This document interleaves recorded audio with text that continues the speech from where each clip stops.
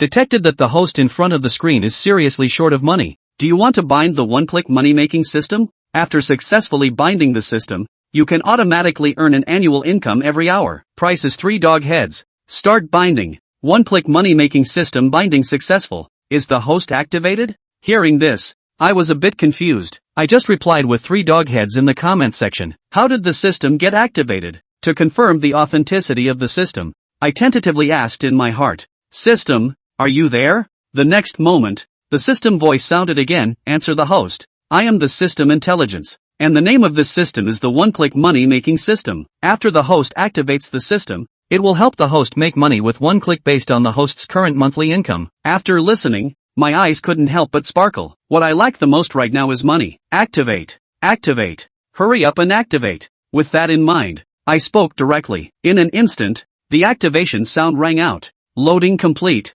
Starting to bind the host, the voice appeared again. I was so scared that I jumped out of bed, suddenly realizing that there seemed to be something shaking in front of me. After focusing and looking carefully, I found several lines of large characters. Name Xiaoting, lifespan 62 years, currently 23 years old, charm 3, strength 6, wealth 1400, mall 0, add points. What is this? I asked in confusion. Answer, host. This system is the attribute growth system. After activating this system, the host can continuously receive economic benefits and upgrade all attributes with money. That voice sounded again, and Xiaoting finally understood this time. This voice came from within his mind. Attribute growth. Economic benefits. I didn't care about attributes at first, but if it says you can make money, then it's a good system. The system has been successfully activated. May I ask if you want to activate it? Activate. What I like the most now is money. This system can make money now. When else should I activate it? The system has been successfully activated. According to the host's money-making ability, corresponding income is obtained per minute, and can be withdrawn at any time. Can you be more specific about my money-making ability? I still don't quite understand. Asking in my mind. Answering the host. This system is an automatic money-making system, which will generate economic benefits based on the host's money-making ability. According to monitoring, the host's monthly income is 2,500 yuan, so the basic income per minute is 2,500 yuan. A voice sounded in my mind, and the system answered my question. I pressed the wildly beating heart, trying to digest the information I had just learned. Make money. Check if I can receive the money later. See if this system is real or fake. I nervously watched the time, ready to withdraw profits in a few minutes. To see if this system is real or fake, I put on my clothes and prepared to take a look before heading to the construction site. A few minutes later, I softly called out system in my mind, and a few lines of large characters suddenly appeared before my eyes. I quickly looked at the column I cared about the most, wealth 11,400. What's going on? No change. Just as I was about to be disappointed, I suddenly noticed something was wrong. There was an extra 1 in the wealth column. I took out my phone and checked the time. Sure enough, about 4.5 minutes had passed since the time when I bound the system to myself. The profit should be 10,000 yuan, I exclaimed in surprise. After sitting for half a minute, the wealth column jumped to 13,900, and increased by 2,500 yuan, I exclaimed in surprise. Withdraw all. The phone made a beep sound, and I quickly picked it up to see if the withdrawal had been credited. I immediately received a text message from the bank. Your construction bank card ending in 9527 has been withdrawn and credited with 12,500 yuan. With a balance of 12,503.12 yuan, I was shocked, and now I completely believe that this system really exists. Afterwards, I trembled as I opened the calculator on my phone. 2,500 multiplied by 60, then multiplied by 24. A very large number appeared before my eyes. 3,600,000,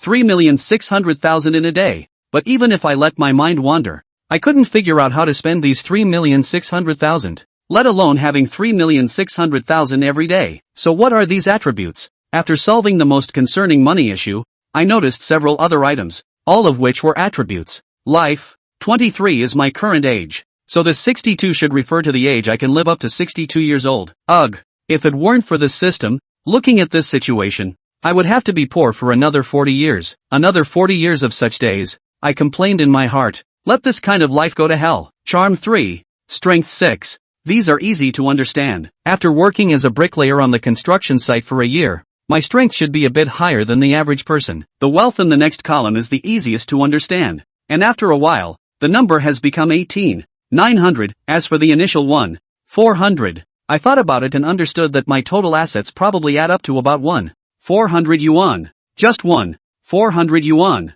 And in the future, my wealth will be countless 400 yuan. Because there is a system. I was just disturbed by 2 messages and couldn't even sleep. One is asking for money from myself, and the other is urging me to pay money to myself. If I had enough money, I would have the best food and drink, and everything in terms of clothing, food, housing, and transportation would be top-notch. Is it worth affecting my sleep for money? Thinking of this, my mood became excited again, and there are 2 gray items at the end, the mall and points, which I haven't analyzed yet. But who cares about this now? I have 3,600,000 a day, and I am still worried about how to spend it. I swallowed my saliva and enjoyed the comfort brought by the 3,600,000 for a while. The sound of knocking suddenly rang out, and I quickly got up to open the door. Just as I opened a crack, it slammed shut with a bang. It was the landlord, asking me to pay the rent and saying, "Do you have any complaints? How dare you slam my door? If you're not satisfied, then move out today." The landlord outside covered his red nose and shouted angrily. I opened the door,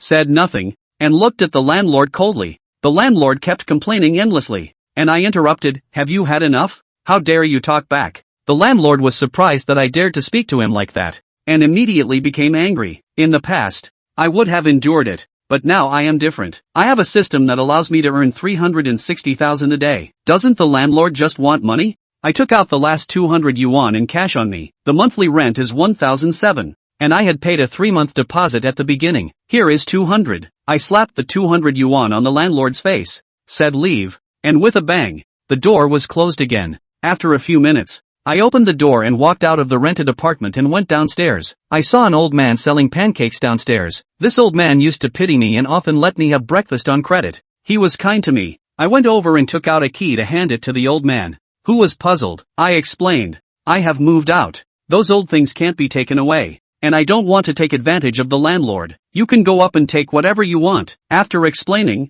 I turned and left. When I didn't know where to go, a phone call came. Surprisingly, it was from the landlord. I picked up the phone and before the other side could speak, I just said leave, then hung up the phone, directly blocked this landlord. Thinking let you have it once is not enough. You have to call again to find fault. And now, I can't possibly live in a place like this anymore. Earning 3,600,000 a day. Buying several villas to live in is like playing around. After dealing with the landlord, I only feel refreshed. Walking on the street, I feel like people around me are looking at me. I took out my phone, opened the camera, and took a picture for a while without finding any problems. Still looking handsome, I slapped my forehead, realizing it was a clothing issue. I was wearing work clothes from the construction site, with a few mud stains even. I need to buy clothes that match my temperament. What temperament? The temperament of a tall, rich, and handsome man. It is now 6:30 in the afternoon, and today is my first time coming to this Wanda Plaza. Usually, I only hear others talk about it. I would never come myself because I don't have money. Don't shop, so why come here? But today is different. I am here to shop. After getting off the taxi, I walked straight in. "Hello, sir, would you like to know more about swimming and fitness? Sir, if you haven't eaten, come here for some snacks. Hello, sir, how about buying some souvenirs?" Voices kept coming from Wanda Plaza. I smiled and refused them, walking straight into the mall. I was planning to take the elevator to the 4th floor, where they sell clothes. A waiter hurried over, placing his hands in front of his abdomen, and bowed, saying, "Hello sir, I am the shopping guide Li Qingyan from this store. How may I assist you?" "Buying some clothes." "Then may I ask sir, are you buying for yourself?" I nodded. "Alright, this way is the men's clothing section. Please follow me." Li Qingyan stood up straight and led me to the men's clothing section on the right. These few clothing items are the best selling this season, and they are soft in texture, all made with the best hand sewing techniques from abroad. Without hesitation, Li Qingyan quickly began to introduce. I nodded in satisfaction. The professionalism of this shopping guide was quite good. After Li Qingyan's introduction, I also had a few clothes in mind that I wanted, but one was still missing. "What about the life flip that your store offers? Why haven't I seen it?" "Sir, the thing is, we usually keep the life flip in the top-level counter and do not display it to the public. If you want it, we can go get it right away." Hearing this, Li Qingyan felt that I might be a low-key second-generation rich person. After all, the life flip is the latest luxury item. Its price is completely beyond the reach of ordinary people. Seeing me nod, she said, "Sir, please wait a few minutes. We will send someone to get it right away." After Li Qing finished speaking, he immediately walked towards the counter. A young girl saw Li Qing coming over and asked, "Sister Chang, can he afford the clothes here? The customer is God. Hurry up and go get the life-changing clothes." "Is it him who wants to buy the life-changing clothes?" several counter staff exclaimed. "After all, the clothes I was wearing were really not that great. Go get it quickly. Don't worry about it." After listening, the young counter staff immediately walked out of the store and headed towards the top floor elevator. Soon, the young store clerk brought the life-changing outfit back. Li Qingyan received the life-changing outfit and carefully walked over to me. Holding it in her hands, "Sir, this life-changing outfit was tailored to your body size. Please have a look." As Louis Donguet's latest luxury collection, this outfit is intricately crafted and made with exquisite materials, designed to make the wearer feel in control of their life. Similarly, the cost of this high-end outfit is extremely high, priced at 450,000. "Do not need it, take it over," I said to Li Qingyan. Before coming, I had already understood the price. 45,000 is just 3 hours of income for me, and now it has been over a dozen hours since I got the system. It should be over 1 million now, I just said in my mind. System withdrawal. "Oh, right, there's more." I pointed to a few pieces of clothing again, and said to Li Qingyan, "I want those few pieces as well. Pack them all up and check out." Li Qingyan stood still at the time. She roughly estimated that the total price of these clothes was probably around 200,000, plus the life-changing set in her hand. That would be over 600,000. However, for me, it's just over 600,000. "Yes, sir, please wait a moment." After speaking, Li Qingyan quickly walked towards the counter with the clothes. I walked to the cashier's side. The cashier had already wrapped the clothes and took out the POS machine and placed it next to them. I took out my card, swiped it on the POS machine, entered the password, and the payment was successful. The cashier handed me the bill. "Hello, the total consumption is 68,790 yuan. Welcome back next time." Li Qingyan was still in shock at this moment, as the commission she earned from this bill was equivalent to her 2 months' salary. At this time, I picked up the set of clothes that would change my life. "I'll just change my clothes here in the fitting room. Do you mind?" "No, not at all. Please go ahead." Li Qingyan quickly took the clothes and cut off the tags, then followed me to the side of the fitting room. Time flies. I came out of the fitting room, looked at myself in the mirror, nodded in satisfaction. Li Qingyan also felt that the luxurious temperament of this outfit suited my style very well. Wearing this outfit, I really looked like a noble son from a super wealthy family. "Your name is Li Qingyan, right?" I automatically ignored the stars in Li Qingyan's eyes and asked. Li Qingyan may not have an extraordinary background, but she is able to work as a salesperson in this luxury store, with a face and figure that are top-notch. I am very satisfied with Li Qingyan's attitude in this service. "Can you help me keep these things packed first? I haven't even decided on a place to stay now, and I can't keep running around with this pile of clothes. If you are not convenient to pick it up, we can deliver it to you." Li Qingyan thought that I didn't want to pick it up, and quickly said, "Delivery." But then I realized that it was normal for this kind of high-end shopping mall to have such a service. "Let's do this. I'll add you on WeChat, and later I'll send you the address." Li Qingyan quickly took out her phone, opened WeChat, and then I left. Li Qingyan was instantly surrounded by the shop assistants. "Wow, that rich young man actually added you. Could it be that he has taken a liking to you?" someone said sarcastically. "Nonsense. He just sent me the address to have the clothes delivered." This young master may not be good-looking, but he is too extravagant in his actions. Some people envied Li Qingyan for securing such a big order. The commission must be substantial. "Qingyan, did you add him on WeChat? Pass him to me. I'll see if I can catch this kind of golden son-in-law." Li Qingyan ignored them. Although this young master was generous and low-key, Li Qingyan didn't think much about it. After all, she still had some confidence. With her looks and conditions, it's not difficult for her to find a successful person. As for the rich second generation, there are also a few who want to pursue her, but she just doesn't want to, and all of this, I know nothing about. I wore top-notch clothes and went straight to the 5th floor dining area to sit down. When it was dinner time, I needed to eat dinner. Of course, the level cannot be too low. This time, I ordered dishes without looking at the prices, purely based on my preferences. But Xiaoting also ordered only the amount he could finish. Even though we have money now, we can't waste food, can we? With a full stomach, he leaned against the glass of his dining room booth and looked down, starting to think about what he was going to do next.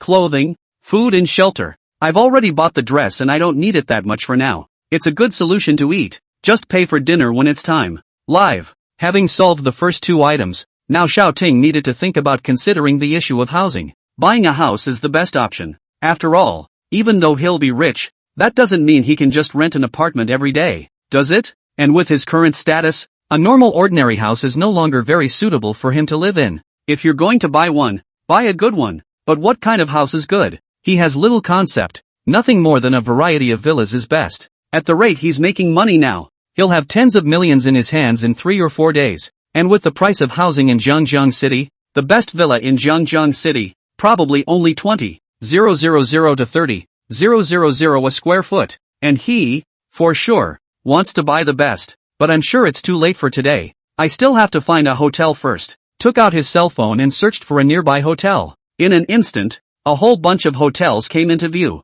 and Xiaoting quickly locked onto one. Summer Wind Hotel, the most luxurious 5-star hotel in Jiang City. Looking at the price list above, Xiaoting casually scanned through them, all of them starting at 4 digits. There are even a couple 5-figure ones. Well, this is it. Xiaoting's gaze stopped above a room. Super deluxe single rooms, executive suites, rates, $14,000 per night. Come to think of it, a night's expense is about 5 minutes of income. Here it is then. Xiaoting made up his mind. With housing taken care of, that leaves the last item. Row. Then buy a car. It is often said that there are 3 great loves of men, women, cars and watches. Cars, as a love, are a symbol of status and honor. And Xiaoting, too, could not escape this law. Chapter 4, Super Deluxe Presidential Suite? After determining his target, Xiaoting got up. After leaving, Xiaoting stood at the entrance of the pedestrian street and took a deep breath, preparing for a completely different life. Take a cab straight to the Summerwind Hotel.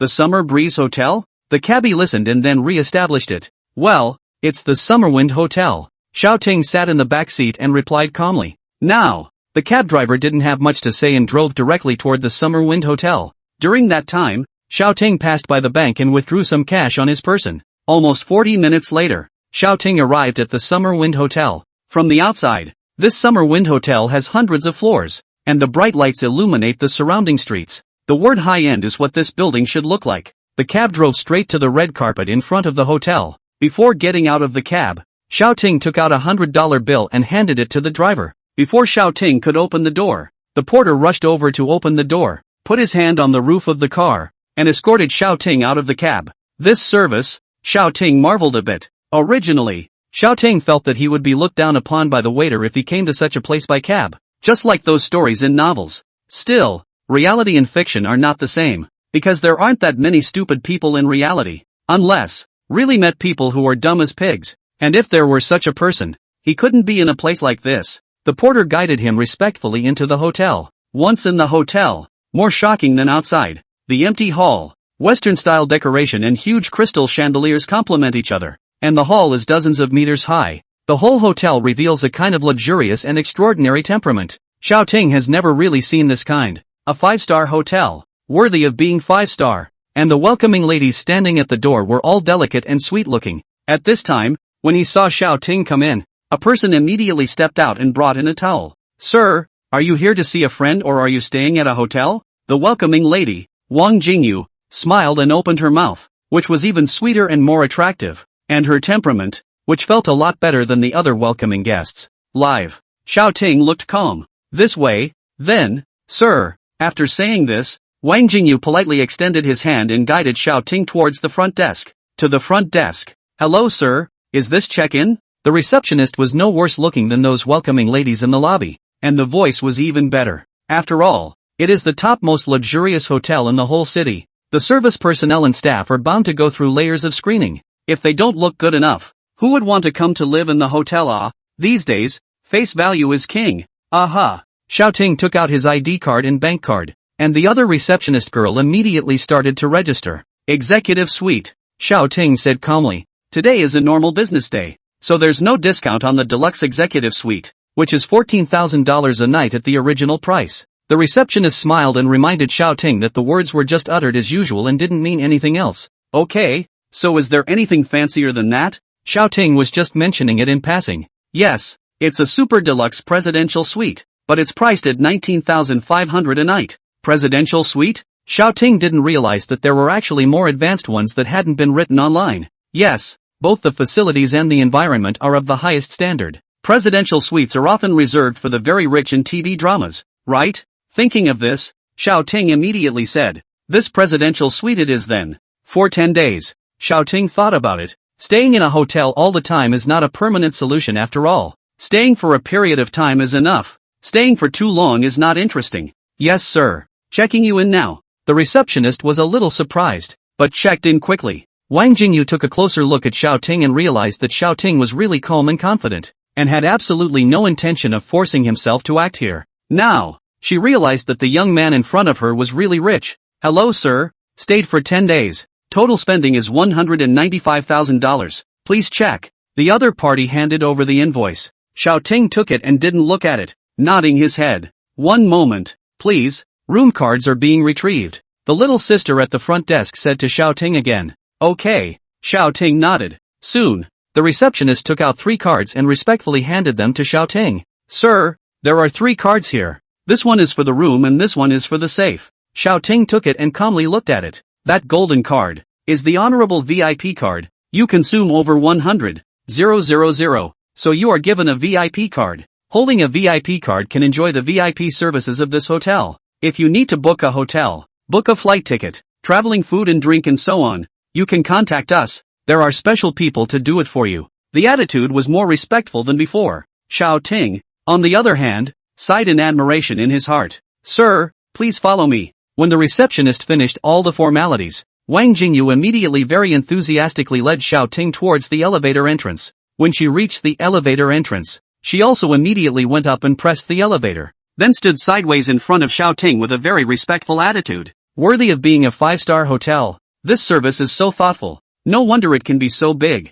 But ultimately, there is another reason. It's cool to have money. Inside the elevator, there was a lot of space and the decor was luxurious and expensive. But the welcoming lady was very close to Xiao Ting, leaving a large portion of space inside the elevator. Xiao Ting wore a smile and did not say anything. But inside, it seemed like a hint of cool. At that moment, Xiao Ting remembered a certain movie. What's your superpower again? Rich. It's been 100 years since I shocked the other side. After some more small talk, the elevator doors opened. The welcoming lady led Xiao Ting to the outside of the suite. There are a total of 4 rooms on this floor, all of which are very well soundproofed, quiet and comfortable, so you don't need to worry about being disturbed. Sir, when she introduced it, she put the word soundproof in full speed, meaning it. Xiao Ting smiled and nodded after hearing this. The welcoming lady immediately took out her room card and helped Xiao Ting swipe it open. Then she bowed and said with a sweet smile, Mr. Xiao, if there's nothing else, I'll leave first. Our hours are 7:30 a.m. to 10:30 p.m. However, you are a premium VIP and can contact the staff with an internal phone number. You can also reach me directly by calling my work number 1451 or by asking for Wang Jingyu. Call me if you need any services. When she bowed, her body was on display, and her words were even more evocative, making her a bit of a handful. Xiao Ting, on the other hand, smiled faintly and opened his mouth to ask, Can I call you for any service? Wang Jingyu blinked her eyes, and her tone was even more provocative than earlier. Yes, just speak to me if you need anything. Sir, that's a meaning that you have to think about when you hear it. No, that means, it's just crooked. However, Xiao Ting didn't have any change in his expression either and still maintained his smile. I'll contact you if I need anything. Then he went into the room and closed the door behind him. Wang Jingyu didn't say anything. Even if no one saw her at this time, she still left with a smile on her face. It's not like she's just a young girl who's been in society for a long time. At this moment, inside the most luxurious presidential suite of the Summer Breeze Hotel at $19,500 a night, Xiao Ting slowly exhaled. There was a hint of a smile that surfaced on his face, and a feeling of exhilaration in his heart. Rich, what a blast! Xiao Ting spoke softly to himself. Chapter 5 Malls? Increased earnings? Entering his room, Xiao Ting wanted to see how much the gains had been before he went to bed. Sitting on the bed, his mind said, System. A panel instantly appeared in front of him. A few large lines appear. Name Timothy Xu. Life expectancy, 23 of 62. Charm, 3. Power, 6. Fortune, 1514151. Points, 7. $1.5 million? He had done nothing today, spending money out of his head, and as a result, his wealth had risen by more than $1.5 million? System, quite a bully. Suddenly, he noticed something different. Points, 7. Turned into a 7? Xiao Ting was a bit strange. Before he was focusing on dashing around. Now he realized that he still didn't understand what this system's mall and points were. What's with the points? Sending the question in his mind, the system immediately answered. In reply to the host, points are generated based on your spending. For every 100, 000 amount you spend. You can redeem 1 point. Mall system for your private shopping access. You can use points in the mall to buy everything on the shelves. You are now entitled to a free mall bar based on the points you have earned. And 20 points are required to unlock it next time. Today, based on your spending, you have earned 7 points. Items are refreshed daily. Or you can use points to refresh or buy empty columns after which new items will appear. Mall? Open it up. The moment he finished speaking, the interface in front of Xiaoting changed and a grid appeared in front of him. And there's only one thing in this compartment. Increase in earnings. Effect, purchase increases the system host's earnings by 2,000.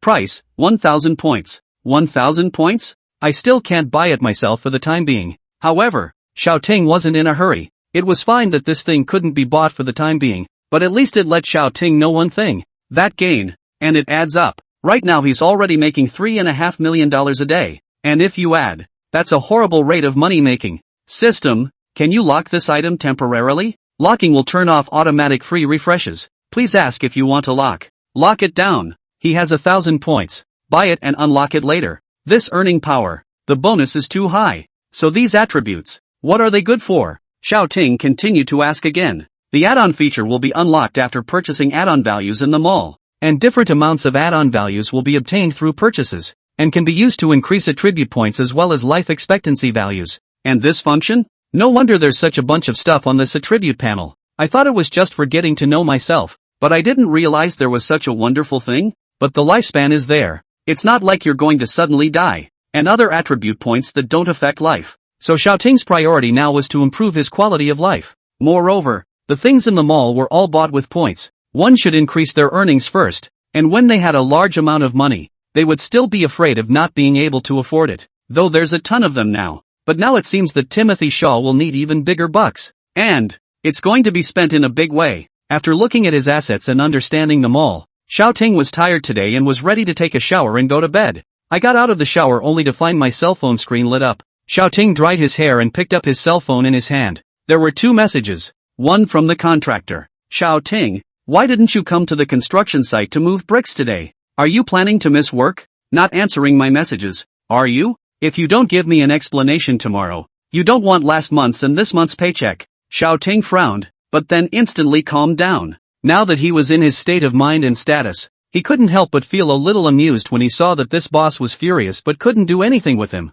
In the old days, this payroll deduction was like a death wish for him. It was scary. But now, why bother with that little paycheck when he could earn it in a minute? As for the contractor, he loves deductions? Buckle up. He couldn't deduct any more than he could keep up with his own money making. Afterward, Xiaoting looked at the next message in a very relaxed mood. This entry was an unfamiliar avatar. And Xiaoting clicked in before recognizing it as a high school group of classmates that no one had spoken to in a long time. Zhao Shaoling, how have the students been? Flowers, Zhang Yuyan, I say, we haven't seen each other for a long time, right? 4 or 5 years, right? Su Shangdong, that's right, this time we have to come out and get together. Quickly tell me where to gather. I'm in High City, I have to book my airfare in advance. Ma Tian, I envy boss Su Shangdong, making big money in the big city. Cool. Su Shangdong, Ma Tian, you're flirting with me again, aren't you? I'm just a small-time laborer, not a boss. Ma Tian, Su Shangdong, don't be modest.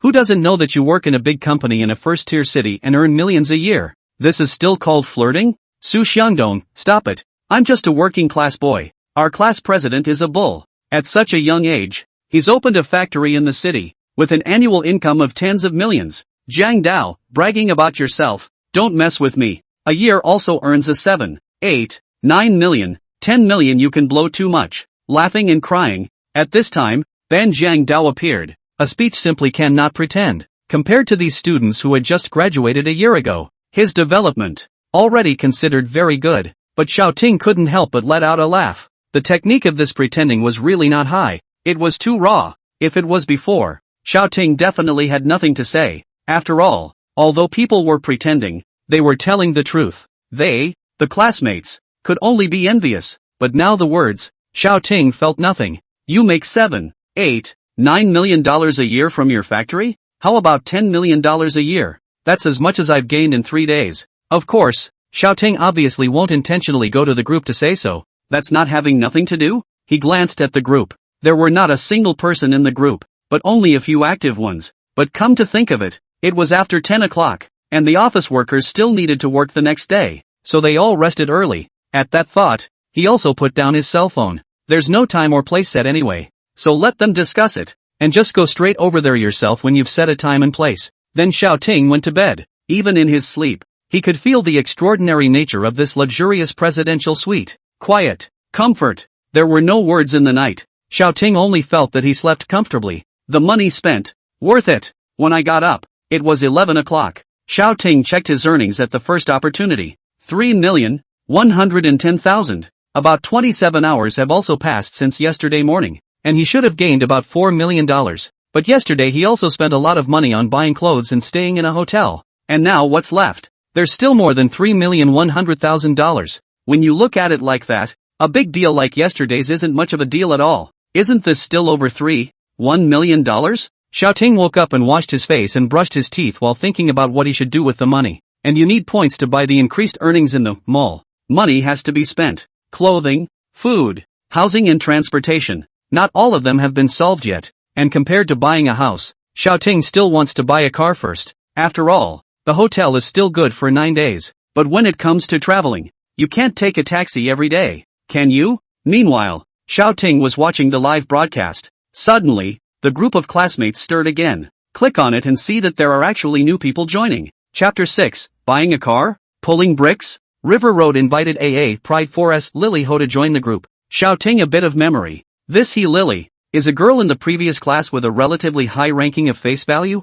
In high school, often received love letters from himself or boys from other classes. And looking at the wiki nickname, it looks like Lily Ho has been selling cars lately. Su Xiangdong, AUU. Lily Big Beauty into the group? Welcome, welcome, warmly welcome. Mateen, welcome. I welcome you more than Su Xiangdong. Fireworks, fireworks, cool. Su Xiangdong, ha ha ha. You want to fight for this too? Okay, okay, okay. You're number one. Zhang Dao, since they're all so welcoming to Big Beauty Lily, I'll send out a red packet. Zhao Xiaoling, you stinky men. I've been chatting with you in the group, all pretending to be deaf and dumb, and now when Lily comes, you all come running out? Zhao Xiaoling's words left many people at a loss for words, but as Zhang Dao sent out a red envelope, a piece of thank you class president atmosphere brushed the screen. And at this time, Xiao Ting also finished washing up, so he sat on the bed and aired out Lily. Moving God Xiao Ting, at AA Glory 4S store Lily Lily. I'm planning to buy a car.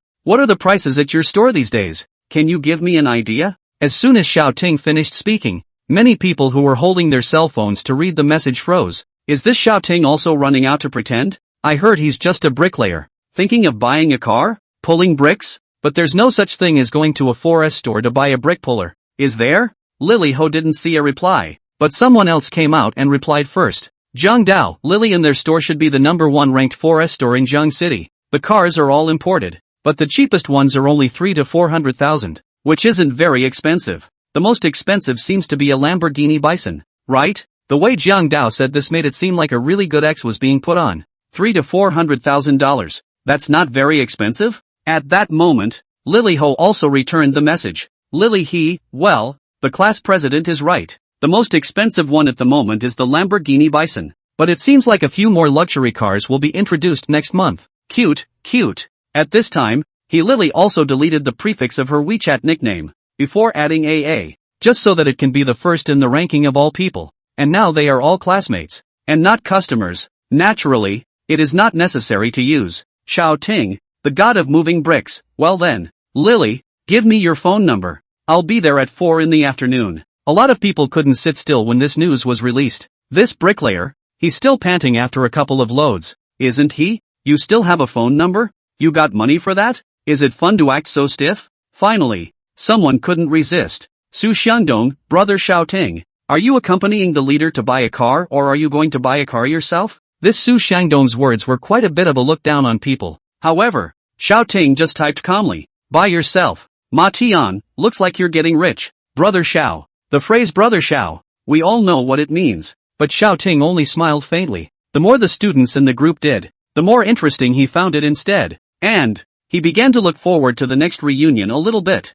Several people chimed in before Lily Ho spoke again. Lily okay, I have a client to contact now. I'll help you arrange it when you come by 4 in the afternoon. Compared to the others, Lily was considered more enthusiastic. and also sent his phone number in the first private chat with Xiaoting. But just then, Zhang Dao also sent a message. At this point, the Prestige Group, Zhang Dao, at Moving God Xiaoting, if you're not going to buy an imported car, you don't need to look for Lily. That 4S store she works at is basically all imported cars. Something like a domestic car or cheaper. She doesn't have any there. Zhang Dao, I have a friend who also works in a 4S store. He's all about domestic cars there. And imports are less expensive. So I'll push him on you. Xiaoting smiled. This Banjiang Zhang Dao came with great force. If the previous few people were just carrying some flirtatious meaning, then here in Zhang Dao, the mocking implication was a little too strong. Just about straight up. If you can't afford a nice car, don't harass Lily Ho. At this time,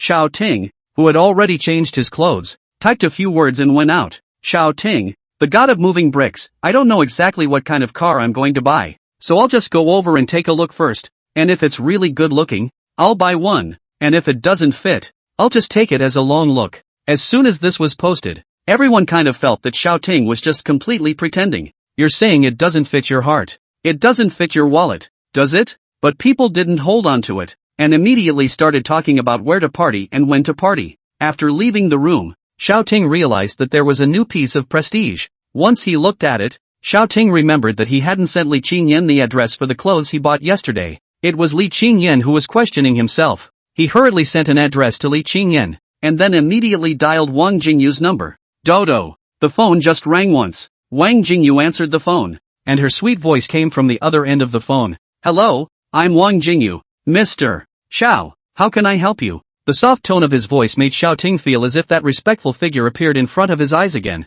Some clothes will be delivered for me in a few minutes, so please receive them for me. Xiaoting's voice rang out, and it immediately quieted down over there. Also, I need to go to the Pride 4S store for a bit. Can you arrange a car for me? Okay, Mr. Xiao, we've registered it for you on our side, and someone will help you receive your things in a while. Aha. As for traveling, what kind of car do you need? Just be normal. It's like this, Mr. Xiao, you are a valued member of this hotel, and we can arrange for the Mercedes-Benz S-Series to travel for you. No need. The more common the better. No need for a too nice car. Xiaoting said indifferently. Okay, so when do we need it? 1 in the afternoon. Okay, you can just come down by 1 p.m. And we'll hook you up. Wang Jingyu was efficient, causing Xiaoting to have a hint of surprise, but there wasn't much to say, and after saying thank you, Xiaoting hung up and left. After having lunch and resting in the hotel for a while, Xiaoting got up and set off. I have to say,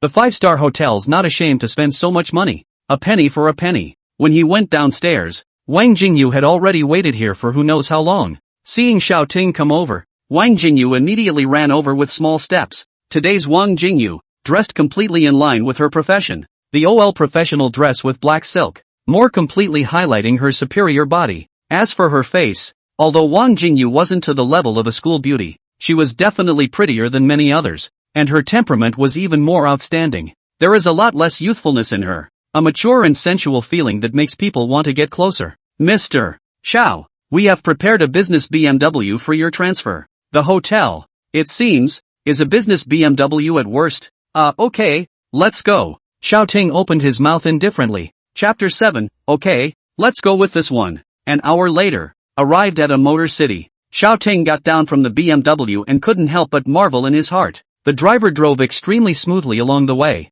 At that level where you can't even end up spilling a glass of water. Tell the driver to go back and make it clear that he doesn't have to come pick himself up. Afterward, Xiaoting walked inside the automobile city. The 4S store where Lily he works is located in this automobile city. There were quite a few 4S stores in the automobile city, but the one Xiaoting was looking for was the most famous and the biggest. Right in the front door directly across from the first, irreplaceable C-suite. Xiaoting immediately sent a tweet to Lily to contact her. And at that moment, Lily he was introducing a customer to the BMW X7 2021 xDrive 40i Premium Sport Package in front of him, priced at more than $1,100,000. If the deal goes through, she gets a big performance, and a commission bonus of almost $10,000. The middle-aged man in front of him, however, seemed to have been moved and revealed a satisfied smile. At this time, Lily's cell phone rang. She glanced at it, and it was Xiaoting who had sent a message of authority. Right now it was just short of the proverbial door. And as much as she wanted to go and receive Xiaoting in person, she didn't want to miss this opportunity. Weighing her options, She took advantage of the fact that the customer was looking at the car herself and hurriedly called out to the small trainee employee not far away. What is it? Lily-chan. Nah, I have a classmate over who wants to buy a car, but I can't spare the time, so go over and receive him, and if he buys it, just give him the lowest price according to my authority. There was a pause, and then he continued, if he buys the commission, it's on you, but if he still wants a lower price, tell him politely. Say what? Lily-ho didn't say it explicitly, but Sayana heard it. Aha. Okay, Lily-san, what was the guy's name? Xiao Ting. He should be outside the store by now. Good. After listening and memorizing the name, Ona got up and tried to walk out. Is there anything else you'd like to ask about this car, sir? At this time the customer also walked towards this side. Lily hurriedly greeted her and opened her mouth enthusiastically. At this moment, Xiao Ting also walked into the 4S store. There are a number of cars that are in very good shape and even more expensive. Xiao Ting, who was casually looking at cars, was at this moment caught up by a cute girl wearing 4S store overalls. Hello, is this Mr. Xiao Ting? The girl belonged to the kind of cute department, and her looks were quite good. Xiao Ting felt that he could give her an excellent rating. You are? Xiao Ting had a hint of curiosity. Hello, my name is Xiao Na. You can call me Xiao Na. I'm here to help Sister Lily receive you. Sister Lily has a client's order to talk about right now. It's not too convenient to take the time to come over. I hope you don't mind. Nana's meticulous answer was all the more adorable. Xiao Ting then nodded and smiled. All right. Inwardly there was still some understanding that after all, first come first served, and that Lily was well organized and didn't leave herself out in the cold. And what type of car would you like to see, sir? Seeing that Xiao Ting didn't mind either, Xiana started doing her job. Sedan it is. Although the SUV cross-country is quite dominant, but Xiao Ting and not often go out to play, mainly in the city to drive, or sedan better. And for the sedan, what is Mr. Zhao's budget? On a budget, Xiao Ting pondered slightly. Don't have a specific budget for a car at the moment, but I've heard you have quite a few Bugatti Veyrons in your store. Can I take a look? Well, those cars were delivered last month, and they're all pretty nice. Xiana nodded and was ready to take Xiao Ting over. If other sales managers heard Xiao Ting said there is no budget to look at the Bugatti Veyron, basically just give a direction and leave it. But Nana had just arrived and was relatively innocent, so naturally she didn't think much of it and did what the customer asked. On the way, Xiana explained to Xiao Ting some knowledge about the Bugatti Veyron. It also takes its place among the world's top sports cars, with power and looks that could be called top of the industry. Xiao told the story, and Xiao Ting listened with great interest. What about a cute girl who is even cuter when she is serious about her work? Soon, it was time for the Bugatti Veyron showroom. There were a little more people here than in the lobby of the 4S store. Some were milling around taking pictures, while others were asking the sales consultants some questions. The Bugatti Veyron, in short, is the center of attention. Xiao Ting looked toward the Bugatti Veyron surrounded by the most people. Occasionally, at night, you can see a sports car whizzing by in River City, each one valiantly. But now, this Bugatti Veyron was bound to crush all the vehicles Xiao Ting had seen before. Smooth curves, obviously made of steel, but as smooth as silk, silver white paint glittering, all the time is not highlighting its noble extraordinary. It's a sports car? This is simply a work of art by a master craftsman of the highest caliber. Following Xiao Ting's gaze, Xiana also saw the Bugatti Veyron. Once she saw it, she immediately began to explain it very responsibly. This sports car is called Centenario, is the latest model sent over by our head store last month. Its appearance is excellent. Its power performance is even more full. Strong horsepower, known as the Bison, untamed. After listening to Xiao Na's introduction, Xiao Ting also nodded and asked about its price. Lin talk a whole lot of car price configuration purchase tax and so on after the small Na gave a number. 3,200,000. Brain said softly. System. A projection map appeared in front of Xiao Ting. He looked to one of the columns. More than 3 hours had passed since the morning view, and the wealth had risen again. Withdrawal. Drip. Drip. Drip. Drip. Taking out his cell phone and glancing at it, it was a text message. It's from the bank. Your construction bank account 154x times 155 times x has been withdrawn to the account of 3,600,000 yuan. For more information, please call XX Bank customer service number. Xiao Ting roughly scanned the account to make sure it had arrived, and then put away his cell phone. Okay then, this is the car. Xiao Ting nodded toward Xiana. Ha! Xiana first thought it was Xiao Ting who was going to look at the other cars, but reacted at once. Xiao Ting bought it. What? After all, it was only a trainee employee, or somewhat unable to resist, and asked out loud. Xiao Ting pointed at the distant bison with a hint of a smile. This is the one. This girl, why is she so cute? Seeing that she was still shocked, Xiao Ting continued. Where do I go to get a purchase contract and signature? As soon as this was said, the people around them who were still taking pictures and looking at the cars turned their heads to see which car they were both talking about. Bugatti Veyron Bison. The most expensive car in this store? Several $1 million. Holy, so many people looking at the car, and someone actually bought it? That's rich, isn't it? Several $1 million. I think he just came in for a little while. Why did he just buy it? It's good to be rich, to buy when you say you will. Without much thought, many murmurs rose. Ah, Mr. Shall please follow me. Ona reacted and rushed to lead the way. Chapter 8, Bison? Sold? On the way to the finance department, passing through the parlor, Xiaona confirmed again that Xiao Ting wanted to buy it. Xiao Ting cried and laughed, certain that he was going to buy a car, and this was the one. Xiaona brought Xiao Ting to the finance department and immediately asked someone to prepare the car purchase contract for him. She had already given Xiao Ting the best price before, but there were still a couple of maintenance deliveries as well as a little bit of accessories. But seeing that Xiao Ting didn't look bad, she didn't waste any more time. The finance department was less crowded. After all, there were a lot of people looking at the cars, but not many people actually came to buy them. It took some time to process the contract, and Xiaona tried to get it done for Xiao Ting as fast as she could. After Xiao Ting finished a cup of tea, Xiaona brought the contract for him to sign,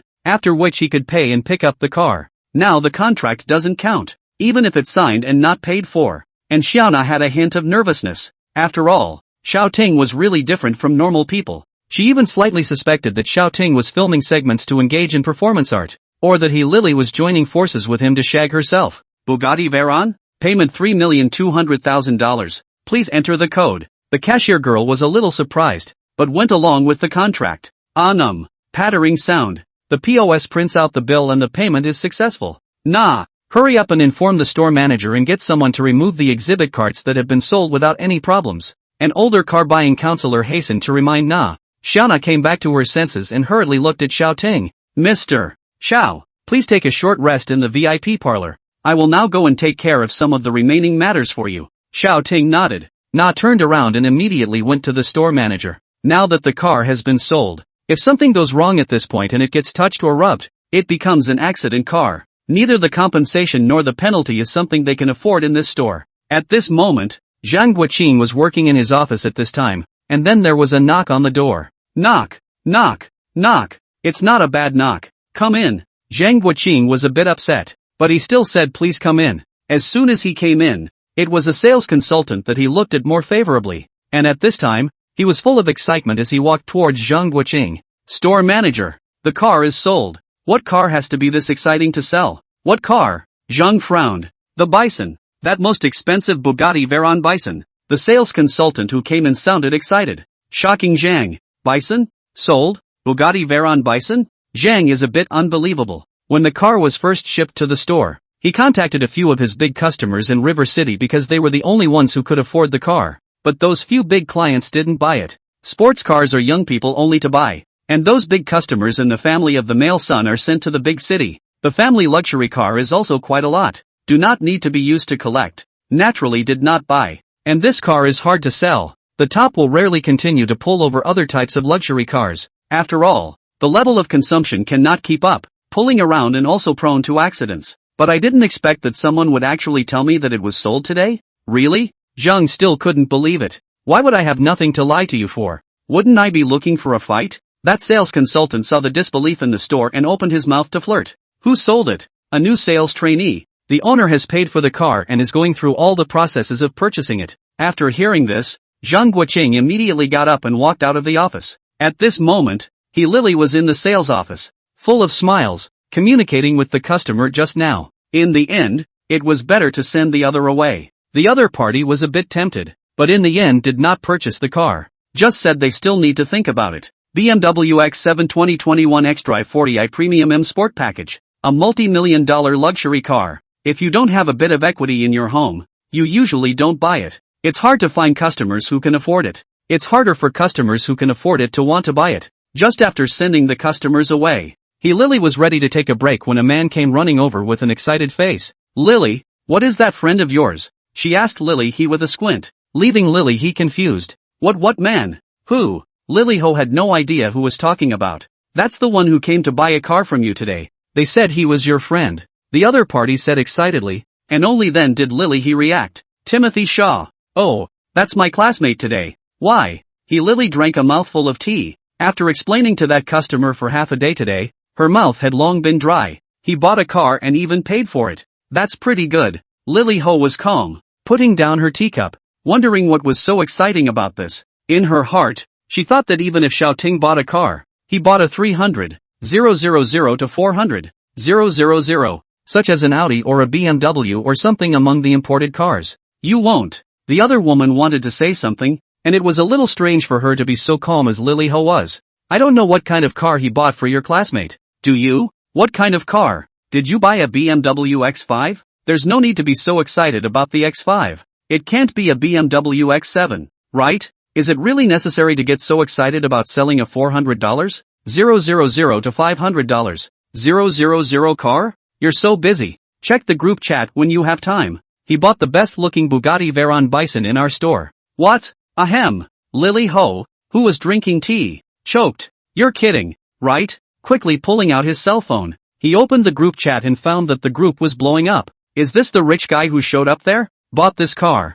I heard that he came into the store for just a little while, and when he saw something he just bought it. Over $3 million for a car that says you'll buy it. And the payments can be dry. Nana, the new one. She's so good. She actually sold the hardest car to sell straight away. Once this car is sold, the commission is $40,000 or $50,000. Keep reading, there are a few more 8 Lily Ho's. Lily-chan, I heard this is your friend? Really? Lily-chan, can you introduce your friend to me, please? Flowers, flowers, same request. Same request. The whole 4S store was in an uproar. Usually when you sell $1 million or $800,000 car, you have to talk about it for half a day. And now that the Bison is being sold, it's going to set the world on fire. Lily was really a bit nonplussed when she saw this. It's normal to buy a car. It's normal to buy a luxury car. And it's even more very normal to like this kind of luxury car. But, how come Xiaoting is so rich all of a sudden? Where is he? Lily Ho asked the person next to her. In the VIP lounge.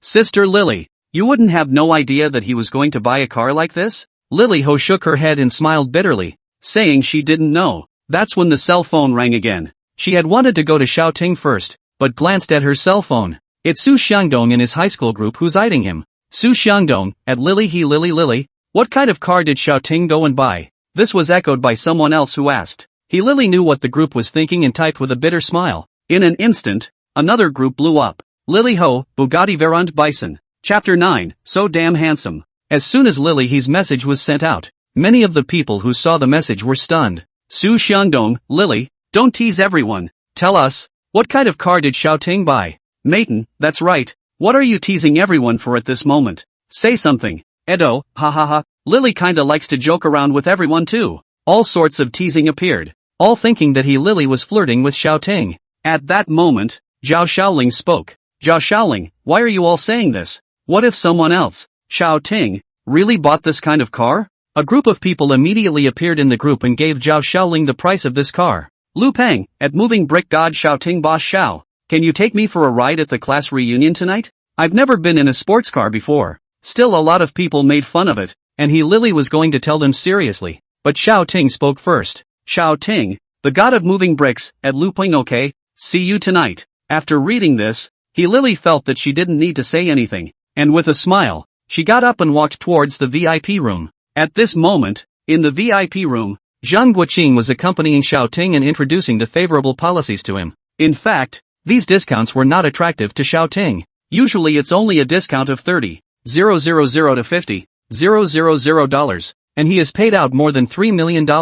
So is he still short of this small amount of tens of thousands of dollars? However, Zhang was gushing, but also to get to know this generous young man, although he also had quite a few rich friends. But who would be too few? Although his purpose was not very pure, it was still somewhat useful, and in the end, Zhang Guoqing used his authority to give Xiaoting another 30,000 yuan discount. It's only 30,000, but it's probably as much as half a year's salary for these sales. Store manager Zhang, when can I take the car? Xiaoting asked as he opened his mouth in his seat. That's what he cares about. Saving money? He didn't really care. Mr. Xiao, we are now performing maintenance and applying for a temporary license plate for you. and it is expected that you will be able to drive it out at 6 o'clock in the afternoon. Zhang Guoqing had a respectful attitude, and Xiaoting didn't resent him saying so much. Right at this moment, Lily came over. Her pretty appearance matched with her beautiful figure. Xiaoting recognized her at a glance. Boss Xiao, it's been a long time,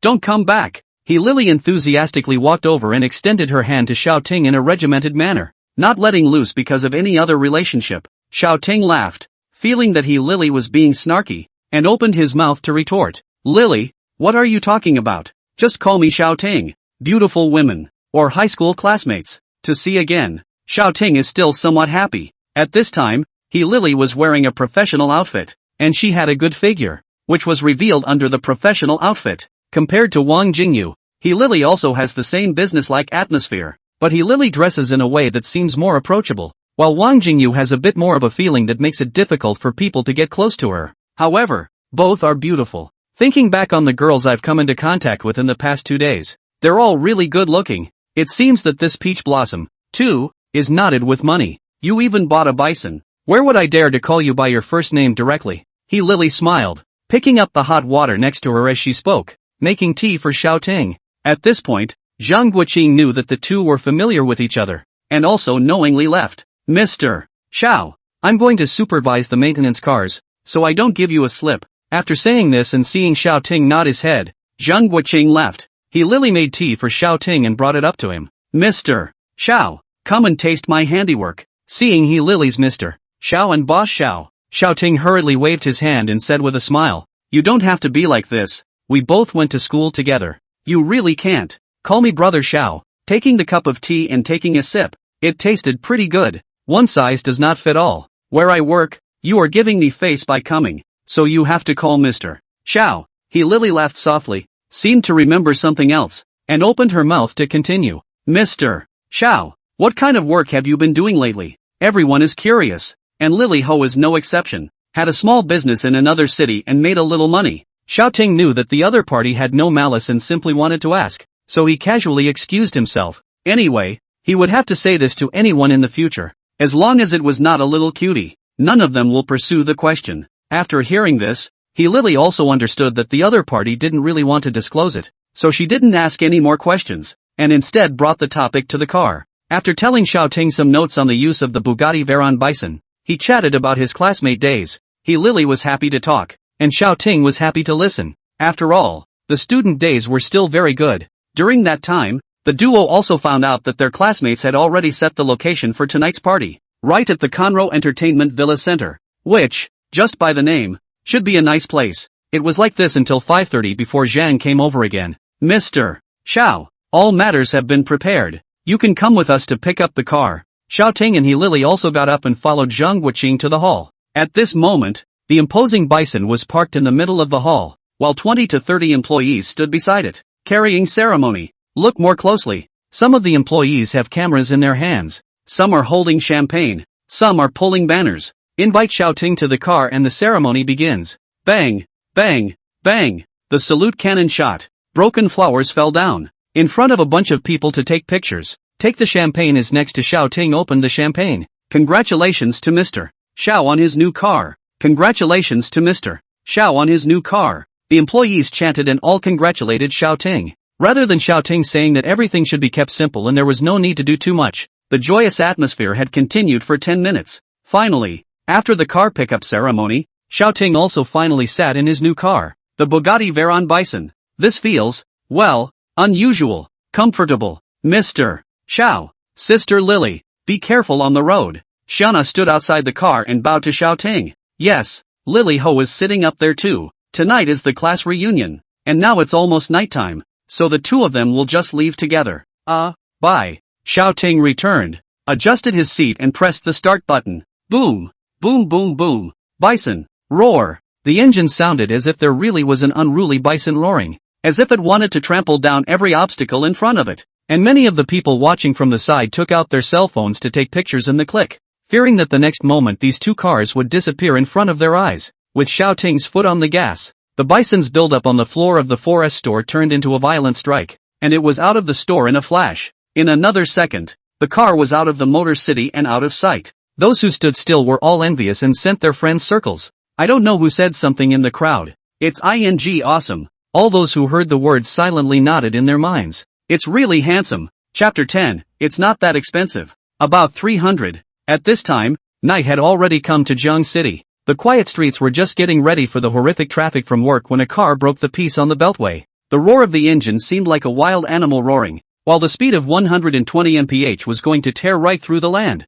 It was a silver-white Bugatti Veyron convertible sports car, and sitting on it were none other than Xiaoting and He Lily. Although the sports car is not as comfortable to sit in as a business car, this feeling driving sensation of violently walking on the road is just to die for. Although there are not many cars on the road, as long as Xiaoting slows down the car next to him always has someone holding up a cell phone to take pictures, and there are even bold ones, stretching out half of their body to be photographed together. As the traffic flow increased, Xiaoting also had to maintain his speed at 60 mph. Safety first, even though it was on the highway. It wasn't like he was some crazy drag racer with a car like that. There was no need to risk his life. Got to a section where there were fewer cars. Before Xiaoting could move, he saw a few cars frantically driving by on the side. Obviously, they see that such luxury cars do not drive fast, so naturally they want to comment on the speed and pretend. And this lord on the Bugatti Veyron wasn't about to give them that chance. Can't be too sorry for the car since it's on the highway. Boom! The bison seemed to be howling to the heavens,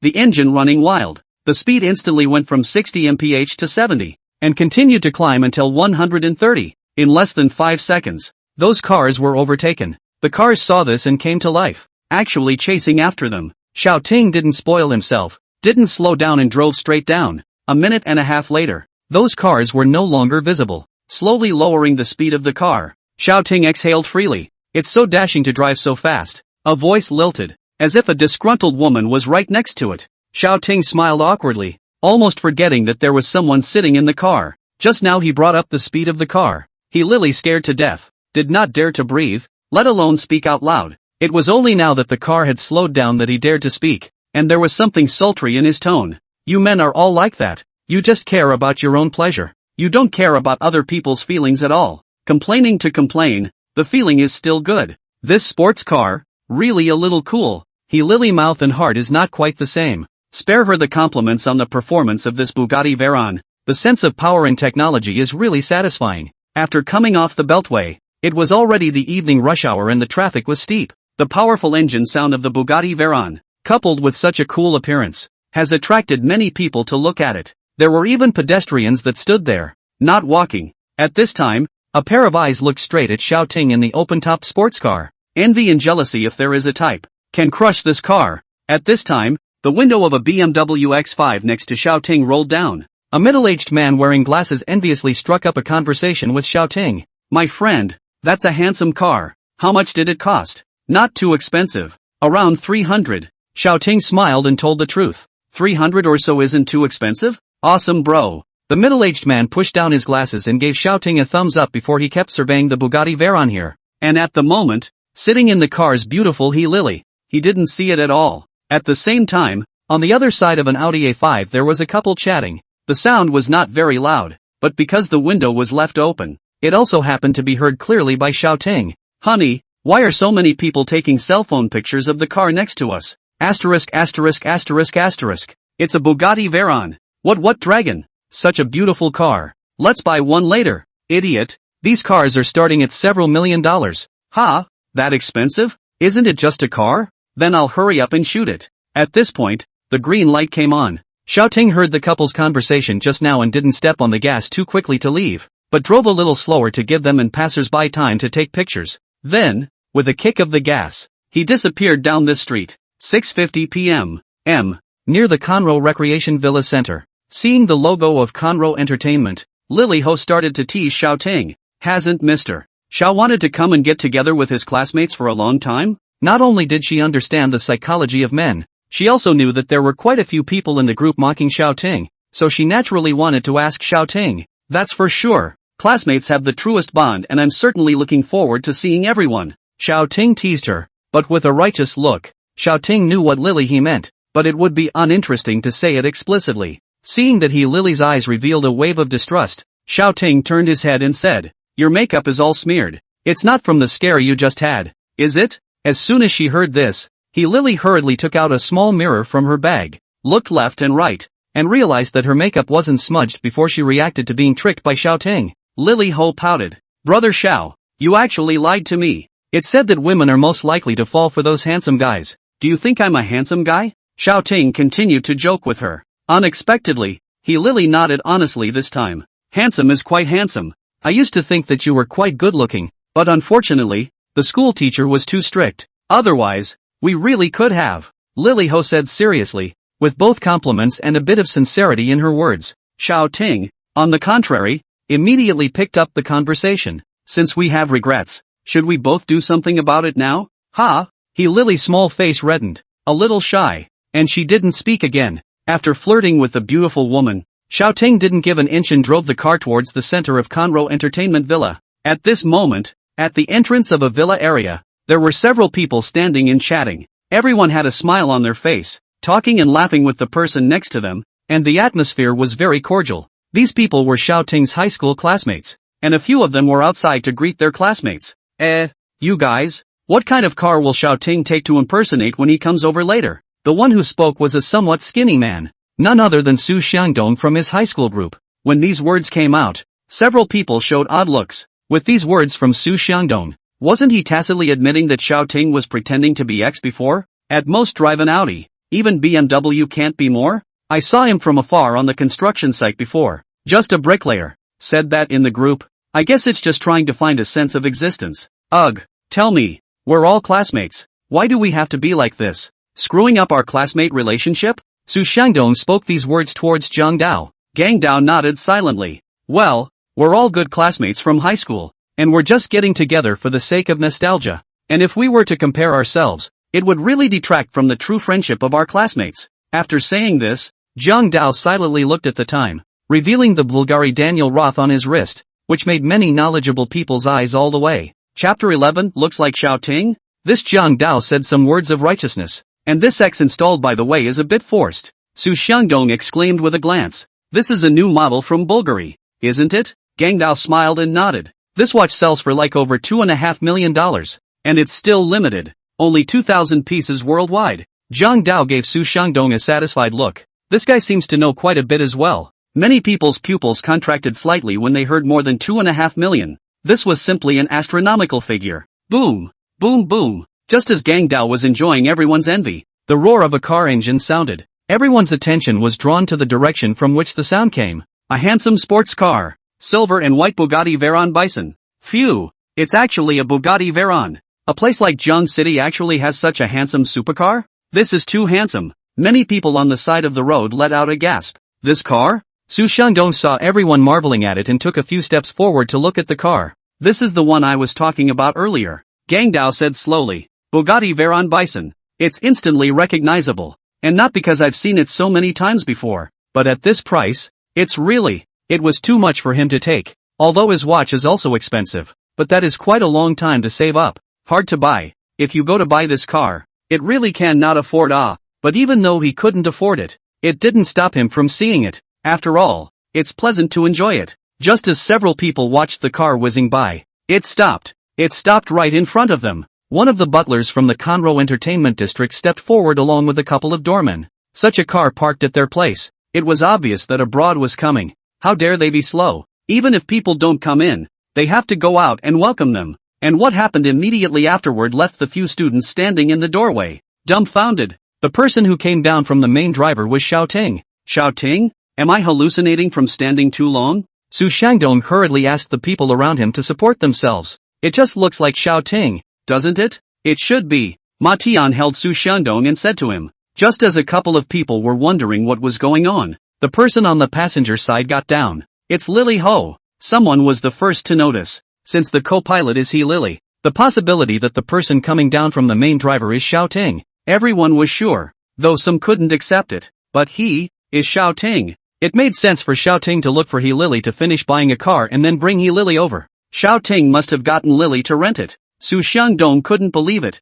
so he added another sentence. But no one chimed in. The silence of this moment contrasted sharply with the heated atmosphere of a moment ago. Wow! Xiao Ting, you're here! A figure pounced out from within the entertainment area and gave Xiao Ting a hug. Xiaoling, haven't seen you for so long. How did you become so beautiful? Did you secretly have plastic surgery? Letting go of Zhao Xiaoling, Xiao Ting was also happy and opened his mouth to tease the other party. Zhao Xiaoling didn't care and smiled. Aren't you the same? You've become so handsome and rich. It's a pity that I didn't chase after you when I was in school, or else I might be a rich woman now. Zhao Xiaoling always spoke like this, and Xiao Ting smiled, feeling very affectionate. Xiao Ting, tell us, how much did you buy this car? It's so cool. As she said this, Zhao Xiaoling glanced at the Jiang Dao Fu behind her. It's not expensive. Over $3 million. Xiao Ting picked up the car directly from our store this afternoon. At this moment, Lily, who was standing beside the car, opened her mouth to reply,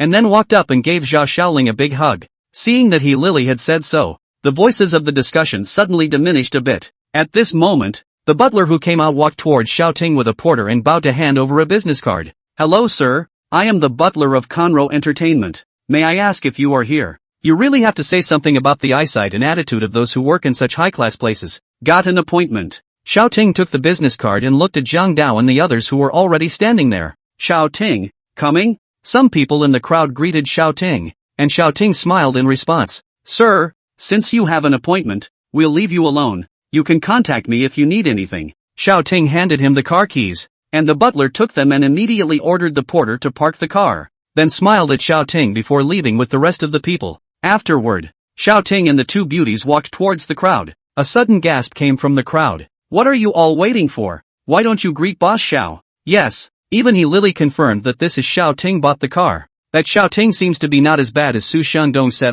at least mixed than is Su Shandong strong not a grade. Mr. Xiao, I haven't seen you for so long. What have you been doing?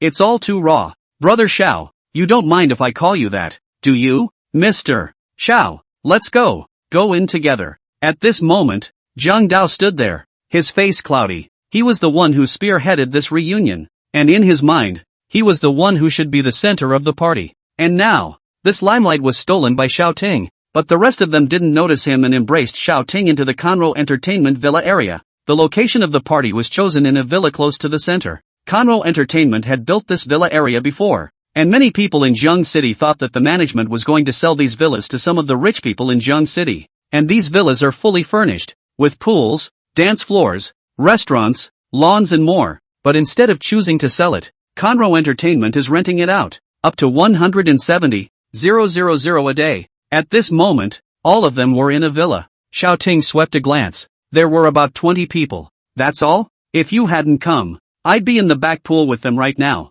Zhao Xiaoling stood next to Xiao Ting and said with a hint of sorrow, the pool? Yeah, the villa has a pool. It also happened to be the time when a dozen or so people came out of the back of the hall, and others were rubbing their hair. Looks like it just got out of the pool. When's dinner? Tired of playing in this pool. What are you afraid of when you're tired of playing? Just have the strength to eat. How many are coming? They didn't run out while we were gone, did they? The dozen or so people shouted cheekily and greeted the people in the hall as they came in. Xiao Ting was also happy to make some small talk with the people who came to greet him, all waiting for the party to start. At that moment, a commotion arose on the other side. Holy, really? No? The people over there shouted while looking over to Xiao Ting's side. Xiao Ting looked out to see that the people who were yelling were the ones who had just come back from the pool or had been in the lobby, and instantly realized what they had just come from talking about. Car. Me. Chapter 12, $24,000 for a bottle? It's not easy for our class to get together after all this time. At the dinner table, Jiang Dao seemed to have feelings.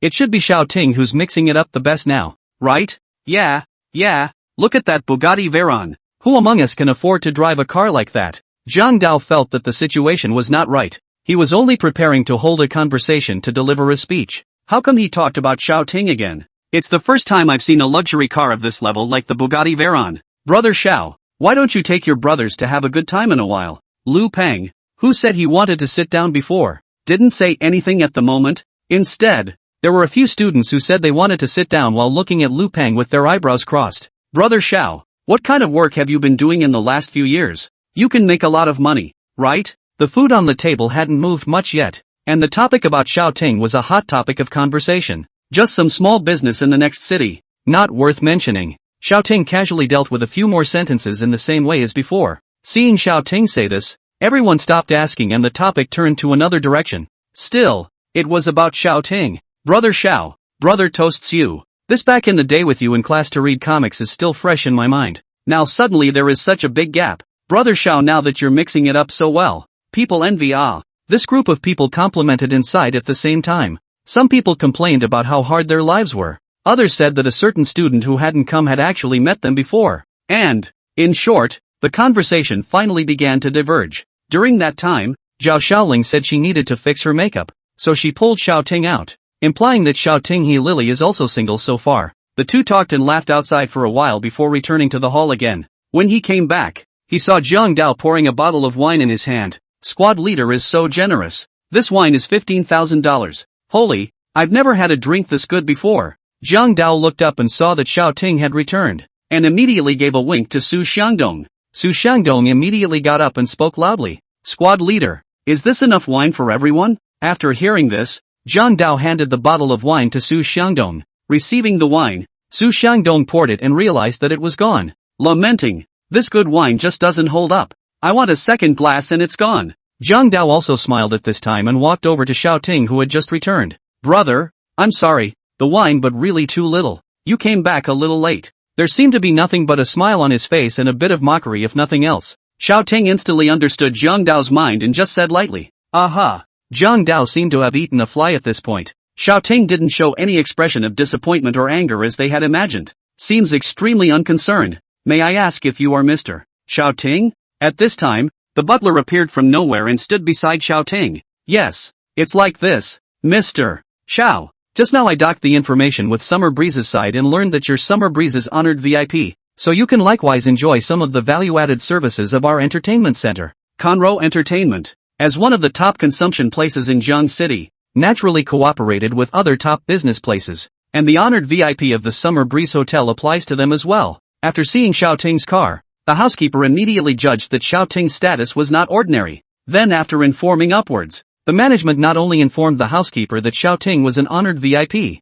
but also added one more piece of information. Try to fulfill his demands. A lord who suddenly bought out the Bugatti Veyron Bison. The broad who stayed in the luxurious presidential suite of the Summer Wind Hotel for 10 days in a row. Such a person is bound to try to make friends. Mr. Xiao, we have a few wines in the entertainment center. I hope you can enjoy tasting them. The butler didn't say deliver the wine, but taste it. Speak and act with a drop of water. Which ones are there? Xiao Ting sat on a chair at this time and opened his mouth to ask the housekeeper. The butler clapped his hands, and immediately there were several ladies in cheongsams behind him, one carrying a bottle of wine in her hand, without really tasting it either. Xiao Ting just swept a glance and took a fancy to a bottle of wine. This one is more dated in terms of the design of the bottle's shape, which Xiao Ting prefers. Let's leave this one untasted and give everyone here a bottle. At those words, all the students in the room froze. This wine, as you can tell by looking at the bottle, is quite a bit more expensive than the one the squad leader just had. One bottle each?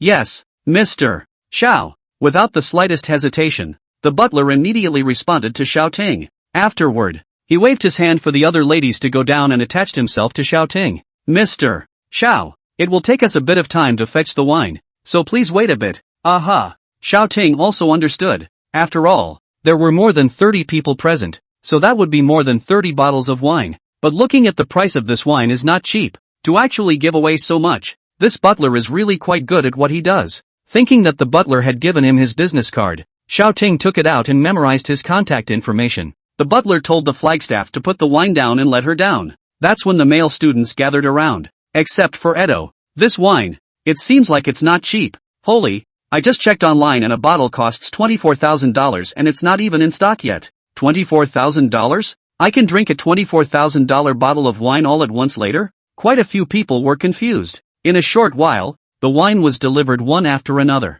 There were a few women who didn't drink, and the men next to them laughed and snatched the drinks into their arms. At this moment, Su Xiangdong and the others also completely disregarded their image and took the bottle of wine and drank vigorously. Jiang Dao sat next to them, and if his eyes could kill, he would have definitely killed these people and Xiao Ting several times. The bottle of wine he bought for $15,000 was still available by making an appointment with the place in advance, and now that better wine was before him. He couldn't bring himself to drink it, but the pigs next to him were actually drinking it thickly. Gang Dao finished his own drink in his glass in one gulp and ate his food there. Su Xiangdong's few people didn't care. That bitter and hateful look. They couldn't wait to even eat the bottle of wine. More than $20,000 a bottle. It's a bargain not to be taken. A few people thought this inwardly, and the speed on their mouths didn't seem to slow down in the slightest. Xiao Ting took a small sip of the wine in front of him. Penny for your thoughts, this wine is not bad. After just one taste, Xiao Ting didn't drink anymore. Wine is good, but too much of it is bad.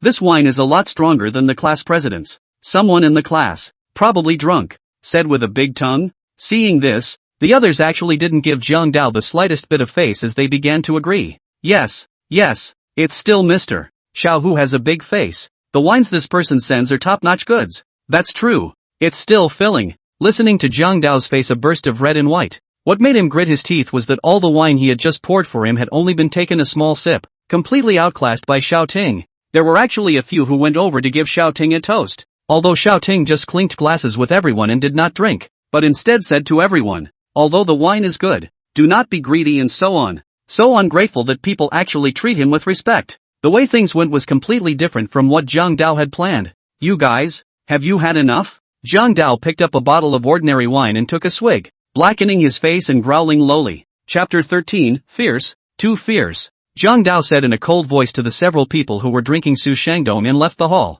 Several of Su Shangdong's men were already slightly drunk, but they still reacted, glanced at the bottle, and sighed. Mr. Xiao, my brothers will leave first. A few people came over together and spoke to Xiao Ting before going after Jiang Dao. Xiao Ting was expressionless, but inwardly, he felt a little funny. This squad leader, he's a bit subdued, not nearly as bendable as the guys he's surrounded himself with. After a few people left, everyone continued to eat and drink as well, and without realizing it, this class reunion came to an end. The students have long been divided into several groups, dancing on the dance floor, playing in the pool, singing in the private room, and also paddling at the dinner table. This group of participants was rejuvenated for the day and seemed to be reclaiming their youthfulness. Thankfully, this is the casino. Otherwise at this time of day, there would be bound to be complaints. Xiao Ting didn't mess around with them and stood at a window to look at the moon in the sky, took out a cigarette, fumbled with it, didn't have a lighter. Here, behind her, a slender hand handed over a lighter. Xiao Ting turned around. It was Lily. You just took your lighter out to lend it to someone else and forgot to take it away. Xiao Ting smiled and took the lighter and lit it. Taking a drag, he continued to look out the window. What is Mr. Xiao thinking about? Think about this society. What's there to think about? Lily gathered the broken hair around her ears and smiled faintly at Xiao Ting with a sideways glance. Even though Xiao Ting hadn't been drinking, he shook his head for a moment. This chick, she's a real looker. In this society, once you have money, it feels like a lot of people are amiable. Returning to his senses, Xiao Ting said, and does Mr. Xiao find me amiable? Lily Ho covered her mouth and laughed lightly. Unkind. Fierce. Too fierce. As soon as she lowered her head, Lily instantly understood and blushed, viciously glaring at Xiao Ting. Xiao Ting, on the other hand, pretended that he didn't see it and made a show of not caring about it. Xiao, Lily, it's getting late, we all have to go. A few people came over to say goodbye to the duo. Xiao Ting nodded his head and said to Lily, we should go too. I asked Xiao Shaoling before. She drove herself here and didn't drink, so I let her go back by herself. And as Lily Ho had picked herself up, it was only natural to send her back. After leaving the door, Xiao Ting didn't expect that a few people from Jiang Dao were still here. Xiao Ting ignored them and drove straight away. After walking for a while, Lily realized that the few cars following behind looked familiar. It seems to be Jiang Dao and the others. Lily gently reminded Xiao Ting. Drinking and driving? Not advocated. Xiao Ting opened his mouth and Lily on the passenger side laughed again when she heard it. The bison wasn't going very fast, and the cars behind it stayed behind. Lily wanted Xiao Ting to stop the car first and let those people pass. After all, they had all been drinking, so it would be bad if they accidentally bumped into each other. As a result, before he could speak, Xiao Ting stopped the car. At that moment a man stood beside the car and shouted toward it. Hello comrade, how can I help you? I actually met a traffic controller at the intersection. Seeing Xiao Ting approaching his parked car, he hurried over to inquire. Oh, yes, there were a couple of cars crooked behind me, and I was afraid they'd hit me. Xiao Ting spoke sincerely, hearing Lily speechless for a while. If you really want to run, your car will be faster than theirs even if it's dismantled in 8 pieces, and you're still afraid that they'll hit you? What? Crooked to and fro? The traffic controller heard this and immediately spoke into the intercom. Calling HQ. Calling HQ. There are several vehicles heading east on 1st Street that may be suspected of DUI. Please send a quick intercept. After that, he got on his motorcycle and headed that way. Are you really good like that? Lily asked Xiao Ting with a smile. I was worried about their safety. I can't tell. You're quite positive. That's for sure. Well, sit tight and get ready to go home. Without getting into more trouble with He Lily, Xiao Ting sent her back home. Although downstairs He Lily also invited Xiao Ting to go up and sit down. Xiao Ting thought about it and refused. No go. After saying a normal goodbye to Lily Ho, he started the car. In front of the Summer Wind Hotel, a silver-white Bugatti Veyron was parked at the entrance. A few of the greeters at the door actually poked their heads out slightly, all trying to get a look at the car. So handsome. 2 words appeared in everyone's mind. At this time, Wang Jingyu happened to be there, and seeing that it was Xiao Ting who got off the bus, he hurriedly greeted him. Marvel in your mind as you walk. You'll have to take a regular, worse car when you leave in the afternoon. I came back at night and drove a sports car straight away. Wang Jingyu felt that Xiao Ting was a super rich second generation. Otherwise it was a bit unbelievable. Quickly walking over to Xiao Ting, he inquired with a smile on his face. Mr. Xiao, you're back. Your clothes have arrived.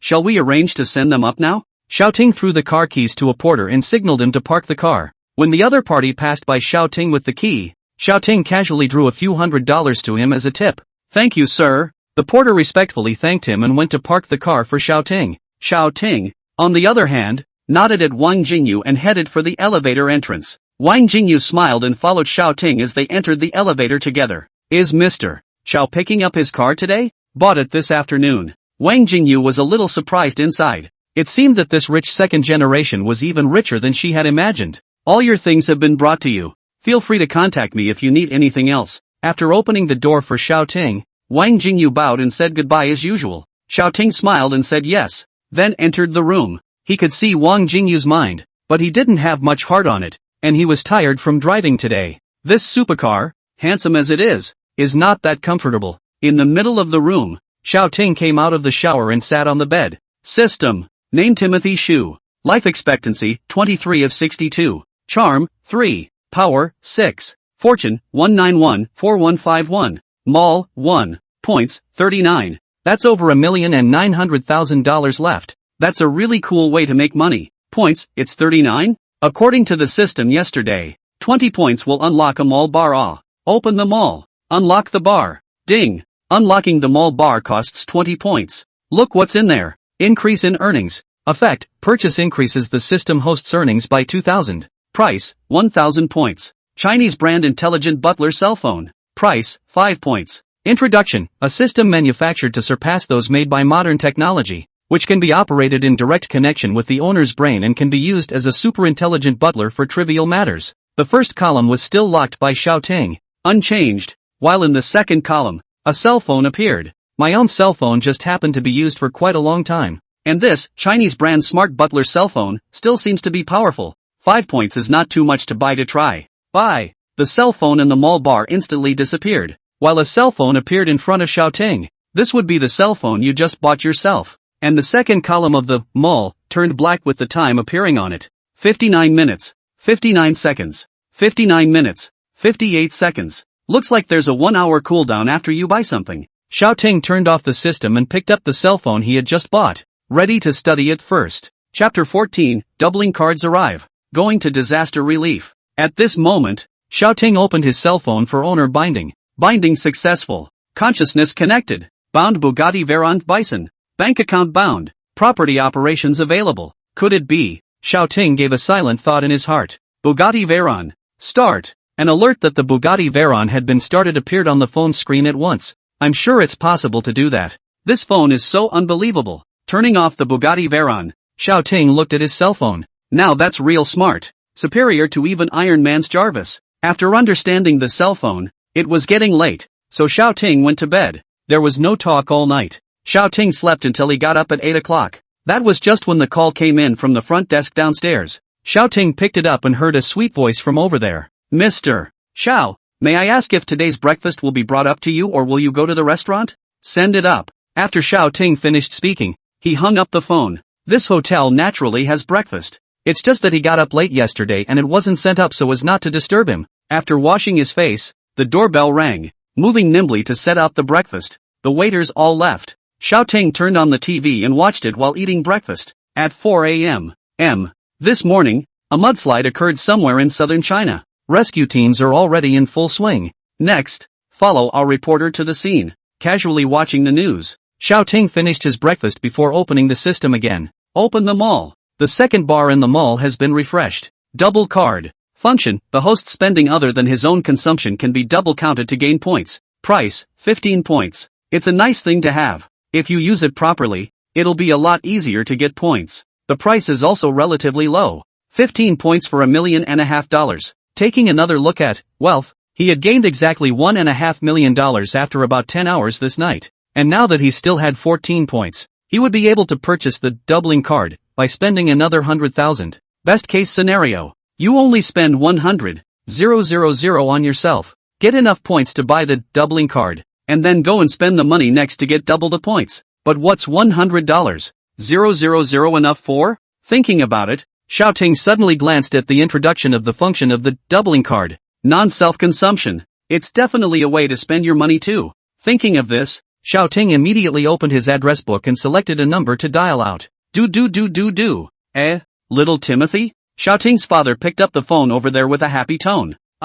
Dad. It's me. The voice was subdued, but there was also a hint of happiness. His parents saved money and spent their whole life to feed, clothe, and send him to college, and even if he could only find a job as a bricklayer later on, his parents didn't show any disappointment, but only encouraged him to look forward. In the toughest days, his parents were his biggest motivation to try to get on with his life. Little William, aren't you busy today? Why are you free to call Dad? Oh, I changed to a better job some time ago, and now I've saved up some money, so ask the family if they're short of anything, and I'll buy some back for them. No. There's nothing missing in the house. Don't buy anything. Xiaoting's father on the other end of the phone shook his head repeatedly, and there was still a bit of urgency in his tone. What about Mom? Is there anything she wants? Your mom? No. We both don't want anything. Well then, Dad, I'll just get you guys something random and send it back. I have to go to work soon, so I won't say much more. Then Xiaoting hurriedly hung up the phone.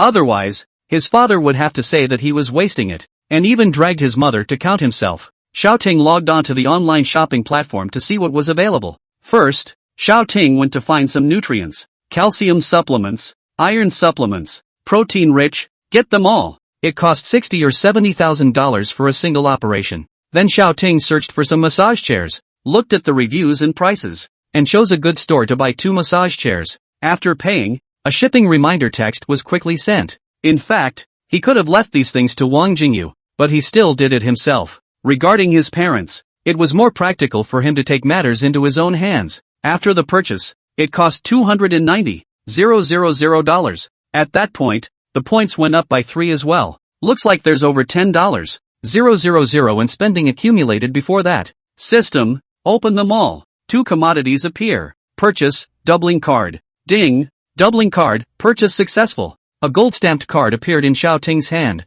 The pattern on it is ancient and atmospheric, and compared to some big banks' VIP cards, it's a second to none in terms of value. Double card users are double counted when they make purchases other than their own. If they make purchases on their own, they do not enjoy the bonus of this card. With the sound of the system alert, the doubling card arrived. So what's next? What to use? Xiaoting was thinking about it when he suddenly heard the news being broadcast on the TV. Our reporter has arrived at the affected area. You can see that there have been countless rescuers at the scene to participate in this rescue operation. Please rest assured that the audience in front of the TV set believe in the rescuers, believe in the government. Relief. Xiaoting suddenly reacted. Double card hosts can earn points by double counting expenses other than their own spending. Not only do you get double points for yourself, it's still a good thing. So why not do it? And now that he had more than $3.5 million, there was nothing urgent to do, so he could go to the disaster relief today. Thinking of this, Xiaoting dialed Wang Jingyu's phone. Hello, Mr. Xiao, what can I get for you? I'm going out. Arrange for someone to come up and clean up. After saying that, Xiaoting hung up the phone. Now, he's going to go for relief, something that can't be delayed. After calling Wang Jingyu, Xiaoting went downstairs. When he arrived at the bottom of the hotel building, Wang Jingyu was waiting at the bottom of the building. Mr. Xiao, don't you need the hotel to arrange a car for you on this trip? No need. He had his own bison and still looked better in that. The business car is comfortable, but it's still not as handsome as this one. Then, Mr. Xiao, if you have any other requests, you can make them at any time. Aha. Walking out of the hotel door, Xiaoting's brain connected to his cell phone and started the Bugatti Veyron. Boom! A car came out of the underground garage. none other than the bison. And Wang Jingyu, who accompanied him out, was stunned at the time. Does Mr. Zhao's bison still have an autopilot function? Sort of. Xiao Ting replied with a smile and got into the car. Take care, Mr. Xiao. As Wang Jingyu and the porter spoke respectfully, they heard the roar of the car's engine rise, and then it disappeared in front of everyone's eyes. According to the memory, came to a place with very ordinary decoration. Zhang City Love Foundation. Chapter 15. Then I'll donate $22 million. At this point, there was already a crew setting up outside the foundation. Xiao Ting swept a glance and saw that it was a public service announcement for this morning's disaster. Hello sir, are you here to donate? A staff member noticed Xiao Ting and jogged up to ask him. Aha. Well then, please follow me. After saying that, the staff member led Xiao Ting into the hall. Please sit down. Sir, the hall was empty and there weren't many people, so Xiao Ting was guided to sit at the first one after he entered. May I ask what the gentleman's name is? The staff member in charge was a good-looking girl. My last name is Shaw. Okay Mr. Shaw, what type of project are you donating to? Xiao Ting pointed at the TV and said in a deep voice. That. The staff looked up. Relief efforts are now being organized, but the shortage of supplies is still a major problem. Although we have received donations from the community, there are still a small number of people who do not have access to the supplies they need to live. It's the mudslide that happened this morning. And how much will Mr. Shaw donate? How much of a shortage of supplies is there now? According to reports sent in by foundations and the Red Cross around the country, at least another $1 million is now needed for supplies. Be specific. It's about $1,021 million. And any more specific than that, we can't do the math. Then I'll donate $1,220,000. Xiao Ting opened his mouth indifferently. He is not a saintly mother. He donates as much as he needs now. $1,220,000? Qingshou girl was a bit dumbfounded. Zhang City is a second-tier city, usually encountered disasters. Each person donation can reach 1 or 2,000 is already very good. And now this gentleman in front of me directly donated $1,200,000. Is the per capita economic level of River City already this high? What's wrong? Nothing, please wait. After saying that, the clean-cut girl went off to fill out the forms and make the handover of work. At this time, Xiao Ting saw that it was almost time and opened the system again. Mall. At this time, the 1-hour cooldown was over, and a new item had appeared in the item bar after buying the doubling card. The Stock God's Favor function. After holding it, you can get the ability to observe the rise and fall of the stock market and the rate of rise and fall within one day, with 100% accuracy. Price, 3 points. Xiao Ting had a hint of surprise. That's a good one. With this for yourself, wouldn't you be able to make investments and speculate on stocks within a day without having to think about losing any money at all? However, Xiao Ting also found out that the price of these special features or cell phones was quite a bit cheaper in price than the one that had an increased gain of 2,000. Xiao Ting did not doubt that the goods in the system mall were worth the price, but only in terms of price. The effects of that increased revenue are even stronger than that. After watching the favors of the stock god, Xiao Ting is not ready to buy it for the time being.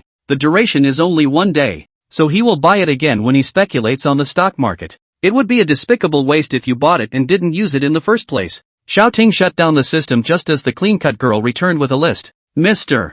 Xiao, please credit the donated funds directly to this account. Reaching out a delicate, small finger, he pointed to an account on the list. And then this is your fill-in sheet. There is some information on it that you need to fill out yourself, or you can leave it out if you need to keep it confidential. Smiling as she finished toward Xiao Ting, the clean-cut girl handed Xiao Ting a pen. Xiao Ting only filled in the name column with the word Xiao, and after scanning the rest, he felt that there was no need to fill in, so he left it blank and handed it back to the staff. Seeing that Xiao Ting only filled in the word Xiao, the clear girl stood in awe, donating so much and actually remaining anonymous. And just in the moment when the girl froze, Xiao Ting used his consciousness to manipulate his smart butler phone to transfer money. Well, the transfer is complete. Xiao Ting voiced a reminder. The transfer is complete? The girl looked at Xiao Ting incredulously. She clearly didn't even see Xiao Ting make any movements. How could the transfer be completed? But when she saw Xiao Ting nod, she immediately said wait a moment and left again. Xiao Ting sat in his seat and smiled helplessly.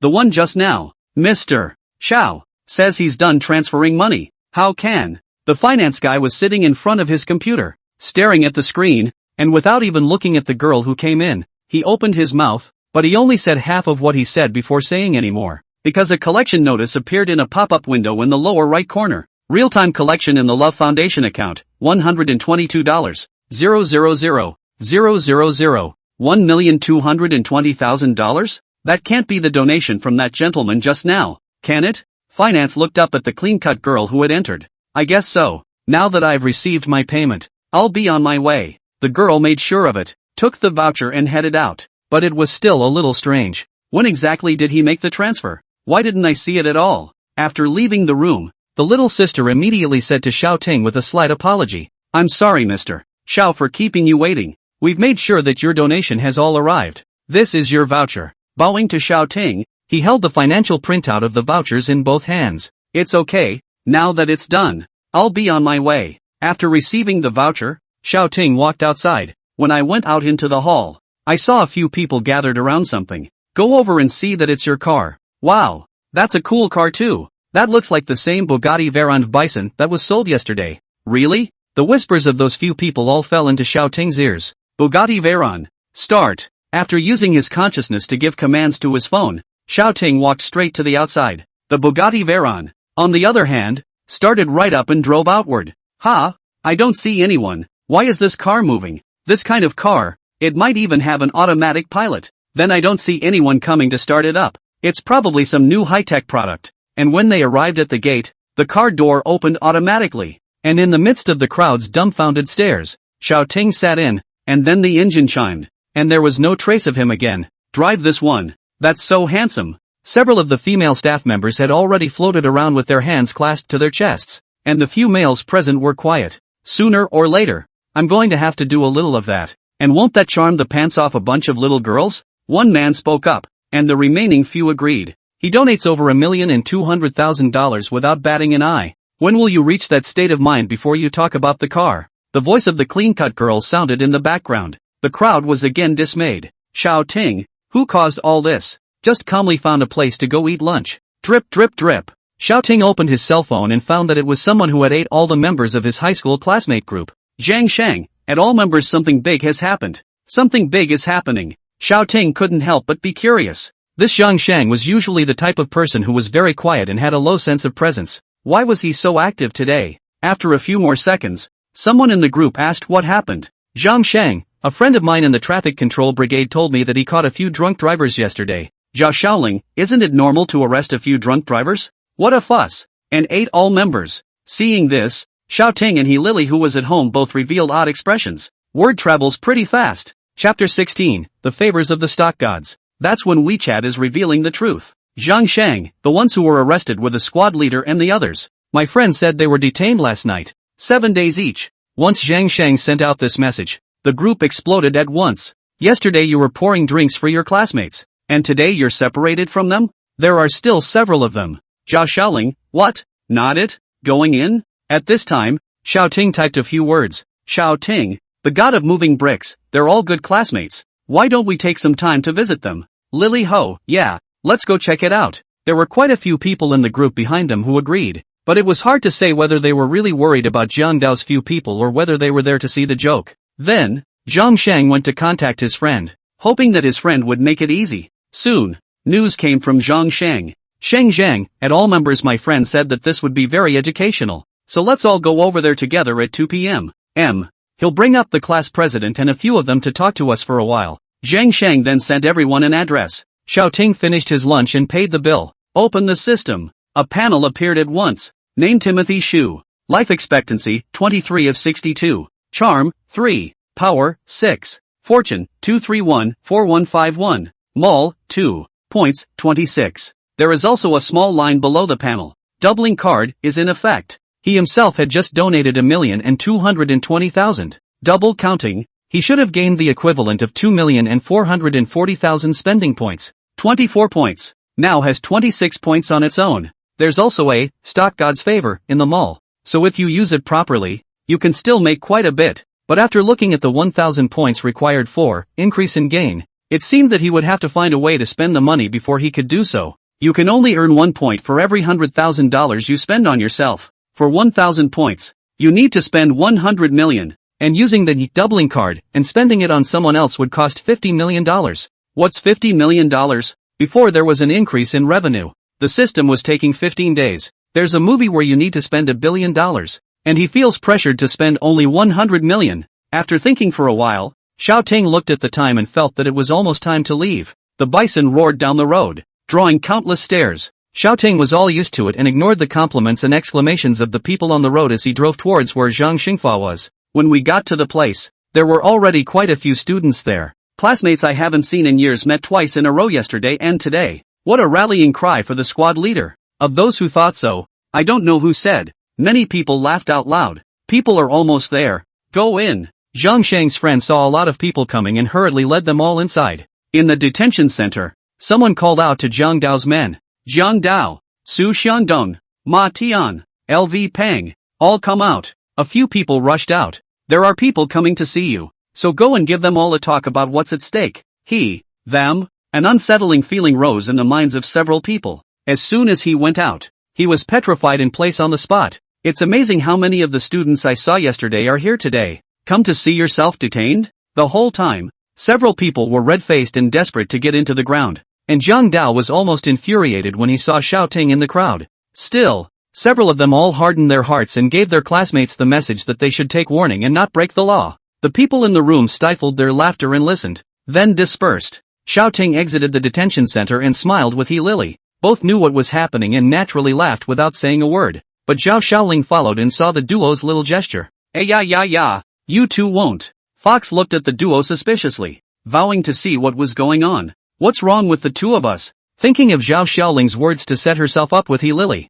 Xiao Ting knew that she had started gossiping again, and deliberately pretended not to know as she asked, "Where did you sleep last night?" Zhao Xiaoling asked Xiao Ting with a bad smile. Well, wasn't home. He Lily also nodded her head. She knew that Xiao Ting was staying at a hotel right now. Oh, Zhao Xiaoling pulled a long tone and walked away with a bad smile on her face. He Lily was confused, not knowing what Zhao Xiaoling's eyes meant. Suddenly, she snapped out of it and realized that it was a misunderstanding, and with a red face, she said goodbye to Xiao Ting and went after Zhao Xiaoling, and Xiao Ting smiled as he watched the duo run away and got into the car in a happy mood. Next, it's time to think about how to use stock God's favor. Going to the local securities company in Jiang City, Xiao Ting casually opened an account and sat down. At this point, it's 3 p.m., and in another hour, it's going to close, and Xiao Ting is going to use this hour to make a fortune. When we arrived at the stock company, the LED screen was a blossoming mess, and the faces of the people in the lobby were also blossoming.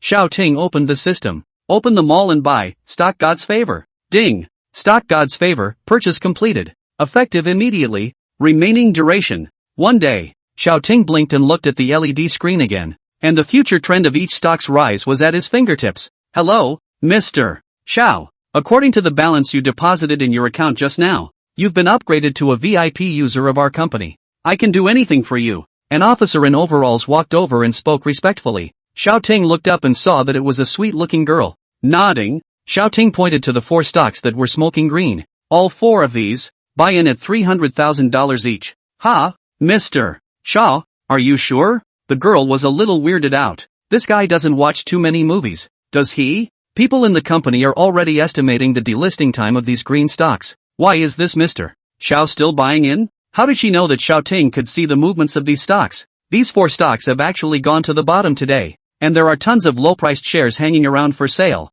while Xiao Ting is buying now at the lowest cost. And under the role of the stock God's favor, Xiao Ting could clearly see the trend and increase of the stocks in the next month. These stocks, from tomorrow onwards, will go all the way up wildly, and will more than double 10 times by 3 o'clock in the afternoon tomorrow. While there will be some small declines to follow, they will remain at about 9 times today's market capitalization. Of course, Xiao Ting won't continue to hold these. He will cash out at the highest point at 3 p.m. tomorrow. Just buy these. Xiao Ting only said this. Seeing this, the staff didn't ask any more questions, bowed and trotted off to do the job. Taking the voucher given by the staff, he was ready to leave, and when Xiao Ting walked to the door, his footsteps stopped. There was an old gentleman sitting near the door sighing. Xiao Ting recognized at a glance that he was the butler of Conroe Entertainment, and had previously given his classmates a bottle of wine each at the party. This butler's service was attentive and thoughtful, and Xiao Ting had a pretty good impression of him. Noticing that someone was standing in front of him, the housekeeper looked up and saw Xiao Ting.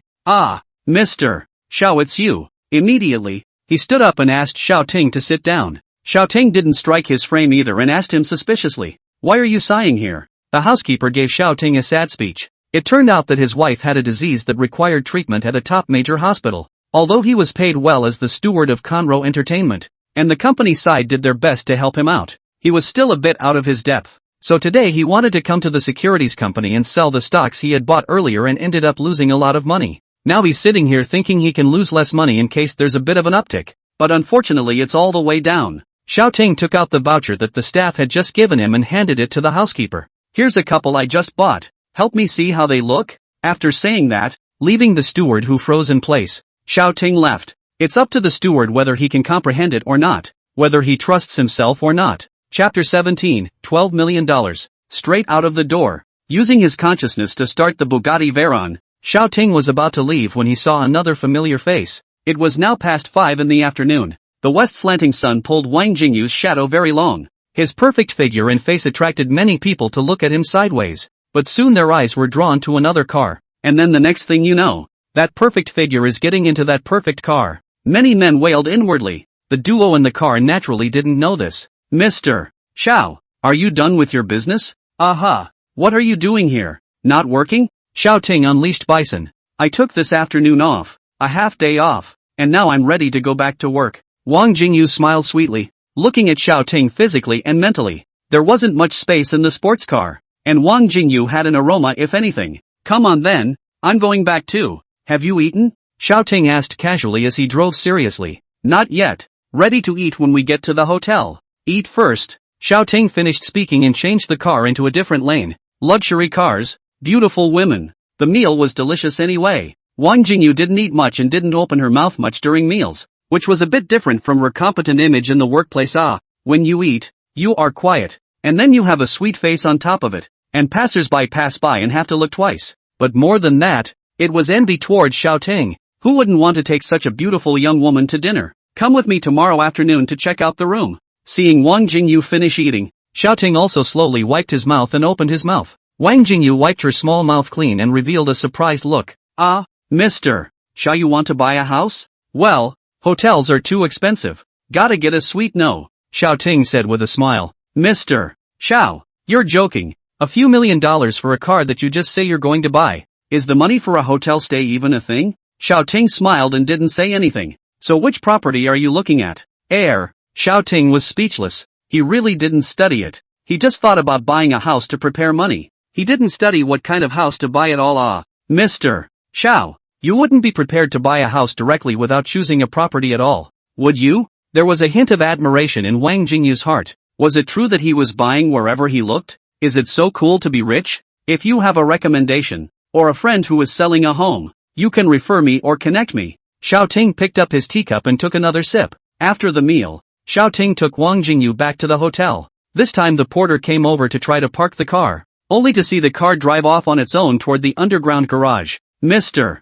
Xiao, I'll look into buying a house for you tonight and accompany you tomorrow afternoon. Aha. After Xiao Ting finished speaking, he got on the elevator by himself, while Wang Jingyu went to change his work clothes. Inside the locker room, Jingyu, your relationship with that Mr. Xiao is not ordinary. Someone joked. What nonsense. If Boss Xiao finds out about this, we'll all be in deep. Wang Jingyu hurriedly stopped them from talking nonsense. If you don't tell him, can't he hear you? It's all going to buy a house together. Several people continued to flirt with Wang Jingyu. You don't want this month's paycheck? As soon as Wang Jingyu glared at those people hurriedly dispersed with a bad smile. Xiao Ting was in his room at the moment and opened the system. He wanted to see what would be refreshed in that bar after buying. Stock God's favor. Open them all. Column 1, increased earnings. Effect, purchase increases the system host's earnings by 2,000. Price, 1,000 points. Column 2, increased earnings. Effect, purchase increases the system host's earnings by 2,000.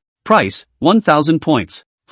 Am I seeing things? Why are they both the same? Or, the second refresh comes out with increased gains as well. At this point, Xiao Ting had to think for a moment. This, increased gain, should be one of the higher values in terms of point price. And if you lock them all yourself, you'll need to spend another 200 points to open a bar, or have a period of time where you don't make point purchases. If one has an increase in earnings, then one can reach $4.500 per minute of money. That's 6,480,000 in one day. And 9,360,000 if you increase it twice. $9 million a day. It'll be easier to get points when the time comes. Soon, Xiao Ting made his decision. System, lock on. Commodity field number 2 has been locked. can be unlocked voluntarily or automatically unlocked and refreshed after purchasing the commodity. Xiaoting nodded in satisfaction. After closing the system, Xiaoting watched the TV for a while and looked for information on nearby properties. But I didn't see a single advantage or disadvantage, so I had to stop looking.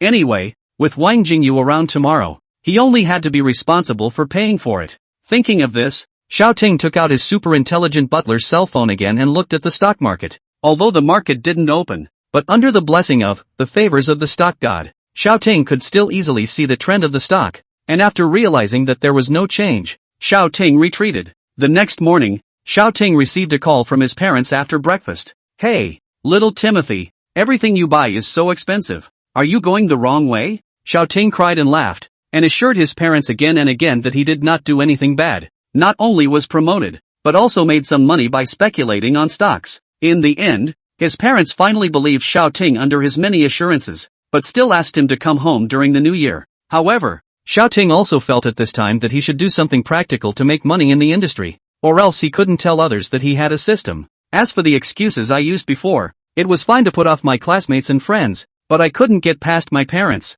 But there is no hurry this moment. How to account for the parents, that is the New Year's business. The priority now is to buy a house. Estimating that the stock market had opened, Xiaoting opened his cell phone again to see what was going on. In fact, since he can see what's going on in the stock market, he should invest heavily and make a killing that way. But he thought that would be easy to do to attract the attention of certain stock regulators, so it was all just $300,000, his 1 or 2 million, in the eyes of the big manipulator. But a small shrimp, naturally, will not attract much attention. But at the rate the stock market has risen, the $1,200,000 accumulated in the 4 shares will all be doubled to 10 times that amount by about 3 o'clock this afternoon. 12 million, buying a suite should be enough, right? So he made an appointment with Wang Jingyu to see the house in the afternoon. It's to go straight to the house in the afternoon when the money arrives. Manager Wang, there's something strange. In the securities company, inside the manager's office, a staff member was standing and giving a report to Wang Guanyuan.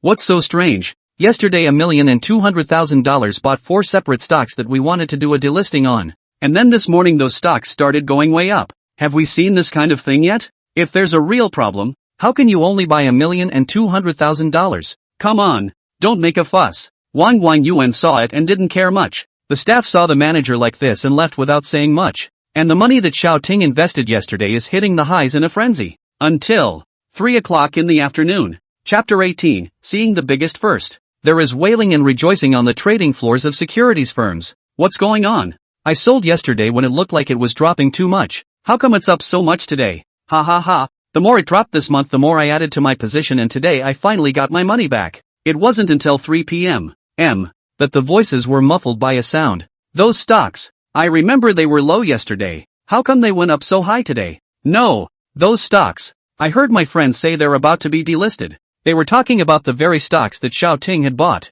And Xiaoting also used his cell phone to log into his account at the moment and sold off all of his stock holdings. It's at its highest point now. There's no point in waiting. When the transfer information arrived, Xiaoting didn't even look at it and took the money in his account to buy a few stocks that would go up slightly. Bought 100,000. Right now, the stock god's favor hadn't expired yet. But Xiaoting wasn't going to continue making money like this. Spending $100,000 on a couple stocks that are going to go up very little next is just a way to leave some money in the account. Open the system. A panel appears instantly. Name Timothy Xu. Life expectancy, 23 of 62. Charm, 3. Power, 6. Mall, 2. Points, 38. Now that he has more than $17 million in his hand, it should be enough to buy a house. Points, also 12 more because of yesterday's speculation with $1,200,000. That's a lot of money for one day. But then thinking about the goods in the mall that were worth 1,000 points, Xiaoting felt, still have to work on myself. Now that the money is in,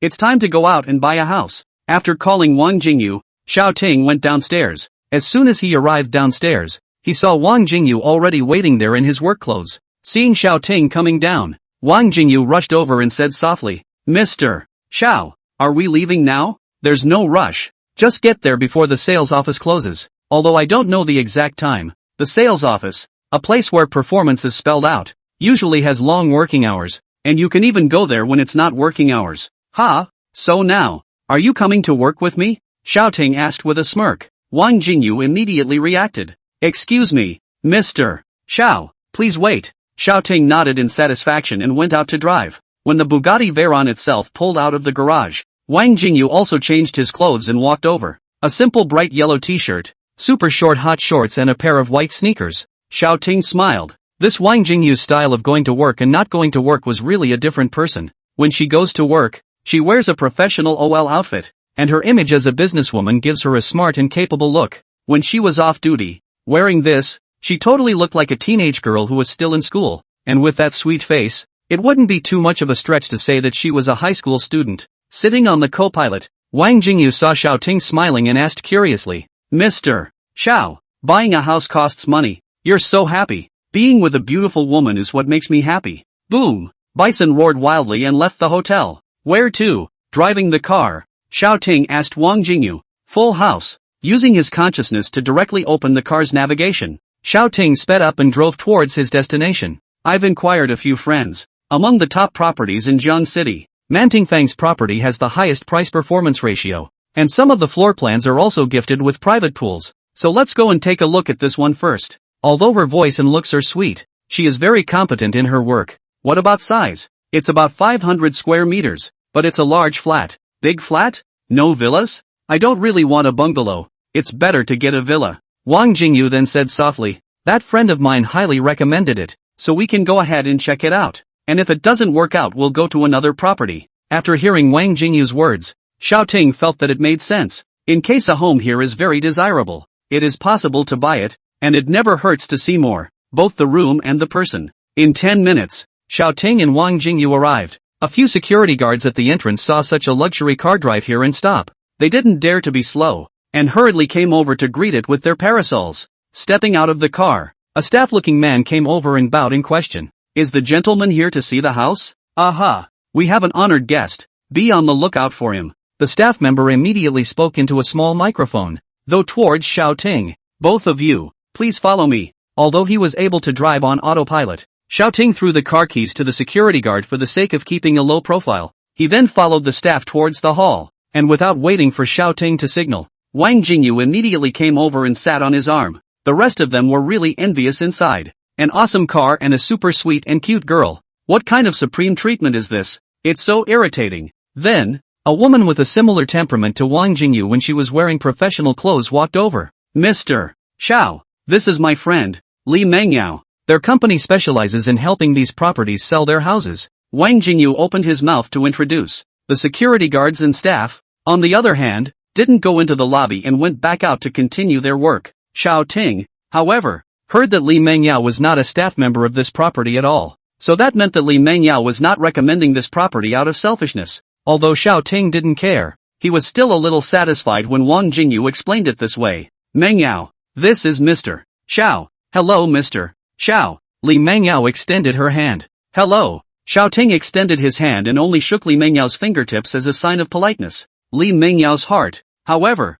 marveled. The one who could make Wang Jingyu accompany him to buy a house must be a very powerful rich second generation. But the other party was still courteous and polite. Could it be that he was a son out of a big family? Inwardly, although she thought so, Li Mengyao still quickly took out the brochure and started to explain the property to the two of them. After listening for a while, Xiao Ting opened his mouth and asked Li Mengyao, Ms. Li, what's the approximate price of the most expensive one here? Mr. Xiao, it's fine if you call me Mengyao. Currently in Mantingfang, there are 3 large units, 109, 201, and one of the largest, 300 square feet. The actual area is between 500 and 800. The average price is all 33,001 square feet, and the highest total price should be in the range of $10 to $11 million.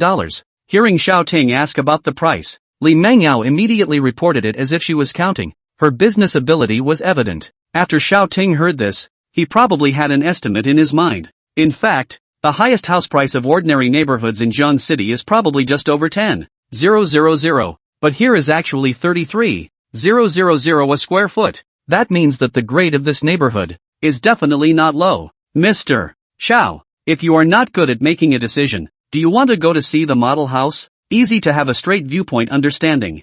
Well, it's okay to check it out. Alright Mr. Xiao, this way please then. Li Mengyao immediately bowed and made a please gesture. At this time, Xiao Ting added another sentence. Look at the biggest first. Chapter 19, a vase with a small chip? Along the way, Li Mangyao scowled at Wang Jingyu, who was walking together in front, the meaning of which was self-evident, but Wang Jingyu ignored her. Xiao Ting could be right next to him. If he dared to pretend in front of others, wouldn't that be the same as being tired of living? Soon the trio arrived. Model house is the sales department has been decorated house. Otherwise through the sales of a lecture thought how good. Decorated but not as good. Then who still come to buy a house? A model home, on the other hand, can be used as a reference to give customers a more intuitive understanding of the basic condition of the house. The decoration of the general model house is extremely atmospheric and gorgeous, and not to mention the largest flat floor, 7 or 8 rooms with huge balconies, enough space-wise, in a word, big. As a whole, the living room has a series of furnishings such as bar, dining table, sofa, etc. And its vast space also leaves enough room for the residents to move around and furnish. Things like the master bedroom, second bedroom, den, kitchen, nanny's room, guest room, etc. are really complete, and the private pool is right on the property, which is well matched for amenities as well as privacy. After Xiao Ting finished reading it, he suddenly thought, what's the point of a villa? This place, in the center of the city, while the villa area is usually on the edge of the city or on the outskirts. What's more, with so much space, the interior is nothing compared to a villa. That's the set. Xiao Ting decided to speak directly to Li Mangyao. Li Mangyao wasn't surprised by Xiao Ting's atmosphere. She just reminded Xiao Ting as per usual. Mr. Xiao, won't you take a look at the remaining 2 smaller ones? Or maybe you'd prefer those 2 floor plans? Once these words came out, Xiao Ting was even more satisfied. Other sales are doing everything they can, pulling out all the stops to get customers to buy bigger and a little more expensive. Li Mangyao, on the other hand, was reminding herself to look again, very responsibly. No, I'm happy with this one. I prefer bigger ones too. But at this time, Wang Jingyu also spoke out to remind Xiao Ting. Mr. Xiao, Mangyao is also in charge. It's not even 5 o'clock now. It's okay for us to go to another property to take a look. You still need to be careful about buying a house. Xiao Ting took a look at the serious appearance of the 2 of them, and his heart was enlightened. They're not like themselves where you can usually look and buy. So they're still in the habit of comparison shopping and looking around more before taking the plunge. It is not good to refuse the good intentions of the 2, and time is still early. Xiao Ting agreed to go to other properties to see, and when she was leaving the sample room, Wang Jingyu received a call that there was something at the hotel that she needed to deal with. Mangyao, can you serve Mr. Xiao well? Ha? Wang Jingyu spoke to Li Mangyao in a slightly vicious manner. Serving? When? How? Before Li Mangyao could say anything, Xiao Ting struck up a conversation. Hearing Xiao Ting say this, Li Mangyao's face flushed and she pushed at Wang Jingyu and snapped. Okay, go you. Wang Jingyu said goodbye and went out to stop a cab. The atmosphere of Xiao Ting and Li Mangyao who stayed in place was a bit awkward for a while. Mr. Xiao, where do we go to see the property first? Previously, Xiao Ting had said that he would no longer look at the remaining 2 flat floors of Man Ting Fong, so the 2 of them were directly prepared to look at a different property. Look at the villa. Xiao Ting made the decision. Okay, then let's go to Qingjiang Mountain Water first. At this time, one of the staff members of Man Ting Fong ran over in a suit and handed over a business card to Xiao Ting. Hello sir, I am the sales manager of the sales department of Manting Fang. You can contact me if you have any needs in terms of buying a house. He wasn't here originally, but he heard that there was a broad who looked like he was coming here, so he rushed over to make friends. Good. Xiao Ting collected his business card and left with Li Mangyao. I only heard the sales manager behind me say you 2 go slowly. The bison starts up and roars down the bypass highway, aiming for the clear river landscape. But as he followed the navigation, Xiao Ting became somewhat reluctant to buy the villa here. At the speed of the Bugatti Veyron bison, it took almost an hour to get there. It's true that it's not in the suburbs, but it's really far away. It's a terrible location so far from the city, but still followed Li Mangyao into the sales center of Qingjiang Shanshui. The staff at the sales office was pretty good and more attentive. As for the villas, they are also very nice, with separate yards with open-air swimming pools, and the landscaping and vegetation around the perimeter are still well done. Mr. Xiao, price-wise I just asked. The most expensive one is 9 million, and the cheapest one has to be more than 6 million. It's kinda cheap. However, Xiao Ting still didn't choose the villa. It was just too remote. Transportation here is a bit far from the city, so we'll talk about it later when we need it. Xiao Ting spoke directly towards Li Mangyao. Okay. Without much retention, Li Mangyao followed Xiao Ting and left. The 2 of them exited the villa, and the security guards of Qingjiang Shanshui drove their car over. Just as he was about to get into his car, Xiao Ting glimpsed a vendor setting up a stall nearby. The sun was about to set now. and the man was alone in front of the stall, yelling something. This is a villager from a nearby village who often comes here to sell some things, sometimes saying he has antiques or something. The security guard got out of the car, saw the two looking that way, opened his mouth to explain, and in the meantime was about to go over and kick the people out. Xiaoting stopped him and signaled him to go back, then walked towards the vendor. I was really tired after driving for so long, and besides, it was still early, so there was no harm in going over there to have a look. Li Mengyao, on the other hand, didn't say anything and just followed beside Xiaoting. Hey, buddy, check it out. I've got all the good stuff here. I'm selling it cheap. As soon as that peddler saw someone approaching, he immediately opened his mouth with a fawning smile, itching to rush over and hug the customer's thighs on the spot. You're selling these rags, too? Li Mengyao glanced at the things on the stall and opened her mouth to tease. Xiaoting, on the other hand, took out his cell phone after taking a look at it and directly manipulated it with his consciousness to identify the value of these things. In an instant, estimates for these things appeared on the phone. $100, $31, $430, $14 million. Xiaoting looked towards the thing that was labeled $14 million. The vendor and Li Mengyao naturally didn't know that Xiaoting's ultra smartphone had the function of analyzing the value of items, but they saw Xiaoting's gaze, which stopped on a vase with a small opening missing. Peddler heart-cold smile. This guy is still a bit of knowledge of goods but unfortunately this thing he has long asked the village know how, although the age should not be short, but broken a mouth, but also worth $1 million, and he's taking his chances by holding it out. In case someone who doesn't care about small gaps takes it for $100,000 or $200,000, then he's made a profit. And while Xiaoting was a little puzzled, there was certainly no mistaking the smartphone. Boss, do you have your eye on this one? The vendor pointed at the vase with a fawning smile. Well, make an offer. Xiaoting knew that the vendor didn't value this vase very much when he saw him placing it with the pile. This way, boss, this is my family heirloom. Seeing as you have a kind face, I had planned to sell it for $300,000, but now you take it for $150,000. The vendor made a heartbroken expression. Instead, Xiaoting suddenly pulled Li Mengyao up and walked towards the distance. Go away. Don't. Chapter 20, Don't like the reception? Seeing Xiaoting and Li Mengyao leaving, the peddler was anxious. Don't go. Don't go. Make a friend. $100,000 okay. 100,000. Stopping in his tracks, Xiaoting turned back and smiled. I don't have any cheating friends like you. Fine. 50,000 50,000. No lower. At least let me make some. The vendor hung his head. Xiaoting turned back and Li Mengyao followed. Deal. After sharply transferring the account, Xiaoting looked at the vase and didn't see a clue. Waiting to return to the car, he took a picture. Looking for an auction house's official website sent over. He does not like antiques. This vase, if it is really valuable, the auction is also a lot of income. In fact, he knew the price could be pushed down a bit more, but it was only $20, $000 to $30, $000, so he didn't care. And the vendor had only planned to sell 10, $000 or 20, $000, but now that he's sold 50, $000, the vendor is still a bit elated. When Xiaoting, Li Mengyao and the two of them walked away, the vendor immediately took out his cell phone and made a call. Daughter-in-law, you've made a fortune today. I'll take you to buy that suit tomorrow. Over there, Li Mengyao sat in the car and wanted to ask Xiaoting why he bought that defective vase, but after thinking about it,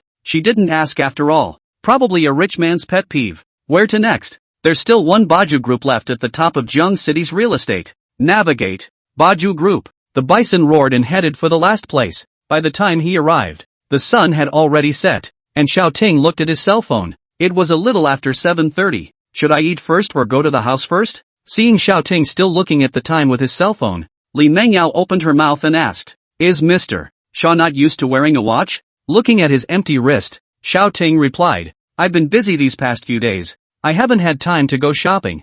I'll get a piece in a few days. Now should we go for dinner first or look at the house? Joke's on him. He's certainly not in the habit of wearing a watch. But name lists. What man doesn't love them? I just haven't made the time for it myself with my recent car purchase, house purchase and stock market speculation. Let's go see the house first. Any later and there might not be much staff at the sales office. Go. Perhaps it was because it was nighttime and the security guards didn't expect anyone to come. Xiaoting parked his car outside the main gate, but no security guards were there to park the car, and the duo didn't care much as they hiked into the sales hall. At this time, a security guard was sitting at the entrance of the hall, and when he saw Xiaoting and Li Mengyao coming over, he immediately got up to stop them. Both of you, if you're here to see the listings, please go back. Work hours are over for today. Li Mengyao was wearing overalls, so the security guard assumed that she and Xiao Ting were both agents, coming to check out the listings. We're here to see the house, and this is a customer. Li Mengyao moved forward to explain, and the security guards immediately dropped their hands that were stopping the duo when they heard it. Okay, come in, both of you. Agents usually look at the listings and take a cut after they sell the house, so these places don't like agents very much, and I look too much like an agent in this outfit. Li Mengyao explained with a smile. The duo then entered the middle of the hall, and just as they reached the front desk, a discordant voice rang out. Sorry, we're off duty. Come back in a few days if you want to see the listings. It seems like these overalls are really easy to misunderstand. Li Mengyao thought so. You've got it wrong. I'm here to bring the owner to see the house, and this is the owner who wants to buy it. Li Mengyao compensated with a smile and introduced Xiao Ting to the front stage. I'm sorry, we're off duty and the sample room is closed. Come back later. Li Mengyao looked at the time and continued. As far as I know, your closing time is supposed to be at 8 p.m.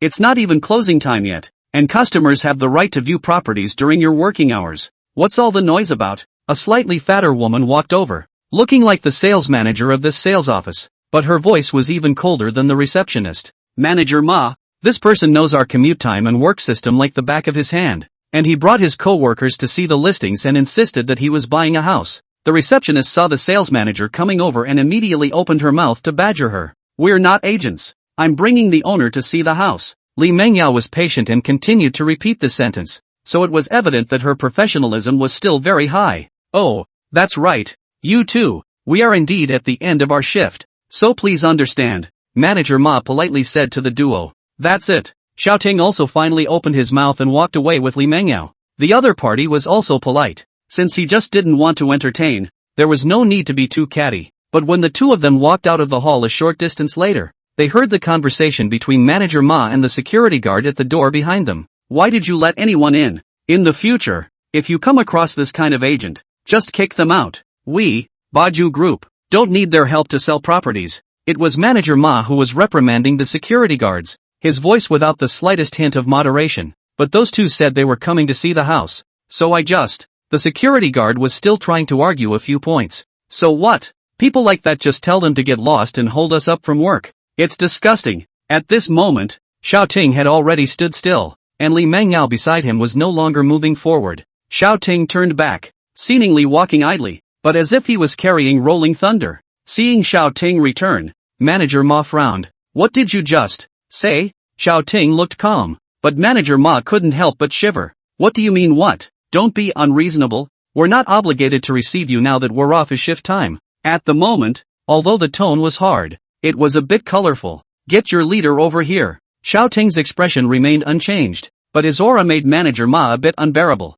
Leader? What's wrong with a stinking agent? If I say I won't receive you today, I won't receive you. Good. Don't like the reception, do you? After Xiao Ting finished speaking, he signaled to Li Mengyao and led her away. Humph. You have to be scolded before you can leave. What a poor quality. Manager Ma patted his beating heart to calm down. Boom. Before Manager Ma could calm down, he heard what seemed to be rolling thunder rumbling outside, as well as what seemed to be wild animals roaring. Boom boom boom. You're hallucinating? Boom, boom, boom, boom. A silver-white bolt of lightning struck through and rushed toward him. Manager Ma was so scared that he backed up and stumbled into the middle of the hall, and the white lightning, coming straight at him, followed by a sharp turn, completely blocked the door to the hall. It was only then that the people in the hall saw clearly that it was a sports car, Bugatti Veyron Bison. At the moment there were quite a few other customers and staff members who were signing contracts and stared in disbelief when they saw this. Murmurs ensued. Holy, that's a cool car. Is this crazy? Why is it parked here? Don't talk nonsense. You can't afford to mess with someone who drives a supercar like this. Driving so fast, you almost ran over that staff member. Xiao Ting, who was sitting in the car, had an icy face. You don't like the reception, do you? Then I'll seal the door for you. Chapter 21. Are there errors in all of them? At this moment, seeing this car here, and that the driver and co-pilot sitting on, is the previous two people, the front desk and my manager face immediately white. Can it be an agent who drives a car like this? They were just driving away customers, and it's still a rich customer. The staff then remembered Manager Ma and rushed over to help her up. You guys watch here, I'll go find the leader right away. Manager Ma was stunned, trembling his lips, and a few staff members finished in a low voice and left directly. Soon, a middle-aged man followed Manager Ma over. Mr. Zhuang, we were just about to get off work. Then two people came over. One was dressed too much like an agent, so the receptionist misunderstood, and then politely refused them. But it turned out that they were really customers, and now that they are in a tantrum, they parked their car here to find trouble with us. Manager Ma chewed his tongue and glorified his side as he walked across the room. Zhuangqiu frowned as he listened to Manager Ma's words. He didn't get to the general manager's position by being a cutie. You don't have to pretend in front of me. Tell the truth. That is, we thought they were agents, so we kicked people out. The attitude may be a little bad. Ma manager's voice is small. Seems to be because of the reason. Shut up. I'm calling right now to ask how it's being handled up there. But Zhuangqiu call through the phone also did not tell the truth. The front of the matter of a small mention. Said someone drove to block the door? Driving a Bugatti Veyron. Should be a rich second generation. Mr. Zhuang, how's it going? What does it mean up there? The meaning of the above is that we do business. The customer comes first, but if the other party really does not know how to appreciate, there is no need to be afraid. We Baju Group is not a soft persimmon to be pinched. After saying that, he walked towards the front. By now the sports car had been turned off and was parked gracefully at the gate. Knock knock. Seeing someone knocking on the glass, Xiaoting lowered the window and looked at Zhuangqiu in front of him. Hello, I'm Zhuangqiu. I'm the general manager here. I've already roughly understood what happened. Now I hope you can cooperate with us. Drive the car out first. Don't affect everyone's work. It seems to be very polite, but in fact the attitude that should be there is completely absent. Cooperate with you? Don't interfere with everyone's work? This Zhuangqiu came over as if to say, hello, psycho. Manager Zhuang, you may still not have gotten the full picture of the incident. Xiaoting didn't get angry and said calmly, I've asked in detail, and there were mistakes on both sides of this, but the customer is God, and the main responsibility for this incident still lies with us. All at fault? Primary responsibility? Xiaoting repeated and smiled. Come over here and get that bossy manager Ma to give us a solemn apology and I'll take the car away. He didn't want to waste time giving his opponent a final warning. Sir, I'm here to apologize. I'm sorry, okay? Is that alright? Naked dissatisfaction. This Zhuangqiu apologizing on his behalf was not just a formality. As if he was also warning Xiaoting? Xiaoting wasn't that easy to fool, but when he saw that the other party had this attitude, he immediately called Li Mengyao to get out of the car. It's okay not to admit you're wrong. Xiaoting took out the antique vase from earlier and placed it on the front hood of the car. Let's go. After locking the car, he took Li Mengyao to leave. Zhuangqiu immediately stepped forward and said in an icy tone, Sir, if you don't move your car, we're going to have to call a tow truck. Oh, Xiaoting took out the vase he had bought earlier and placed it on the front hood of the car. It's only worth a few tens of millions of dollars, so watch out when you tow it. After saying that, he took off. What's the point of putting in a broken vase? Who knows? At this time, Manager Ma ran over and asked, Mr. Zhuang, what should we do? Since the car didn't move, it looks like there was no deal. You think we don't dare to move, don't you? Dare to play horizontal with us? Zhuangqiu sank his face and spoke viciously. At this time, Xiaoting and Li Mengyao were on the street and were about to take a taxi. Mr. Xiao, there's no need for you to be like this. Our company originally had sales contracts with several top real estate properties. All I have to do is report this matter to the top and someone will step in to give us justice. Xiaoting smiled. He knew that Li Mengyao had already done a good job, but he couldn't swallow this breath. It's okay, it's just a random car. If we don't give them something to remember, they're really going to climb on top of us. Li Mengyao felt that Xiaoting was angry and wanted to open her mouth to say something, but she saw Xiaoting shaking his head and stopping the car. Letting Li Mengyao sit in the car first, Xiaoting spoke. Since your company has cooperation, then help me find the surveillance of the hall we were just in. All the footage from the time we went in to the time we left. It doesn't matter how much it costs. And when you find it, pass me a copy. Although Li Mengyao didn't know what Xiaoting wanted, she still nodded her head. Mr. Xiao, I didn't do a good job today. I'll get you what you want as soon as possible. Xiaoting nodded and let the cab drive Li Mengyao away. Afterward, he also stopped a car and took a taxi directly back to the Summer Wind Hotel. And at this moment, inside the sales office, Zhuangqiu and Manager Ma were directing the crowd to take pictures. Xiao Ma, go to the defense section in a while and bring the surveillance here and post it online.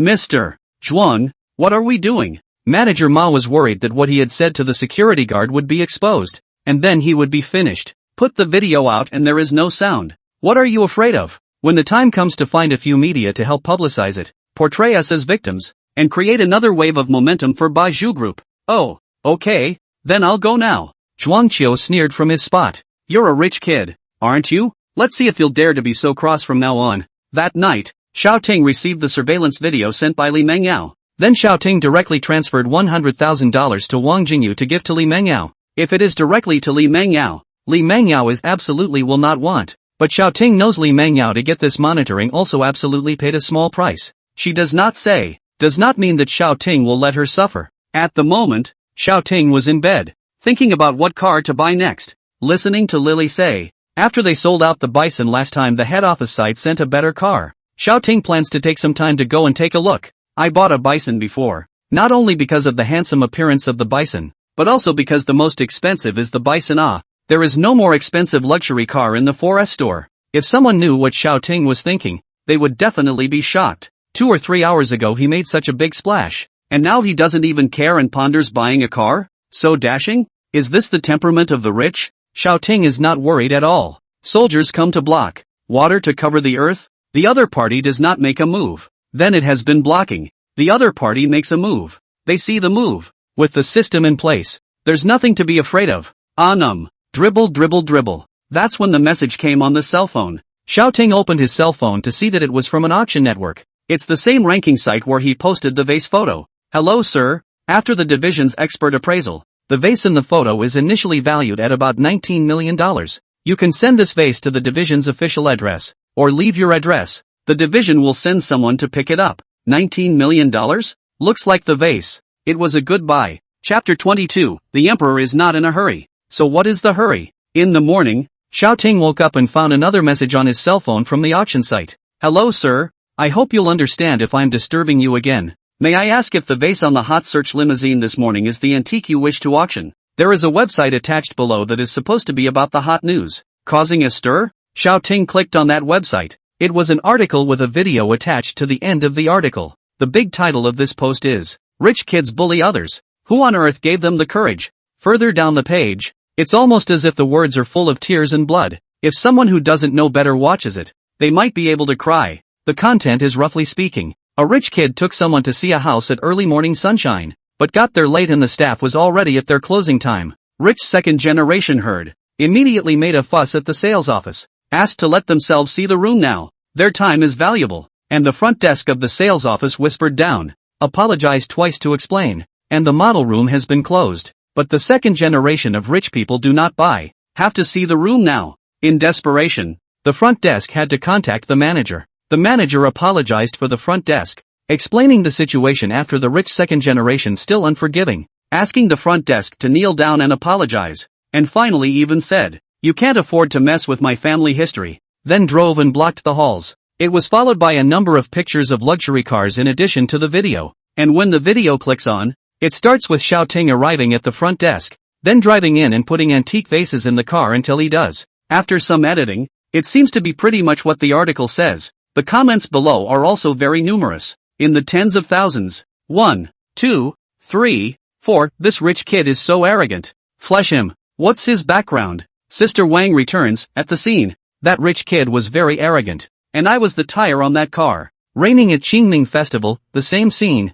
I was the headlights. That rich kid also said he had a military background. Threatened to screw the manager. TXJR, protection. With us here, we can't allow you to be arrogant. Who are you trying to scare with a broken vase? Beautiful young man, usually those who are so rich are doing some unseemly business to get rich. The Great Supreme, I know him. It seems like the business the family does requires frequent trips to the Golden Triangle. Xiaoting watched with interest for a while. This netizens are not vegetarians. The more they spread the more outrageous. Even someone in the back has already shown up to say that he's an alien-modified robot out to destroy the universe. Xiaoting felt that this company may have made a very wrong decision. Want to make a big deal out of it, point the finger at him, create the image that you're the victim, and then gain fame and fortune? Dreaming. Now in Xiaoting's hands, there was not only a complete surveillance video, but also a recording. That's how powerful this ultra-smartphone is. This phone has a function like a car recorder. Automatically records sound and consumes very little. Xiaoting directly manipulated his cell phone to call up the recording of that time period and saved it. Otherwise after 24 hours, this recording would be automatically deleted. Withdrawing from the eye-catching and untrue news, Xiaoting sent a message back to the auction site. The vase is mine, so I can put the vase online to build momentum for the auction. When he turned off his cell phone, breakfast was served. and together with him was Wang Jingyu. She saw the hot search this morning and immediately called Li Mengyao to find out what happened. Mr. Xiao, have you seen the news? See? Xiao Ting drank a mouthful of kanji unhurriedly. What about? Seeing Xiao Ting's calmness, Wang Jingyu was suddenly a bit confused. Don't such big shots, who don't lack money, usually care about their reputation? How come Xiao Ting seems like nothing happened? I mean, there are some rumors about you online. Yeah, what's up? Still calm and collected. Wang Jingyu this time cannot say. He is really the emperor is not anxious that what anxious? Xiao Ting finished eating slowly and methodically, and when he saw Wang Jingyu looking at his cell phone, his eyebrows were knitted together. Notify someone to clean up. Ha? Yes. Hearing Xiao Ting's voice, Wang Jingyu came back to his senses and immediately went to call the staff. At this moment, inside the sales office of Baju Group, a dozen people were here, watching Zhuang Qiu on the phone. Boss, I get it. The fame is up this time. We'll continue to increase the publicity, and I'll definitely take care of this. Zhuang Qiu smiled very happily, while in the eyes of the others, it was infinitely flattering. When Zhuang Qiu hung up the phone, he smiled and said to the crowd, "Good news. The top praised us for this PR method. Not only did it increase the heat, but it also guided up the people, and our group's stock has been rising since the opening of the market this morning." The other employees listened and laughed happily. Then Zhuang Qiu told the crowd to be quiet and said mysteriously, "Next, let's go do something you wouldn't normally think of." In the crowd's expectant eyes, Zhuang Qiu spat out those three words, "Smash the limo." A dozen people were abuzz at that statement. A job smashing luxury cars? It's better than riding in a limo, say. Just as these people were raging and ready to smash the car, an employee ran in through the door, holding a cell phone and disliking it in front of Zhuang Qiu's face. "Mr. Zhuang, take a look at this." Zhuang Qiu's face got a little ugly for a moment. Tens of millions. These millions are okay. Tens of millions of things. The company will not necessarily give us the burden. Xiao Ting, who was far away in the Summer Breeze Hotel, also turned on his cell phone, and at this moment the network had already been detonated. It started when a prestigious auction house released a lot that didn't announce the auction date, but blew up the price. $19 million starting bid. A vase. A vase with a small opening is missing. Many people look familiar. Take the photos taken at the scene to compare, and found that it is actually the vase in the car of that arrogant rich second generation. Tango Tango Go, really? This broken vase can be worth $19 million? Master of mixed yuan Xingyi Taijiquan, that's right. An antique with a missing mouth may have been artificially repaired. It's not even easy to say. 3 steps and 180,000. The starting price would be $19 million. Songming's 1, my friend from the Bureau of Cultural Relics, said that there is a pattern on top of this mouth. It's not a defective product. This vase looks like this. I'm the most arrogant. Brothers, go smash this vase so that this rich second generation will never dare to be arrogant again. The crowd is more outraged than ever before. Xiao Ting watched with great interest. The bigger the matter became, the worse it ended, the more regretful this company became. At this moment, Wang Jingyu returned, surprised with a long little mouth. "Mr. Xiao, is the vase on this also yours? Something worth $19 million.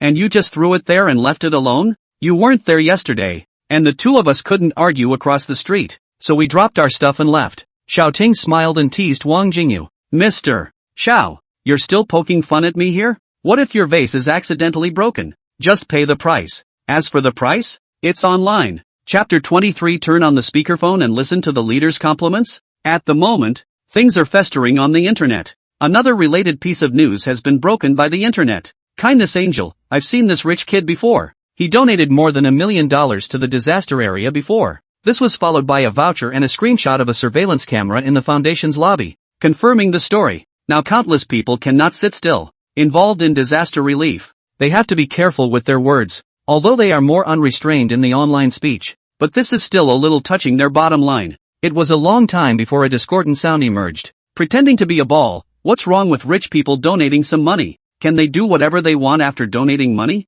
Soon. Under this comment, netizens divided into two factions and began to exchange words. In fact, Xiao Ting did not expect his previous donations to be blown out, and now that this incident has occurred, it is undoubtedly more this matter has increased the heat. Things are going about as well as they can. Xiao Ting said to Wang Jingyu, "Borrow your hotel's official account and send a recording and video up for me." Afterwards, Xiao Ting sent his recording clip and the complete surveillance to Wang Jingyu. The latter then realized why Xiao Ting had been so calm and composed. "Ironclad evidence in my own hands. Still afraid of rumors overthrow the sky? and as the Baju Group had made such a big deal out of it, more and more people were paying attention. And when the time came, the ones who would suffer the most would still be them. Wang Jingyu immediately went down to find someone to release the recording in video, while Xiaoting sent a message to Li Mengyao with only 2 words: begin. Li Mengyao needed to do the same thing as Wang Jingyu. With the influence of these 2 major companies, the release will grow wings. In the office of the sales office, Zhuangqiu put down his cell phone. Just now he used the account of Loadball to release a sentence. Immediately attracted a large number of netizens to discuss again. He said cheerfully to the staff underneath him, "See, that's what it takes, to leave no respite for the enemy. When the matter is over, brush off your clothes and hide your achievements and fame." Now, all he had to do was call and ask his superiors if that vase, worth tens of millions of dollars, could be moved. I was about to make a call when I saw a call from a leader. Shu, the leader called to compliment me. So let's all hear what the leader has to say about this. When he finished, he turned on the speakerphone and picked up the phone. Is your brain eaten by a dog? As soon as he picked up the phone, Zhuangqiu was confused. Hey, Mr. Yen, it's me. Did you call the wrong person? Carefully trying to ask the other side of the phone. The result was even more cursing on the other side. I hit your father's leg wrong. Zhuangqiu, you brain stuffed with. Have I made myself clear? How many years have you been in class in a cesspool? Hearing the curses over there getting worse and worse, Zhuangqiu and the faces of the employees underneath turned red. Zhuangqiu was angry, while the employees were holding back their laughter. Putting the leader on speakerphone for a compliment? For the turd in your head? Mr. Yen, what's wrong? What's going on? You damn well know how to spread rumors on the internet. Don't you know how to go online and see what's going on? You wait for me. I'll go over and whip you to death right now. Snap. The phone hung up and there was silence. Just a moment ago, Yen Shang received a phone call from the company's boss, and was also scolded by a split face. He hurriedly got on the internet before he realized what was going on, and was then in the same mood as Zhuangqiu, who was now surfing the net. It's over. It's all over. Zhuangqiu sat paralyzed on the floor, and all the other employees opened their phones and rushed to look at the hot search. The #1 hot search has changed. 2 major companies join hands to debunk rumors that Baju Group is bullying customers and hitting them upside down. Click through and there's just a video with audio. Compared to the previous surveillance video of the Baju Group, this video is much more complete.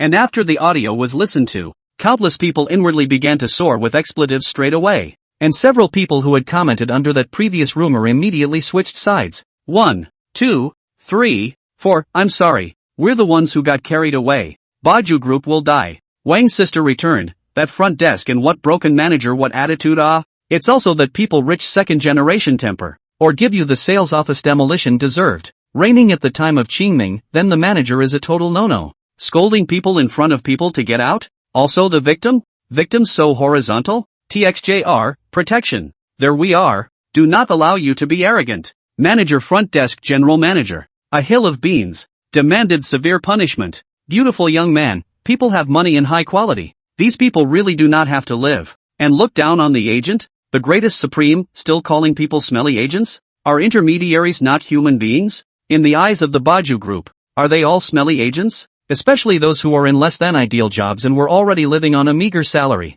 This has completely ignited their anger. Looking down on agents? No. They look down on the millions of working people who do ordinary jobs. This time, there were no murmurs, all sensitive words about the Baju Group. Now, Zhuangqiu couldn't laugh anymore. Previously, he had managed to create an image of Baju Group as a victim, so he did his utmost to make things worse. But now, when things were worse, the wind had changed. What's more, that line of abuse is not only a mental attack, but also an economic one. Sure enough, Yen Sheng came to confirm this. As soon as he entered, he kicked at Zhuangqiu on the ground, directly into his face. It's only been an hour and a half since the market opened. The company's stock price has already dropped back to just open this moment, and it's definitely down today. So just wait for it to die. Zhuangqiu sat on the ground shivering, and after a moment's pause hurriedly got up and hugged Yen Sheng's legs. Mr. Yen, please, save me. I asked you guys before I did this. Hearing this, Yen Sheng became even more furious and slapped Zhuangqiu on the ground.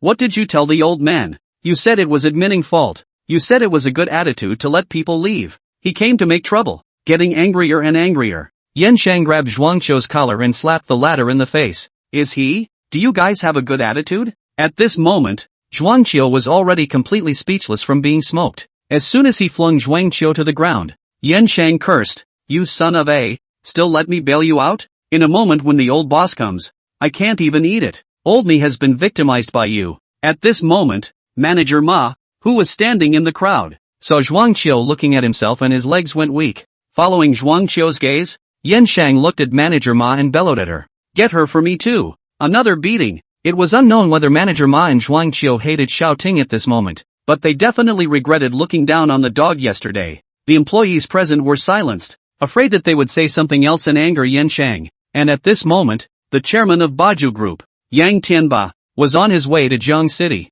If he couldn't solve this matter, he would send the pair of Zhuangqiu and Manager Ma on their way. Chapter 24. Whoever exists in error bears the consequences. Half an hour ago, Yang Tianba was having a meeting at the company to discuss the next phase of development plans. Suddenly the secretary barged in and said he had something important to report to the chairman. Unhappy, he came out with his secretary and asked him to report quickly. But what the secretary said directly gave him a bolt from the blue. Mr. Yang, our stock price started to plummet just now, and then went to find out the reason why. It's because two big companies released this video and audio at the same time. Yang Tianba was naturally no fool to be able to mix into this position. And as soon as he heard the audio, he understood. Go inform the meeting is adjourned. The secretary got the order and rushed into the conference room while Wang Tianba took out his cell phone and called Yanshang. The more time that passed, the more he wanted to kill the stupid sales manager. If you've done something wrong, just admit it. You have to argue that it was someone else who caused the trouble. Well, now the company's been stabbed by you. As soon as he arrived in Jiang City and got off the plane, he immediately asked his driver to drive to the sales office, and then made a call to his secretary to check the background and residence of that rich second generation. If things aren't handled well, he'll have to come to the door to thank them. This is the information age. Once you are labeled as a bully, who else will want to work with you? Smaller companies are afraid to come and larger companies can't see it. If people didn't let their company go, Yang Tianba had reason to believe that Tianba Group's popularity would plummet all the way to the ground. A message soon came from the secretary's side, and Yang Tianba took a look at it and put his phone away. Now, he had to deal with the three men in front of him. The kneeling Zhuangqiu and Manager Ma were already somewhat numb, while the receptionist, who had just been called over, was still shivering. Just the three of them? Yang Tianba asked coldly without raising his eyes. What do you mean, Mr. Yang? Yanshang rushed over to ask. Articles? Videos? Media? Do I need to count them one by one? Seeing that Yanshang was still beating a dead horse here,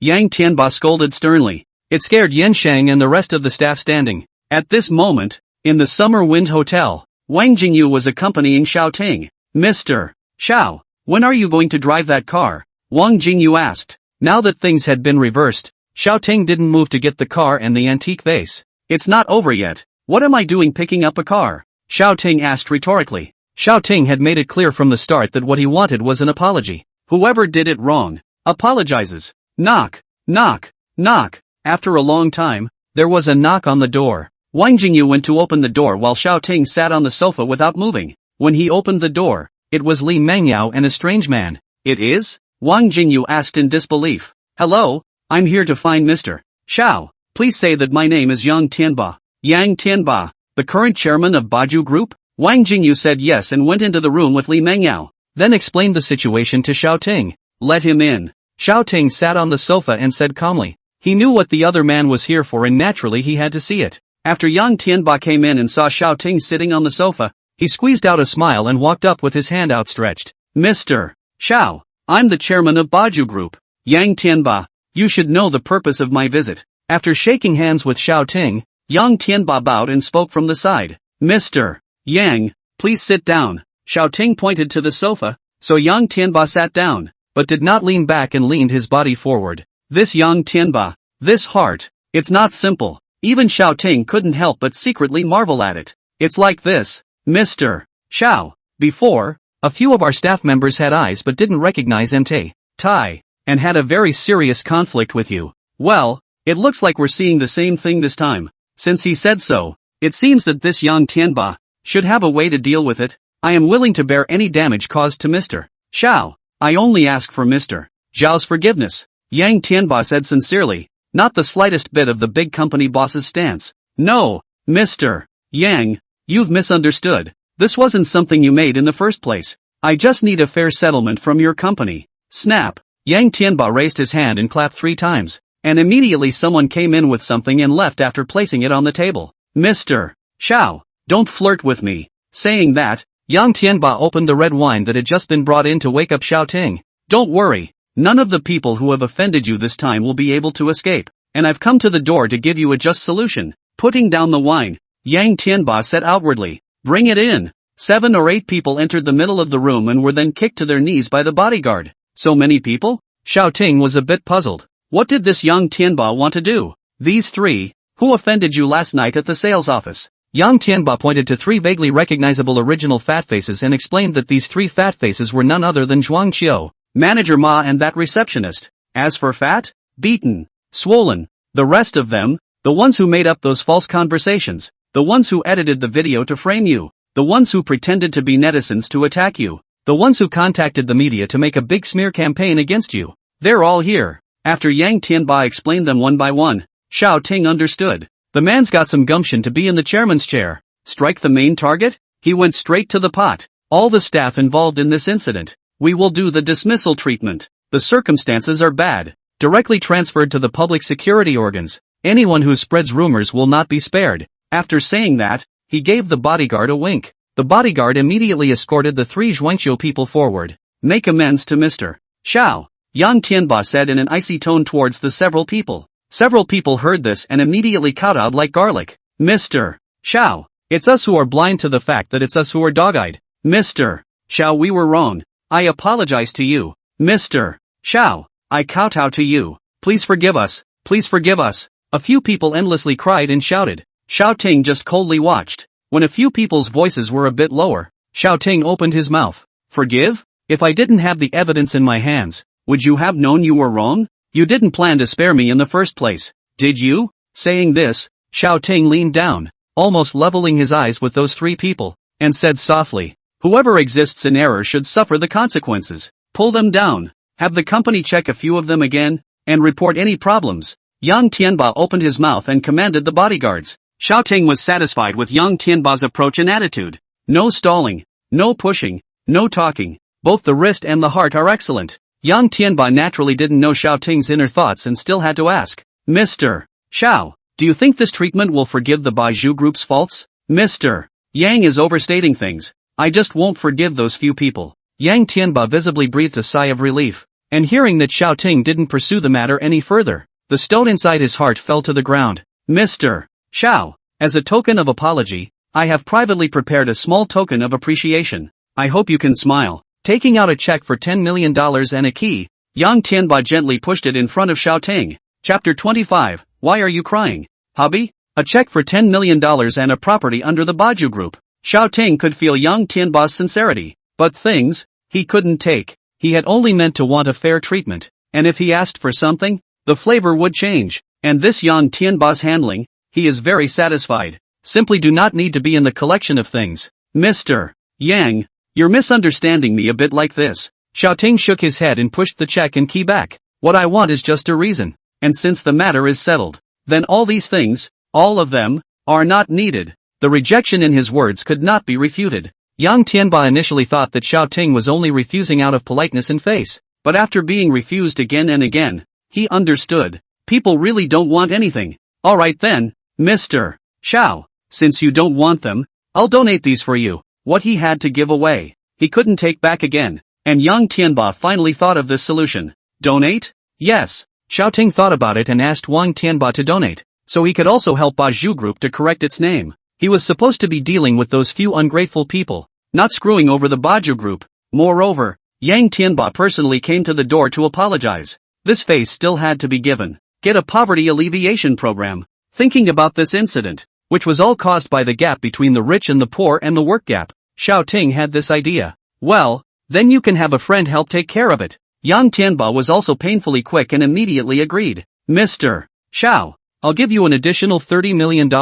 A joint donation in the name of Baju Group and you. What do you think? Yang Tianba suddenly also reacted as this gives the company a positive step. Immediately opened his mouth. Okay. Seeing that the two of them were talking happily, Li Mengyao and Wang Jingyu also quietly retreated. Mr. Xiao, this wine has woken up well. Please. Pouring a cup for Xiao Ting and another for himself, Wang Tianba made a toast. Don't call me Mr. Xiao in one breath. I'm quite a bit younger than you. You can call me Xiao Xiao or call me Xiao Ting. After savoring a mouthful, first bitter then sweet, followed by lips and teeth. Xiaoting also opened his mouth at the right time. Yang Tianba was in his 40s, while Xiaoting was only in his early 20s, and it wasn't like that to keep calling Mr. Xiao. Since you don't like it, I'll call you Brother Xiaoting. Just call me Brother Yang. Yang Tianba replied cheerfully. After the two of them had savored their food for a while, Yang Tianba got up and left. Now that the company's PR crisis is still unresolved, he needs to go do something about it. And Xiaoting also instructed Wang Jingyu and Li Mengyao to go on the company's official account to clarify things. The general idea is, this incident was planned by an individual from the Baju Group and has nothing to do with the Baju Group. After this news came out, there were also some media outlets that publicly issued an apology statement online, stating that they had been deceived and so on for their previous smear campaign against Xiaoting, and apologized to Xiaoting. When Yang Tianba makes his donation, this matter, it's over. And Xiaoting was now ready to get the vase. He wanted to hand it over to that auction house to get the vase auctioned off. Not that he had much interest in antiques or anything anyway. And the system mall still had two increased gains locked up that he needed to exchange for money, which would do him no harm. Dialing the phone, Wang Jingyu's sweet voice came from over there. Hello, Mr. Xiao. May I ask what your orders are? Arrange a car for me to go to Baju Group's sales office. Ha, Mr. Xiao, do you want the car and vase back now? Yeah, why? Xiaoting was a bit puzzled.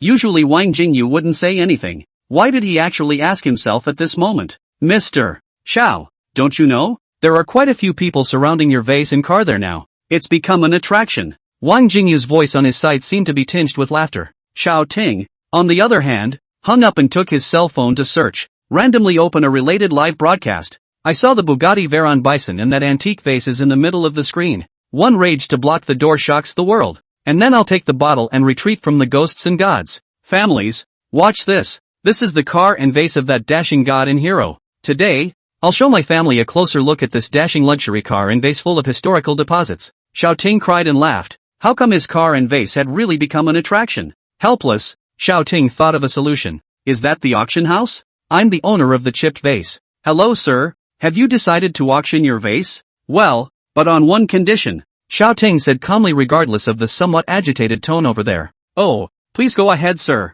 As long as the conditions are reasonable, we will try to satisfy you. The vase is up for auction at the Baju Group's sales office. Ha, I'll record it then. Please wait. Xiaoting hung up the phone and called Wang Jingyu again to cancel the hotel's dispatch. There was a huge crowd over there, so there was no need to go over there and crowd around with those people. Soon, news came from the auction company's side that the top management had agreed to the news of Xiaoting's auction at the sales office. But now they couldn't contact the relevant people at Baju Group's sales office. Quite a few people over there have been fired. And the ones who can make the clap and make the decisions aren't in office yet. So there's no way to get in touch, is there? Xiaoting called Yang Tianba again and talked about the matter. Old brother Xiaoting, this is a high move. Then I'll do the donation matters directly behind the auction. Good. Xiaoting hung up the phone after saying that and directly opened the live broadcast. Yang Tianba moved quickly, and Xiaoting opened the live stream to watch for a while before realizing that people from the auction company's side had arrived to start evacuating the crowd and setting up the venue. Did the families see that?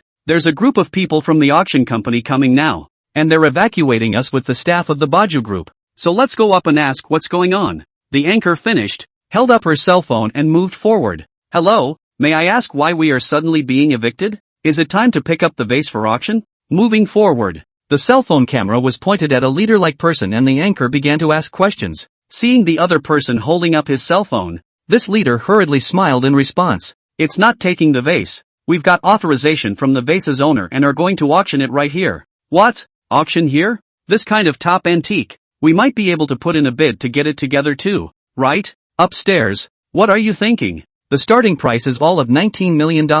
Can you get it? The conversation was instantly ignited, and the exposure and value of the vase quietly grew. What? $19 million?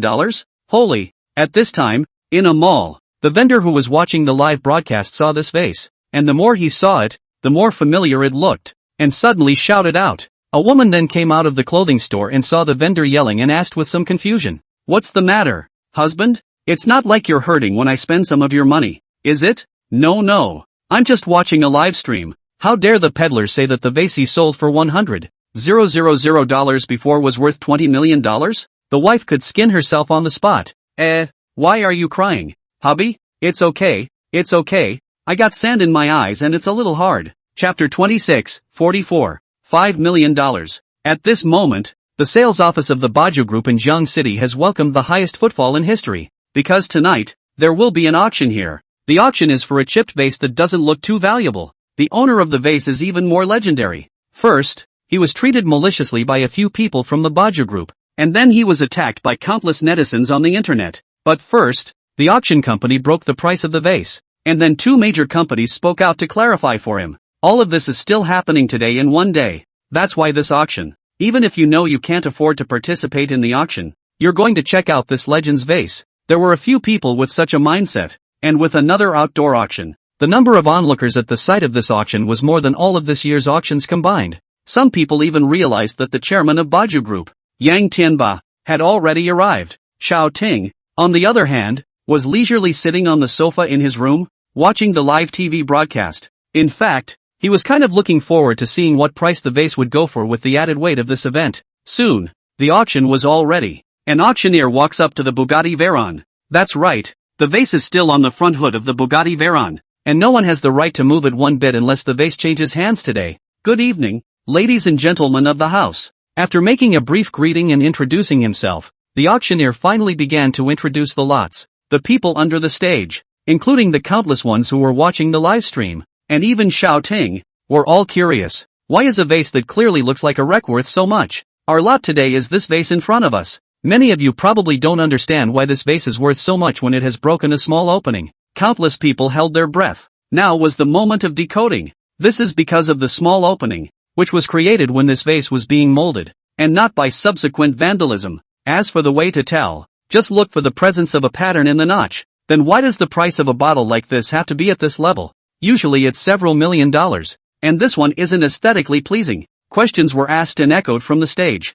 Quiet everyone. That's what I'm going to answer next. We don't know why this small irregular opening, when molded, turned out the way it did, but with this small opening, we can explore ancient pottery techniques by studying the direction of the grain without destroying the walls of the bottle. What's the point? The people on stage don't understand what's the point of studying pottery when it doesn't look good and isn't complete. The auctioneer shook his head and opened his mouth to explain the last sentence. If you're a student of history or a master potter, you know how tempting this is. Well, now that the introductions are done, the auction begins. As Xiao Ting watched the live broadcast, he also understood that the vase had an extremely high research value, but he didn't care. Auctioning it off would also allow those museums or historians to study it, killing two birds with one stone. The starting price is $19 million.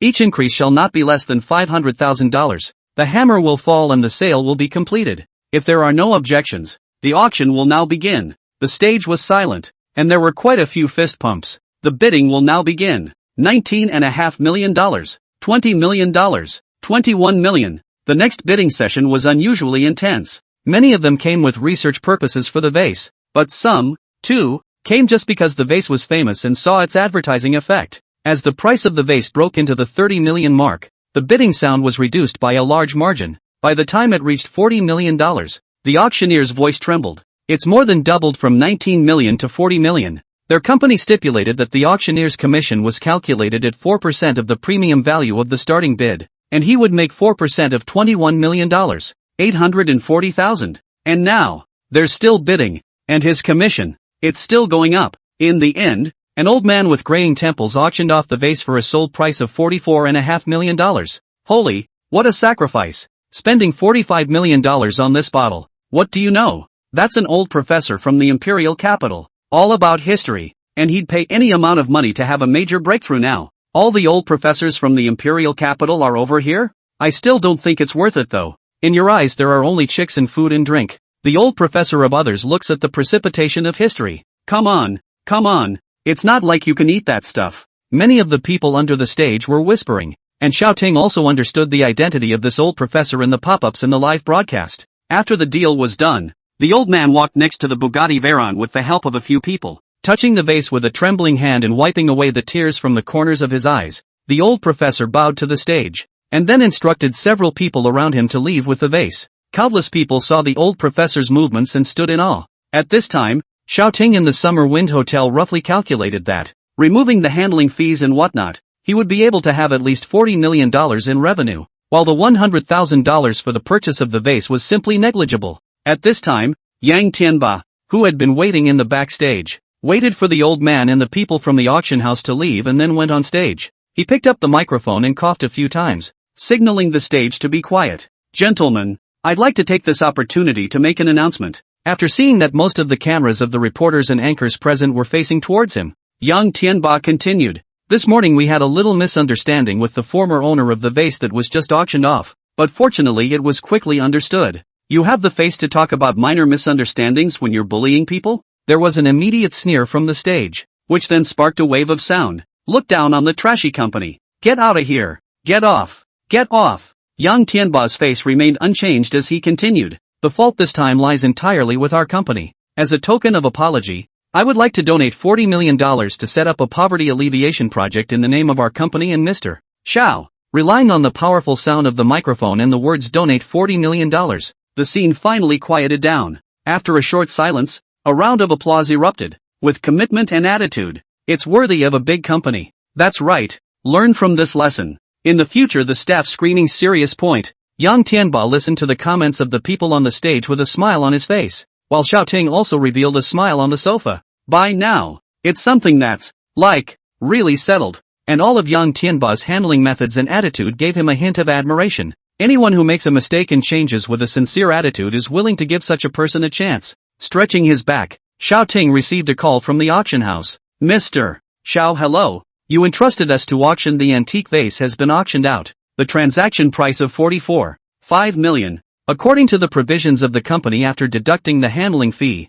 you should be the actual amount of 42.15 million. If there is no objection, we will later on put the money on your bank card. Good. Xiaoting calmly finished and hung up the phone. And the transfer message came over in less than a minute. Xiaoting just glanced at it and didn't look at it again. He was more concerned now that he had a house and a watch to buy. I've been looking at the house for a long time, and I was going to pay for it today, but I've been delayed by this incident. Then tomorrow, buy a house and a watch. Thinking this way, another call came in, and Xiaoting took a look. It was Zhao Xiaoling. What's going on at night, Sister Xiaoling? Xiaoting picked up the phone. Then Zhao Xiaoling's voice came from the other end of the line. That, Mr. Xiao, I have a small request. Chapter 27, Exhibit Watch That No One Buys? Zhao Xiaoling, who made the call, stammered and seemed to have a hard time. Can you, please, get me a job? Arranging a job? Xiaoting was a bit puzzled.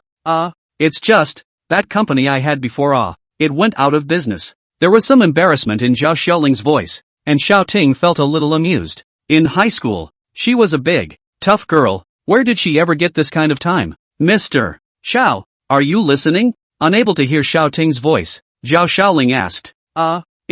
Holding back his laughter, Xiaoting replied. Zhao Xiaoling muttered for half a day before finishing. The company was not doing well before, and now it just announced its closure and laid off its employees. Zhao Xiaoling joined this company as soon as she graduated from university, and now the company suddenly closed down, and she didn't go out at once. She happened to see Xiaoting on the cell phone live broadcast, and remembering that Xiaoting was springing to life at the previous class reunion, Zhao Xiaoling thought about finding Xiaoting to try. Xiaoting's mind moved and recalled that Yang Tianba had asked him earlier if he had any suitable friends who could be responsible for taking care of the foundation. Wouldn't it be just right for Zhao Xiaoling to show up now? Sister Xiaoling, I do have a project here. Can I go? I'll send you a call in a few minutes, so you can call and you'll probably know what to do. Okay, thank you Mr. Xiao. After hanging up the phone, Xiaoting found Zhao Xiaoling's prestige and sent Yang Tianba's private phone number over. Xiaoting then contacted Li Mengyao and asked her to notify the Man Tingfang sales office to prepare the information and contract of the large flat yesterday. He should go to sign the purchase contract tomorrow afternoon. Opening the live broadcast again, Xiaoting found that not many people had dispersed over at the sales office. Bugatti Veyron. Start. Since the vase has been taken, let's just have the car come back on autopilot. After doing this, Xiaoting went to bed. The night was silent, and Xiaoting woke up at 7 o'clock. Opened the system at the first opportunity. Name Timothy Xu. Life expectancy, 23 of 62. Charm, 3. Power, 6. Mall, 2. Points, 39. The points went up by 1 point, and the wealth was now over 65 million. Xiaoting took a deep breath, feeling more and more that the $100,000 spent on the vase was worth it. After the hotel delivered breakfast, Xiaoting washed up and went out. I'm going to buy a house this afternoon, and right now, a watch, Rolex, Piaget, Patek Philippe and so on. Listen to hear a lot, but in the end to buy what watch? Xiaoting think it is better to go first to see. Whichever one you see, buy it. Driving the limousine, and then arriving at the Wanda Plaza in Jiang City, Xiaoting parked his car and headed directly to the watch store on the 8th floor. Wow, that's a cool car. Isn't that the car of the godly man from yesterday's broadcast? Yeah, so that man who just went up there is the great god who blocked the door in a fit of rage? That's him. Let's follow and see. Xiaoting didn't hear these people's conversations. He just wondered how come as soon as he got on the elevator, a lot of people poured in, and none of them pressed the floor. Is there something going on the 8th floor? It wasn't until Xiaoting went up to look at his watch that he reacted to the fact that these people were following him. I told you, he's the only one who drives this car in the whole city. Turns out the car exposed itself. But I seem to have seen Lily say earlier that they had sent a better car to the store. So take the time to check it out. And if it's even more handsome than the bison, I'll trade it in for another one. Xiaoting's side led a group of people to look at the watch, which immediately attracted the attention of the shopkeepers. Hello sir, what brand of watch would you like? A guide asked respectfully, placing her hands on the small of her back. Younger. Then sir, look at this, the Bulgari Daniel Roth. Very youthful for someone your age. After looking at what Xiaoting was wearing, the guide directly gave a recommendation for a watch that was over $1 million. Bulgari Daniel Roth? I think it's the one Jiang Dao is wearing. It seems to be just over $2 million. Xiaoting shook his head. Well, so sir, do you have a base price position? The guide pondered for a moment and asked tentatively. Xiaoting didn't know, but thinking about the money in his hand, he said softly, 10 million or more. I think. Hiss. The few people who followed Xiaoting all sucked in a breath. I know that he got $40 million for the vase yesterday, but I still can't stop being surprised. Really give it up. It's trenchant. I'm sorry sir, we only have one exhibit here for watches over $10 million. If that's okay, please wait a moment. We'll go and take it down. The guide was a little apprehensive. Why would that kind of watch be in a display case? Because no one's buying it at all. It's just a symbol. Who in the city would spend tens of millions of dollars on a watch? But today, one actually came. Good. Xiaoting nodded. Buy a better watch. He's still willing to wait. After guiding Xiaoting to the VIP lounge, the guide left, and those who followed, who were now blocked outside the door, had to disperse. Taking advantage of this time, Xiaoting sent a wiki to Lily to take a picture of the newly delivered luxury car from the forest store to him. Although you will need to visit the site in the end, look at the photos first, and if you are not satisfied, you don't need to go to the site. Soon the guide returned and had several people with her. Mr. Xiao, I am the store manager of this store. This is that exhibition watch Vacheron Constantin Attic Artisan Department 6620C. The price is set at 17,300,000. If you have the intention to buy, I can give you a discount off that 300,000 on my side. The store manager took that watch and walked towards Xiaoting without a word of nonsense. Speaking plainly, Xiaoting also likes this kind of quick people, and this watch looks good. After wearing it also looked satisfied, so he directly opened his mouth. Okay, that's the piece. The store manager heard this and immediately called the front desk cashier. After paying, Xiaoting collected the voucher and left. The whole process was very quick and there was no dragging. Store manager, when did a place like Jiang City produce such a godly man? A staff member watched Xiaoting walk away and asked the store manager in a low voice. The store manager gave her a blank look and spoke. Didn't you watch that surveillance video that was so hot online before? Although it's rather blurry, but looking at the figure, the rich kid who blocked the door of the sales office lobby is the one just now. As soon as she entered the store, she felt that the other party looked familiar, and when the other party paid so boldly, she was sure that this was the rich second generation who had been on fire all over the internet. In fact, it could not have been discounted that much, but seeing that it was the other party, she still used her commission to give the other party a discount. It's certainly best to befriend someone of this caliber. Xiaoting was currently sitting in the Bugatti Veyron, looking at the photos sent by Lily, and his expression became odd. A dark gray car in the photo is not a little bit handsome. Lamborghini Revington. And this Revington, the name of a pit bull. Bison? Pit bulls? It's a nice car. Go pay a bill sometime. Chapter 28. I really didn't mean it. At this time, Li Mengyao was sitting with the sales manager at the sales office of Man Ting Feng. Mengyao, you really aren't lying to me, are you? Someone wants to buy that $10 million house? Manager Zhang, just don't worry. That boss will be here in a while. Li Mengyao replied with a light smile, settling Manager Zhang's heart. After all, they hadn't heard anything before, and suddenly they were informed that someone was going to buy their house, not to mention that it was the most expensive one. Who could accept that? At that moment, a figure entered the hall surrounded by several staff members, and then the staff members left. Wow, look at the watch on that guy's hand. It's so shiny. I think the price is over $5,000. Mountain gun. The price of that watch is definitely more than $100,000. There was a gasp of surprise at that statement, but immediately someone who knew what they were doing snickered. $100,000? Search for yourself. $100,000 is more like it. Another startled cry went up. Amidst the noise of the crowd, Li Mengyao and manager Zhang had both arrived in front of Xiaoting. Did Mr. Shaw go watch shopping? Li Mengyao heard the murmurs over there and smiled as she opened her mouth. Well, it's not a bad piece to look at. Xiaoting nodded and then looked at manager Zhang, who immediately extended his hand in greeting. Hello, Mr. Xiao. I'm Zhang Yuan, in charge of your home purchase. Hello. The three of them entered the lounge, followed by Zhang Yuan explaining some information about this house to Xiaoting. Xiaoting was also not tired of listening. After all, buying a house is a big deal. Finally, manager Zhang gave Xiaoting another talk about the incentives. Xiaoting listened and thanked manager Zhang. 9 rooms and 3 halls, a total of $10 million.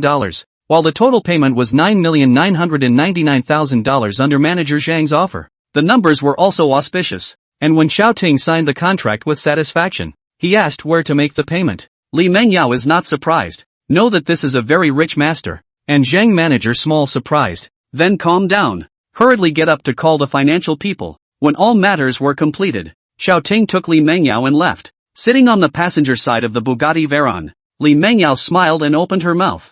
Mr. Xiao is so tactful. Even the chairman of that Baju group is polite and apologetic to you. In this world, there must be a reason. Xiaoting smiled and started the car. In fact, said so, the two also know in their hearts, if there is no real strength, there will be no one to care about the truth on your body. If Xiaoting hadn't left something behind, no one would have cared in this lifetime. Feeling the strong pushback feeling coming from behind this, Xiaoting and Li Mengyao disappeared into the crowd's line of sight. Mr. Xiao, what kind of business are you in? Why are you always so generous? Li Mengyao said carelessly. Listening to Xiaoting also began to think that he did need to think about finding a serious job to earn money next. What do you think? Xiaoting laughed, also thinking that Li Mengyao could give him some advice. I don't know, but a rich second generation like you, the circle must be very big, right? Making money and communicating with people in the circle. It should be involved in all kinds of industries. Circle? When Xiaoting heard Li Mengyao say this like this, a thought surfaced in his mind. When it comes to circles, nowadays, in this information society, of course, the entertainment industry is the most famous. And making money? He's making it entirely by investing in movies. Mr. Xiao, where are we going? Seeing that Xiaoting had been driving and hadn't said anything, Li Mengyao asked suspiciously. Baju Group. Ha? Could it be that things aren't working out? Xiaoting naturally didn't know what she was thinking. He was supposed to go and see if the matter of Zhao Xiaoling's work problem had been resolved yet. But after the idea of investing in a movie had just sprung up, he had a few more things to do. He himself originally did not know any big stars, not to mention the directors and writers who were always behind the scenes. And Baju Group, as a big company with a head and a face in the industry, must have looked for celebrity endorsements. You can have the Baju Group pull the strings on your behalf. After opening the navigation to determine the location, Xiaoting sped up his driving, scaring Li Mengyao into clenching her fists, and then letting go of her hands when she got used to the speed. The Bugatti Veyron Bison pulled up under the door of the Baju branch amidst the gasps of many people on the road. The security guards see the car looks familiar. Just rummage for memories. A reaction. Immediately one by one to welcome out. Do not dare to slow down. The ones who had previously neglected this lord, even the general manager had gone up in smoke. So how could they dare to touch their luck again? Seeing the security guards each with teeth and claws of passion, even though Li Mengyao had seen many big scenes, she was also startled. Throwing the car keys to the security guard, Xiaoting led Li Mengyao up the stairs. At this time, Yang Tianba, who was inspecting the branch, received a call from the front desk, and as soon as he heard it, he put down his cell phone, dismissed the crowd following behind him, and immediately went downstairs. The leaders who had just followed stayed where they were with a dumbfounded look on their faces. This chairman of the board of directors do not come to the branch once in hundreds of years. Before the solution of the public relations crisis came to the city of Jiang, which only came to the branch to inspect once. How to take a phone call and do not look. Then they are not prepared in vain? Yang Tianba didn't care about this. When he arrived downstairs by the front desk, as soon as he saw Xiaoting sitting on the sofa, he immediately greeted him with a smile. Elder brother Xiao, why are you free to come here? Yang Tianba enthusiastically hooked his shoulders with Xiaoting, looking at the staff and Li Mengyao in the hall who were frozen. Is this still the same unsmiling chairman Yang, who has superior skills and mind tricks? Elder brother Xiao, I have already ordered the person you arranged before. When the foundation is established, let her be the president. Just. Yang Tianba wanted to say something. What? Xiao Ting spoke calmly. She's lacking in the experience department and has no experience in management. Elder brother Xiao, you'd better arrange another person to help her out. Xiao Ting pondered for a moment and said yes. He looked at Li Mengyao standing next to him and thought about Wang Jingyu for a moment. This duo. I don't know if it's possible. However, there are other things to address at the moment. Elder brother Xiao, you wouldn't have come just to ask me this, would you? No, Yang, I have something I need to ask you a favor. Xiao old brother, just say it. I,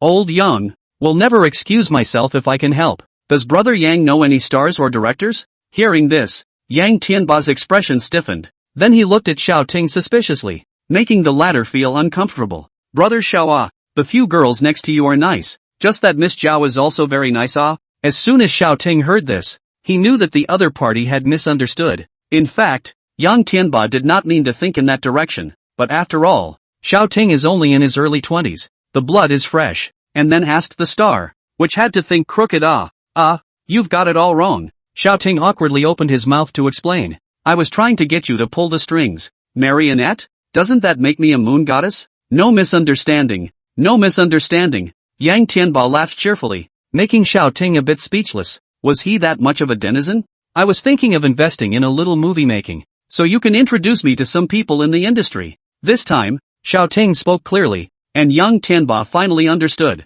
Still, he asked, undeterred. You, really didn't mean that? Chapter 29, Money is not a problem. Stars and directors. I do know a few. At this moment, Yang Tianba was sitting upright and talking to Xiao Ting in a serious manner. A far cry from the gossipy chairman of the board earlier. Xiao Ting picked up the tea in front of him and slowly sipped it before putting down the teacup and nodding, waiting for the other party to say the following. Do you have a script or a movie you want to invest in? Yang Tianba thought for a moment and asked Xiao Ting. No. Xiao Ting shook his head. He knew that he could invest directly, but he didn't want to invest in watered-down movies that had absolutely no content or meaning. Nowadays, many so-called fresh meat, with a face that looks almost the same, taking a super high paycheck, do not even memorize the lines, all post-dating up. The fact that they don't even memorize the most basic lines shows how dedicated they are. What's more, how can you act without realizing the meaning of the lines? Do you rely on your expressionless face to look pretty and cool? He couldn't be richer and would never support a movie like this. I want to find a couple of aspiring and committed directors and then enable those old actors to make a really good movie out of it. Xiao Ting spoke seriously, and admiration appeared on Yang Tianba's face. Brother Xiao, I have to say, you youngsters still have the drive. Yang Tianba refilled Xiao Ting's cup of tea and opened his mouth to praise him. Nowadays, when we people are old, we all recognize only the word money. You can be the conscience of the industry. But, Xiao Ting didn't answer, wanting to hear what was behind this but from Yang Tianba. Now this market, eat that Many people watch the movie and television do not know what story. They just look at the actor's handsome face You so earn word of mouth does not earn box office. I'm afraid that you buy then. The loss of blood money. Sighing, Yang Tianba didn't speak again. Money is not a problem. Xiao Ting said firmly. Good, brother Xiao, just for this bravado of yours, I, old Yang, have to help you anyways. When I get back to the head office, I'll have the following people look for all the spokespersons I've contacted before. Alright, then I'll thank brother Yang first. After Xiao Ting finished speaking, he climbed a few more words with Yang Tianba before getting up and leaving. When they arrived downstairs, Li Mengyao, who was chatting with the receptionist, saw Xiao Ting and immediately walked over. Mr. Xiao, is it still going well? Aha. While walking out, Xiao Ting asked Li Mengyao, do you have any experience in management? Li Mengyao listened and shook her head. Although she was a gold medal sales and often taught some new ones how to be a good salesperson, she had never managed others. Mr. Xiao, I'm better at dealing with customers, and I have little experience or interest in managing people. Aha. Tick-tock. The phone rang and Xiao Ting saw that it was Wang Jingyu calling, so he picked it up. Mr. Xiao, someone over here is looking for you. May I ask when you'll be back? Someone looking for himself could find the Summer Breeze Hotel? Could it be Lily Ho? But Xiao Ting immediately dismissed this idea. Lily had her own phone. Why bother to look for it at the hotel front desk? Looking at the time, it was 7 o'clock, and he was probably going to go to dinner and go back. So he said to the caller, an hour or so, you guys go ahead and arrange for him to rest in the lounge. After a sweet yes over there, Xiao Ting hung up the phone. Hungry? At this time, The two of them were already sitting in the Bugatti Veyron, and Xiao Ting asked Li Mengyao with a smile. Originally wanted to say that he was not hungry. Li Mengyao had not yet opened his mouth, but his stomach first indisputably screamed. Honest answers. After Xiao Ting finished speaking, he didn't look at Li Mengyao's blushing face and started the car and headed towards the eating place. Hello sir. Hello ma'am. What would you like to order? A waiter came over and placed the menu between the two of them, asking politely, what can I eat so that my stomach won't growl? Xiao Ting asked with a snicker. Then we recommend you two to try this signature honey roasted fish of our store. Sweet and honey, not to eat all full. The waiter was also a funny guy and immediately joked about the recommendation. Okay, that's the way to go. Xiao Ting clapped his hands, while Li Mengyao was just blushing and didn't have the heart to speak at all. After finishing the meal, Xiao Ting settled the bill and gave that funny waiter an extra $100 tip before leaving with Li Mengyao. Where's your company address? I'll give you a ride back. Xiao Ting spoke carelessly, causing Li Mengyao to be speechless for a while. Mr. Xiao, there has to be a limit to your exploitation of our small staff. Ha? Xiao Ting didn't understand. Look at the time. And you're asking me to go back to work? Li Mengyao laughed lightly as she spoke. After these 2 days of getting along, she felt that this Mr. Xiao was not that unattainable, which was why she spoke out to try to make her suffer. Xiao Ting laughed and said, aren't I too embarrassed to ask for your home address? Do you tell everyone who asks you? Li Mengyao was choked. What Xiao Ting said seemed to make sense. In the mental game between the two, Xiao Ting sent Li Mengyao back home. Afterward, Xiao Ting headed towards the Summer Breeze Hotel, knowing that he lived in Summer Wind, yet he didn't have his contact information. This made Xiao Ting very curious about who the other party was. When he arrived at the entrance of the hotel, Wang Jingyu was standing outside the lobby waiting, and when he saw the figure of Bison, he immediately descended the steps and greeted him, throwing the key to the security guard. Xiao Ting and Wang Jingyu walked into the hall. As soon as we entered the lobby, we saw two figures standing near the front desk. Actually 2 people? Mr. Xiao, the 2 of them refused to go into the lounge and are going to wait for you at the front desk. We persuaded them for a long time but we couldn't do anything about it, so we just let them be. Wang Jingyu immediately opened his mouth to explain, and Xiao Ting listened and nodded. Before Xiao Ting could approach, those 2 walked over. Only then did Xiao Ting recognize that this man and woman, the man was the butler of Conro Entertainment. Mr. Xiao, we finally found you. The butler spoke excitedly, and there seemed to be tears in his eyes, signaling Wang Jingyu to take the staff down. The 3 of them entered the lounge. Old sir, what are you doing? Xiao Ting asked in disbelief. Zhang Yuhai wiped his tears and opened his mouth. I made a lot of money listening to your guidance in the stock hall before, and now I have enough money for my wife's treatment. Xiao Ting then remembered that he had met this butler before, in the securities hall. At that time, out of admiration for this butler, that's why I tried to pull him out, and it seems that he finally listened to his words. We made an appointment to go to the imperial capital for surgery the day after tomorrow, and my wife insisted on coming to thank you before she left, so I had to bring her to the Summer Breeze Hotel to find you. Xiao Ting nodded and glanced at the sickly old woman next to him. Don't worry, you can talk to me about any hardships, and I happen to want to ask you for a small favor as well. With a thought, Xiao Ting remembered what young Tianba said in the afternoon and thus opened his mouth to ask the housekeeper. I need a second in command here to take care of the Poverty Alleviation Foundation. I wonder if you're willing. Chapter 30, Gaming Themes. Ha, Mr. Xiao, how could Zhang Yuhai not hear Xiao Ting's meaning, saying that he was helping, but actually giving himself a chance? A second in command of a foundation.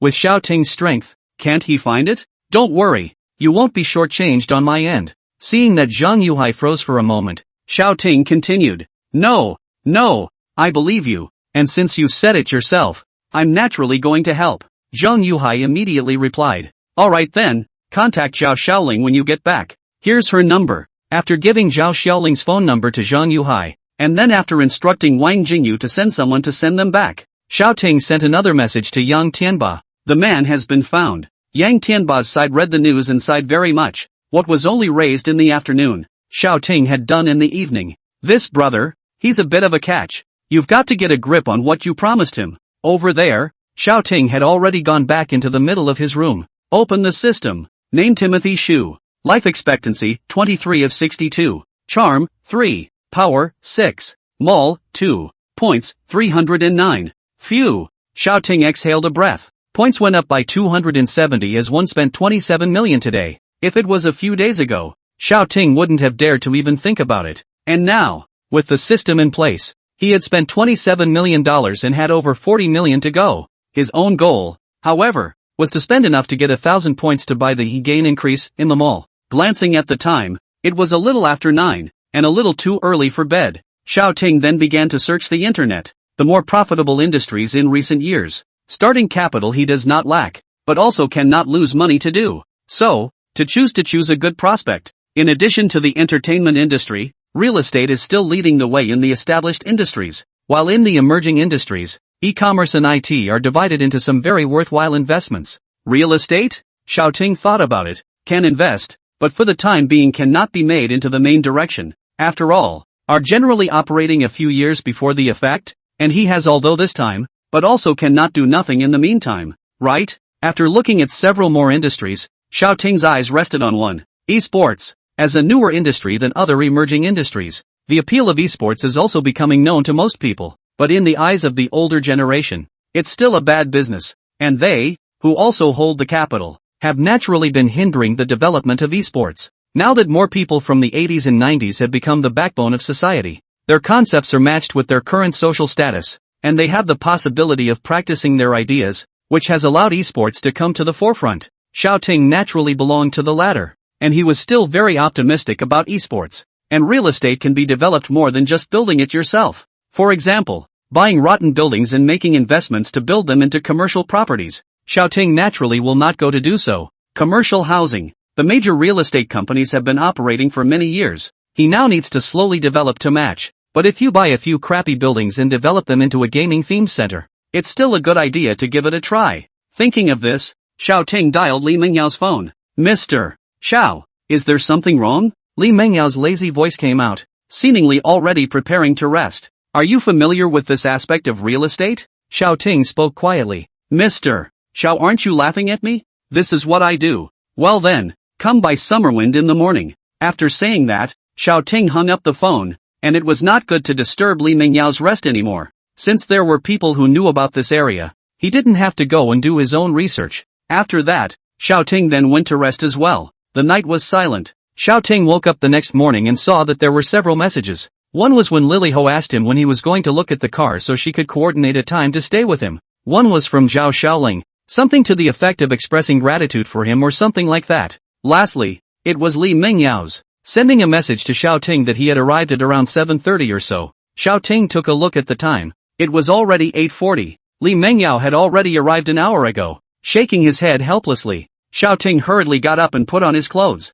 Then after looking at the mall for a while, I realized something was different. Xiao Ting closed the system with delight and made a phone call. He called and informed the front desk that there was no need to deliver breakfast today. Then after quickly washing up, he sent a message to Li Mengyao. Within moments, a knock came at the door. Opening the door, it was none other than Li Mengyao. Mr. Xiao, did you ask me about real estate yesterday because you want to enter the real estate industry? As soon as she opened the door, Li Mengyao asked excitedly. The work ethic is too high, isn't it? Thinking so, Xiao Ting brought her into the parlor, and then the two of them sat face to face on the sofa. I had a little idea yesterday, so I thought I'd ask you. Mr. Xiao, please speak. How are rotten buildings usually disposed of? If a new developer is willing to take over, the project will be handed over through auction or agreement transfer, etc. If no one is willing to take over, then finally the government will intervene to investigate and even take back the right to develop the land. Upon hearing Xiao Ting's question,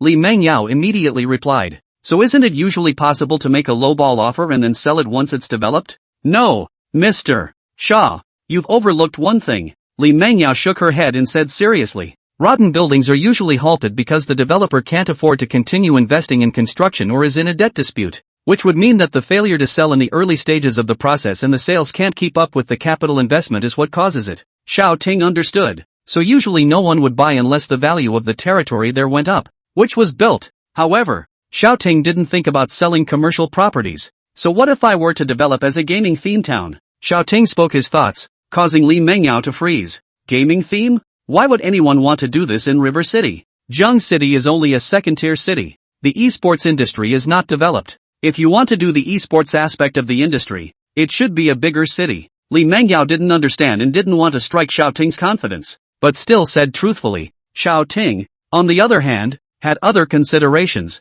Going to other cities, he was going to compete with other industry leaders. and in Jiang City, he was the first to eat crabs, and he believed that the potential of the esports industry was enough to continue to grow, and sooner or later, the city of Jiang would introduce all kinds of esports industries. If he made such a theme center first, then he would be ahead of other capitals in Jiang City, and when the time came, he would have the right to speak. But there was something else that gave him more confidence. He's got the system. What's he afraid of? I believe that esports has this potential for growth. After saying this sentence, Li Mengyao also nodded her head and did not say anything else. She understands real estate, but does not understand the capital operation and other industries. She just need to put forward the relevant opinions in their own field is enough. Other than that, she will not talk much. I'm going to start a company. Why don't you come and help me? Xiao Ting suddenly came with such a sentence, causing Li Mengyao to freeze for a moment. Ha, Mr. Xiao, are you setting up a company? Chapter 31, God of Industry.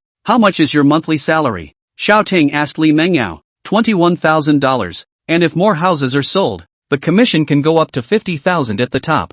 I'll pay you a salary of $100,000, with commission on top of that. With such a knowledgeable person helping him, Xiao Ting could save himself a lot of work, so he directly opened the price. 100,000? Li Mengyao was a bit surprised. Wasn't it a newly established company? Nope, it's not formed yet. Ready to form a company. You're offering her $100,000 a month? And there's no business going on at all. Mr. Xiao, you're joking. Although $100,000 a month is very tempting, but now that you've casually set up a company and want me to go over there, I shouldn't be able to promise you. Although she is now only a gold medal sales, but with her seniority and performance in the original company, there is an opportunity to rise to a higher position. This future is not too good, but also by no means bad. And now Xiao Ting casually come up with a main business do not understand the company to ask themselves to go over. If it is closed down, they can start from scratch again. Xiao Ting was not angry when he heard that the other party had rejected him.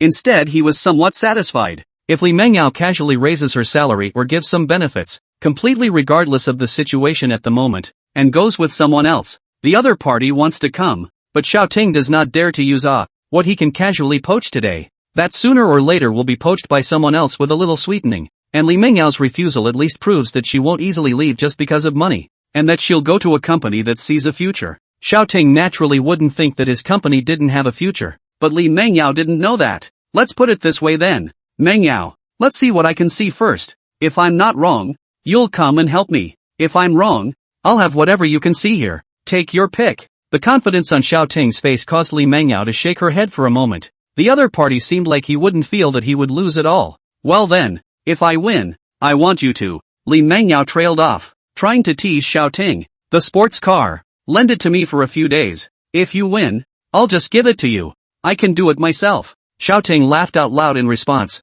but on the contrary, Li Mengyao, who had first said something flirty, reddened her face. When Li Mengyao left, Xiao Ting looked out the window and hooked the corner of his mouth. Looks like you're going to lose. Li Mengyao, half an hour ago. Xiao Ting opened the system as usual, wanting to see the gains. Open the system. Name Timothy Xu. Life expectancy, 23 of 62. Charm, 3. Power, 6. Mall, 2. Points, 1109. In the points column, it's 1,109 points. It's still only 309 when I'm done. How did it suddenly go up 800 points? At this time, Xiao Ting saw the small line below the panel again. Doubling card is in effect. Could it be the willingness of Yang Tianba to donate $40 million?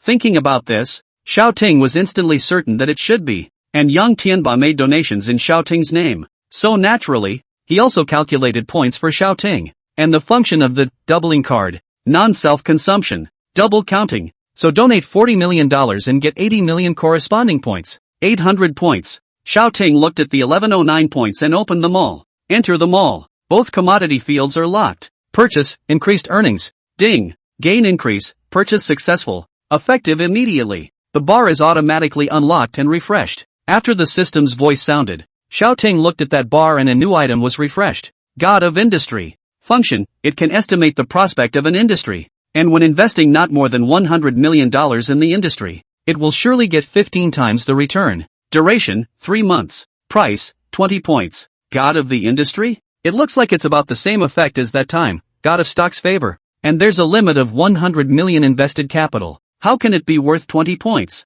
In fact, in all walks of life, profit can exceed 40% already belongs to a powerful enterprise, and Xiao Ting obtains 15 times return. 1500% return rate. Will directly in this industry to seal God. Thinking about this, Xiao Ting felt that the 20 points were worth spending. Buy, God of Industry. Since he had 3 months to do so, there was no need to pinch the time to buy it again, and Xiao Ting bought it directly. Ding! God of Trades, purchase successful. Please bind trades. Esports. After thinking for a while, Xiao Ting felt that he should still bind esports. Binding successful. Valid for 3 months. Remaining time 89 days, 23 hours and 59 minutes. Xiao Ting then felt as if his eyes and brain had seen the future, and his outlook on the esports industry suddenly became clear. He himself will soon, by this ability, become an industry legend. However, he couldn't show his face too much himself, so at this point, he tried to pull Li Mengyao to help him. After he finished the bet with Li Mengyao, he began to close his eyes as countless great events that were going to happen in the gaming industry flashed past his eyes.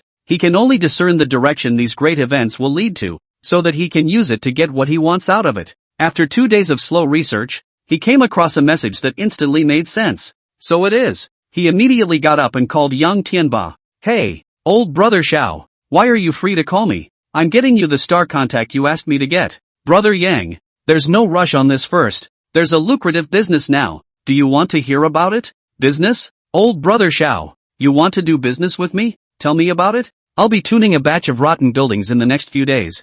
I need to find a reliable engineering team for construction. Complete the required tasks with quality and quantity. The wages will come at double the amount, but it has to be quality and quantity. Well, when you want it, say so. I have people I personally brought out, so feel free to use them. Okay, thank you elder brother Yang. Hanging up the phone, Xiao Ting thought about the news he had seen earlier about esports. A world-class tournament for a certain game will be held in China, and the venue will be chosen in 2.5 months. As per the future news, the tournament organizer was not satisfied with all the hosting units in China and finally had to choose one place out of the short ones. Now the news hasn't been released to hold the tournament in China, so naturally no one cares. And he contacted Yang Tianba because once he bought the building, he needed the trusted construction team to work fast and be able to deliver a satisfactory answer before the site selection event came in 2.5 months. By that time, the forces of the country concerning the gaming industry will flock to Zheng City. With his theme centers, the standard must be high for the price to be high.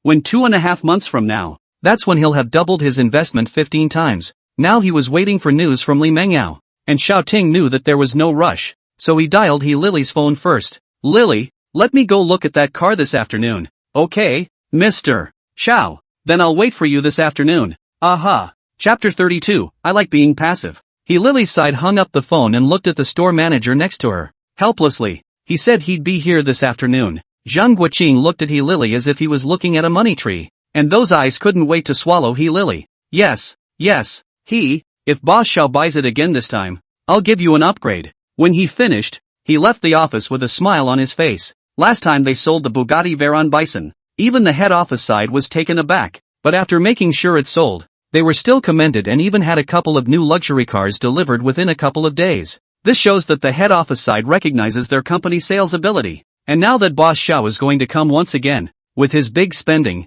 if he is happy to buy another luxury car, their 4S store will reach the performance target this year. Thinking about it, he could not wait for Xiao Jing to come and directly perform a pole dance for him. Of course, thinking about it, he still didn't have the guts to do it. Xiao Wang let everyone prepare for the welcome ceremony in the afternoon, and also, set up all those luxury cars in the showroom where the lighting is better. Yes, set them all out. After calling Xiao Wang, Zhang Guoqing cozied up in his chair and prepared what he was going to say when Xiao Ting came in the afternoon. At noon, Xiao Ting received a call from Li Mengyao. Mr. Xiao, I contacted a few friends, and they said that there are a full 5 rotten projects in the city of Zhangjiang. I only need one place for now. There are 2 that are essentially complete, both in the suburbs, and the remaining 2 are quite a bit short of completion. One in the city, one in a very remote area, and the last one is not very nice and is not recommended for your consideration. If it's going to be deliverable to a degree, how long will it all take? Xiao Ting pondered for a while and opened his mouth to ask.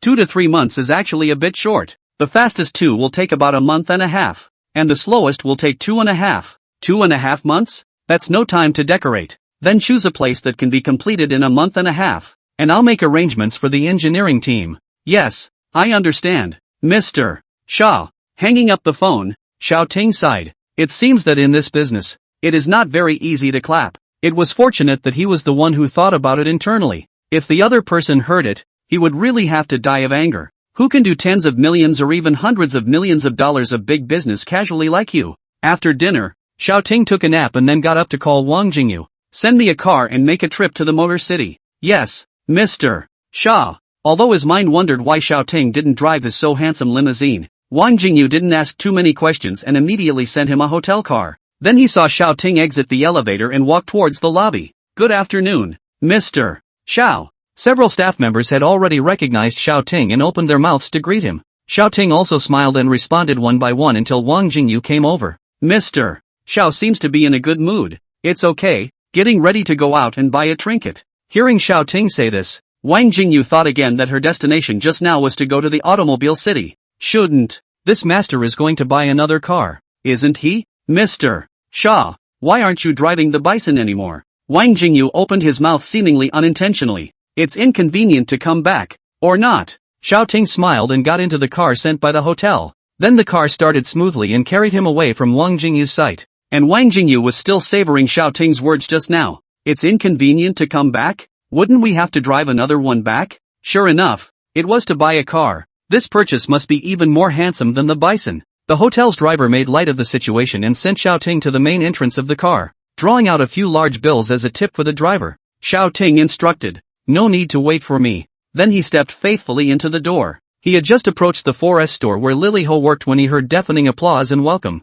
"Welcome Mr. Xiao to our store." At that moment, Zhang was standing at the door with a group of employees to welcome him. I wondered what kind of madness this staff was smoking. Not standing in line here at the workstation. So they were waiting to welcome people. I think it's the leader of their head office. Fart. What do you know? This Mr. Xiao they're welcoming is the one who bought that Bugatti Veyron bison a few days ago. Nonsense. I don't believe it. Hey, I'm not going to lie to you. Don't you think so? Two patrons in the lobby were discussing it, and one shot out to pull a staff member passing next to him to try to confirm his words. The staff member nodded before being released, and then another customer let out a gasp of surprise. Didn't you just buy a bison? Do you have to buy a new car? Seeing as the store manager is out in force, it could very well be. And shouting outside the door actually didn't expect that the store manager of this 4S store actually engaged in such a set. Although this person is giving enough rose and face, but he likes to keep a low profile. However, having done this, Xiaoting was not unhappy,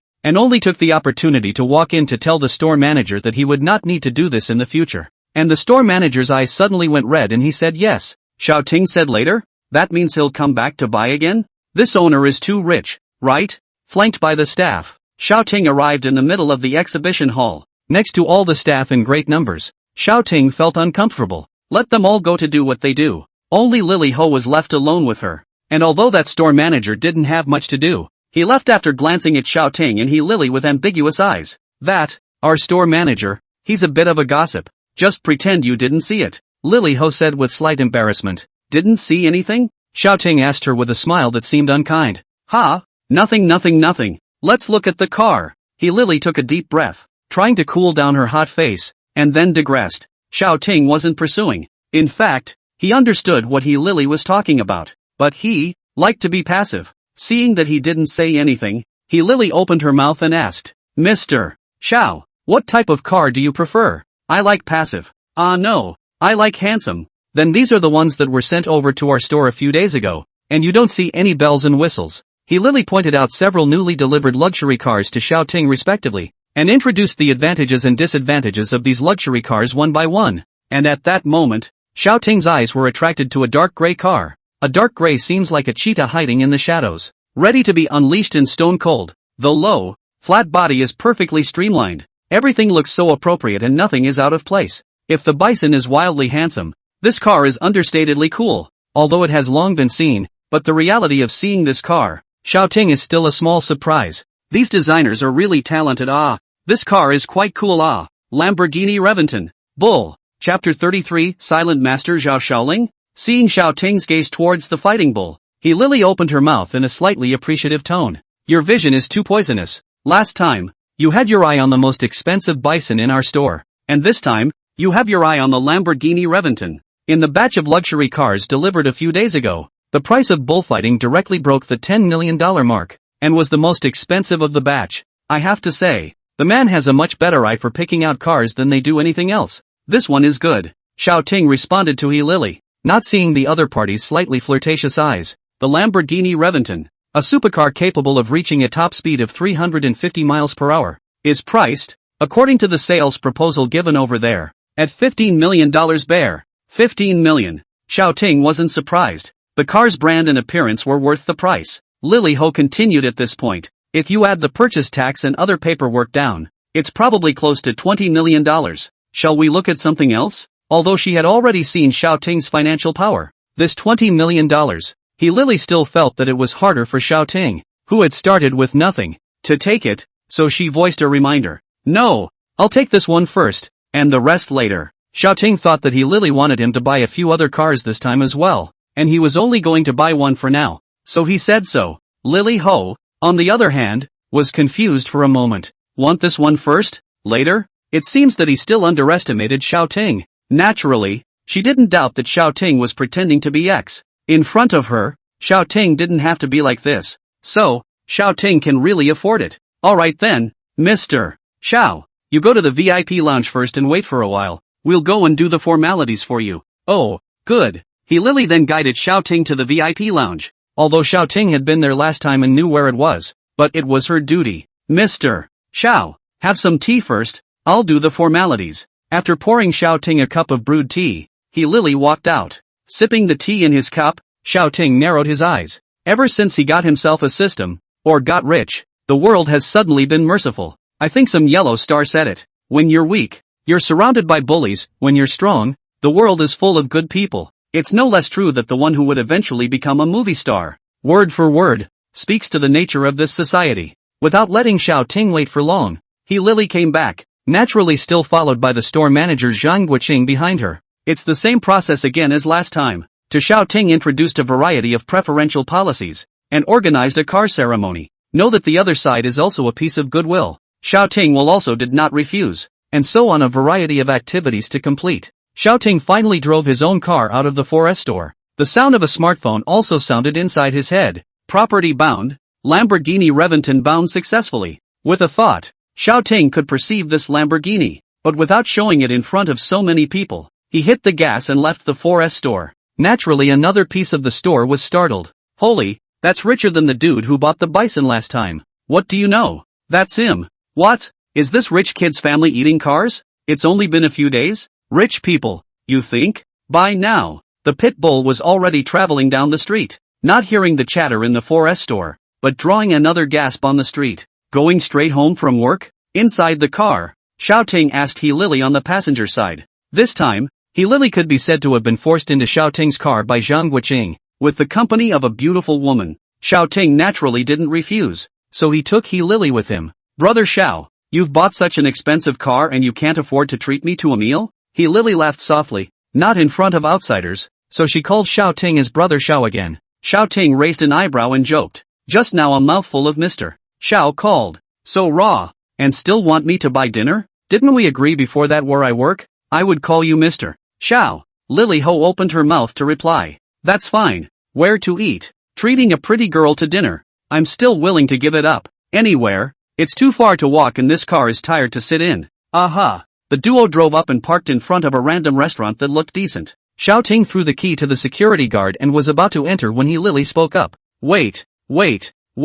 Almost forgot. Doubtfully watching He Lily take out her cell phone, Xiao Ting reacted. So it was to send a circle of friends. After clicking a few shots, He Lily let the security guard go and park the car. Then took Xiao Ting's arm and leaned up intimately. Due to He Lily's too close proximity, feeling the softness coming from one of its body parts from his arm, Xiao Ting was still a little embarrassed at first, but seeing He Lily's unchanged expression, he himself enjoyed walking into the middle of the restaurant. Good evening, ma'am. May I ask what you two would like to order? The waiter, seeing that someone was seated, rushed over to ask. Xiao Ting pointed at Lily He and said, give it to her. He Lily didn't refuse, picked up the menu and casually ordered a few, expecting almost enough for the two of them, and let the waiter leave. Afterwards, He Lily immediately took out her cell phone and seemed to send something. Drip drip drip. Xiao Ting's cell phone rang. He opened his cell phone and found that it was a group message, and it was actually Lily He who had sent a few pictures of a bullfight to the high school group. You are? Xiao Ting asked. punch some people in the face, Lily Ho said with a smirk. Xiao Ting, on the other hand, was speechless for a while and could only say something darkly inwardly. We have to make her less likely to hang out with Zhao Xiaoling in the future. Lily used to be in the class, but the class flower is a good girl. Even if the society is also the kind of peace and quiet. This is to see that recently there is no less contact Zhao Xiaoling. Sure enough, a few jumped out at me quickly. Zhang Yuyang, yeah, this car is pretty good. Su Xiangdong, I seem to have an impression of this car. I've seen it in Lily's circle of friends before. It seems to be more than $10 million. Zhao Xiaoling, yeah? Su Xiangdong? You're out? Lily and Xiao Ting glanced at each other and both laughed. This Xiao Xiaoling really doesn't give face. The group was silent for a while as everyone waited for Su Xiangdong to respond. But there was no wait. Ma Tian, the last time Xiao Ting bought a car, it should only be more than $3 million. It shouldn't even be able to afford a wheel from someone else, right? Zhao Xiaoling, Ma Tian? You're out too. There was another silence in the group.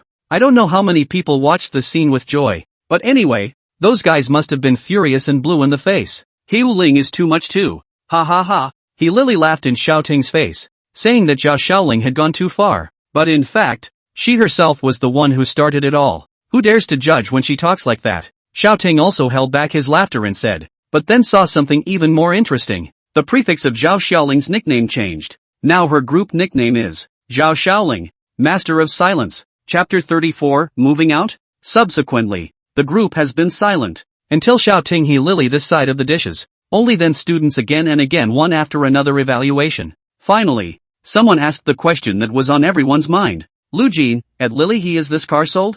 I don't see it parked in the 4S store. It looks like it's outside. A few people behind them began to chime in as well, and they even all uttered Lily Ho to ask what was going on. Lily raised her head and glanced at Xiao Ting, who told her to make herself at home. This group is full of classmates. There's no need to hide it. Lily it was bought by Xiao Ting. The group exploded at that statement. Lu Jin, what? Boss Xiao bought another car? Shocked. Zhang Hong, you're not kidding, right? That $3 million Bugatti Veyron has only been driven for a few days? Xinuu, that's right. This is another tens of millions of dollars of car. Brother Xiao, do you have a girlfriend? Rose, Lu Jin, you go to one side. My women's clothing can be much more beautiful than you. Boss Xiao, look at me. Looking at the increasingly strange content of these people's chats, Xiao Ting was speechless for a while. I don't blame the students for getting excited though. It's mainly because what he did was a little too much to take in. In the eyes of his classmates, Xiao Ting bought a Bugatti Veyron only a few days ago,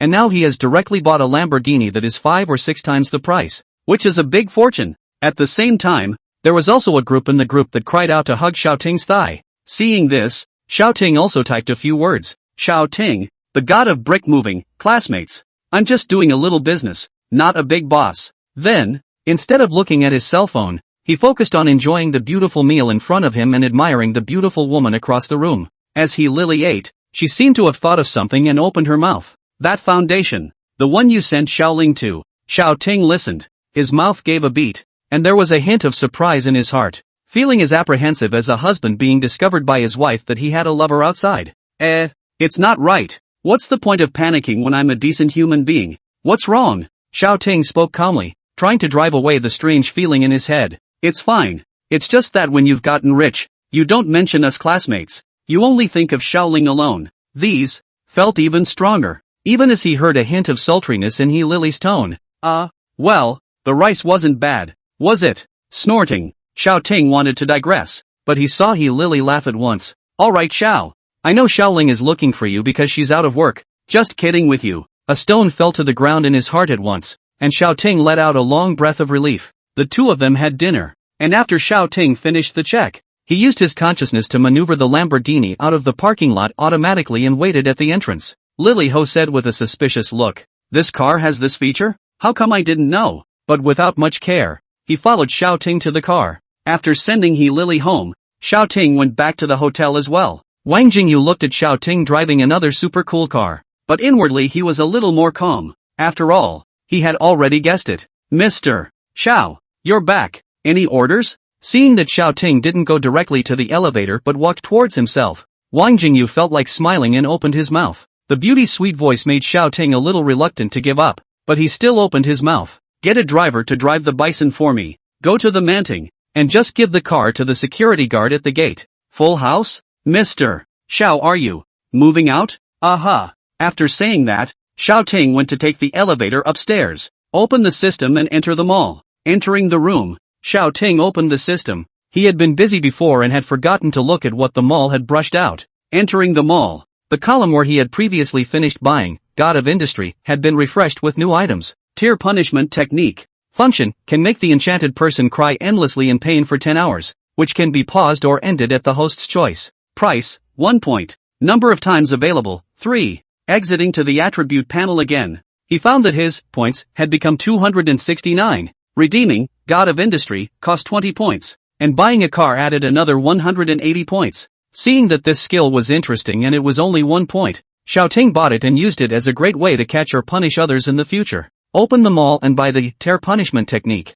Ding! Technique of tear punishment, purchased successfully, 3 uses remaining. After 3 uses the host will forget the method of casting the skill. You'll forget about it after 3 uses? Xiao Ting found it interesting, and sensing how the tear punishment technique was used, another thought rose in his mind. Finding a pen and a notebook in his room, he wanted to write down the method of using the tear punishment technique. However, Xiao Ting realized that every time he wrote a word, a mysterious force erased the words on the paper, and in the end he still got a blank sheet of paper. Xiao Ting doesn't want to do anything else. He can only use it 3 times, so 3 times, but the big deal is that he will buy it again later when it is refreshed. Afterward, Xiao Ting saw that it was getting late, so he took a shower and prepared to sleep. Drip drip drip. The phone rang again, and Xiao Ting took a look at Li Mengyao and immediately picked up the phone. Mr. Xiao, I didn't disturb you, did I? It's okay.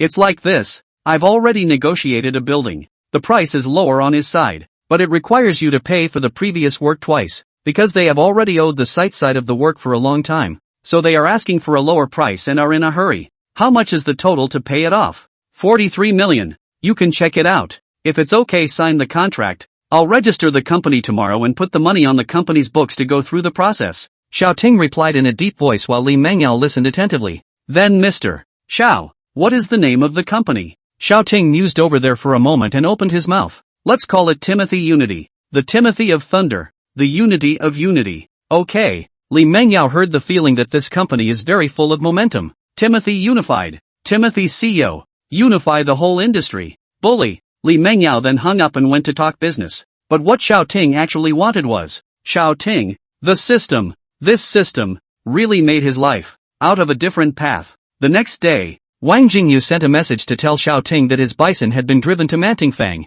and that the security guard had confirmed Xiao Ting's customer information and put his car into storage. Xiao Ting called Wang Jingyu. Good day, Mr. Xiao. May I ask what your orders are? Knowing that Xiao Ting was leaving today, Wang Jingyu inexplicably added a trace of reluctance to his tone. Get me some of the usual furniture and send it over to Manta. Don't care about the price. I'll pay for it afterward. Yes. Xiao Ting hung up the phone and left the hotel to register the company. After contacting Yang Tianba for help, and after a simple capital confirmation to determine the main business, Xiao Ting's company was registered. Now, just wait for the good news from Li Mengyao's side. Chapter 35, 2 points of charm added. Afterwards, Li Mengyao sent another message asking Xiao Ting where his company's address was. Xiao Ting then remembered that the company still had to have an office space. While lamenting that he must get this treasure Li Mengyao, he considered what kind of place he should choose for his office. Normally, the average company picks a similar office or rents an office floor according to the number of employees first, and then invests in this area according to the changes in the size of the company. But Xiao Ting certainly wouldn't do that. He doesn't need to go through all that trouble. Just go straight to the number of employees of a large company and then just recruit enough people to conduct business. He's not short of funds anyway. He then called and asked Li Mengyao if there were any office buildings for sale in Zheng City, preferably the whole kind. Li Mengyao was highly efficient and didn't let Xiao Ting wait long before calling. Mr. Xiao, I've already asked. None of the office buildings are completely vacant right now. At most there are only half a building, and the vast majority of the ones that are empty are in the suburbs. Xiao Ting fell into silence, but soon, he thought of Li Mengyao's previous comment about rotten buildings, and immediately brightened up. Mengyao, can we continue to add more floors to that crappy building in the city before? It's possible. That development area was originally going to be built as an upscale neighborhood, but there was a problem with the funding chain very early on, so it wasn't built much higher, and based on the foundations laid, there's at least 20 more floors that can be added. Okay, buy it. Xiao Ting's voice came from the other end of the phone and Li Mengyao was taken aback. Is a newly established company going to spend tens of millions of dollars on a piece of building for an office space? But thinking about Xiao Ting's boldness when he bought the house, Li Mengyao still decided not to ask. But this lord, he is really using himself as an employee. How could she know that she was bound to lose the bet she made with Xiao Ting? After instructing Li Mengyao, Xiao Ting opened the system and wanted to see how much money he had now. 3 days ago he redeemed, gain increase, once, and the gain per minute had risen from 2,500 to 4,500. Then he'll make 6,480,000 a day. But having bought a car for myself for over $17 million, I spent the proceeds of the last 3 days right out of my pocket. Besides, he can't afford to be short on funds if he's going to make a big move now. So he's got to find a way to make money. Open the system. Name Timothy Xu. Life expectancy, 23 of 62. Charm, 3. Power, 6. Mall, 2. Points, 268. 2 small lines below. Doubling card, is in effect. God of Industry, in effect. Time remaining 26 days. 22 hours and 51 minutes. There's still more than 43 million but it doesn't feel like it's too much. Thinking about it, Xiao Ting hit the mall again. Wanting to see what had been refreshed today. The things that refreshed out 2 days ago were either very high priced he wouldn't consider for the moment or not very functional. But hopefully something good would come out of today's refreshes. Open the mall. Instantly, 2 columns of goods appeared in front of Xiao Ting's eyes. Increase in earnings. Effect, purchase increases the system host's earnings by 2,000. Price, 1,000 points. 2 random attribute points. Function, after purchasing, the host will receive random attribute value additions. Price, 100 points. Random attribute points, 100 points? That expensive? Returning to the attribute panel again, Xiao Ting understood. The 3 attributes of one's lifespan, charisma, and strength are all additive. After thinking for a while, Xiao Ting decided to buy it. 100 points was quite a lot, but it would still be good to add 2 years of life expectancy to himself or boost his charisma value. Although you can rely on money to pick up girls, but if you can make a girl throw herself at you by relying on her charm, isn't that much more enjoyable than smashing money? Purchase, 2 random attribute points. Ding! Random attribute points 2, purchase successful. 2 points left to use. Please ask if you want to use it now. Use. Afterward, Xiao Ting watched as the charisma value jumped a little on his attribute panel, and then the charisma value jumped another little. 2 points all added to the charm. Do you have to be so obedient? Afterwards, he took a look in the mirror. Xiao Ting didn't see any change in his face for half a day, and he was too lazy to continue studying it. At this time, a knock sounded on the door. Xiao Ting went and opened the door, and standing outside the door was Wang Jingyu. Mr. Xiao, I have played your phone, you did not pick up. Just come up. Mr. Xiao, how do you feel you are not the same? Xiao Ting glanced at his cell phone and realized that the screen was on, probably because he was just looking at the system without paying attention. What's different? Xiao Ting was also a bit curious. He couldn't see it at all himself, and when he heard Wang Jingyu say this, he couldn't help but ask. I can't say. It just feels like you're, more handsome? Wang Jingyu stammered, seemingly unable to really speak. In fact, she really couldn't understand. In Wang Jingyu's heart, before she looked at Xiao Ting like a golden mountain, and just now, Xiao Ting seemed to have turned into a golden mountain with feelings, like a human, but still like a golden mountain. Really? Xiao Ting touched his face and whispered. He didn't feel it himself. Maybe he was already too handsome. Really? But my eyes see that you don't seem to have changed much. It's just as if a voice in my heart is saying that you've become handsome and seem to have grown taller and in better shape. Wang Jingyu said a lot in one breath, as if he really wanted to explain that he wasn't lying to Xiao Ting. Growing taller? Getting in shape? Xiao Ting brought Wang Jingyu into the room, then went to stand in front of the mirror himself to take a look. It seems to be a little high. Before, Xiao Ting's height was around 1.75 meters. Now it seems like he is 1.8 meters. But there was nothing around to measure it with, so I had to estimate it with my naked eye. Is it possible that this charisma point is added to the appearance? This is the only way to explain it. But the 2 charm points exchanged for these 100 points are not that effective. Even this beautiful woman in front of him could only feel that he had become handsome, but could not say anything specific at all. What's it to me? Ah yes, almost forgot about business. Xiao Ting returned to his senses and wanted to ask Wang Jingyu what he was looking for, while the latter also reacted at once and immediately opened his mouth. Mr. Xiao, just now Mengyao said that she has something urgent to find you. Li Mengyao? Well, just now she called you and you didn't answer. So she came to me. She said it was urgent. So I came up and knocked on your door. Xiao Ting nodded and immediately picked up his cell phone from the coffee table and called Li Mengyao. Mr. Xiao, the The rotten building in the suburb that was transformed into an esports theme center has been negotiated, as long as the funds arrive to immediately carry out the handover of the project. Li Mengyao picked up the phone without any hesitation and immediately began to report on her work. Aha! Xiao Ting waited for the following. Good news was not to be used in such a hurry. It seemed that there was a problem on the other side. But there's a problem with the piece of we're going to use as an office building. And this one has dragged on for so long that it's been repossessed by the city and is ready to be auctioned off. Sure enough, Li Mengyao's words confirmed his suspicions. What's the starting bid? 29 million. Follow the camera. But our competition. It's a little tough. Chapter 36. Where to? To spend money. Rivals? Yes. There were also a couple of real estate guys who wanted to develop the area. And now that the government is conducting an auction, they're all out. Alright then, tell me the time and place of the auction. I'll go there myself. Xiao Ting was not flustered. There he was going to choose as his company's office building. He was prepared. Anyway, to use the project of the esports center to make a name for Timothy Unity in Zheng City in 2 months. And now, with this auction, he's going to come out strong and make waves for his company. But Mr. Xiao, there's something I need to remind you of. Li Mengyao's voice came from the other side of the phone. Very serious. You say, it's expected that the auction price over there can't be higher than $67 million.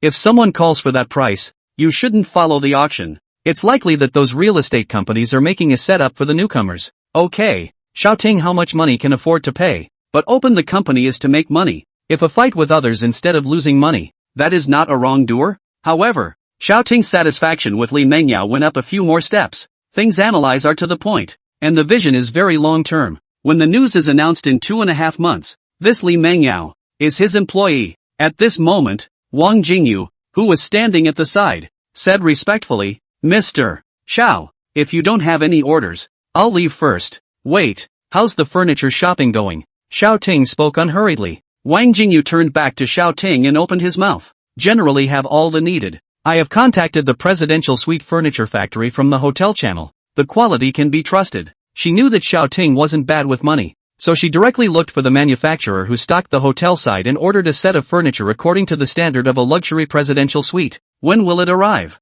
Unsurprisingly, it's 3 o'clock this afternoon. Okay, then you're coming out with me today. Okay, so I'll go down and change? Aha. After that, Wang Jingyu went downstairs to change his clothes. Xiao Ting looked at her departing figure and was a bit strange. This Wang Jingyu. Feel different how before the big grin. Now instead a little like a little girl? But without much thought, he called Lily Ho. Hey, Mr. Xiao. Lily's voice rang out from the other end of the phone. A sweet and glutinous voice that made Xiao Ting's ears very comfortable. Lily, do you have any good commercial vehicles there? A business car. The best we have here is a $1,700,000 BMW 7 Series. Over $1 million. Nothing more expensive? A little over $1,700,000 is a bit of a bargain. No more. Lily helplessly said. This person buy things really only think to buy expensive. Even performance do not ask? But in fact, in Xiao Ting's eyes, a car that doesn't go up in price is not worth his time to understand the performance. Okay, thanks. Xiao Ting couldn't help but hold his forehead as he hung up the phone after giving Lily a thank you. In fact, he didn't even think that if he hadn't bought that bison, the forest store where Lily worked wouldn't have shipped over a $10 million level car at all. Drip drip drip. Xiao Ting looked at his cell phone. It was Li Mengyao who sent the auction time and address. Tomorrow, 3:30 p.m. Guangxing Auction House. After determining the time, he put away his cell phone without paying too much attention to it. Xiao Ting went downstairs and found that Wang Jingyu had already changed her clothes and was waiting in the middle of the hall. It's really not the same at all when she's in a black professional OL outfit as when she's in civilian clothes. And thinking about Li Mengyao again, Xiao Ting couldn't help but sigh a little. This sister is also really good. Although Li Mengyao and Wang Jingyu are both imperial style, but Li Mengyao than Wang Jingyu more than a few points I see a sense of innocence. If outsiders seem to have some unapproachable sense of detachment, and Wang Jingyu face, although also sweet and innocent, but people cannot help but want to get close. As Xiao Ting savored the differences between the two, Wang Jingyu also walked over. Mr. Xiao. Sweet voice with that face. Killer. Aha. However, Xiao Ting had seen quite a few beautiful women recently, and all of them were very enthusiastic, so naturally his face would not ripple much and he just smiled in response. Look at Sister Wang going out with Mr. Xiao again. This can't be a done deal, can it? I have a feeling that Mr. Xiao can't see our Sister Wang. After all, this kind of rich second generation might just be playing around. Humph. You just can't eat grapes and say they're sour. Okay, we don't have any part in this discussion. Let's get to work. In the envious eyes of the crowd, Wang Jingyu took Xiao Ting's arm and left the gate. And again, due to being too close, Xiao Ting only had one feeling. It's a little bigger than Lily Ho's. The Lamborghini behaved and parked in front of the duo before Wang Jingyu let go of his hand and got into the passenger seat. When the two of them sat in the car, Wang Jingyu opened his mouth. Mr. Xiao, why do you always buy sports cars? It's not very comfortable to sit in. The smile on his face was like a blooming flower, and if an outsider were to look at it, his heart would have to shake. I'd like to buy a business car too, but I can't get one. Xiao Ting stepped on the gas and the pit bull began to roar. He had considered this problem before, so today he called and asked Lily he didn't have a better business car, but the most expensive one in the 4S store where Lily he worked was only $1,700,000. It's too cheap. Wang Jingyu, on the other hand, was speechless for a while. How can money not be bought? How could she know that Xiao Ting was too cheap? Aren't you kidding? Our hotel's best business car doesn't even cost as much as these two sports cars of yours. So where do you hotels get your cars from? With a thought, Xiao Ting opened his mouth and asked. The 4S store didn't have it, and he had to go to another city to buy it. If he found a buying channel directly from the hotel here, it would save him a lot of trouble. The major 4S stores contacted, I think, are usually cooperative rentals, and there aren't really that many bought. The more advanced ones are shipped in from other cities. From another city too. Huh? Yeah. What? Mr. Xiao wants to buy a commercial vehicle? Wang Jingyu now seems to understand. Xiao Ting said that he could not buy it. It means that the business car in Zhangjiang City is too cheap. Once this was figured out, it was even more breathless. In a few days there will be a joint car show by a few clubs of the car association. You can go over and take a look then. The cars over there are all exhibitors' cars, which are usually higher in price and performance. Wang Jingyu remembered that he had gotten a message from a friend before and revealed it to Xiao Ting. A car show? Good. I'll go to the auto show and see if there are any good commercial vehicles and get one. Usually the cars that make it to the car show are the top of the line kind. Xiao Ting didn't believe that he could still not pick a satisfactory one when he went there. Mr. Xiao, where are we going today? Wang Jingyu suddenly remembered that she still didn't know what she was going to follow Xiao Ting for. Although she would be happy to do anything, she always had to ask. Spend. Originally, Xiao Ting wanted her to give her some advice on buying some household items, but now he's, well, changed his mind. Chapter 37, A Guide with Many Ideas. Wang Jingyu had given Xiao Ting such a piece of information, and had also been working for him for such a long time. Xiao Ting can't treat them badly. Can he? Consumption? Wang Jingyu asked suspiciously. Only Xiao Ting nodded and turned the car around, heading towards a luxury store. After calming his inner sense of anticipation, Wang Jingyu gently nodded his head. And don't always call me Mr. Xiao. Change your title. Then, call Brother Xiao? Xiao Ting shook his head. Seeing this, Wang Jingyu's voice became smaller all of a sudden, as if he had a premonition of something and opened his mouth to ask. What's it called? What should a man and a woman who are closest to each other be called? The corner of Xiao Ting's mouth hooked up into a smile. Honey? Xiao Ting immediately agreed. Wang Jingyu reacted at once and was taken advantage of by Xiao Ting's trap. But she's also been in society for so many years, and she's not an untouched little girl to break up with. And what is the darling going to get me? Wang Jingyu also shouted dear with great generosity,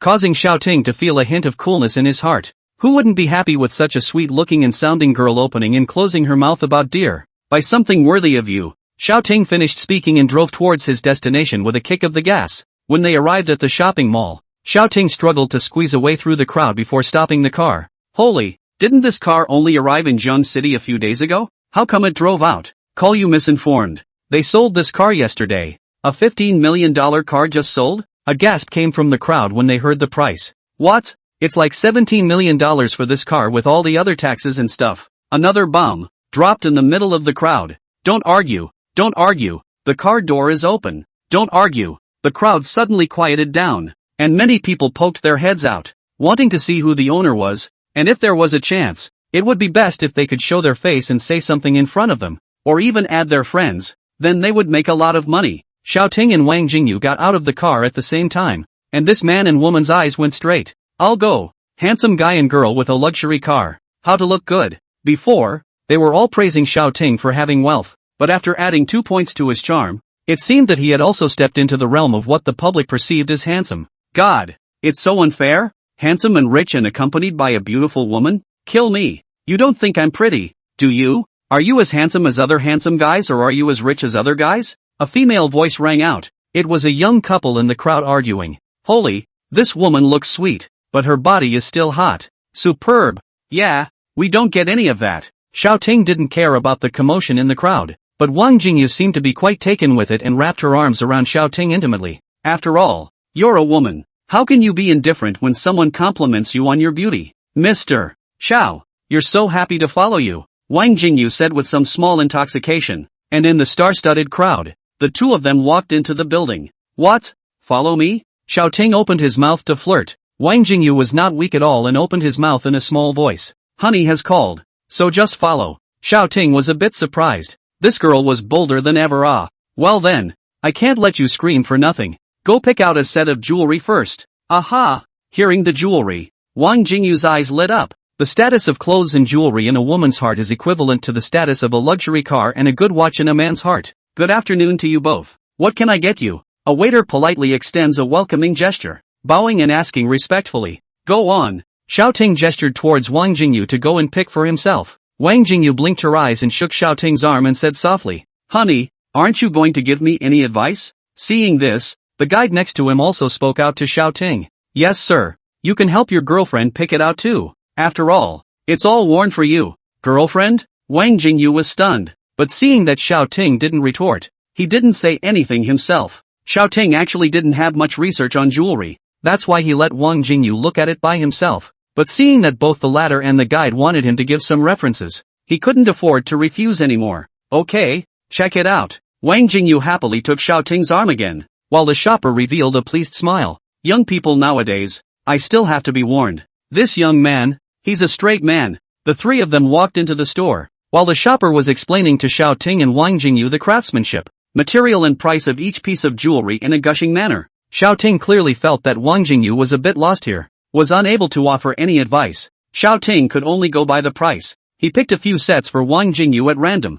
and then he asked the guide, Can you show me the most expensive one? Okay, you too, please follow me. The guide sniffed and immediately led the duo towards the back, with a smile on her face as she said inwardly, This guy is getting the hang of it. He knows how to act in front of his girlfriend. That's good. The guide took the two of them to a rest area and told Wang Jingyu to sit down and rest. Sir, your girlfriend can rest here first, please follow me. Ha? I don't need to rest. I don't. Wang Jingyu was anxious at once. Xiao Ting was the boss. Where was the reason for her to rest here and let Xiao Ting run errands? Xiao Ting originally didn't know what kind of drugs this guide was selling, but when he saw the guide secretly giving him a wink, he immediately understood. You just rest here. The unquestionable tone of his voice made Wang Jingyu sit in place and could only give a soft In the guide's appreciative gaze, Xiao Ting followed him out. Walking around the corner, where Wang Jingyu couldn't see, the guide stopped. Xiao Ting, on the other hand, was a bit puzzled. Just now the guide was like that,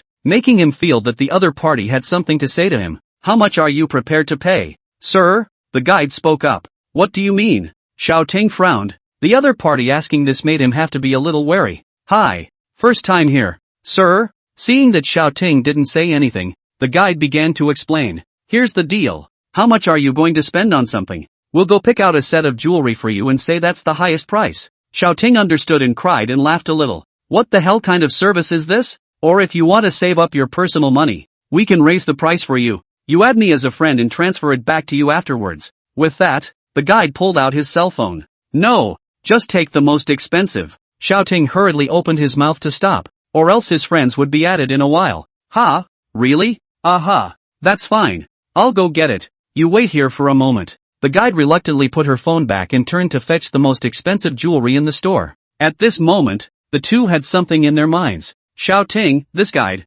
too enthusiastic. Guide, this young man. He's too good to his girlfriend, isn't he? He really buys the most expensive ones. Chapter 38 Mr. Xiao is in a good mood. Wang Jingyu waited for a while before Xiao Ting and the guide returned. Xiao Ting came over with an unchanged face, while the refined light emitted from that guide's eyes made Wang Jingyu a bit strange. What luck you have, ma'am. Saying that, the guide brought the tray in his hand in front of Wang Jingyu, in which was lying quietly a set of jewelry, the most expensive set in the whole store. It's a pair of skeleton earrings. These earrings are about 3 centimeters long and are not symmetrical to each other, and the patterns on them go in different directions and shapes. This pair of earrings is called Jedi Double. It is designed by the designer on our side. The The left ear and the right ear don't have the same pattern. And the style looks different from the left and the right after wearing, but the weight of the left and the right is exactly the same. As the guide explained, Wang Jingyu stared straight at the pair of earrings. Xiaoting didn't feel out how good it looked, but he understood that whether the earrings were good or not still depended on the person wearing them.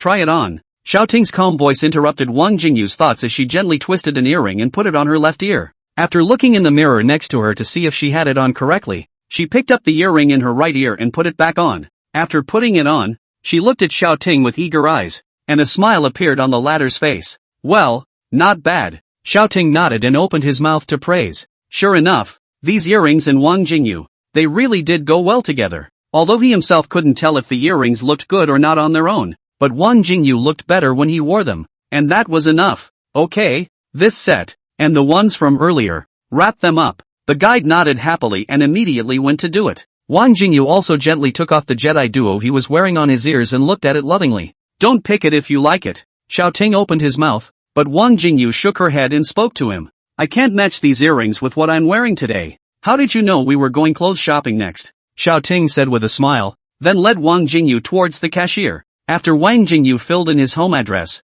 Xiaoting settled the bill. Welcome to the next visit. Xiaoting and Wang Jingyu were about to leave when the latter stopped and asked at the guy just now. Why do you say I'm lucky? Because your boyfriend loves you so much. Yes? Wang Jingyu glanced back at Xiaoting, who just looked at her with a smile. That's for sure. She raised her head and said, and went over to take Xiaoting's arm again, and the two of them walked to the next store, leaving a group of dog food-filled store clerks messing around in place. It's so groom-rich. Which set did he pick today to say the highest price? Some lamented and others asked the earlier guide. They took the Jedi. Oh, the Absolute Generation. What? The Absolute Generation? The pair of earrings for $1,200,000? This group of shopkeepers will be envious for a while longer. On Xiaoting's side, Wang Jingyu asked again. Why would you say I'm lucky? And why are two of you going to get the Jedi? Because she said the earrings matched you and was afraid I'd lose face if I said I didn't buy them. So she pulled you aside for a sales pitch? Yes. Xiaoting and Wang Jingyu both laughed.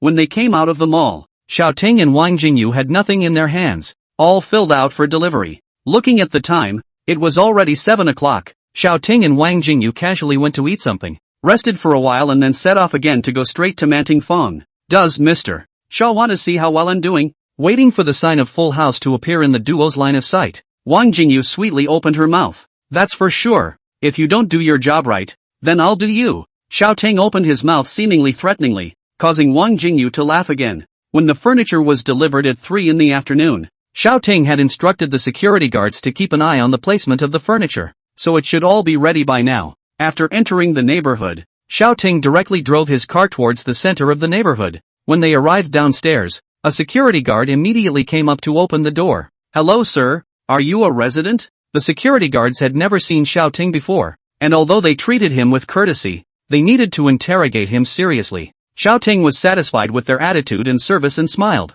Well, I live at the top. At the top? The security guards immediately understood that this was the owner of the top large flat. Immediately, someone came out from the group and handed Xiaoting a key. Hello owner, this is the key you left here earlier to facilitate the removal of your furniture. It is now returned to you. The voice was loud and respectful. Aha! After receiving the key, Xiaoting led Wang Jingyu upstairs and opened the door. Wang Jingyu looked at the furnishings inside and opened his mouth to sigh. Mr. Xiao, I'm still a bit upset that you're moving out. Xiaoting smiled instead and rode the momentum to open his mouth. How about, you come work for me? Ha, what can I do? Wang Jingyu had heard Li Mengyao talk about Xiaoting opening a company, but he knew nothing about real estate, and a real estate company didn't need to welcome guests. Heat me up wherever it's cold. When Wang Jingyu heard Xiaoting say this, he didn't understand for a moment, but following Xiaoting's gaze, he found that the latter's eyes stopped on a large bed. Instantly realizing that Wang Jingyu was not a good match,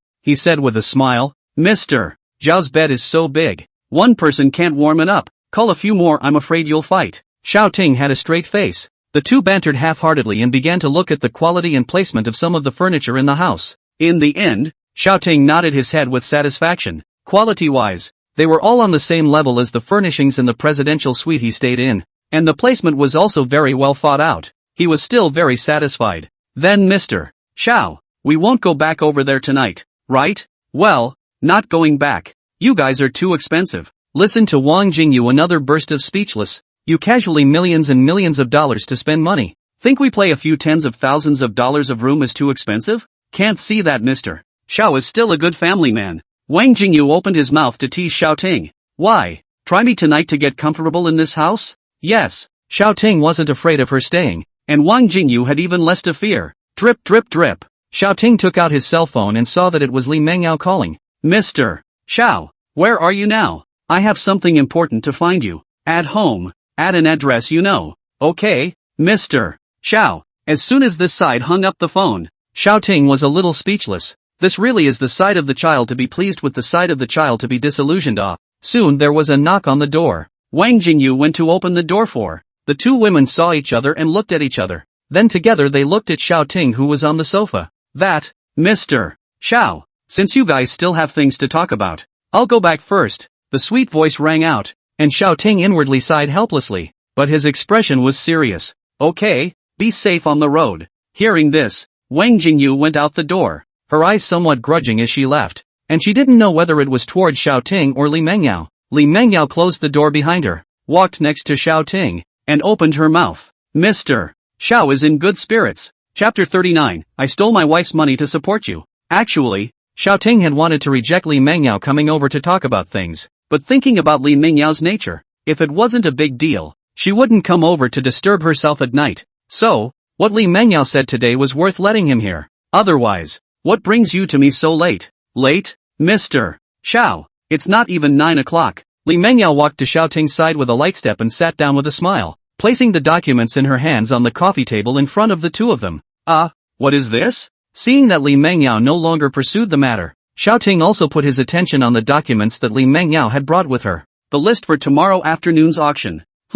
Why did Li Mengyao give this to herself? There are a couple in here that are very unusual. Opening the file, Li Mengyao pointed at the several enterprises on it and opened her mouth. With the capital they have in these businesses, they can't eat this land at all. But I have a friend who revealed something that they seem to be supported by some big companies from other cities. Support them? Xiao Ting locked his brows. With his current financial strength, it was still easy to fight with the companies in Jiang City. But if those companies in the first-tier cities or even the imperial capital of Mordor intervened, his funds would be somewhat insufficient. Yes, so the one you'll be fighting with tomorrow probably has some giant company behind it as a backer. And money-wise, it should be well-funded. If they're going to target us, they certainly can't just let them. Xiao Ting spoke in a loud voice and looked at Li Mengyao. This verve, ghostly. Xiao Ting thought of the Yatir punishment technique that he had previously purchased with his points. With yourself as business competition, then you can compare financial strength. If you have a problem with yourself, then let's see how long a person can cry. 3 times, 10 hours at a time. I have to finalize some contract details with the other side tomorrow, so I may not be able to accompany you. Well, did it go well over there? Xiao Ting was very satisfied with Li Mengyao's efficiency, but he was also a bit distressed by her running around, so he opened his mouth to express his concern. It's still going well. I've pressed the price over there to $39 million. If the other party is still willing to make concessions tomorrow, I'll keep trying. They all owe money to migrant workers, so can they still pay their wages? Li Mengyao got up and made Xiao Ting a cup of tea. Xiao Ting looked at it with satisfaction and suddenly remembered something. Mr. Xiao, are you joking? Li Mengyao shook her head and continued. These people owe the migrant workers up to $7 or $8 million, and the rest is all they want to recoup their previous losses from you. Xiao Ting is not that kind of black-hearted enterprise. Naturally he doesn't understand the doorway here very well, and he understands it only after hearing Li Mengyao say so. You're a real gem. Xiao Ting thought about the fact that while he accompanied Wang Jingyu for a cool stroll today, Li Mengyao saved him several millions over there. Therefore Xiao Ting had a feeling. It's as if there's an internet quote ringing in my ears. I stole my wife's money to support you. That's not true. The money is all yours. Looking at Li Mengyao again, she was flushed by Xiao Ting's words just now and hurriedly got up and said, Mr. Xiao, I'll leave first if there's nothing else. It's 10 o'clock. Did you drive here? Xiao Ting opened his mouth and asked. I'll take a cab back. Well, why don't you go down there and leave my bison running? That one's faster. Go on. Or do you want to stay? Xiao Ting saw that her face was still red and opened his mouth to tease. Then, thank you, Mr. Xiao. After receiving the keys handed by Xiao Ting, Li Mengyao went out. Instead, Xiao Ting felt that she shouldn't be hesitant. After all, he had spent more than $2 million today just buying things for Wang Jingyu. Of course, he definitely couldn't tell Li Mengyao about this matter. The words suddenly rang in my ears again. I stole my wife's money to support you. Xiao Ting sighed. He could have had a good exchange with Wang Jingyu today, but it seems that he still has to wait for later. Open the system mall. Xiao Ting was ready to see what had appeared in the mall. If it's good, keep it or buy it. If it's not good, it's fine. At 12 o'clock, the mall automatically refreshes it and flushes it out. At this moment, the first item in the mall was still the increased game that had been locked for a long time,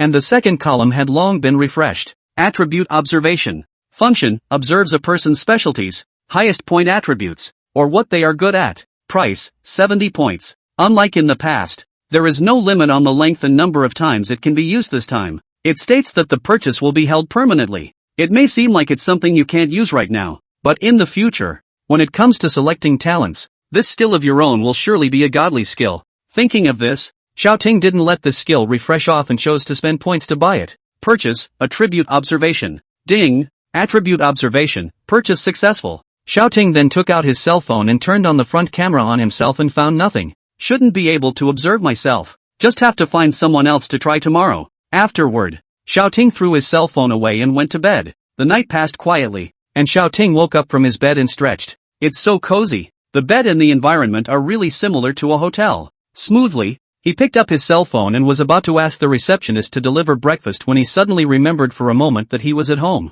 Xiao Ting smiled helplessly. It seems that he needs to find a nanny or a cooking aunt in some time. At this moment, Wang Jingyu's phone call came. Mr. Xiao, do you still need me to accompany you to the auction this afternoon? Xiao Ting picked up the phone and Wang Jingyu's sweet voice came from the other end. Well, I'll pick you up in a while, Xiao Ting said quietly. Thinking of last night, Li Mengyao said that she had to talk about the contract today, so she should not have time to go to the auction with him, and now that Wang Jingyu asked, he naturally could not refuse. How delightful to be accompanied by a beautiful woman. Well then, Mr. Xiao, I'll let you see what's worthy of a Jedi doubles costume today, Wang Jingyu said in a slightly mysterious manner, and Xiao Ting smiled slightly as he listened. This woman has some serious energy when it comes to talking about beauty and dressing well. Hanging up the phone, Xiao Ting went downstairs to find a place to eat breakfast. Although he wasn't very hungry, skipping breakfast could do some damage to his stomach, so he kept eating normally, even if he just dealt with a couple bites. The security guard at the doorway greeted Xiao Ting with a loud voice,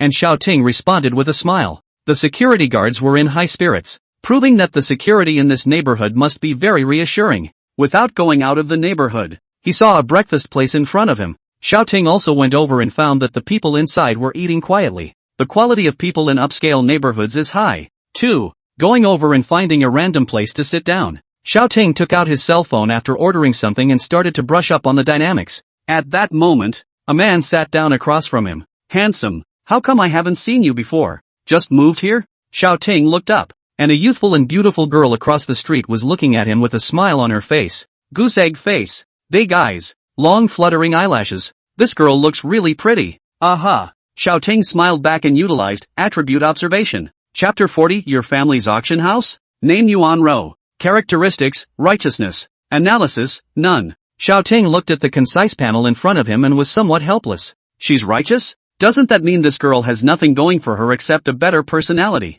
Except for looks. Of course. I told you. How come there are still young people eating breakfast here with a bunch of old men? The girl spoke with a wide grin. Xiao Ting then realized that this breakfast store was full of people who were older, and there were only 2 young people, him and this young girl in front of him. Zoe, what are you doing? Come sit down and eat. A voice rang out to break the calm, and Yuan Rou immediately glared at the source of the voice before getting up and leaving. After finishing his meal, Xiao Ting settled the bill and left. Going home and driving his Lamborghini Fighting Bull, Xiao Ting was about to go out of the neighborhood when he suddenly realized that Yuan Rou was not far away, with an old man standing next to him. Looking at the two, they seemed to be arguing. Curious, Xiao Ting drove the car slowly over to the sound of the two arguing. Are you trying to piss me off by not finding a boyfriend to marry when you're this old? I don't give a rat's ass about that bunch of brats you guys brought in. Then bring back your boyfriend yourself. What's my hurry? At that moment, someone passed by on the side of the road and, seeing the quarreling duo,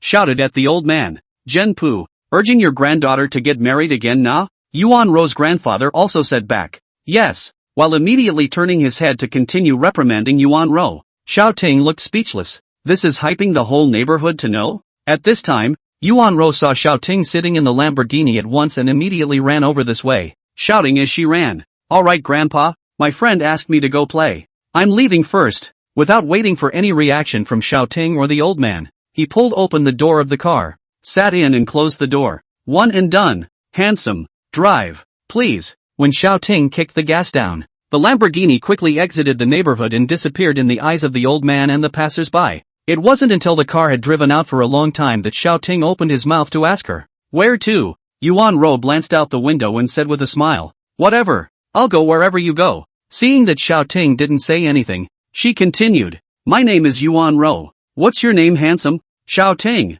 Did you just move in today?" "Aha. Where do you live?" "The very center." This Yuan Ro was like 100,000 reasons. Once she started asking questions, it was never ending. Originally did not want to take care of her, but this girl and really good looking, and before the description of characteristics is righteousness, Xiao Ting had the idea of getting acquainted with her. The very center? That super flat in the very center? What does your family do, brother Xiao? Knowing that the household in the very center was not cheap, Yuan Ro thought that Xiao Ting was also a rich second generation, so she went on to ask, "Started a small company. What's the call?" Xiao Ting was completely speechless this time. If the exchange continued, he would have to be annoyed to death by this girl. Seeing that Xiao Ting didn't say anything else, Yuan Ro also had the sense not to ask again, but soon she couldn't help herself. "Brother Xiao, how much did you pay for this car? My family won't let me drive a sports car to get high. Can you lend me a ride later?" Xiao Ting returned the smile and opened his mouth to ask, "You can't actually talk your way out of your grandfather?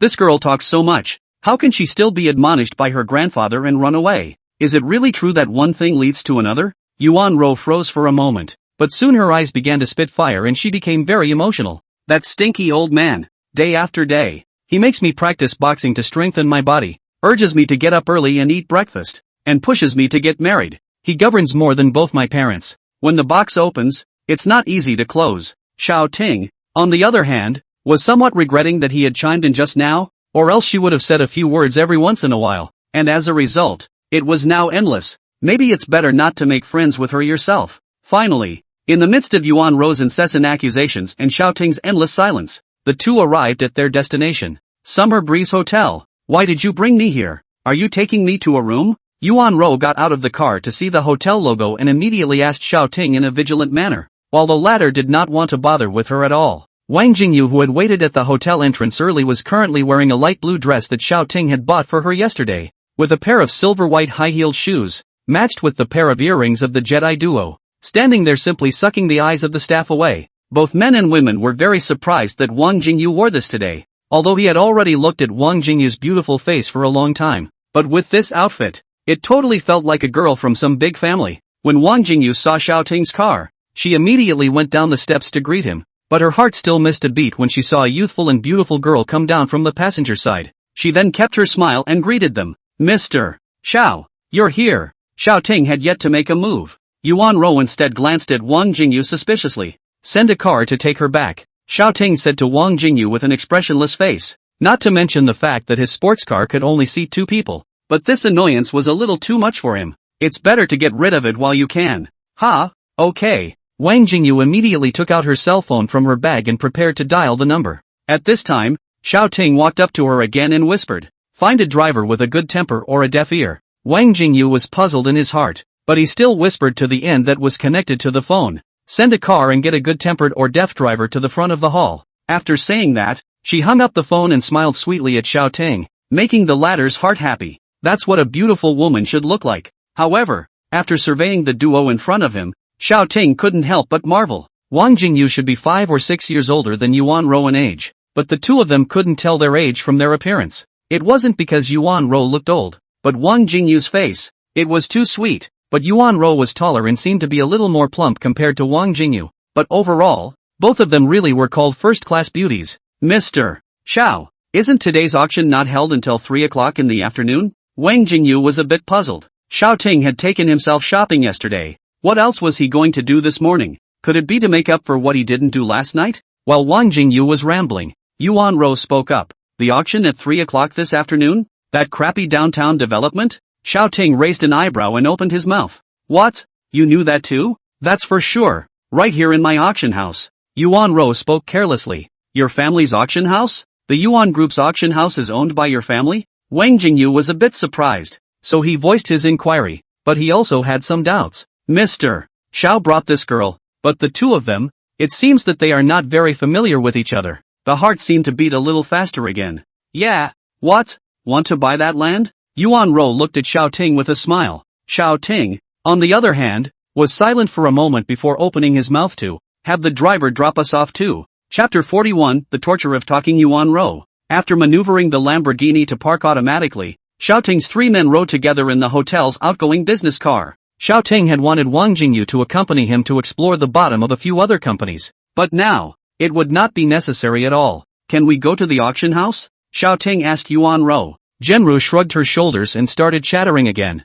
Of course you can. Anyway, if the old man wants to go, he'll only go when the auction is about to start, and no one will dare to bother me if I go there now. Go to Yuan Group's auction house. Xiao Ting spoke towards the driver, ignoring Yuan Rou's next words. Wang Jingyu, on the other hand, looked at Yuan Rou with curious eyes. This little girl is really coming on to herself. Out of professionalism, Wang Jingyu not only didn't get bored, but also chatted with Yuan Rou in one way or another. Just like this, Xiao Ting didn't have to endure the torture and only needed to quietly listen to the two beauties chatting. It was still acceptable to him. Soon, the car stopped at the entrance of the auction house, and after the three of them got off the car, Xiao Ting instructed the driver to go back first, and then walked into the auction house with the two girls. It's a weekday, so there are auctions all day. Let's go to the lounge. A staff member recognized Yuan Rou and immediately came down to greet her, while the latter turned her head to Xiao Wang and the two of them. Aha! Xiao Ting nodded, and Wang Jingyu naturally had nothing to say and did whatever Xiao Ting ordered.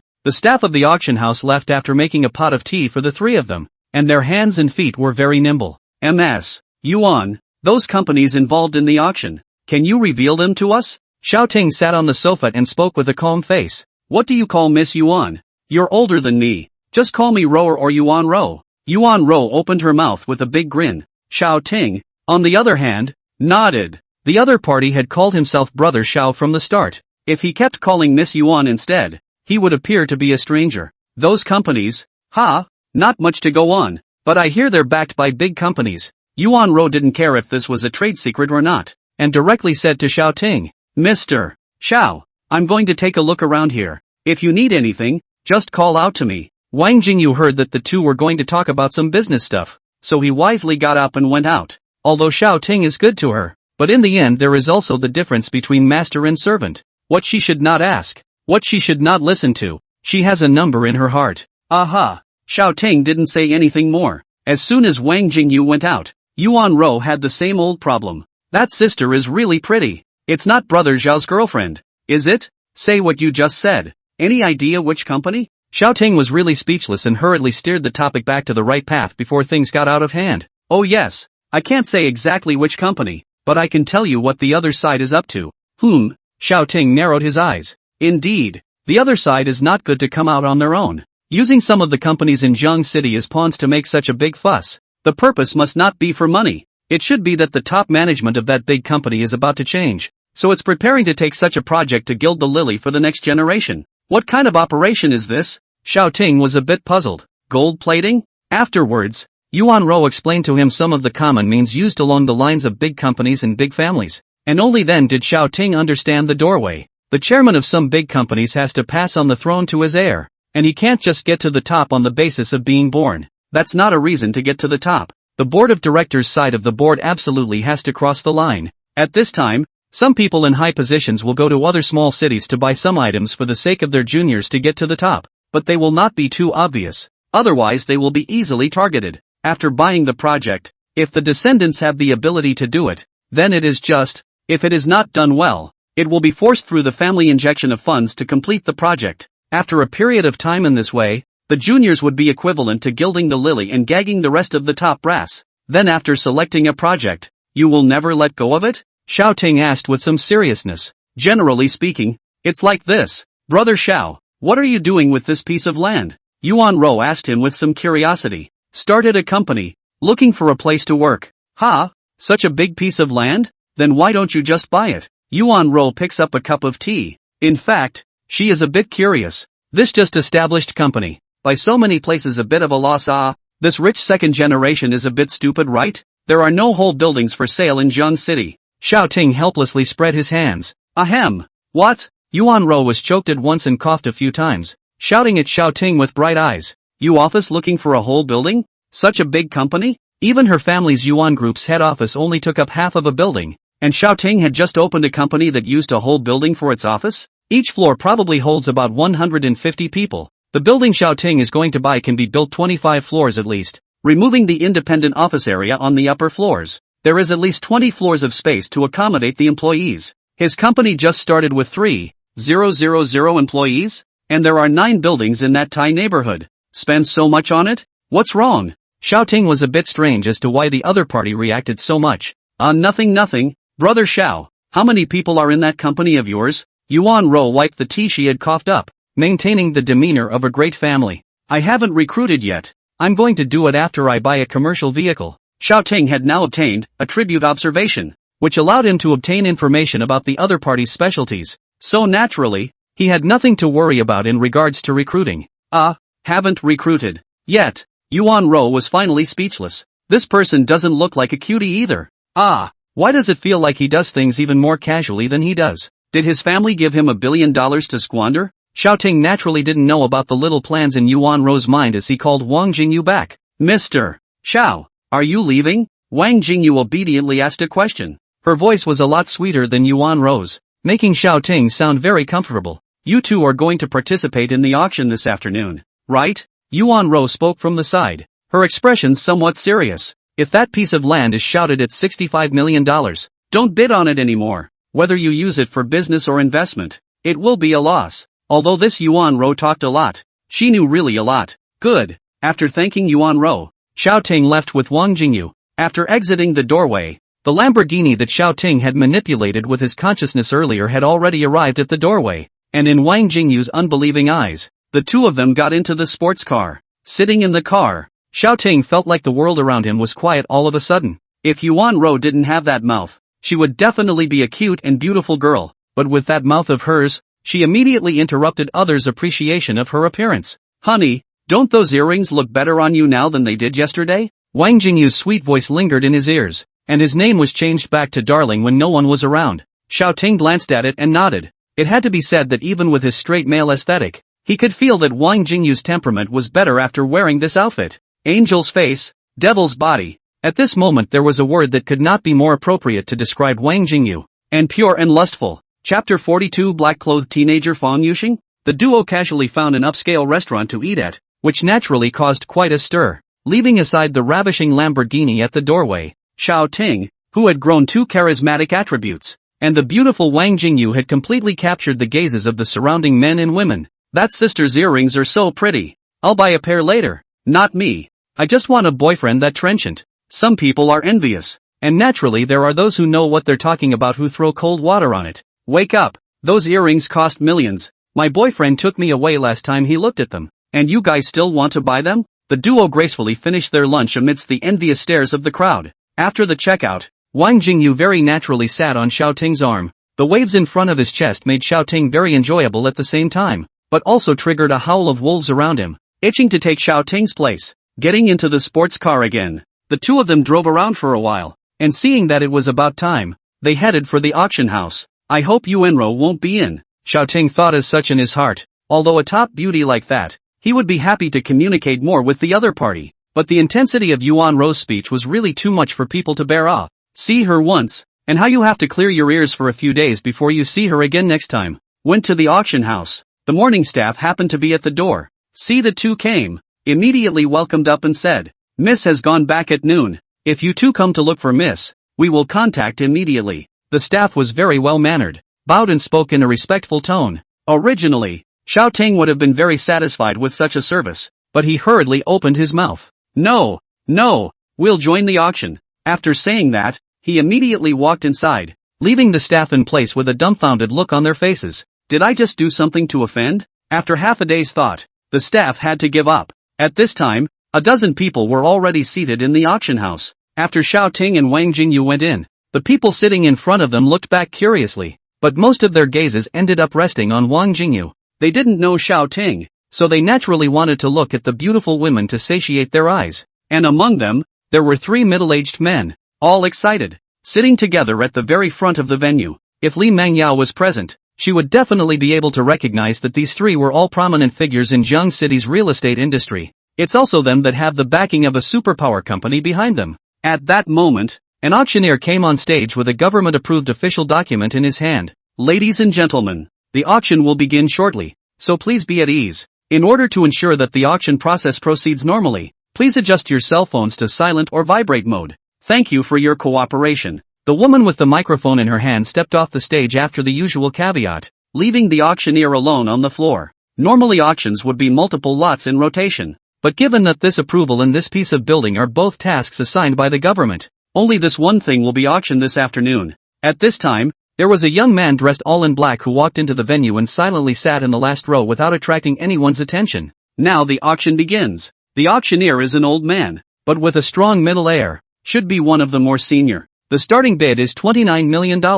Each increase shall not be less than 100,000. Raising your hand is considered a 100,000 increase. Now the auction begins. After stating the rules clearly, as soon as the old man's words fell, he saw someone raise his card. 29,100,000. The price is low now, and although they know it's unrealistic to stop raising the price right now, a number of them are still in the mindset of giving it a try and starting to raise their cards. $29,200,000. $29,300,000. $29,400,000. Although the cards were raised quickly on the stage, the old man's voice was still very calm in his offer, without any intention of keeping up. $30 million. At Xiao Ting's gesture, Wang Jingyu raised his sign and the old man shouted out the number. In fact, when Xiao Ting was in college before, he had heard his teacher talk about some knowledge related to auctions. General auction lots will have a psychological estimate. Like some small auction, 1,000 and 10,000 are a watershed. At this time to seize this whole number of bits is crucial. Usually break through this whole number of digits, breaking the heart estimate. Many people will not raise the price again, and the person who shouted the whole number of digits can successfully take the lot. So Xiao Ting is knocking down people's psychological price. Momentum has waned a bit, but it's still not slow. $30,900,000. Wang Jingyu raised his hand. The auctioneer continued to shout again. $31 million.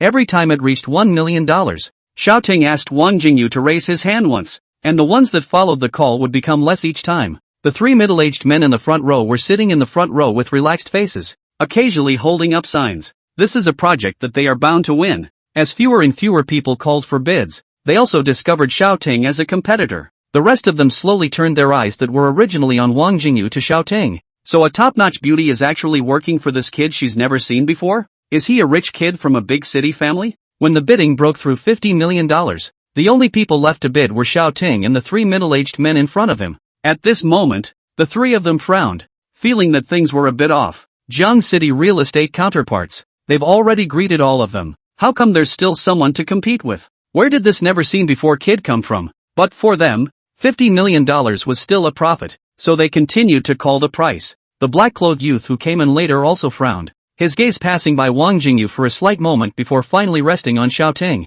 Seemingly sensing that someone was looking at him, Xiao Ting turned his head and smiled at the other party before continuing to look ahead. The price has gone all the way up and has almost broken the 60 million mark. At this time, the black-clothed youth got up and walked towards Xiao Ting and sat down next to him. Dude, do me a favor? The implication was that he wanted Xiao Ting to stop his bidding. Xiao Ting also guessed the identity of this youth. It should be the heir that the big company wanted to cultivate. This project is very important to me. Let me have it, and I will definitely thank you afterwards. The youth did not hide it any longer, and said bluntly that it was he who wanted the project. This program is important to me too. The other party wants Xiao Ting to let go with just a few words? How can that be? By this time, the bidding had reached $61 million. The youth seemed to be in a hurry and opened his mouth. I'm Fong Yuxing from Star International. If you let go this time, I'll use Star International as a guarantee, and I'll definitely thank you. Xiao Ting was a bit strange. Was this Fong Yuxing in such a hurry? He actually reported himself directly.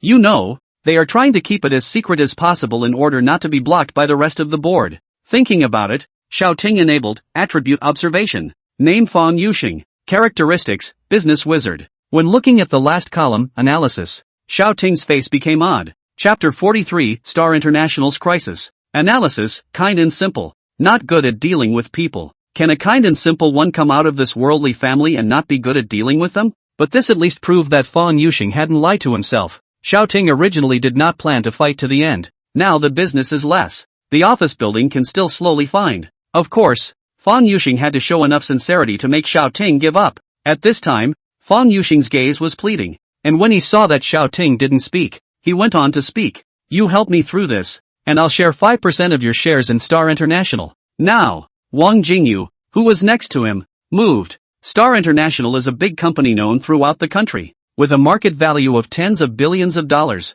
and 5% of the shares. That's several $100 million. Xiao Ting thought about it and it was a good deal, so he let Wang Jingyu put down the cards in his hand. Fang Yuxing froze at the sight and immediately said thank you. That won't say why. Xiao Ting opened his mouth indifferently, causing Fang Yuxing to be stunned again. Nonsense. Gambling hundreds of millions of dollars for this piece of that's tens of millions of dollars? Fang Yuxing was simple and kind. Not a fool. Xiao Ting is even less so, but knowing that he shouldn't be lying, there must be some other reason that has nothing to do with financial resources. At this time, the auction had already finished, and the three middle-aged men in front of them were overjoyed and actually came towards Xiao Ting's place in pairs. Yo, weren't you quite capable just now? Why don't you dare to continue bidding? The three opened their mouths to taunt Xiao Ting, but immediately saw Fang Yuxing beside Xiao Ting. I told you, young Master Fang is here. How dare you make waves? That's right, costing us an extra $10 million for nothing. Several people saw that Fang Yuxing was here and thought that it was because he had said something to Xiao Ting that Xiao Ting didn't dare to continue bidding.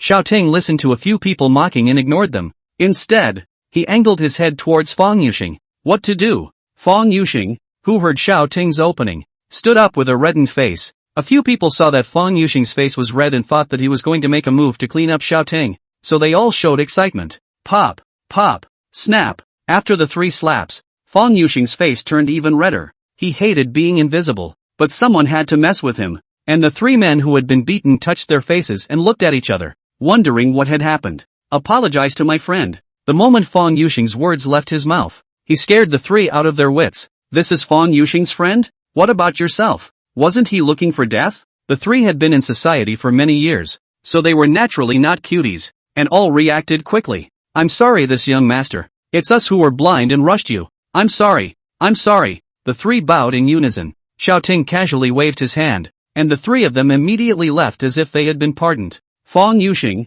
on the other hand, sat down and said with a slight apology, I'm sorry to make you laugh. Xiao Ting didn't say anything as he waited for Fang Yuxing to explain why. Fang Yuxing then answered Xiao Ting's question. The one who is in charge of Star International now is his grandfather, and originally, the one who is going to take over should be his father. But his father left the country 4 months ago to talk business, and then disappeared without a trace, and the family used a great deal of force, but no trace could be found. When his grandfather was in a hurry, his health deteriorated day by day, and as a third generation, single passenger Fang Yuxing, he naturally had to be nurtured as a successor. That's why the power he could use to come here this time was very limited. If he continued to fight with Xiao Ting, he would end up either buying that project at a super high price, or not getting it and looking for another project. But his grandfather's body isn't too good anymore, and even his sanity has some problems. So while Fang Yuxing can afford to wait, his grandfather can't necessarily afford to wait. And with the company still eyeing the chairmanship, there's a good chance another mistake will be made in the middle.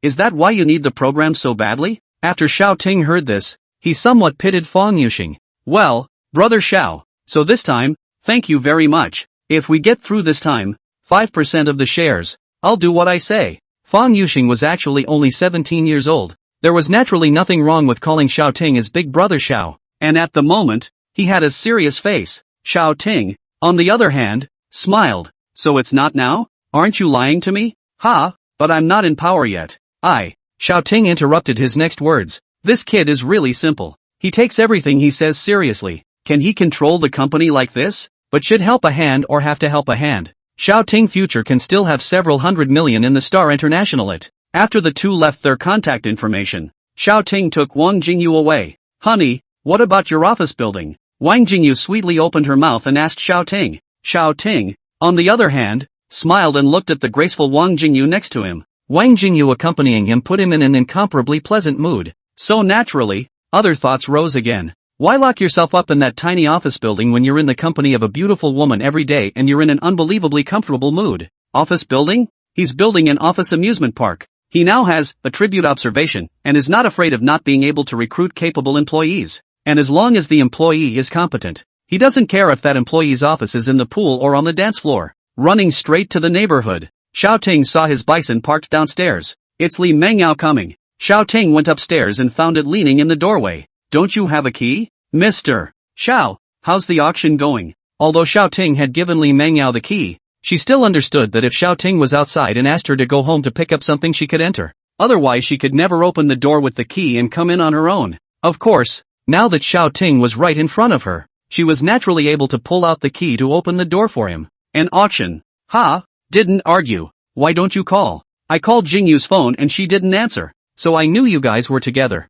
So, Li Mengyao bit her lip and didn't continue. Xiao Ting, on the other hand, the corner of his mouth hooked up a smile. This Li Mengyao is really a career-oriented strong woman. What's it to me? After entering the door of the house, Xiao Ting turned around and asked Li Mengyao, I've signed the contract, $37 million, to be paid in 2 installments. The first 24 million, the second the balance. Saying that, Li Mengyao took out the contract outside the door and handed it to Xiao Ting. Xiao Ting had wanted to take the contract, but when he saw that Li Mengyao didn't come in, he was a bit puzzled. Not coming in? Li Mengyao shook her head and said softly, I still have to go back and make the first payment. Xiao Ting read the contract and felt that there was nothing wrong with it, so he gave it to Li Mengyao, who took it and said goodbye and left. It seems that he has to recruit some people, otherwise Li Mengyao running around alone. His heartache not to mention. Want to do something else the other side is not available, like a dinner or something. Xiao Ting came out of the shower and opened the system, wanting to see what had been refreshed in the mall. Elderly health pills. Function, improve immunity after taking it. Price, 1 point. What the hell? Does this deserve 1 point? Isn't it just health food? Xiao Ting naturally wouldn't buy this kind of functionally chicken rib thing. It's better to wait until tomorrow when it's refreshed. Afterward, Xiao Ting went to bed. Chapter 44, 60 million equals 600 million. Xiao Ting got up and gave a small sigh of relief at the cozy home and went to wash up, but the doorbell suddenly rang. Xiao Ting shuffled to the door and then immediately closed it. It was actually Yuan Zuo outside. Seeing this person early in the morning, Xiao Ting was really a bit speechless. Ding dong ding dong. Brother Xiao, I've come to bring you breakfast. Why are you closed? Yuan Ro's shout rang out from outside. Helplessly, Xiao Ting opened the door anyway. Seeing as the other party was a complete beauty, Yuan Ro immediately dashed in and placed the breakfast in her hands on the table. Not bad for a body, Xiao Ting said in admiration. Brother Xiao, you haven't eaten breakfast right. Come and try this. I brought it directly for you. It's good for you, right? Yuan Ro's pretty face was smiling like a flower, but those who were listening had no intention of appreciating it. This guy, he talks too much. Glancing at the breakfast on the table and then at the smile on Yuan Ro's face, Xiao Ting became alert. There's a scam going on here. Seeing the skepticism in Xiao Ting's eyes, the smile on Yuan Ro's face tightened a little. Say, what is it? Xiao Ting spoke calmly, causing Yuan Ro to freeze for a moment. Ha? What? Brother Xiao, you think too badly of me. I just didn't see it in the morning for dinner. Stop. If you don't say anything, please return. Xiao Ting made a gesture to send off his guests. Don't. Brother Xiao, I just have that little favor for you to do. Yuan Ro hurriedly pulled Xiao Ting to sit down and said with a somewhat bad smile, that sports car of yours, can I borrow it for the car show? Car show? Well, yeah. There's a luxury car show this afternoon that a couple of my friends are going to, and I want to take your car to show it off. Hearing Yuan Ro said so, Xiao Ting instead curious. Yuan's groups but the head office in the magic city of the giant. Yuan Ro is the only bloodline in the younger generation. Of them their own Lamborghini sports car or not? Probably guessing Xiao Ting's doubts, Yuan Ro continued. My grandpa and my dad won't let me drive a sports car, saying that it's easy to get into accidents, and they won't even let me drive it myself. The more he said, the lower his voice became, and he heard Xiao Ting's face darken. Your grandpa and dad won't let you drive for fear of danger. So you come to borrow from me? If something happens to you, aren't you screwing me over? Didn't you say she was righteous? Why does she do all these unethical things? I have a driver's license. We're all good brothers. Just lend it to me. We just met yesterday. Good brothers? You think Xiao Ting is a good brother? Is it hard to be honest? Well, why don't you drive and I'll go with you? Yuan Ro huffed and puffed. How come this Xiao Ting can't get into the oil and salt? Xiao Ting thought about it and agreed. In fact, today this car show, he was going to see if there were any good business cars, and now Yuan Ro wants to go together, just passing by. Of course, Xiao Ting still made an appointment with her and told her to try not to talk on the way. Yuan Ro's finger made a zipper motion around her mouth. Only then did Xiao Ting open his breakfast and prepare to eat. Breakfast was still all smoking hot. and Xiao Ting glanced at Yuan Ro with some appreciation. This girl, apart from talking too much, is pretty good at everything else. After dinner, Yuan Ro still didn't leave until Xiao Ting promised that he would pick her up in the afternoon. Open the mall and new items appear. Tongqi pill. Efficacy, martial arts training. Injured people can be served to remove the body of the dark disease. Open the acupuncture points. Healthy people to eat is not this effect. Price, 15 points. After looking at the new items, Xiao Ting frowned. How come it's another elixir and this time it's so expensive? However, according to the previous practice of the more expensive price the higher value, this 15 points, he was still willing to pay. Purchase the flux pill. Ding! Tongqi Dan, purchase successful. An elixir appeared in Xiao Ting's hand, and the commodity bar turned black to start the 1-hour countdown. There was a burst of medicinal fragrance coming from it, as well as some ancient patterns. Xiao Ting naturally didn't have the intention of taking a bite to try it out and observed the pill before putting it away. Glancing at the time, it was now 9 o'clock, and we'd see what items would be refreshed in an hour. After taking out his cell phone and watching the live stream for a while, and asking Lily he something about the afternoon car show, an hour had passed. Open the system and enter the mall. The new items that refreshed out made Xiao Ting nod in satisfaction. 10% discount card. Function, 10% discount on all purchases while holding this card. Price, 25 points. Duration, 1 day. Buy it. Ding. The 10% discount spending card was purchased successfully. Time remaining 23 hours and 59 minutes. At this moment, Xiao Ting's system's attribute panel interface.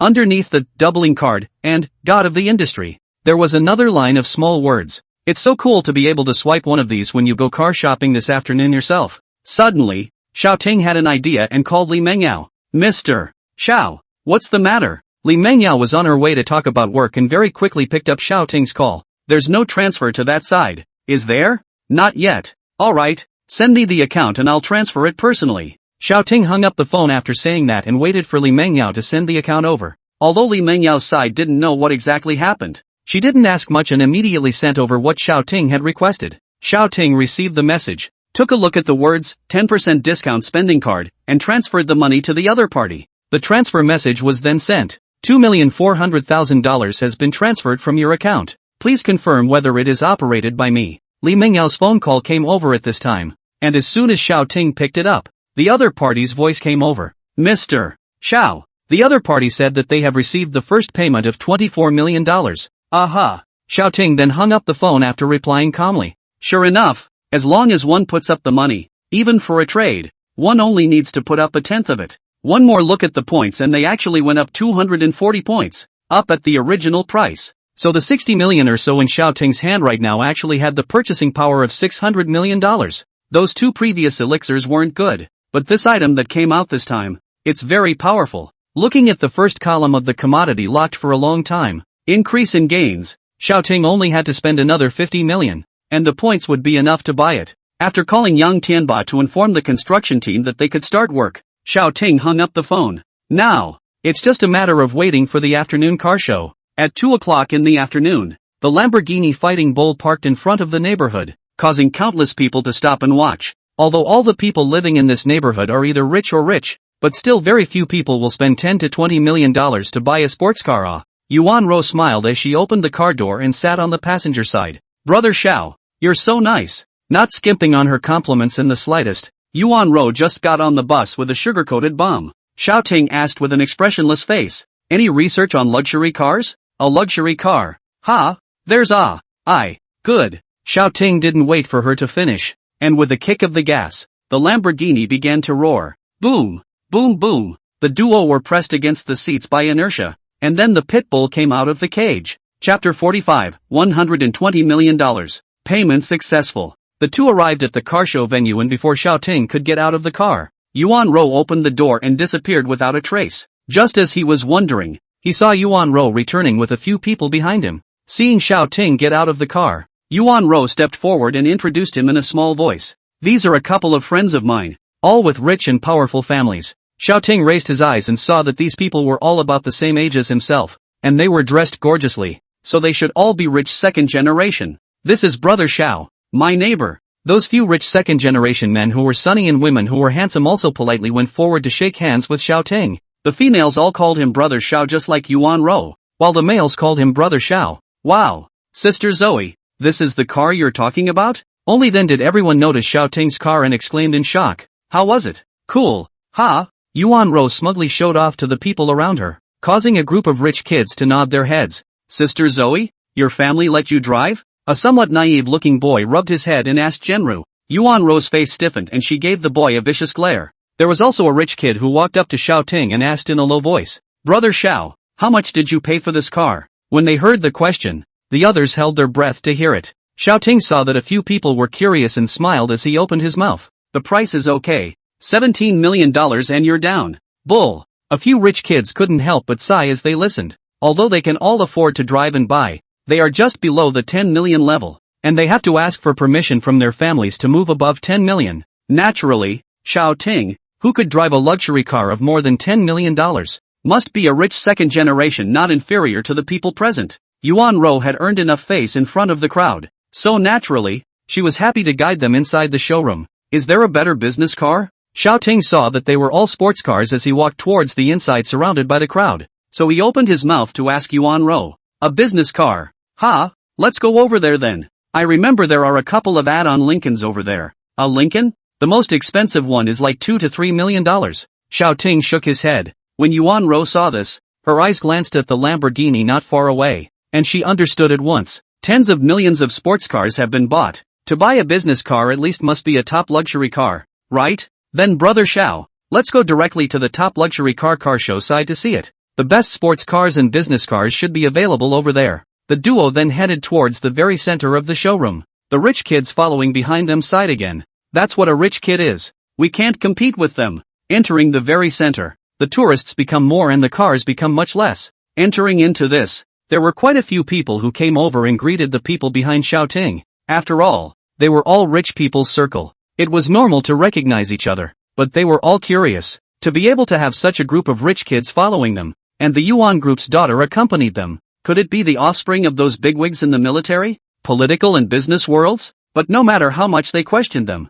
those few rich kids couldn't tell the truth. They only know that this is Yuan Rou's neighbor. How do they know anything else? Xiaoting didn't bother to look at each of them as they greeted each other, so he walked towards a place alone. How can you tell the value of a car at a car show? On price? No, by the onlookers. The more people that gather around, the more luxurious that car becomes. Xiaoting, at this moment, was heading towards one of the most crowded places. Pushing through the crowd, a car is parked quietly in the middle of a fence. One of the luxury cars at the show, the Rolls-Royce Phantom. The commentator next to him kept giving explanations to the surrounding, and Xiaoting also roughly understood it. What's the price of the car? The moment Xiaoting asked this, the noisy murmurs stopped instantly, and the gazes of the crowd looked at Xiaoting in unison. Hello sir, the official quote for this car's 36 million. If you go through a series of acquisition processes, it will probably cost around 40 million. Seeing a question, the narrator standing next to the car said meticulously. Well,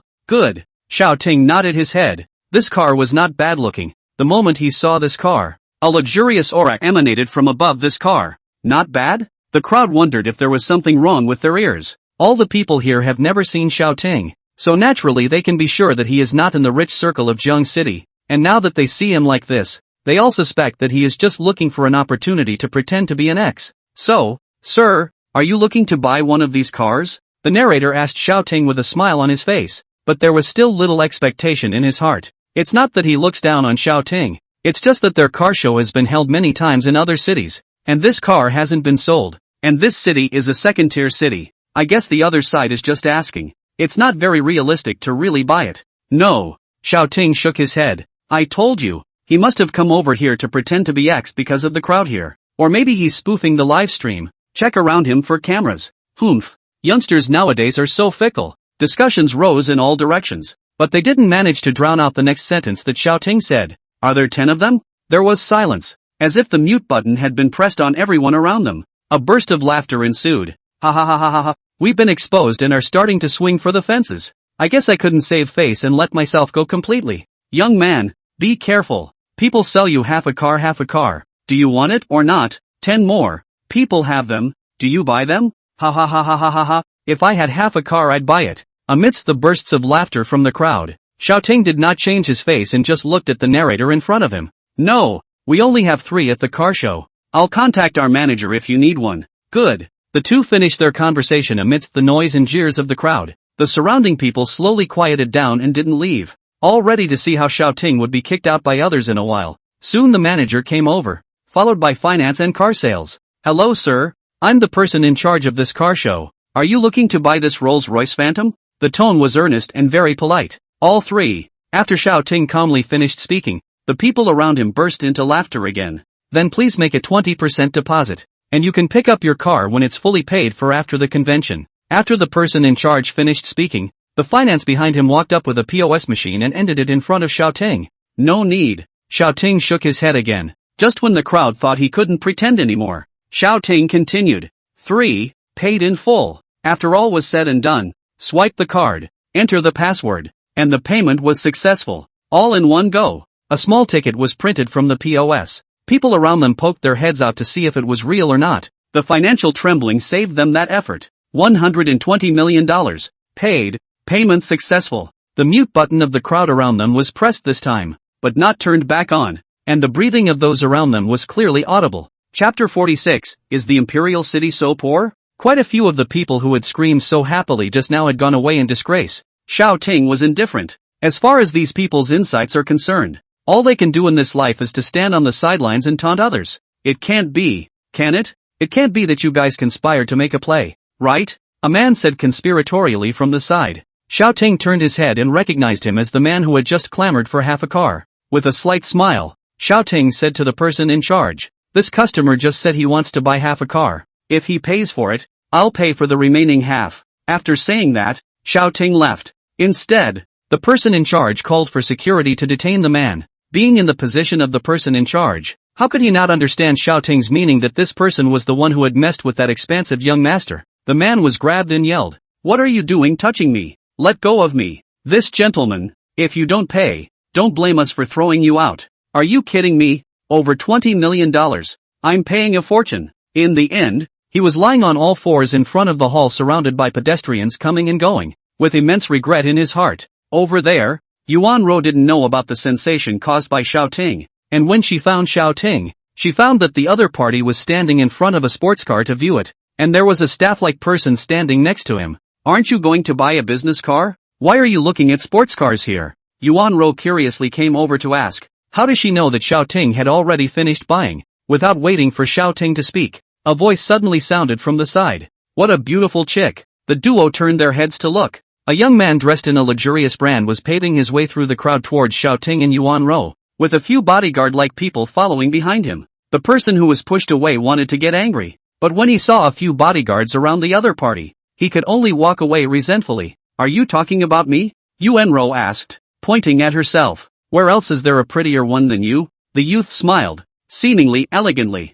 If he hadn't just pushed people away and walked in, and his eyes hadn't shown an evil look, now the youth is very satisfied in his heart. Originally bored, came to the city to see the car show, did not expect to actually see such a stunning beauty. Looking at the other man with a bit of a giggle, he felt like he was in for a treat. As for Xiaoting next to him, he hadn't seen it before, so it must not be someone with power and influence, so he directly ignored it. "Thanks, but how dare you molest your aunt?" Genru finished with a smirk, followed by a slap and a whoosh. Bang! Instead of hitting the youth's face, Yuan Ro's slap hit a bodyguard's small arm. Blocked. The youth, on the other hand, grimaced. Someone actually wanted to punch him in Yin Zhengwei's face? Or in a small place like Zheng City? Funny, do you guys know who I am? Yin Zhengwei lowered his voice, but his face was clouded with a smile. Joker, Xiaoting, who was at the side, spoke out at this moment, causing his face to stiffen. Yin Zhengwei then changed into a false fake smile and opened his mouth. "Do you know who you're talking to?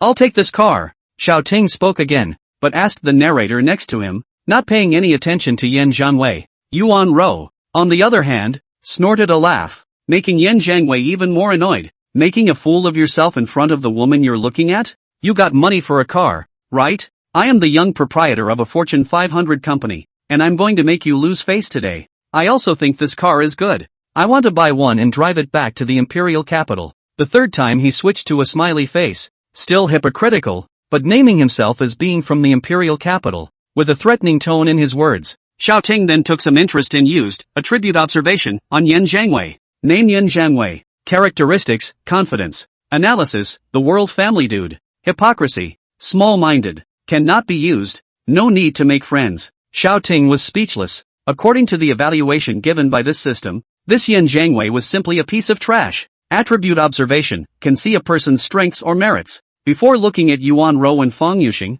one is righteous and the other is a business wizard. What's this Yin Yangwei's specialty? Confidence? Doesn't that mean you don't know what you're doing? But Xiao Ting had nothing to do. Yin Zhangwei wanted to play? Just play with him. What's the matter? Afraid to say yes? Yin Zhangwei spoke up. Xiao Ting was speechless for a moment when he used attribute observation, thinking that Xiao Ting was frightened by himself. There should be two rules for buying things, right? Xiao Ting smiled and opened his mouth, unable to see a hint of displeasure in the slightest. Either first come first served, or the highest bidder wins. Nonsense. Of course the highest bidder wins. Upon hearing this, Yin Zhangwei felt that Xiao Tingxian was too stupid to compare himself to the amount of money he had. It's just what the doctor ordered. Xiao Ting smiled and said to the commentator, "Name the price." The commentator, who had long since frozen next to him, then reacted and immediately returned. 24 million. Yuan Rou, who was on the side, looked at Yin Zhangwei and revealed a disdainful color as she opened her mouth. Quote,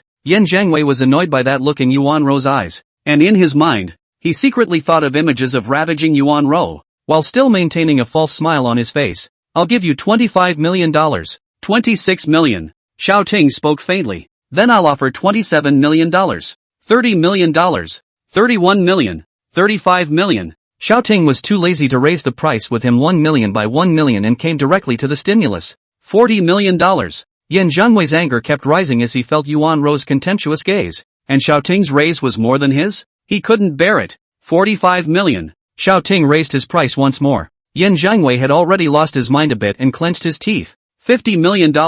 Is this it? Are they still so poor from the imperial city? Yuan Rou's voice rang out, her beautiful face filled with disdain as her cherry mouth spoke out vicious words. Xiao Ting suddenly felt that this Yuan Rou's speech was still a bit good. $55 million. $60 million. Shouting this, Yin Zhangwei's back teeth clenched a bit. He was still waiting for Xiao Ting to continue shouting the price when the other party revealed an expression of looking at a little cutie's expression. What's going on? Just as Yin Zhangwei had just reacted, Xiao Ting had already changed into a smiling face and enthusiastically went over to shake Yin Zhangwei's hand, saying towards the surroundings in the latter's dumbfounded face, "Congratulations to this young master for buying this car at the high price of $60 million. Everyone applaud." The people around them looked on and laughed as they clapped. "You punked me?" Yin Zhangwei's false smile couldn't hang on and the expletive came out. Then he turned his head and shouted at Yuan Rou, "You stinking woman. Sooner or later I'll make you cry." The tone of his voice was already not hiding his anger at all, and his demeanor was gone. Xiao Ting smiled faintly after hearing this. "Tear punishment technique. You can try it now." Xiao Ting gently patted Yuan Rou's shoulder and said, "Go." Then the duo left in style. Yin Zhangwei, on the other hand, was stopped by the rushing finance and asked to produce the funds he had just called for. After walking out for a while, Xiao Ting said in his heart, "Cry." Chapter 47, Becoming the God of Cookery? Over here, Yin Zhangwei took out his card and was cursing Xiao Ting and Yuan Rou in his mind. "Hello sir, please swipe your card." Finance pulls out the POS and holds it politely, with a smile on his face. "I know, what are you bothering to say?" Yin Zhangwei gritted his teeth and took it out on the finances. When the card was about to be placed on the POS machine,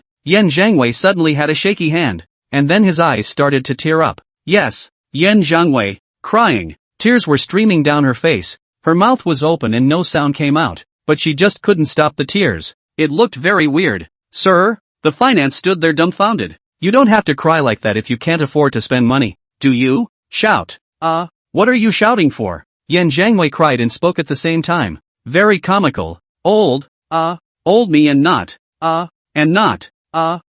pay." Yin Zhangwei trembled as he placed the card on the POS machine. His tears had now merged into two lines, trickling down. Tears were streaming down my face. "Do you car shows have any humanity? People can't afford to pay? And you're making them cry. Good lord, do you want to cry like that?" Tears are starting to fly in the wind. This is also talent. So arrogant to raise the price with others just now.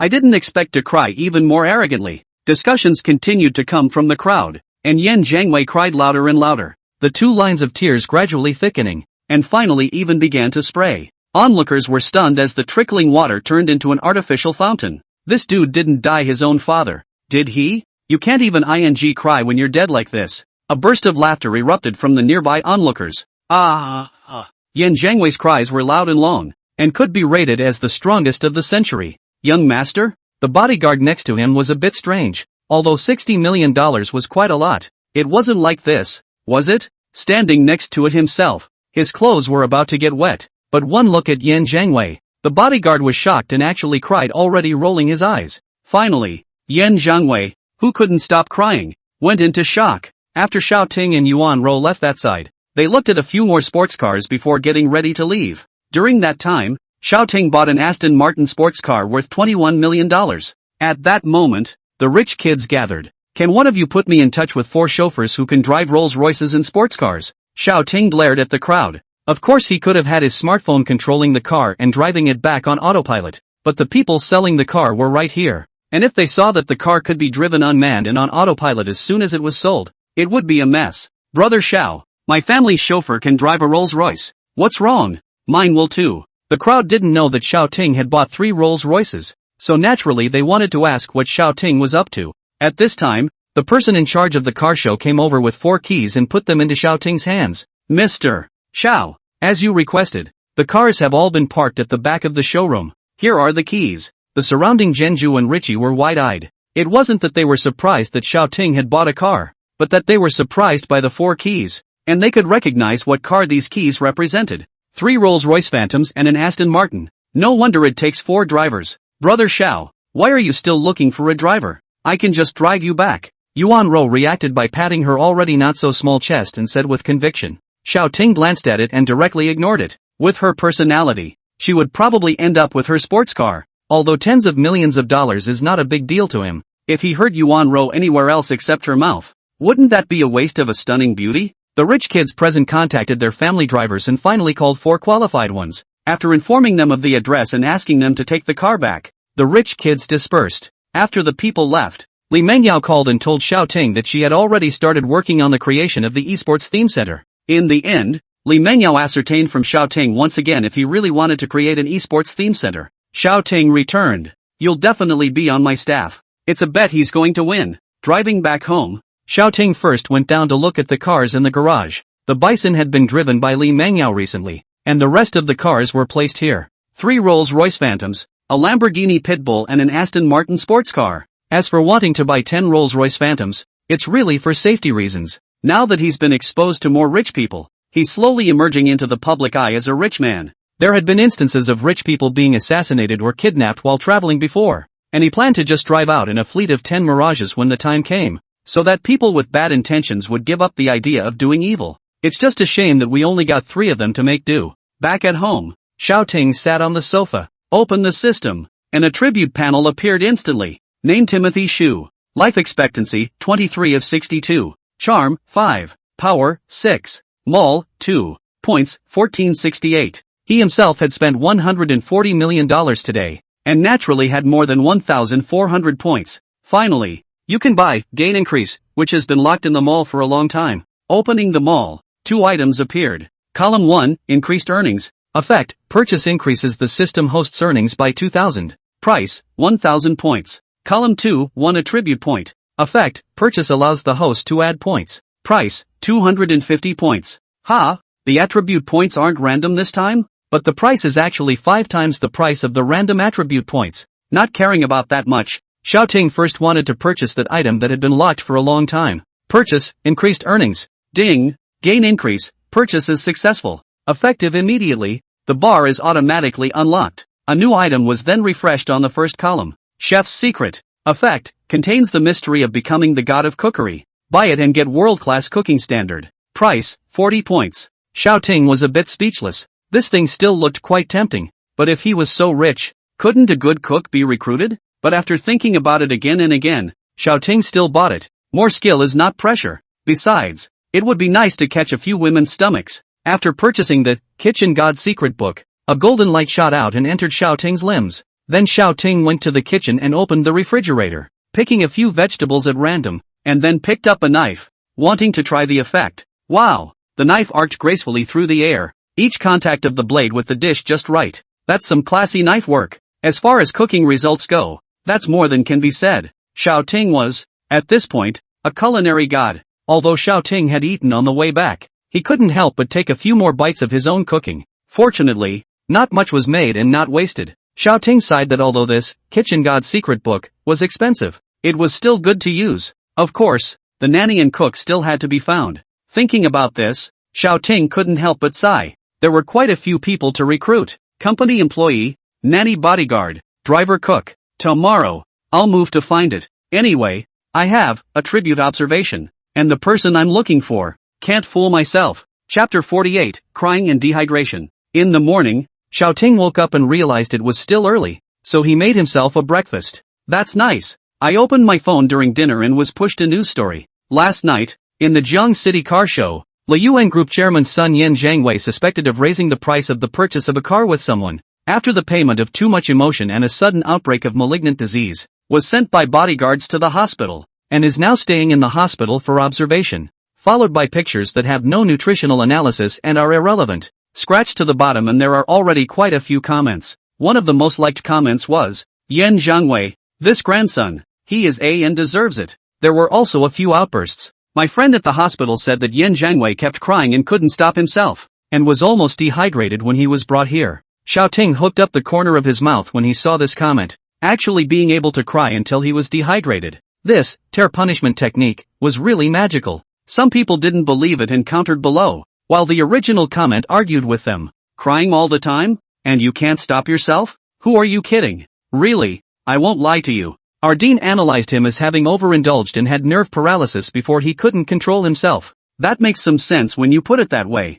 Legend has it that the guy was incredibly horny. Xiao Ting finished his breakfast and put away his cell phone. This time was just a small lesson. If this Yin Zhangwei still didn't open his eyes, he didn't mind having a more exciting one. At that moment, there was a knock on the door. When I opened the door, it was really Yuan Ro at the door. Brother Xiao, did you see the news? Yesterday that guy got a conscience and cried himself into the hospital. How it sounded awkward. But it was really what Yuan Ro said. A conscience? This guy has a conscience? It's just that no one can explain why. So they have to resort to blackmail like this. Xiao Ting smiled without saying anything. It's a shame that guy was suddenly cured in the wee hours of the morning. Xiao Ting understood in his heart that it was just the end of the 10-hour duration of the tear punishment technique. If Xiao Ting didn't let him go and used all 3 times on him, it could make him cry alive until he died of dehydration. Yuan Ro put down the breakfast in her hand, but suddenly saw the empty plate placed on the table. Brother Xiao, have you eaten? Xiao Ting nodded. How did this Yuan Ro turn into her own nanny? Bringing breakfast every day? That's actually not bad. If she doesn't say anything, then Xiao Ting sent Yuan Ro away. As the latter had begun to chatter, open the system mall. A panel instantly appeared. Column 1, Gatling machine guns with blue fire. Function, weapons of mass destruction. Price, 10 points. What the hell is this first item? Weapons of mass destruction? What would you do with that thing in a peaceful time and a peaceful country? You're in China. If you get caught with this, you'll be shot. Decisively ignoring the first item, Xiao Ting rested his gaze on the second item. Column 2, face pills. Function, after using it, it can make the face stay in the golden age forever, without affecting the body function. Price, 1,000 points. 1,000 points. And that's a feature that has to impress anyone who looks at it. Women want to stay young forever, but so do men. Although he could add points to his lifespan and theoretically wouldn't age, his face could say no. Some wrinkles or something wouldn't look good. Not enough points to lock now. Gotta go out and spend money for points. Quickly descending the stairs, Xiao Ting drove his new Aston Martin and parked at the entrance of the Jiang City Talent Market. Oh my god. Which company's boss has come to recruit in person? Driving such a flashy sports car? Such a young boss? A rich kid, right? There were even a few women wearing light makeup who came up and asked Xiao Ting if he was here to recruit that? Xiao Ting directly ignored it. Entered the middle of the job market, ignoring the surrounding sound of a job search, directly toward the manager's office. Pushing open the door, a fat man was sitting in a chair, bored and smoking a cigarette. When he saw someone come in, the fat man didn't even look at them. Looking for who? Xiao Ting moved to sit on the sofa next to him and opened his mouth. Find the ones that need money. When Fatty heard this, he immediately pinched his cigarette and looked at Xiao Ting. The fat man looked Xiao Ting up and down, and after seeing his valuable watch and clothing, he instantly put on a smile. What is the gentleman's name? After getting up from the chair he enthusiastically walked next to Xiao Ting. Xiao. Oh, Mr. Xiao. Which professions are you looking to recruit? Just be elite. Ha? Fatty muttered. This Mr. Xiao came in and did not say what work. Open mouth to elite. And did not say which professional. How to get. Just as he was thinking, Fatty took another look at Xiao Ting's outfit, and after he was convinced that he was a very rich man, he slammed his head. Rich people like that kind of thing. Of course, they don't care about the specialty, as long as it's the best. Mr. Xiao, please wait. Fatty saw Xiao Ting nod and immediately went out. Out the door, he took out his cell phone and dialed a number. Hey, Xiao Lua, you call the prettiest girls to my office according to the photos on the file. Don't worry about specialty, just pretty. What are you farting about? There's a big client waiting, so hurry up. After giving instructions to the other end of the phone, the fatty went back into the office and smiled fawningly at Xiao Ting. Mr. Xiao, wait a moment ha. Are they all elite? Absolutely superb. Fatty nodded his head there, but instead, Xiao Ting was a bit confused. Are the best people in the job market now described as extremely talented? But soon, with the arrival of those extremes, Xiao Ting wanted this fat man to go to the bathroom and pour the water out of his brain before coming back. All female, and all young and beautiful. No wonder it's said to be superb. Well, Mr. Xiao, still satisfied? Looking at these one elites in front of him, Xiao Ting couldn't get angry. This fatty was understanding. Just a little too much. You three stay and the rest can leave. Xiao Ting used attribute observation and probably looked at 3 people who were more satisfied, while the rest were of average quality. So he dismissed them. 2 people are more considerate and can be front of house, while the remaining one is more eloquent and can be a salesperson first. Xiao Ting grabbed the fat manager's ear and said to him, listen up, put your nasty thoughts away for now and find me the elite. The manager quickly said yes, and then went out to make a phone call. That, sir, is what we are to do? Inside the room, a girl couldn't help but ask, a little apprehensive inside. You two will be the front desk and that one will be sales. Ha, not only are you surprised that it's a proper job, but you've actually been assigned a job? Base salary of $10,000 a month. And later on, based on the company's performance, will be president. The 3 of them froze when they heard it. Such a high salary. Then the fat manager came in with a new set of people. This time both men and women. Let them all introduce themselves? The fat manager opened his mouth and asked. No need. Attribute observation. Activate. The information of the people in front of him was in Xiao Ting's eyes. Chapter 49. According to the salary of the president's bodyguard. The quality of this group was much higher than the previous one, and there were even a few returnees. Sweeping down with a glance, Xiao Ting found a different one. What position did he apply for? Xiao Ting pointed to a large man in the center and asked the fat manager. Driver. Without waiting for the fat manager to speak, the big guy opened his mouth first when he saw Xiao Ting pointing at himself. Driver? This property? Name Ma Ming. Characteristics, stable. Strong fighting ability. Analysis, a retired soldier of a special force in China with very good military quality can be recruited as a bodyguard. Retired military? Yes. Maman straightened his body and replied proudly. Okay, you're it. A solid personality. Whether driving or being a bodyguard. It's a great choice. Then they looked at the others, picking and choosing quite a few. After the rest of the people left the stage, apart from the 3 girls at the beginning, the fat manager and Xiao Ting, there were 14 people left. These, then, were the elites he had chosen, ready to be selected as future company executives. After stating everyone's salary and then leaving Li Mingyao's phone number, Xiao Ting left. Before leaving, Xiao Ting added the contact information of the fat manager. If you have any good talent in the future, send it directly to me. Xiao Ting then gave the fat manager $50,000 as a reward, and the latter naturally assured with gratitude that in the future, all the outstanding talents and the very best, would be reserved for Xiao Ting first. Xiao Ting didn't say anything this time and directly called Ma Ming to leave with him. Can you drive a Rolls-Royce? Will. I can drive every model in the country now. In fact, what Maman didn't say was that he knew all of the weapons-loadable vehicles in the country, like airplanes and tanks and submarines and stuff. Work as a bodyguard and part-time driver. Xiao Ting thought about the salary of a presidential bodyguard. I'll give you $300,000 a month. Ha? $300,000? Since his retirement from the army, Ma Ming has encountered obstacles everywhere, and refuses to proclaim his skill everywhere, so naturally he can't find a job. Soldiers, they should hide their fronts. Now that someone directly offered him $300,000, he was naturally a bit taken aback. Too little? Xiao Ting raised his eyebrows. He was satisfied with Ma Ming's attributes. If it was less, he would just give more. He wasn't short of money anyway. Seeing that Xiao Ting misunderstood, Ma Ming hurriedly explained. No, it's just that this salary is too high. I'm just a driver. Even if I work as a bodyguard at the same time, this salary is too high. If it was another country, he felt that this salary is okay, but in China, the Social Security first class, when the bodyguard most of the time is completely for the employer to support the scene, not encounter any danger. Of course, Xiao Ting didn't think so. As his ability to make money increased, it was only a matter of time before his wealth exceeded that of some of the big capitalists within China, or even the richest man in the world, and sooner or later he would step onto a bigger stage. And looking for a bodyguard now was just a way to save him trouble in the future.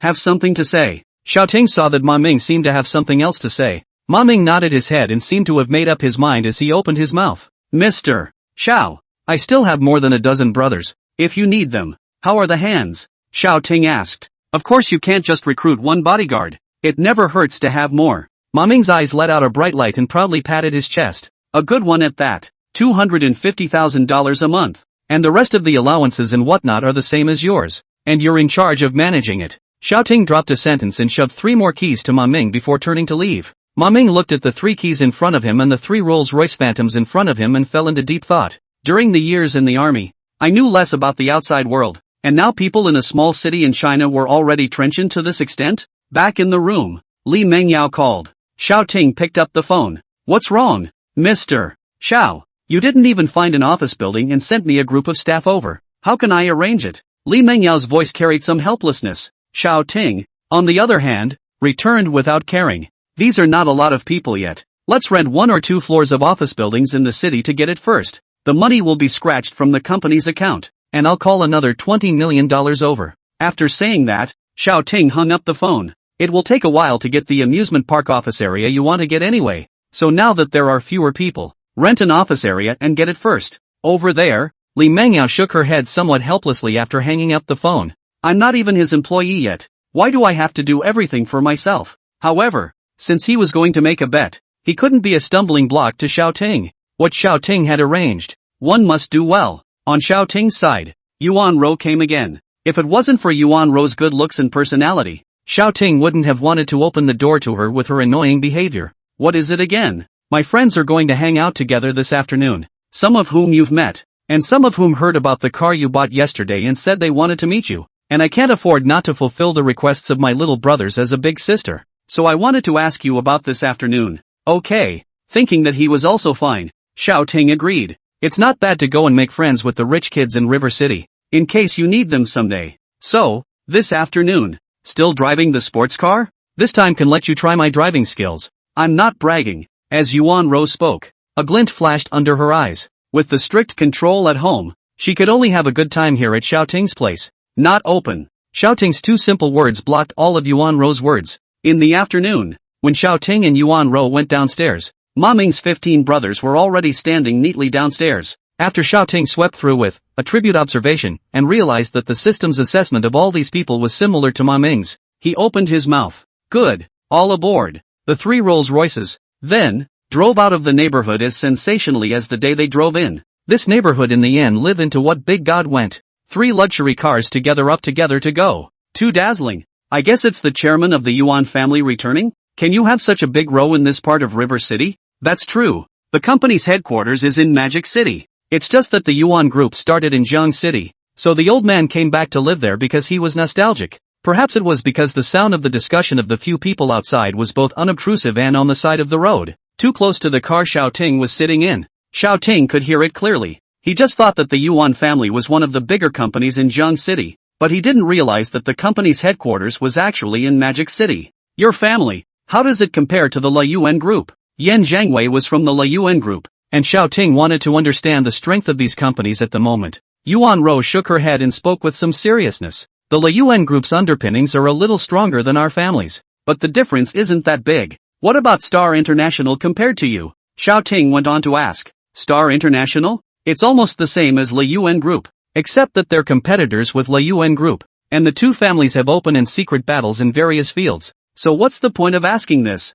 Yuan Rou looked at Xiao Ting with some curiosity as she spoke. Xiao Ting, on the other hand, was calm. It's okay. Chapter 50, Yan Zhangwei who came to look for trouble again? If Yuan Rou knew that Xiao Ting had gotten Fang Yuxing's assurance to give him 5% of Star International shares, wouldn't she just annoy him to death in the car? Ma Ming drove steadily, but not too slowly, and soon arrived at the place Yuan Rou said. A bar. Just from the outside look, we know that the luxury is extraordinary. In and out of the people in addition to the service staff. will be handsome men and women, should be rich second generation or rich second generation of men and women friends. Ma Ming brought 2 people in with shouting Yuan Ro, while the rest waited outside. There are really a lot of people today. After Yuan Ro went in, she glanced over at the bar and muttered, then led Xiaoting up to the upstairs private room, while the 3 bodyguards guarded the entrance to the private room. Pushing the door in, a cold air mixed with the smell of alcohol hit his face. The people who were talking and laughing in the room saw the door open and looked to the doorway,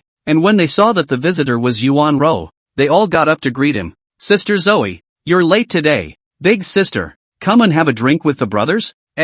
Sister Zoe, this is? Finally, someone noticed Xiaoting who came in behind Yuan Ro. Yuan Ro, on the other hand, immediately pulled Xiaoting's arm and introduced himself to the crowd. That's the same neighbor I was talking about earlier who bought 3 Rolls Royces and an Aston Martin yesterday. Then he twisted his face again and whispered to Xiaoting, there are a few here that you met yesterday, and the rest are all rich kids from Jiang City, so I'll introduce them to you. After the introductions, some of the rich kids who had just met Xiaoting today took the initiative to come over and greet him. Although they had their own arrogance, they could understand a lot more when they saw that Yuan Ro had this attitude towards Xiaoting. Brother Xiao, you're older, do you mind if I call you Brother Xiao? Sister Zoe's brother. Then they are all our brothers. Brother Xiao, my name is Zhao Xuanji. I'm Li Forget-hun. Please take care of Brother Xiao in the future. The crowd came over to say hello, and Xiaoting responded one by one, and added contact information. At the same time, Xiaoting felt some emotions inside. When I was moving myself before,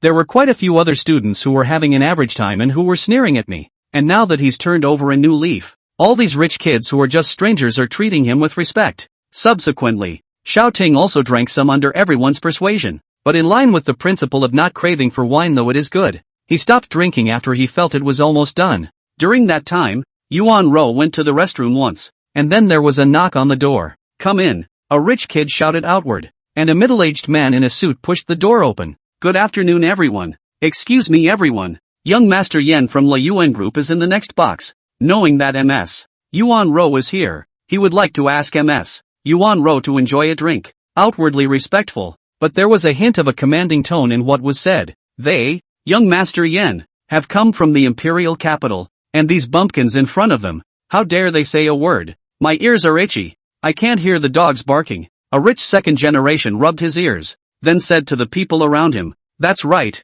this is Jiang City, so tell your what's-his-name young Master Yen to come here less to annoy us. If you want to bluff go back to your imperial capital, we in Jiang City don't eat your. The other rich youngsters also spoke up, angrily rebuking the middle-aged man who had come to deliver the message. Yuan Ro is their friend, and even more so the person they treat as their big sister. Letting Yuan Ro go over to accompany the drinks. What does that take them? These rich second-generation people. 4. Xiaoting and Yuan Ro, on the other hand, glanced at each other. This young Master Yen, who else could it be? It's Yen Zhangwei again. If there's nothing else, please go back, and if you want to meet me for a drink, make an appointment at Yuan's group and I'll give him an answer if I have time. Yuan Ro opened her mouth to send the middle-aged man back. The middle-aged man grimaced a little, then clapped his hands together. Snap, pop, the voice fell. The previously unclosed door of the private room at the moment another 10 people walked in, each holding a golden dais in their hands. On top of it all, there were 2 bottles of wine that just looked gorgeous and extraordinary. The name of that bottle appeared in the minds of everyone present after seeing it. Royal Salute 48 years, with a price tag of $100, 000 per bottle at the bar. It makes the number of people who see it only gulp a little. The average Royal Salute is thousands of dollars, and on the vintage, the price continues to climb according to the length of the year. To the 50 years of copies or even more, are priced out of the market. The 48 is available but unaffordable for many. Seeing the middle-aged man bring in people to put down 20 bottles of Royal Salute, a rich young man opened his mouth with a cold face. What are you doing? The middle-aged man glanced at the rich second-generation man who opened his mouth with squinted eyes, his contempt showing, and then he said in a nonchalant manner, these 10 bottles of wine are young Master Yan's welcome gift to all of you when he first came here. At these words, the rich kids were silent. It was only $2 million, but they still couldn't afford to give it away casually as a meet and greet gift. And the second generation of the rich compare with each other in terms of wealth and power. Now, it was obvious that they were all being outclassed by that young Master Yen of the La Yuan group, whom they had never met. At this moment, Xiaoting, who hadn't said anything, saw that everyone was silent and guessed what was on everyone's mind, and opened his mouth to laugh. Since young Master Yen is so kind, then we'll just accept it. Brother Xiao. When Yuan Ro heard this, she hurriedly whispered to Xiao Ting, after receiving someone's gift, either we return the gift or I have to. Yuan Ro didn't say any more. If this group of them returned a gift that was no better than these 20 bottles of royal salute, then the rich daughters of their Zheng city would be reduced to the laughingstock of the nation. Unless Yuan Ro went over to have a drink with that Yen Zhengwei. There's no harm. I just met everyone today, so let's give everyone a welcome gift. Xiao Ting comforted Yuan Ro, then got up and said to the middle-aged man, Yen, what right? Just say that I'll accept the gift. The middle-aged man frowned now. Where did this ungrateful brat come from to call our young master Yen something? How dare you accept gifts? Good, good. I'll go now. The middle-aged man showed a cold smile and turned to leave. As soon as the middle-aged man left, a few rich second-generation men immediately gathered around and spoke to Xiao Ting. They weren't blaming Xiao Ting, they just felt that Xiao Ting was too impulsive. Brother Xiao, this $2 million gift back. If he sends it over again, we will have to keep comparing, so in the end we may. One rich kid pointed out the stakes, while the others nodded their heads in agreement after hearing it. So much trouble. Huh? Xiao Ting asked. And then the other rich second generation nodded again. Tell you what, Brother Xiao, you have a thin face. I'll return this wine for you to go. A rich second generation thought that Xiao Ting was really acting on impulse and now opened his mouth to try to relieve Xiao Ting. Xiao Ting, on the other hand, shook his head and then said something that made the rich kids present freeze. I don't have the time to return it, so let's settle it once and for all. Chapter 51. It's just cutie pie. What? The rich second generation all suspected that there was something wrong with their ears. This Xiao Ting actually said that he would return the gift once? Meaning, a gift that the opposite party can't afford to pay back?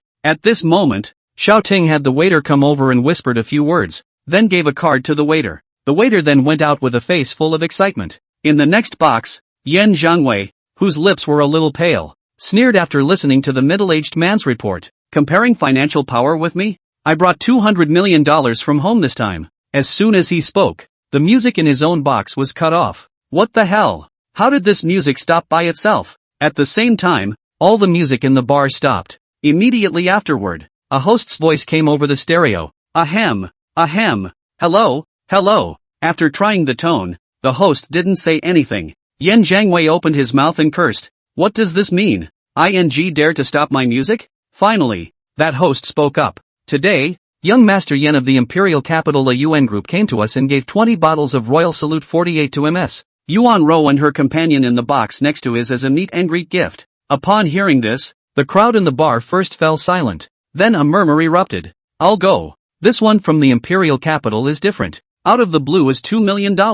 La Yuan Group? It's not the one that was still in the hospital this morning, is it? So trenchant, I can't even afford to buy a bottle. I actually gave away 20 bottles directly. Didn't you hear the delivery of Yuan Ro? The daughter of Yuan's group. She's so pretty. Okay, stop it. Be careful, people hear you. And at this moment, Yen Zhengwei and the middle-aged man in the box both revealed smiles. This bumpkin in Zheng City is quite on the right track, knowing to say thank you. But if that Yuan Ro doesn't come over to accompany me, this matter won't be solved so easily. He assumed that the rich kids of River City were deliberately broadcasting it to show him their appreciation. At that point, the host went back to talking. As a token of appreciation, Ms. Genro will be purchasing some wine at this bar in return. Yen Zhengwei froze when he heard this, and then began to sneer again. A return gift? You can afford it this time. What about the next time?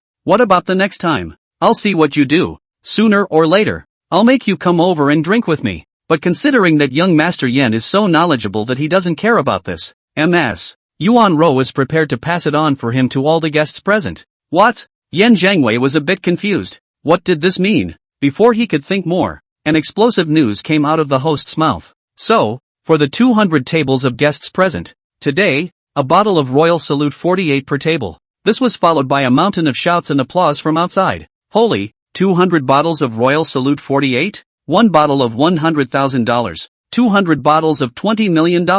This Miss Yuan family has put down blood money. In that comparison, that imperial capital's what's-his-name young Master Yen is trash. That's right, that $2 million is good enough to take out and give away? The spectators in the audience couldn't get their hands on $2 million either. But now that Yuan Ro had made it possible for them to drink 100,000 bottles of wine, they naturally spoke towards Yuan Ro. At this moment, the rich second-generation people next to Xiao Ting were all looking at him like hungry wolves encountering their prey, and the glint in their eyes was frightening. The host said that Yuan Rou had invited him, but they had watched Xiao Ting give the waiter orders as well as take out his card and give it to the waiter. Xiao Ting was uncomfortable being looked at by the crowd and opened his mouth. What's the matter? Not happy with me anymore? The tone was not serious. After all, these rich kids were quite nice and worth befriending. No, brother Xiao. I heard that you bought 3 Rolls-Royce Phantoms and an Aston Martin yesterday. The rich second generation called Li Oblivion from before was currently at the front of the line, talking to Xiao Ting. Xiao Ting, on the other hand, nodded his head. Hiss. The people present all sucked in a breath of cold air. These 2 days squandered out should be nearly $200 million, right? Did someone in the family print the money? Spending like this? The son of the richest man in the world? Seeing that these rich second generation were shocked, Xiao Ting's heart also rose with a hint of pleasure. But it's also that they don't know that Xiao Ting is now making $500 a minute. $20 million? He'll be back in 2 days if he doesn't splurge so much. Inside the next box, Yan Zhengwei was looking out through the glass window of the box. The more he saw the people outside laughing and roaring, the more somber his face became. People return the gift directly as 20 million. He now is not to take 200 million to return the gift? Young master, what should we do? Seemingly sensing Yan Zhengwei's anger, the middle-aged man straightened his suit and somewhat timidly opened his mouth to call out to him, without the slightest bit of the condescension that he had used to deliver the wine just now. I'd like to go and see what it is. Giving a wink to the bodyguard next to him, Yan Zhengwei walked towards the door. After making such a big fool of himself yesterday, he came to the bar today after being discharged from the hospital, ready to find a few chicks to have fun with, only to see Yuan Rou who had gone to the toilet. Naturally, he was not interested in those vulgar girls at the bar, which is why he sent a gift to try to humiliate the other party. I didn't realize that it was he himself who was now being humiliated, and he was angry, very angry. Thinking about it, Yan Zhengwei pulled open the door, followed by a waiter who just happened to come in. Sir, this is the wine that Mess Yuan Rou sent you. Since he invited the whole audience, Xiao Ting naturally wouldn't skimp on this bottle. Get out! Yan Zhengwei's fire intensified and he shouted at the innocent waiter. He then watched the waiter run away in fear before he changed into a smiling face and walked towards the private room where Yuan Rou's few people were. In the doorway, 3 large men stood straight, looking back at the 7 bodyguards behind himself. Yan Zhengwei lowered his heart and entered the private room. Ma Ming and the 3 of them didn't get Xiao Ting's order, so they didn't stop Yan Zhengwei and the middle-aged man, as well as the 7 bodyguards behind them, pushing the door in. Yan Zhengwei saw Xiao Ting sitting in the center at a glance. You boys were there? Seeing him, Yan Zhengwei was furious. He spent $60 million to buy a 20 to 30 million sports car, reduced to a laughingstock not to mention, but also because of yesterday's strange disease directly on the news. Disgrace to the grandmother's home. It all started because Xiao Ting raised the price. However, he didn't think Xiao Ting was really capable of anything right now. Otherwise why wouldn't Xiao Ting dare to continue to raise the price with him? If Yuan Rou knew this thought of his, he would definitely lament. Cutie. It's just cutie pie. At this moment, looking at the aggressive Yan Zhengwei, Xiao Ting then asked him with a smile. Yo, Mr. Yan, is the $60 million sports car comfortable? Upon hearing this, Yan Zhengwei almost lost his breath. This kid, how dare he mention this? Is he blind? Can't he see the bodyguards behind me? Yan Zhengwei smiled coldly and waved his hand, signaling the bodyguards behind him that they could do it, and then said in a lofty manner, the showroom was crowded yesterday, and since we met again today, you can't blame me for being deadly. Maman. Xiao Ting sat there without moving, but he saw the door of the private room being quickly pushed open, and then the 7 bodyguards were treated like little chickens. Throw it out. Chapter 52, Crying in the Hospital Again. Yo, young Master Yan, aren't you going to kill me? Isn't my brother Xiao still properly here? Yuan Rou opened her mouth to sneer at Yan Zhengwei at this moment. The rich young men who had just been frozen in place with fear also came back to their senses and said, Yes, young Master Yan, is this how you lot Yuan group is going to lay your hands on them? Brother Xiao, this man is just bragging and is trying to scare you. Ha ha ha, why don't you stop screaming? Weren't you fierce just now? At this moment, Yan Zhengwei only wanted to rush up and slap the mouths of those people across the street, especially Xiao Ting, who was sitting in the center, and Yuan Rou, who seemed to be leaning on Xiao Ting's arms, but he couldn't, and behind him Maman yanked him and the middle-aged man by their collars, leaving them very comically lifted in the air, completely immobile. Young Master Yan, it's just a matter of exchanging sports cars. Is it worth getting so angry? Xiao Ting leaned his back against the sofa, like a superior looking askance at a submissive. Have the guts to let go of me. I'll fight you one-on-one. Yan Zhengwei gritted his teeth. The Yuan Ro and the others beside him gave him a contemptuous look when they heard it. Just now, he called a bunch of bodyguards to come up to deal with others, and was cleaned up by 3 of his bodyguards, and now he wants to go one-on-one with them? Yan Xiao, have time to go and get cured, or else you'll be crying in this aggravation. It's not good,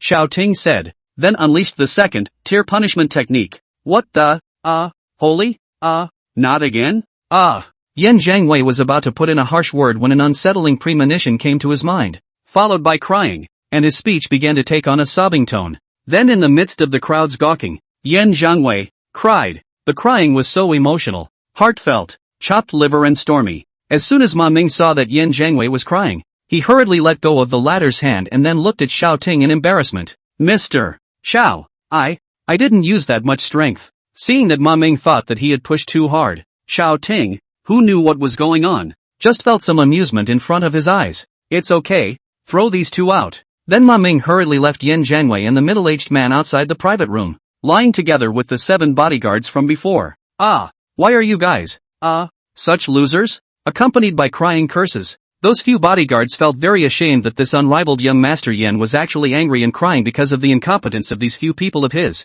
Then a few people stumbled down the stairs and tried to get out of the bar. Isn't this Mr. Yan? What Yan Daisuke? It's young Master Yan from the Liyuan group, the one who gave MS Yuan a drink just now. It's him, go say hi. Soon, a group of people surrounded over, but as the people surrounded over, the crowd realized that this Yan de Xiao how to cover his face, seems to be unable to see people. Young Master Yan? I'm River City. Get out. A man with a smile on his face wanted to go up and strike up a conversation, but all he heard was a dull curse coming from under Yan Zhengwei's hands covering his face. The crowd froze in place. This rich boy was so impolite? As the saying goes, a handout is not a hand up. Even if Yan Zhengwei couldn't see them, he wouldn't have such a bad attitude, would he? Why is there water in this hand? An onlooker noticed the end of the story. Water was flowing out from underneath Yan Zhengwei's arms and hands that were covering his face. The moment this onlooker's voice came out, the crowd looked at Yan Zhengwei with curiosity, making the latter unable to go out by circling around left and right, but instead blocking it even more tightly. Remember the news today? The one where Yan Zhengwei cried into the hospital? Yeah, I guess it's back to being sick. I thought it was some kind of unscrupulous media writing it up for attention, but it's actually true? This trip was worth it. 100,000 bottles of wine. Yan's crying. Seeing that many people had already taken out their cell phones to take pictures, the middle-aged man in a suit hurriedly signaled his bodyguard to go up and stop in front, scolding the crowd for not allowing pictures to be taken. Then, under the watchful eyes of a growing number of onlookers, Yan Zhengwei's group squeezed out of the crowd and fled. Of course, he ended up in the hospital. Xiao Ting and his group continued to start putting on the wine after Yan Zhengwei and the others were driven away. Come on, brother Xiao, brother toasts you. A rich second generation who had already drunk too much and was already speaking with a bit of a lisp, still struggled to come over to give Xiao Ting a toast, and then drank the wine in his cup in one go. Xiao Ting also raised his cup and took a small sip, and then whispered to Yuan Ro after putting it down, quickly find someone to send him back, with some helplessness in his tone. After all, this rich second generation in front of you, all give yourself a drink break. Already toasted him 3 times. Brother Xiao, I let you spend $20 million today. I'll take this breath. This money is on my head. Yuan Ro wasn't drunk, but one could tell that she had a lot of respect for what Xiao Ting did today. Xiao Ting glanced at her slightly red face, like a tantalizing apple that made people want to take a bite. It's fine. Consider it as a meet and greet gift from me to my friends, Xiao Ting said, raising his cup. The rich second generation present, as long as they were not already drunk, raised their cups in response to Xiao Ting. Between pushing and swapping cups, time flew by. Although Xiao Ting didn't drink much, but talking and laughing with these young people didn't require any hooking up. It was quite cozy here. In the blink of an eye, it was midnight. The rich daughters all had drivers waiting in front of the bar, and after the crowd dispersed, Xiao Ting and Yuan Ro also got into the Rolls-Royce Phantom. Brother Xiao, today, you are so handsome. Even when she was drunk, Yuan Ro's mouth refused to stop, but now her slightly red face with her slurred mutterings looked especially cute. Then, Yuan Ro fell asleep in Xiao Ting's arms amidst endless mumbling. Until this moment, only Yuan Ro's quiet sleep, that beautiful face and body gave people the desire to appreciate it. Although Yuan Ro was very tempting, Xiao Ting was not a villain who took advantage of people's danger and just quietly viewed the special thing in front of him. With Ma Ming's smooth driving, he soon arrived at the neighborhood of Mansionfang. At this point, It occurred to Xiaoting that he only knew that Yuan Ro was in the same neighborhood as himself, but he didn't even know exactly where her family lived. At this time, Yuan Ro's cell phone rang. Xiaoting laboriously took out her cell phone from Yuan Ro and picked up the call. "Miss, where are you now? Master asked me to take you home." A middle-aged man's respectful voice came from the opposite side. "It should be Yuan Ro's family's driver." "Ahem. I've already dropped Genru off at the neighborhood, so pick her up downstairs in the middle of the neighborhood." After that, Xiaoting hung up the phone and signaled Ma Ming to drive straight home, and the driver over there was in shock. "Mrs. Call." It was answered by a man. The driver turned his head to Grandpa Yuan Ro, who was listening to him on the phone behind him. "What?" Grandpa Yuan Ro blared up at once, but thinking of Yuan Ro's nature, he narrowed his eyes again and smiled. "Man, this girl seems to be hiding something from me." Then seeing the driver still frozen in place, he immediately drank. "What are you waiting for? Why don't you set off yet?" "Wait, I'll go with you." Chapter 53, Nothing and a Car for One? In the night, Xiaoting stood outside the car feeling the comfort of the evening breeze blowing across his face. Incomparably comfortable and cozy. Then, a car stopped in front of Xiaoting. Then a middle-aged man came down and asked Xiaoting tentatively, "Are you a friend of MS? Yuan Ro?" "Aha." Seeing the other party coming, Xiaoting opened the car door and helped Yuan Ro down. Then the driver helped Yuan Ro into the car. "May I ask what the gentleman's name is?" The driver bowed to Xiaoting to express his gratitude and then tried to climb into the conversation. However, Xiaoting had little intention of making small talk with him and only spoke faintly. "Xiaoting." Then he turned his head and went upstairs. The driver froze for a moment, and when he saw that the other man had already left, he didn't say anything and got in the car as well. "What's that kid's name?" At this moment, Yuan Lao, who was sitting in the shadows at the back of the car, stroked the head of Yuan Ro, who was lying beside him, and opened his mouth to ask the driver. He said his name was Timothy Shaw. "Good boy, driving a Rolls-Royce Phantom, and Zoe trusts him so much. It seems like we need to get to know each other sometime." "Okay, let's go home." After Xiaoting went upstairs, he washed up and went to bed. In the following days, Yuan Ro didn't bother him, and he was happy to be free, and even went to supervise the progress of the project, and was complimented by Li Mengyao, who said that he was finally no longer just a shirker. In fact, Xiaoting had nothing to do lately before he went to experience the fun of being the boss inspecting the work. For the future, he'd be more than happy to be a throwaway. Then, Li Mengyao informed him that the office has been selected. Directly lease the previous person's office. No need to decorate. Directly over to the office. Before Xiaoting recruited, those people have been arranged there. But, after Li Mengyao finished her report in a brain, she was a little more eager to speak. Xiaoting was a bit strange, telling her to say what she had to say without having to stammer at herself. Li Mengyao nodded and spoke. "Mr. Xiao, the people in the venue are arranged, but there's no work for them to arrange, and they're all a little suspicious now that we're a facade-supporting skin company." "Eh?" Xiaoting was stunned. He only remembered to set up a company, and in turn forgot about this. Go to the office area." Xiaoting immediately took Li Mengyao to the office area as soon as he clapped his hands. When he reached the interior of the office area, Xiaoting realized that Li Mengyao's taste was still good, and the decoration here, although it was from before, was also picked by Li Mengyao, and it was really good. At this time, the employees who were playing with their cell phones saw Xiaoting and Li Mengyao coming and put away their cell phones and came forward. "Mr. Xiao, what is our company's main business, and what's our job?" Employees opened their mouths to inquire. Xiaoting found a place to sit down and opened his mouth indifferently. "We've talked about the salary package before, so today we'll talk about your work." The employees held their breath, wanting to hear what Xiaoting would arrange. "The company bought a project earlier, and now I need you to do as much as you can to acquire homes in that neighborhood." The employees who heard this were stunned. They had heard before that Xiaoting had bought the building to be made into an esports theme center, so why would they still want to build around that theme center now?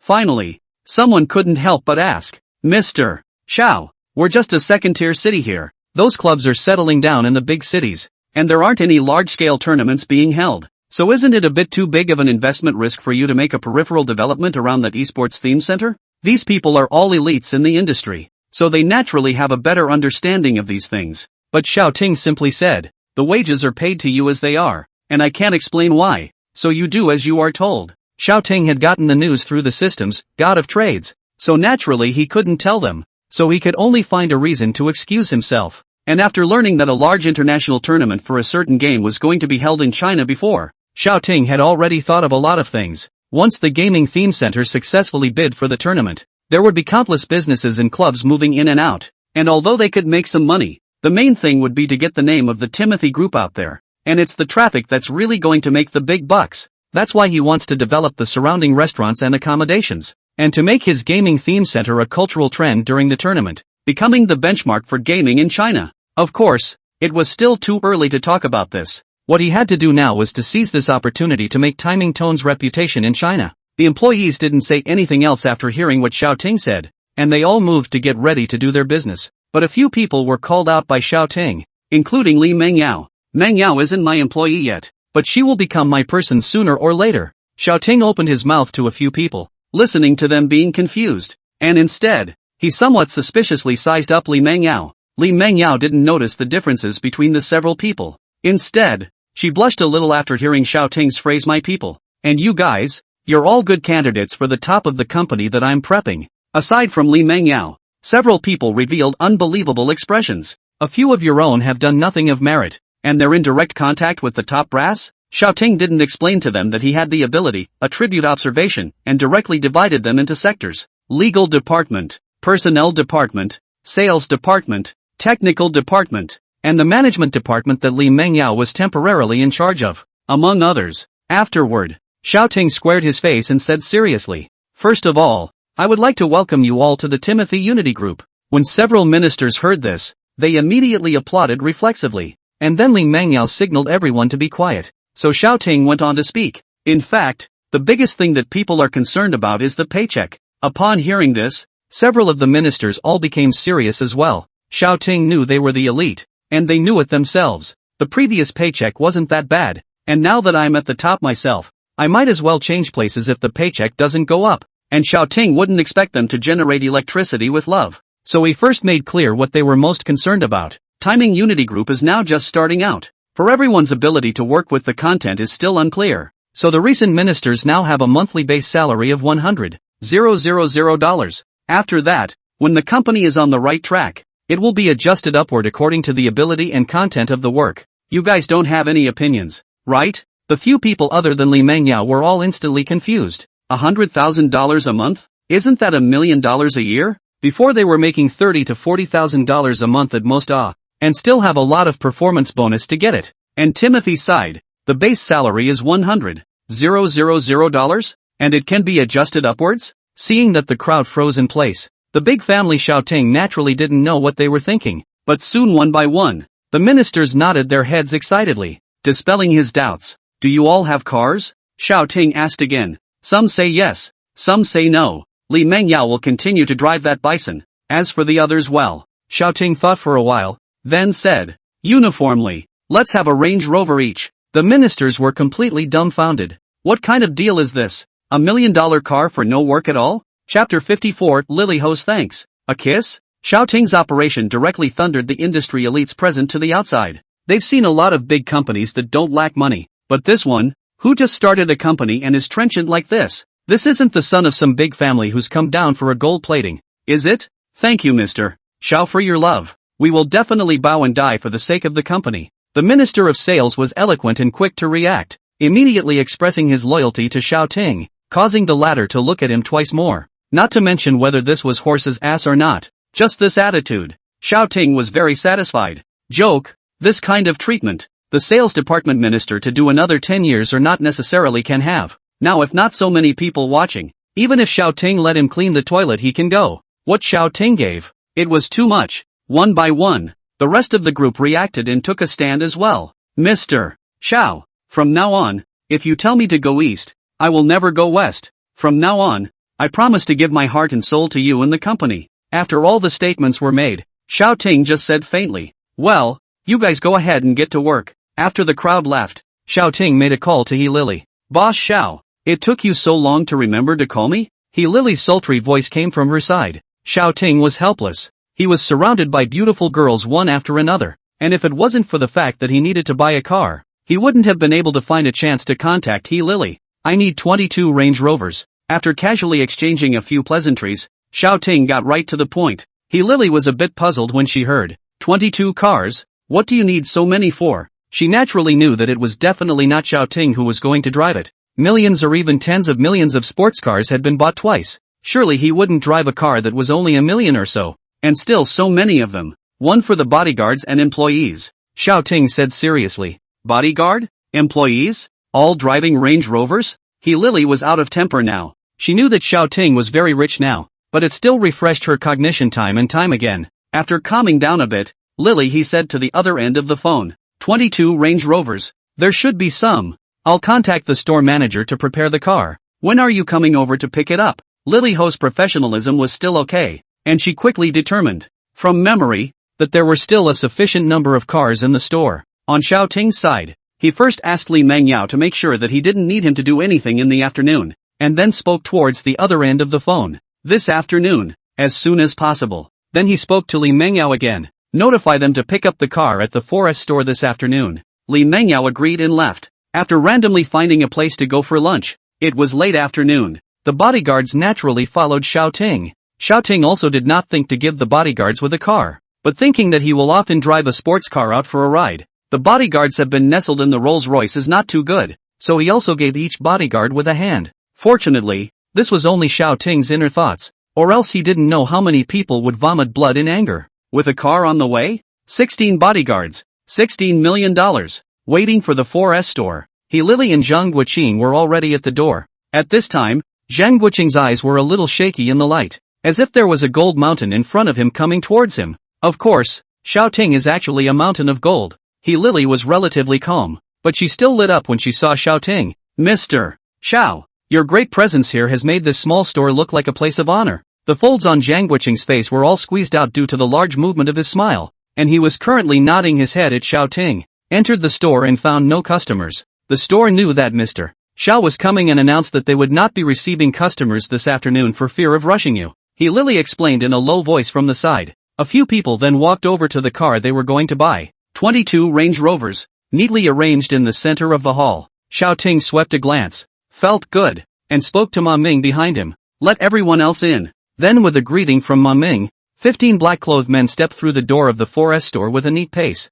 startling the employees present. These 15 people as well as Ma Ming behind Xiao Ting didn't have much of an expression, but a dangerous aura emanated from all of this here, and even a few timid employees didn't dare to raise their heads to look at the people. Mr. Xiao, what are you doing? Zhang Guoqing asked with some caution. After all, these people stood together, giving a strong sense of oppression, and Lily didn't tell him Xiao Ting's intention of buying a car. He was a little worried that Xiao Ting was uncomfortable with something and had come to look for trouble. Drive! Xiao Ting said this, both to Zhang Guoqing and to the 15 bodyguards behind him. Then in the eyes of all the employees who were shocked beyond belief, one of the 15 bodyguards got into a Range Rover and sat quietly inside, waiting for Xiao Ting to give orders. Ma Ming. Xiao Ting saw everyone getting into the car and spoke. Ma Ming immediately stepped forward and shouted respectfully. Mr. Xiao, 3 cars can't drive it back. Arrange for someone to make an extra trip. Ma Ming had to drive for himself. Naturally he couldn't take his own car, while everyone else had to drive back,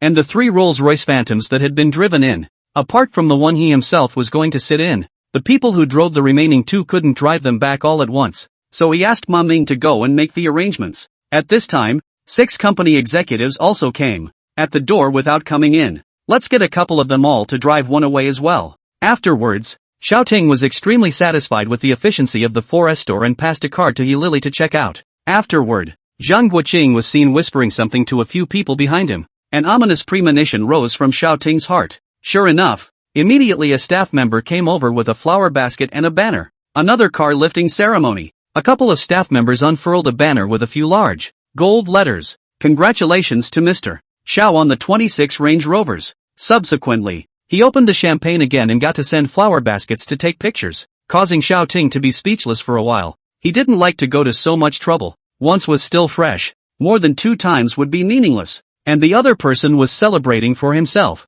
so it was not good to reprimand him. Next time you buy a car, you might as well have it delivered. Then in the festive and lively atmosphere, Xiao Ting's fleet of cars swept out of the automobile city. 3 Rolls-Royce Phantoms in front, followed by a dozen Range Rovers, dominating a large part of the road, causing countless people to stop and watch. Is this the leader from above coming down for an inspection? Such a big battle. Just be careful and keep your mouth shut. At this time, Lily, who was again stuffed into Xiao Ting's car, smiled somewhat helplessly. Her own store manager was just too much, and Xiao Ting said with a smile, I've brought you so much business, and you never thanked me. Ha, brother Xiao, you have a big family now. I thank you, but I also need you to look at it. Then thank me with something else. Xiao Ting finished and closed his eyes. Ha! Lily took a look at Xiao Ting and closed her eyes, then thought about what Xiao Ting had said and blushed, then tangled her eyes for a moment and closed them as well. Xiao Ting felt something fall on his face. A kiss. Chapter 55, Longevity and Strength added a little bit.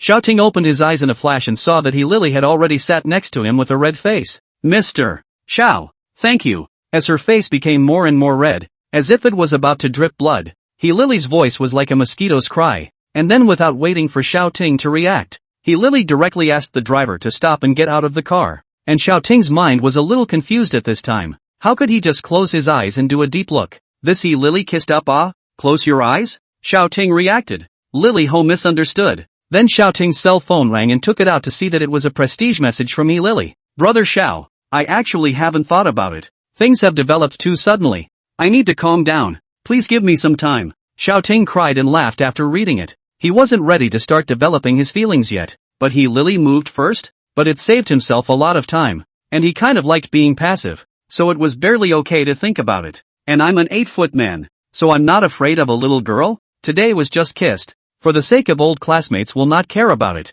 If there is a next time, he will have to get real. It was getting late, and Xiao Ting also returned home under the escort of the caravan. Back at home, Xiao Ting looked at the work reports of the people underneath him and ignored them after he felt that there was nothing wrong with them. Open the system. As the voice in Xiao Ting's mind sounded, a panel appeared in response. Name Timothy Xu. Life expectancy, 23 of 62. Charm, 5. Power, 6. Mol, 2. Points, 494. He now has a daily income of more than $9 million, and his total assets are left with more than $50 million.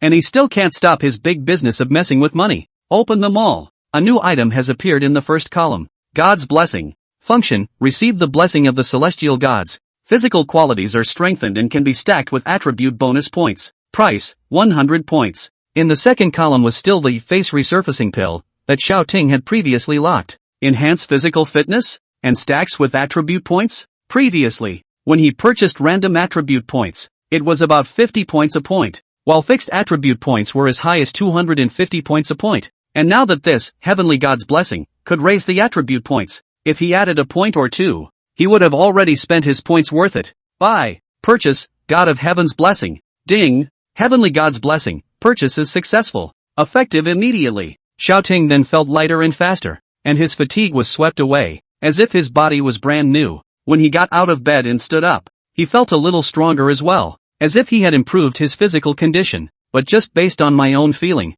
I have no idea to what extent I've improved now. It's better to look at the system value. Open the system. Then looked at his attributes. Life expectancy, 23 of 63. Charm, 5. Power, 7. One's longevity and power are each increased a little. It seems that good health does not necessarily charm will be enhanced, but certainly can live a little longer. After all, the body is the capital of the revolution, and his own strength value has been raised from 6 to 7. Previously, Xiao Ting was engaged in physical labor like moving bricks, and his strength itself was a little bit greater, and now that it had been boosted a little bit more, it would surpass a lot of ordinary people. The things that were refreshed today weren't bad, so Xiao Ting was satisfied and went to bed. After the night passed and Xiao Ting slept comfortably, he got up and stretched, then picked up his cell phone to take a look at the time. 6:30. Xiao Ting was a little surprised. Even the quality of his sleep had become higher after his physique had improved, and he had slept enough at 6:30. If you're in your element, getting up is usually around 8 o'clock.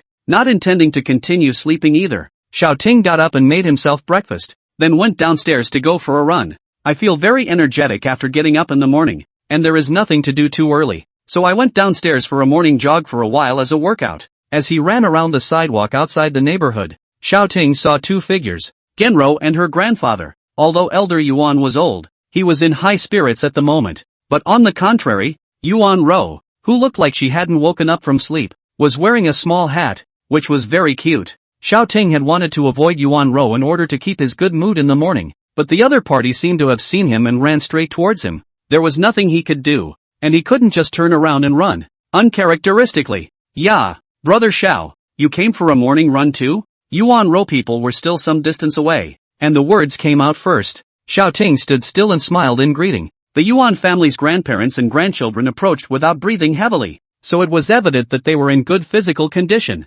Grandpa, this is the brother Xiao I was talking about before. He helped me clean up that Yen Jiangwei twice. He. Yuan Rou introduced Xiao Ting to Elder Yuan with some delight in her tone. I know. He's the one who brought you back drunk before. Yuan Rou was momentarily speechless. Xiao Ting, on the other hand, rose in admiration. This Elder Yuan was able to block Yuan Rou with a single sentence, so it was evident that he was also a ruthless character. Hello, Mr. Yuan, I'm Xiao Ting. Xiao Ting knew that the man in front of him had single-handedly built the Yuan Group, a huge business empire, and was Yuan Rou's grandfather, so he didn't put on a show and took the initiative to extend his hand. Elder Yuan also stretched out his hands and held Xiao Ting's outstretched hand, smiling with satisfaction. However, Xiao Ting saw something different in the eyes of the opposite party, as if to say, my good doll, I finally met you today. I am very satisfied. How could he have known that Elder Yuan was now looking at him as his granddaughter-in-law? Where is Mr. Zhao's senior position? Xiao Ting looked very decent, and the more the elder looked at him, the more satisfied he became, so he spoke out to inquire. Just recently set up a small company to do some real estate business. Xiao Ting chatted eagerly with the patriarch. Elder Yuan didn't pursue what kind of company it was. He just felt that Xiao Ting was very modest, and then shushed and chatted about it from other aspects. You're up so early for your morning jog? Well, I have more energy when I get up in the morning. Xiao Ting had nothing to hide and said truthfully. For his part, the genin smiled with satisfaction, thinking inwardly, good habits and good fitness. Why are you two so hypocritical? You can talk for so long in your first meeting today? Yuan Rou realized that the duo had cold-shouldered her, then spoke indignantly. I'm the one you both know. Don't you even ask about me. Yuan Rou was chattering away over here, but suddenly realized that both Xiao Ting and his own grandfather had ignored him and were walking ahead while gossiping. Although this child Yuan Rou's character is a bit poor, she doesn't have a bad heart. Since just now, Elder Yuan kept telling Xiao Ting about some of Yuan Rou's merits, and then after listening for half a day, Xiao Ting reacted, hoping that this old man was so polite with himself. He was treating himself as his granddaughter-in-law. Chapter 56, A Pill for the Patriarch. Xiao Ting was instantly a bit speechless. Although Yuan Rou was very pretty and her family lineage was good, they hadn't developed to that point yet. However, seeing the growing eagerness in the eyes of the old man in front of him, Xiao Ting was somewhat embarrassed to interrupt him. Grandpa, still boxing or not? A chirp sounded from behind them, and the duo remembered that there was another Yuan Rou this morning. Fight! What is the little girl screaming about? Yuan Lao turned back and viciously gouged out Yuan Rou, then quickly turned his head and smiled at Xiao Ting. Mr. Xiao, I still have to do boxing in the morning to exercise my body, so excuse me. Anyway, what he wants to say to Xiao Ting also said almost, should be this granddaughter-in-law stabilized. The next go back to education Yuan Rou gentle and virtuous.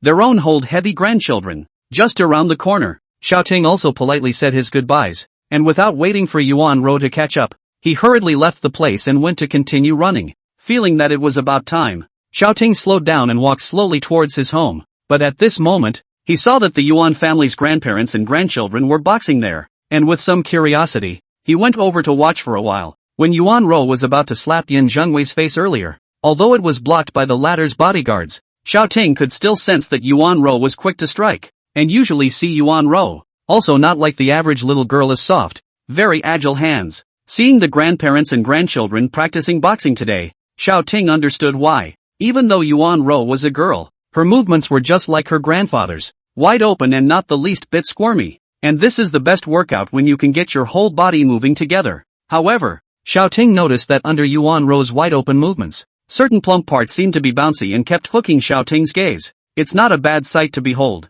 Cough, cough, cough. After the boxing, the grandchildren began to rest. Yuan Rou had nothing to do, but Yuan Lao coughed incessantly instead. Grandpa, if you can't hold on, just rest for a while. Why are you like this? Yuan Rou pats her grandfather's back. Xiao Ting walked forward with some doubts and opened his mouth to ask, Elder Yuan, your body looks quite a bit better than Yuan Rou's. Why do you feel a little strained in boxing? Elder Yuan and Yuan Rou looked up and saw that it was Xiao Ting, so Elder Yuan smiled bitterly and explained, good health is external. I was injured earlier in my martial arts training and my internal organs are not very good, especially my lungs. His lungs were damaged and his breath was not long enough, so naturally he could not exercise strenuously, while he had been to many major hospitals and was only allowed to recuperate. However, the retreat was completely ineffective. After Xiao Ting heard this, but he wanted to laugh a little. He didn't know medicine, but he had medicine. Before the system mall appeared the Tong Chi Dan. The utility is practicing martial arts injured people take.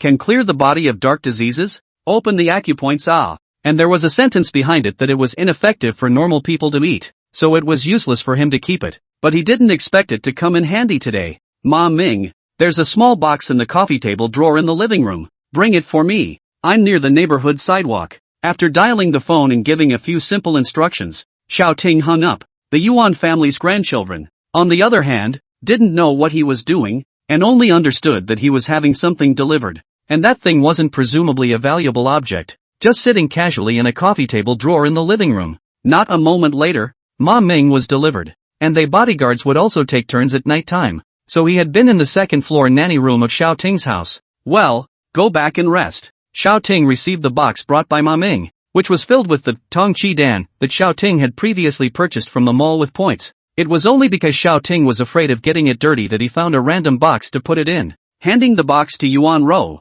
she reached out and took it, looking curiously at the cardboard box in front of her. Brother Xiao, what does this mean? There's a pill in there. A gift from a friend who was a doctor earlier in his life. That might help with the Jinin's injuries. Xiao Ting naturally couldn't tell the truth, so he casually lied. The most classic tactic of lying, creating a friend out of nothing. The patriarch's breath calmed down a bit at the moment, and he said slowly, I know that Xiao Xiaoyu means well, but with this injury of mine, many big hospitals have said that they can't see it. Sighing as he spoke, he didn't seem to quite believe that there was a medicine that could cure his years of dark illness. In fact, it is normal. Their family's financial strength. What kind of hospitals have not been there? Is that those famous Kyoto's god doctor? Also cannot do anything about it. And Xiao Ting casually take out a small pill. Can cure? Xiao Ting saw that the two of them didn't believe him, so he spoke up. This medicine doesn't do much for me, so the patriarch might as well give it a try. After Yuan Ro heard this, her face showed a difficult expression and she whispered, Brother Xiao, it's not that I don't believe in you, it's just that the more hopeful Grandpa has been over the years, the more disappointed he has been, and now he has given up. When Xiao Ting heard this, he looked at the elder with a torch-like gaze. To use it or not to use it is at the whim of the patriarch. Little friend Xiao won't harm me anyway. Eat it and try it. Elder Yuan felt Xiao Ting's gaze and made a quick decision. Disappointment is disappointment. It's not so bad this time. Then he opened the box and felt the aroma of the medicine that hit his nose, and felt that the symptoms of the pain in his lungs had lessened. Did it really work? The elder Yuan still harbored a sliver of hope in his heart after all, and finally eased the elixir into his mouth. With little effort to chew, the elixir traveled all the way down from his throat, and then melted in his abdomen, forming a warm current that flowed to all his limbs and bones. Elder Yuan was feeling the subtle changes brought about by the elixir when he suddenly felt a sweetness in his throat, followed by a mouthful of blood spurting out. Yuan Ro had originally seen the comfort showing on her grandfather's face and smiled happily as well, but when she saw this strange change, she instantly put away her smile before hurrying to support Yuan Lao. Grandpa, how are you doing? Brother Xiao, what's going on? Seeing that her grandfather had fainted, Yuan Ro hurriedly asked Xiao Ting who was at the side. At this time, Xiao Ting was also by the side to support the Yuan Lord. The two of them were on the left and right, and their faces were also close together, so Xiao Ting could clearly see the panic on Yuan Ro's face, causing a trace of heartache to rise in his chest as well. A beautiful woman weeps and a hero pities her. However, he believed that the system wouldn't screw him over, so he spoke out to comfort Yuan Ro. Trust me, it's fine. Yuan Ro was currently preoccupied with Elder Yuan, and when she heard Xiao Ting's voice, she looked over at him. Brother Xiao, really? Grandpa, will he be alright? Tears in his eyes, pear blossoms with rain, I see pity. At this moment, Xiao Ting really realized Yuan Ro's stunning color. It's fine. Xiao Ting carried perseverance in his eyes, causing Yuan Ro to settle down a little bit inside. At this time, the genin also woke up leisurely. Xiao Ting also breathed a sigh of relief inwardly. If this old man didn't wake up, he was going to be hated by Yuan Ro. Grandpa, how are you? Yuan Ro spoke out, asking Elder Yuan with concern. Me? The genin felt himself for a moment, suddenly somewhat speechless. After that mouthful of blood was spat out just now, one's lungs were as if a large sandbag had been removed, and now they were incomparably lighter and breathing very smoothly. One's own dark disease, it seems, has been cured. Chapter 57, How come it's them again? Elder Yuan raised his head to look at Xiao Ting, somewhat speechless. What's wrong? Grandpa, is there anything else that's uncomfortable? Seeing this, Yuan Ro asked with concern. Seeing that his granddaughter's face was filled with concern, the patriarch spoke in a continuous voice. It's fine. It's fine. He then stood up and cupped his fists towards Xiaoting to thank him. Xiaoting and Yuan Ro were both startled. Elder Yuan was an elder and actually cupped his fists towards Xiaoting. Xiaoting hurriedly stretched out his hand to help the patriarch and said, "There is no need for this. You are the elder. Besides, I don't need that elixir. That's why I gave it to you." For his part, the patriarch shook his head and squared his shoulders. "Little friend Xiao, this elixir of yours not only solved my dark disease, but also allowed me to live for 2 more years. Without this disease, he feels much younger and his body is better than before. So, Xiao, from now on, even if you and I are brothers, you will be the elder brother." And Yuan will say the same thing. The corner of Xiaoting's mouth twitched. What was going on here? This old man Yuan even gave himself a little brother? Then Yuan Ro has become her junior? Thinking about this, and then thinking about Yuan Ro's delectable face,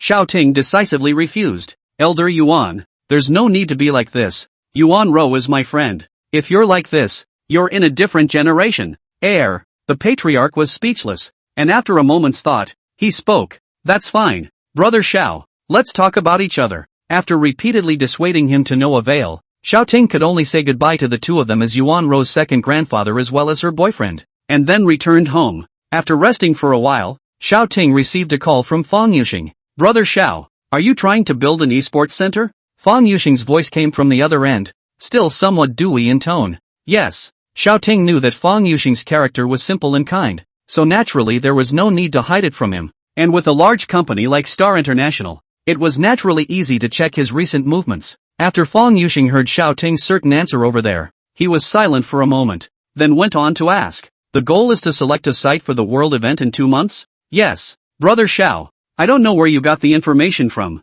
but I need to remind you." Xiaoting felt that what Fang Yuxing could say was nothing more than what Li Mengyao had said. "Do you know why China's economy is second to none in the world, but it doesn't even build a decent gaming center?" Xiaoting's eyes lit up. It seemed that although Li Mengyao had her own unique insights, she was still lacking compared to a large company like Star International. Fang Yuxing on the other end of the phone went on to say, "The potential of the esports industry has long been discovered, but there are some big companies up there that are monopolizing it, so they don't forge ahead, and other companies are not capitalized enough to compete." Xiaoting is considered a variable. After all, other people consider investment and development have to worry about funding. Even large companies have to depend on the rate of return and decide to participate or not. In other words, under the monopoly of the big companies, all they have to do is to choke off other people's way into the esports industry, and then their barely okay operation is naturally the best. As long as you don't, I can suck all I want. Fang Yuxing's passage was equivalent to giving Xiaoting a warning that if Xiaoting touched their cake, he would definitely be targeted. Moreover, the Liyuan Group, one of these companies, just happens to have sent someone to develop in Jian City, and you're bound to be obstructed by them. Fang Yuxing said everything he knew without the slightest bit of concealment. Got it. However, relying on kindness and concessions is no way to gain a foothold in the world, Xiaoting said faintly, speaking to himself and also to the simple Fang Yuxing. Only after a long time did Fang Yuxing say, "All right, brother Xiao, I understand what you mean. If there is a need, just ask. Even though I'm not in a very good position, I'll do my best to help you." Aha! Xiaoting then hung up the phone. Previously, he had thought that Yan Zhangwei had just come to Jiangjiang to casually play around, but now it seemed that he had a mission in mind. Since Fang Yuxing was able to find out that he was building an esports theme center, Yan Zhangwei must also be able to get some information, and he will definitely have to touch base with that Yan Zhangwei next. Other companies are afraid to get involved in the field because of financial problems, but they are not afraid. With the system by his side,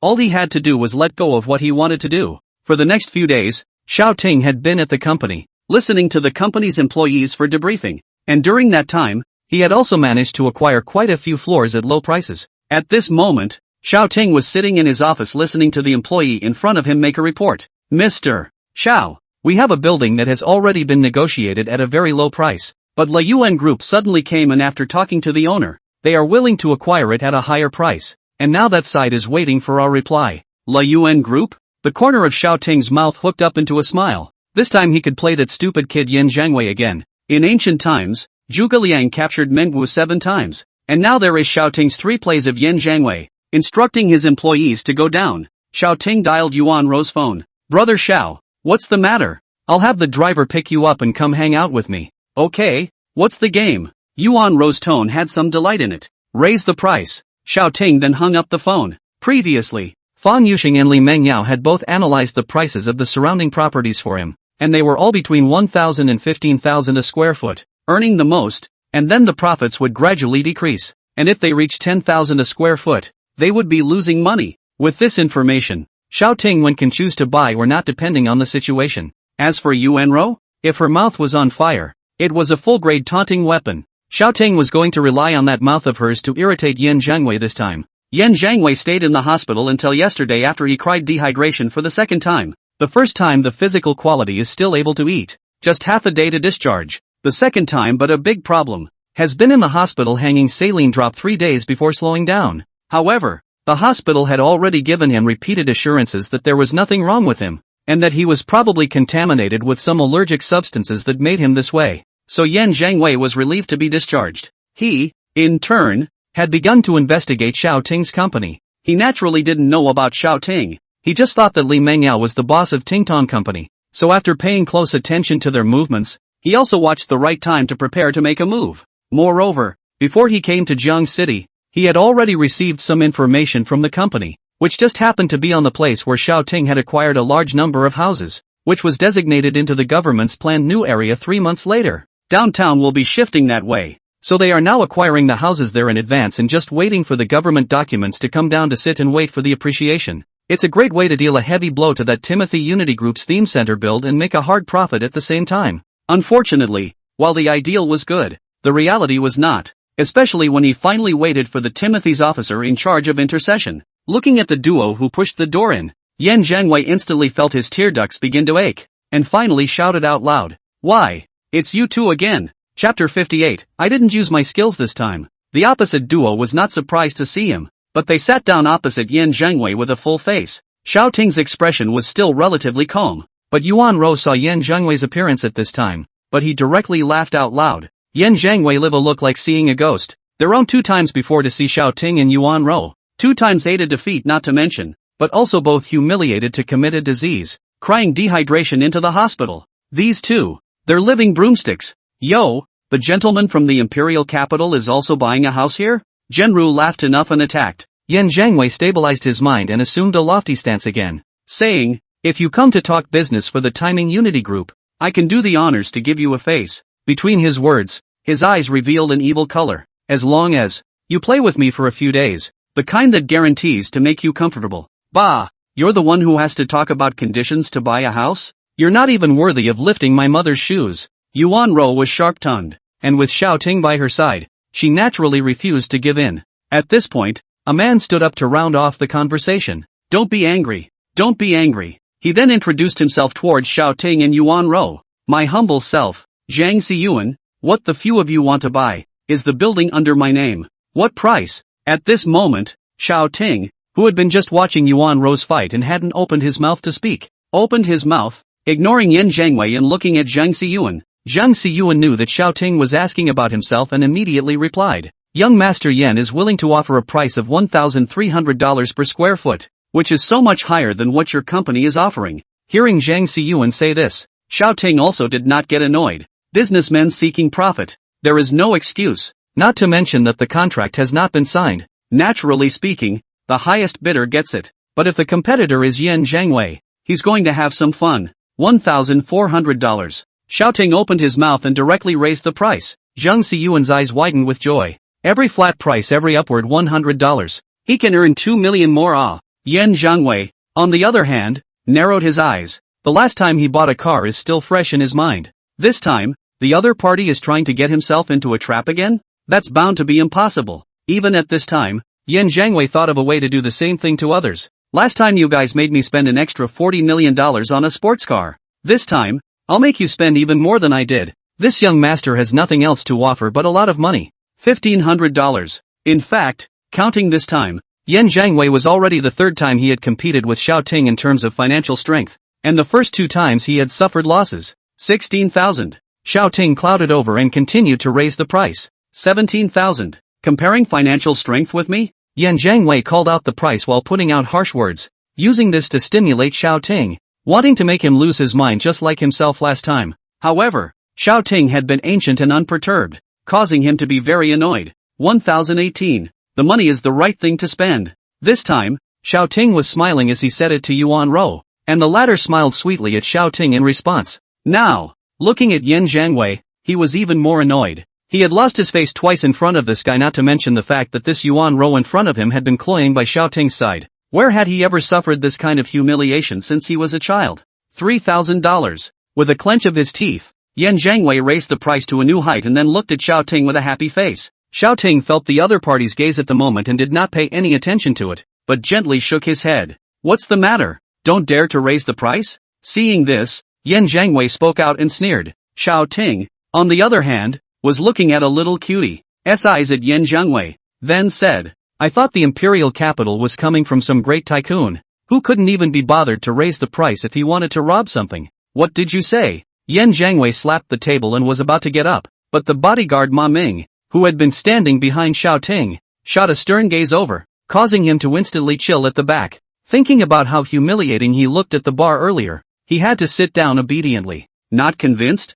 $5,000. Xiao Ting opened his mouth and spoke again. Yuan Ro waited for Xiao Ting to finish speaking and also immediately opened fire. Brother Xiao, if you add so much, what if the other Grand Duke doesn't dare to bid? You dare to look down on me? $7,000. Yen Zhangwei gritted his teeth. At first he wanted to make Xiao Ting lose his mind, but now it seems as if he's the one who's going to be pushed again. Although Zhang Xiyuan on the side didn't make a sound, the creases on his face were squeezed out. For every $100 added by these two immortals in front of him, he could get 2 million more, and for every $1,000 added, he could get 20 million more. It's only been raised to 7,000. Yuan Ro began to secretly poke and arch fire again. Xiao Ting then glanced at Yuan Ro and said with a smile, come on, let's offer $9,000 and he shouldn't be able to afford it.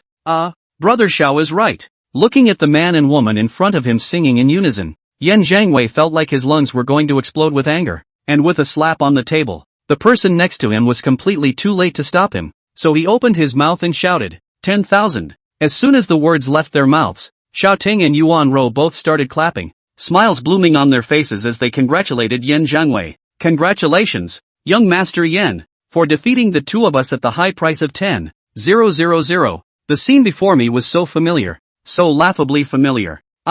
You guys? Xiao Ting's congratulations were like a pot of cold water, ruthlessly dousing the anger in Yen Zhangwei's heart, and after he calmed down, he realized that he had fallen into the trap again. In the beginning, it was obviously to make Xiao Ting lose his mind and spend more money. How come it's back in his hands? Are you guys ing-ting me? Can you change the sentence? Boring as hell. After Yen Zhangwei shouted out those words, Yuan Ro then pulled out her ears in a fake manner. The side of the chapter Siyuan has slowed down from the shock. Their building was originally a suburban house. A flat more than 1,000 is the average price. I did not expect Yen Zhangwei so large sums of money. At 10,000 pounds, you get 200 million for yourself. Xiao Ting got up and bent down to Yen Zhangwei. Pay up, young Master Yen. Then straightened up and spoke. Maman, in. The burly man answered. Keep an eye on young Master Yen. If he dares to cheat, send him directly to the Economic Investigation Division and sue him for improper competition. Yes, Ma Ming's language was concise and powerful,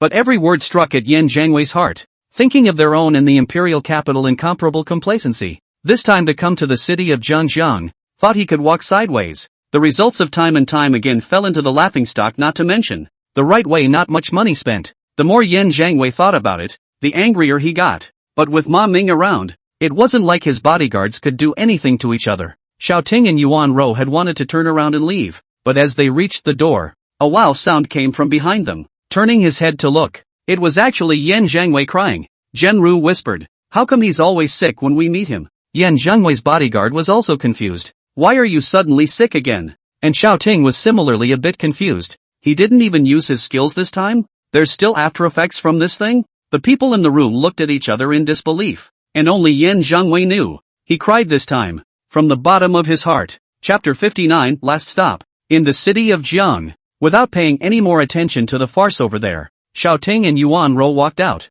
As he headed out, Xiao Ting was in a good mood, while Yuan Ro was worried. Brother Xiao, could it be that we have irritated him and made him get a strange disease? He's been dehydrated twice before. He won't lose his life this time, right? Although she also hated Yen Zhangwei, she was still kind at heart, so she was a bit worried about a human life. Xiao Ting also figured out that this time Yen Zhangwei was crying from his own anger. so it wouldn't hurt his body. So he didn't say anything and casually relieved Yuan Ro for a few moments. Then, Brother Xiao, if this building is given to them, when they carry out infrastructure development, won't it affect your development plan? Yuan Ro asked with some curiosity because before coming, Xiao Ting had told her that he would only raise the price this time, not buy. Who do you think is going to fill the gap after spending more money on building the house? Xiao Ting asked rhetorically. Housebound. At least the family had been doing big business, and as soon as the words came out, Yuan Ro immediately understood. Yan Zhangwei bought that building at an extremely high price, and if he wanted to make money, he could only sell or rent it out at a price that people in the city of Zhangjiang simply couldn't afford, and with the loss of customers, they will have to sell at the previous average price. That is to say, stop the loss by reselling at the previous price of over 1,000 a square foot. Well, what if they do well? Do it for a long time and it will pay for itself. They're not the only ones around. Xiao Ting is to build a gaming city, in addition to the gaming theme center, the surrounding him together to develop. And Yan Zhangwei bought the building. Standing alone, the price cannot come down, only to be dragged down by Xiao Ting's share. Yuan Ro felt more and more that Xiao Ting was starting to be a bit powerful at this moment, and there was some admiration in her eyes. Seeing Yuan Ro, staring at himself with unblinking eyes, and there seemed to be little stars in his eyes, Xiao Ting enjoyed himself somewhat. There was a time when he had to be careful with every dollar, but something was always missing. Now he waves his hand in millions and millions, but instead he looks at things in a holistic way. So maybe that's the difference in vision. Brother Xiao, what are you going to do next?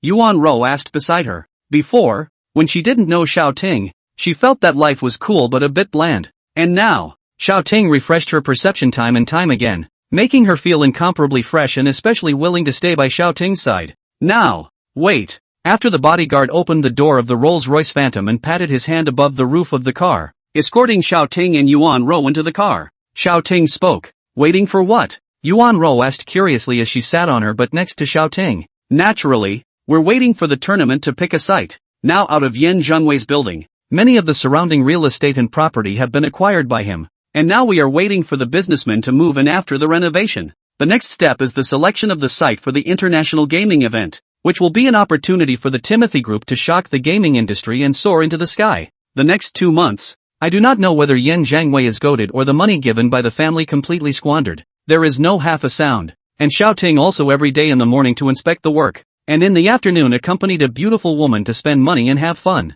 living a good life. During this period, the news that this year's world-class gaming event will be held in the country of China's site also began to circulate, and countless gaming fans went wild over it. Xiao Ting was eating at a restaurant with Yuan Ro when he heard the bystanders talking. Have you heard? A certain Games World Tournament is going to be held in China. Really? So there's a fake? We didn't have a chance to watch it before because we were abroad, but this time, we'll have a chance to watch it at home. Yeah, whether it's the magic capital or the imperial capital, let's go. The next time it's held, I don't know how many years from now. I heard that our city recently built an esports theme center. Do you think it will be there? How can you come to a small city like ours? Also, forget it, let's wait for the organizers to announce the address. Xiao Ting was somewhat speechless as he heard it clearly from the side. The people of River City are so unsure of themselves, as if they're being whimsical, but soon enough, the results will be in. During these 2 months, he personally supervised the construction of the gaming theme center and repeatedly emphasized that he should not worry about the price and use all the most suitable materials and the best technology.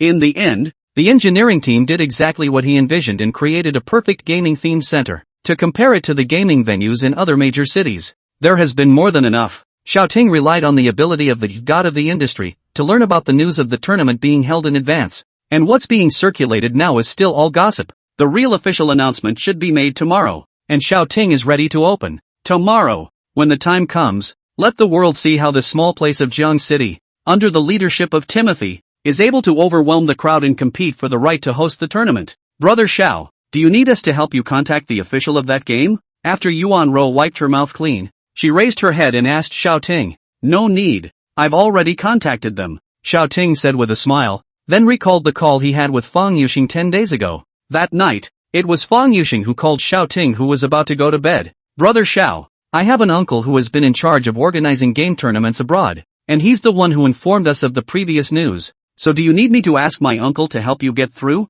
Although Fang Yuxing was young, he thought about things in a comprehensive manner and was much stronger than the majority of people. Yes, that would be a pleasure. What are you talking about? Brother Xiao, when you're done with your business, You must reward me with a drink. Oh, good. Xiao Ting then hung up the phone. Early the next morning, Xiao Ting received a message from Fang Yuxing, stating that his uncle had already made a report to the game officials, and the game officials had made Jiang City the location of the expedition. So when Yuan Ro asked today, Xiao Ting didn't ask her to help anymore. This esports theme center. He himself was confident that he could compare the other tournament venues within China. Yuan Ro saw Xiao Ting's refusal and guessed that Xiao Ting already had a good arrangement, so she didn't say anything more. After Xiao Ting settled the bill, the two of them left. The night was silent. Xiao Ting woke up the next day and it was still 6:30 a.m. After his morning jog with Elder Yuan and Yuan Ro, Xiao Ting returned home. Drip drip drip. The cell phone rang. It was Li Mengyao calling. Picking up the phone, Li Mengyao on the other end spoke excitedly. Mr. Xiao, have you seen the news? The right to organize a major tournament for a certain game has landed in China. I know, Xiao Ting said calmly. Sensing the calmness over there, Li Mengyao continued. And the last stop of the game official delegation site selection inspection is in our Jiang City. I know. Still very calm. Mr. Xiao, you. Li Mengyao wondered at Xiao Ting's unusual calmness, suddenly remembering Xiao Ting's stubbornness to set up an esports center before, and urging the engineering team to rush the work schedule to complete the matter. A thought rose in her heart. Have you, perhaps, already read the news? Aha. Xiao Ting calmly hung up the phone. Li Mengyao also sighed on the other end. Her own idea was too unbelievable, so she didn't ask. How could Xiao Ting know about this 3 months in advance? The official side of the game confirmed that the venue is China. The earliest is only 2 weeks ago. Chapter 60, Summoning Gold? Today, the official release of a certain game swept across the entire country of China, making countless fans of the game ecstatic. The second half of the year will see the hosting of several major tournaments in China. Previously, there have been major tournaments in foreign countries, and while there are fans who can pay out of pocket to go abroad to watch them, they are always in the minority. This year's tournament will be held in your own country, making it much less difficult to go and watch live. So how can you not be excited? After the game officially announced the news, once was rushed to the first hot search list, visible its influence. When Xiao Ting saw that the news was already number 1 in the hot search, he started to plan his next step. Now that the whole country is watching this event, the next thing one has to do is get the right to organize it. The last stop of the organizing site inspection in Jiang City was caused by Fang Yuxing's operation of relations. In order to allow Xiao Ting to have enough reaction time to respond to unexpected events during the inspection. At this moment, Xiao Ting's phone rang again. It was actually Zhao Xiaoling who called. Xiao Ting picked up the phone and answered. Mr. Xiao, it's like this. Our previous fund for poverty alleviation has been used up, and then I want to ask if there's still any money left for the next capital injection? Zhao Xiaoling was a little embarrassed in her words. After all, she was asking for money. Oh, I'll call another $10 million over first. Xiao Ting also remembered that there was the matter of poverty alleviation only when Zhao Xiaoling said it. After purchasing that doubling card, myself, I only got double points once, and then I was delayed later because of more things. The money couldn't be spent on itself, and Xiao Ting did always need the income from the points, which was why he kept the foundation. But I didn't expect to spend $40 million in 3 months. However, Xiao Ting's earning power had now increased quite a bit, and with 10 million earnings every day, it was still a good deal to casually spend a few days of earnings to get double the points. After hanging up Zhao Xiaoling's phone over there, Xiao Ting opened the system again. Name Timothy Xu. Life expectancy, 23 of 62. Charm, 5. Power, 6. Mall, 2. Points, 1321. These 2 months down the line, he spent out 1 or 200 million one after another, and also gave up quite a few things in the mall. And now the points were enough to buy the resident Dan in the mall. Open the mall. Column 1, Gold Summoning. Function, after acquiring the skill, you can randomly summon a gold cast from a certain period, limited to 1 use. Price, 100 points. Column 2, Face Pills. Function, after using it, it can make the face stay in the golden age forever, without affecting the body function. Price, 1000 points. After glancing at the 2 items, Xiao Ting opened his mouth. Purchase, Gold Summoning Technique, Face Resurfacing Pill. Ding! Gold Summoning Technique, purchased successfully. Remaining usage times, 1. Face Resurfacing Pill, purchase successful. Subsequently, a section of the mantra and an elixir appeared in Xiao Ting's mind and hand one after another. Putting away the elixir, Xiao Ting was ready to try using the Gold Summoning Technique, but after thinking about it, there were ancient emperors who built oversized gold objects, so if he summoned something like that in his living room, he wouldn't just smash it downstairs? On the principle of safety, Xiao Ting came to the pool. If he summoned anything, there was water as a buffer. And gold wasn't afraid of water. **% at and, after Xiao Ting finished reciting the incantation, the section of the incantation in his mind also directly disappeared, unable to be recalled. At the same time, a golden object fell. But the object is not only golden and eye-catching, but also not too big. It was fortunate that Xiao Ting had chosen the location of the summoning to be at the pool, or else there would have to be a mess. Then, pulling out his cell phone, he called Maman and asked him to call 5 or 6 people to come up and salvage. When Maman arrived with his men, they were dumbfounded. A golden man, not a small gold man like an Oscar, but a large gold man the size of a normal person. Human beings are about as dense as water, while gold is 19 times denser than water. What looked like a golden man was in fact the weight of 19 living men. "Boss, what are you doing?" Ma Ming was a bit incredulous, staring wide-eyed and wanting to ask Xiao Ting what was going on.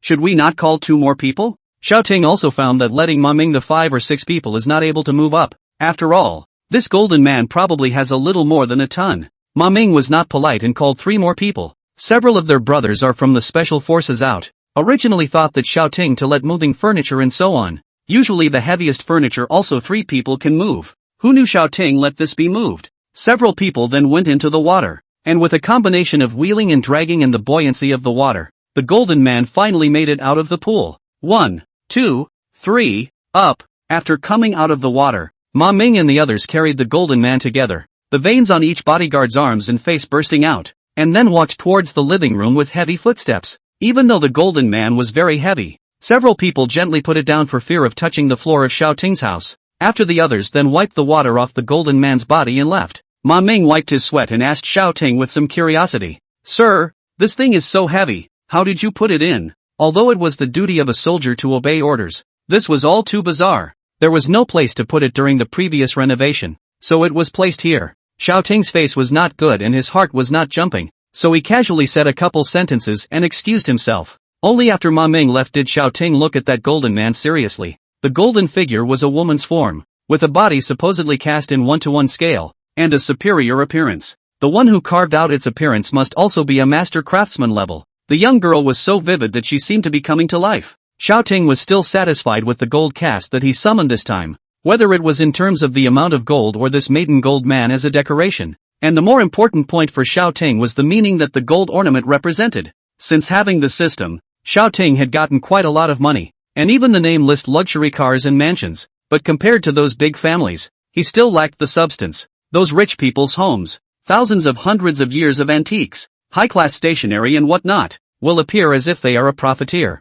But now, with this golden man, it kills a piece of the old rich man in terms of value and appearance, right? Afterwards, Xiao Ting took out the face resurfacing pill. The elixir seemed to be covered with a layer of mist, quite a bit of the meaning of the book's immortal atmosphere. Afterward, Xiao Ting gently placed the elixir into his mouth and slowly bit into it. The elixir melted away in the mouth quickly, followed by a lack of sensation. Then Xiao Ting went to take a look in the mirror and realized that the changes on his face were not that big. But when he looked closely, the few fine lines that appeared before due to the wind and sun from moving bricks were slowly becoming shorter at the moment, and finally disappeared under Xiao Ting's observation. Skin that has been prematurely aged by external factors is all repaired at this moment. Although originally, Xiao Ting wasn't very old either. Now, it was even younger. A youthful vigor radiated from Xiao Ting's face. Chapter 61, Office District? Entertainment District? At that moment, there was a knock on the door and Yuan Rou arrived. As soon as she entered, Yuan Rou looked at Xiao Ting with wide eyes. "What's wrong?" Xiao Ting waved his hand, signaling her to sit down. Yuan Rou slowly walked over and sat down, during which her eyes didn't leave Xiao Ting's face, and then said somewhat strangely, "I feel that you're not quite the same as yesterday, Brother Xiao, as if you're younger." Xiao Ting touched his face and understood in his heart that he could probably make it out, but exactly how he was younger, Yuan Rou couldn't say. "Come to see me for what?" Xiao Ting asked again then. "Oh yeah, it's that matter of choosing a site for the game tournament." Yuan Rou slapped her head, almost forgetting the main event. Xiao Ting, on the other hand, was a bit puzzled. The news had come out. Did Yuan Rou still think she hadn't finished? The Liuan group repaired their esports arena a month ago, and this time, they'll probably put a stop to your company. Yuan Rou had a serious face. So, Xiao Ting was stunned, but quickly understood that it was Yin Zhangwei who was behind this. He had been operating in Jiang City for so long and had suffered defeat at his own place 3 times in a row, so of course he would investigate himself carefully.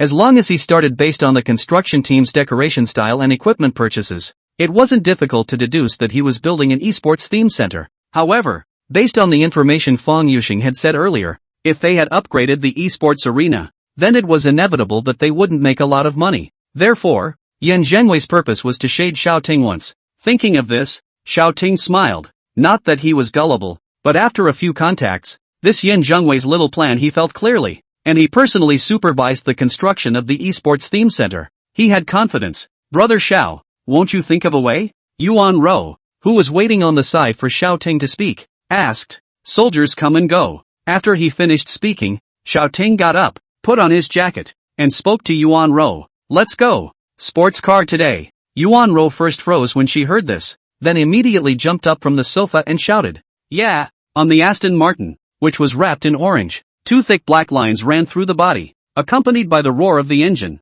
which was really as dazzling as lightning in the night. What's even more peculiar is that this Aston Martin was neatly followed by 16 Range Rovers as it sped frantically through the streets. Damn! What kind of convoy is this? A sports car at the beginning, with a Range Rover chasing after it. It wouldn't be the gangs going after the rich kids, would it? What are you thinking? Look at the position of those Range Rovers, clearly arching over that Aston Martin in front of them. An intersection followed. After Xiaoting stepped on the brakes, Yuan Ro turned her face to Xiaoting with some anticipation. Brother Xiao, can you go faster? It was close to having the words please written on his face. Xiaoting ignored her completely, and when the red light passed, he drove at the same speed as before. This was in the city, and although one sports car was fast, one didn't want to be chased by the traffic control. Finally, the destination is here. A building. The surrounding greenery is doing very well. The parking lot on the periphery neatly parked a lot of valuable cars, of which there are 4 or 5 Range Rovers, and Xiaoting's Bison is also listed.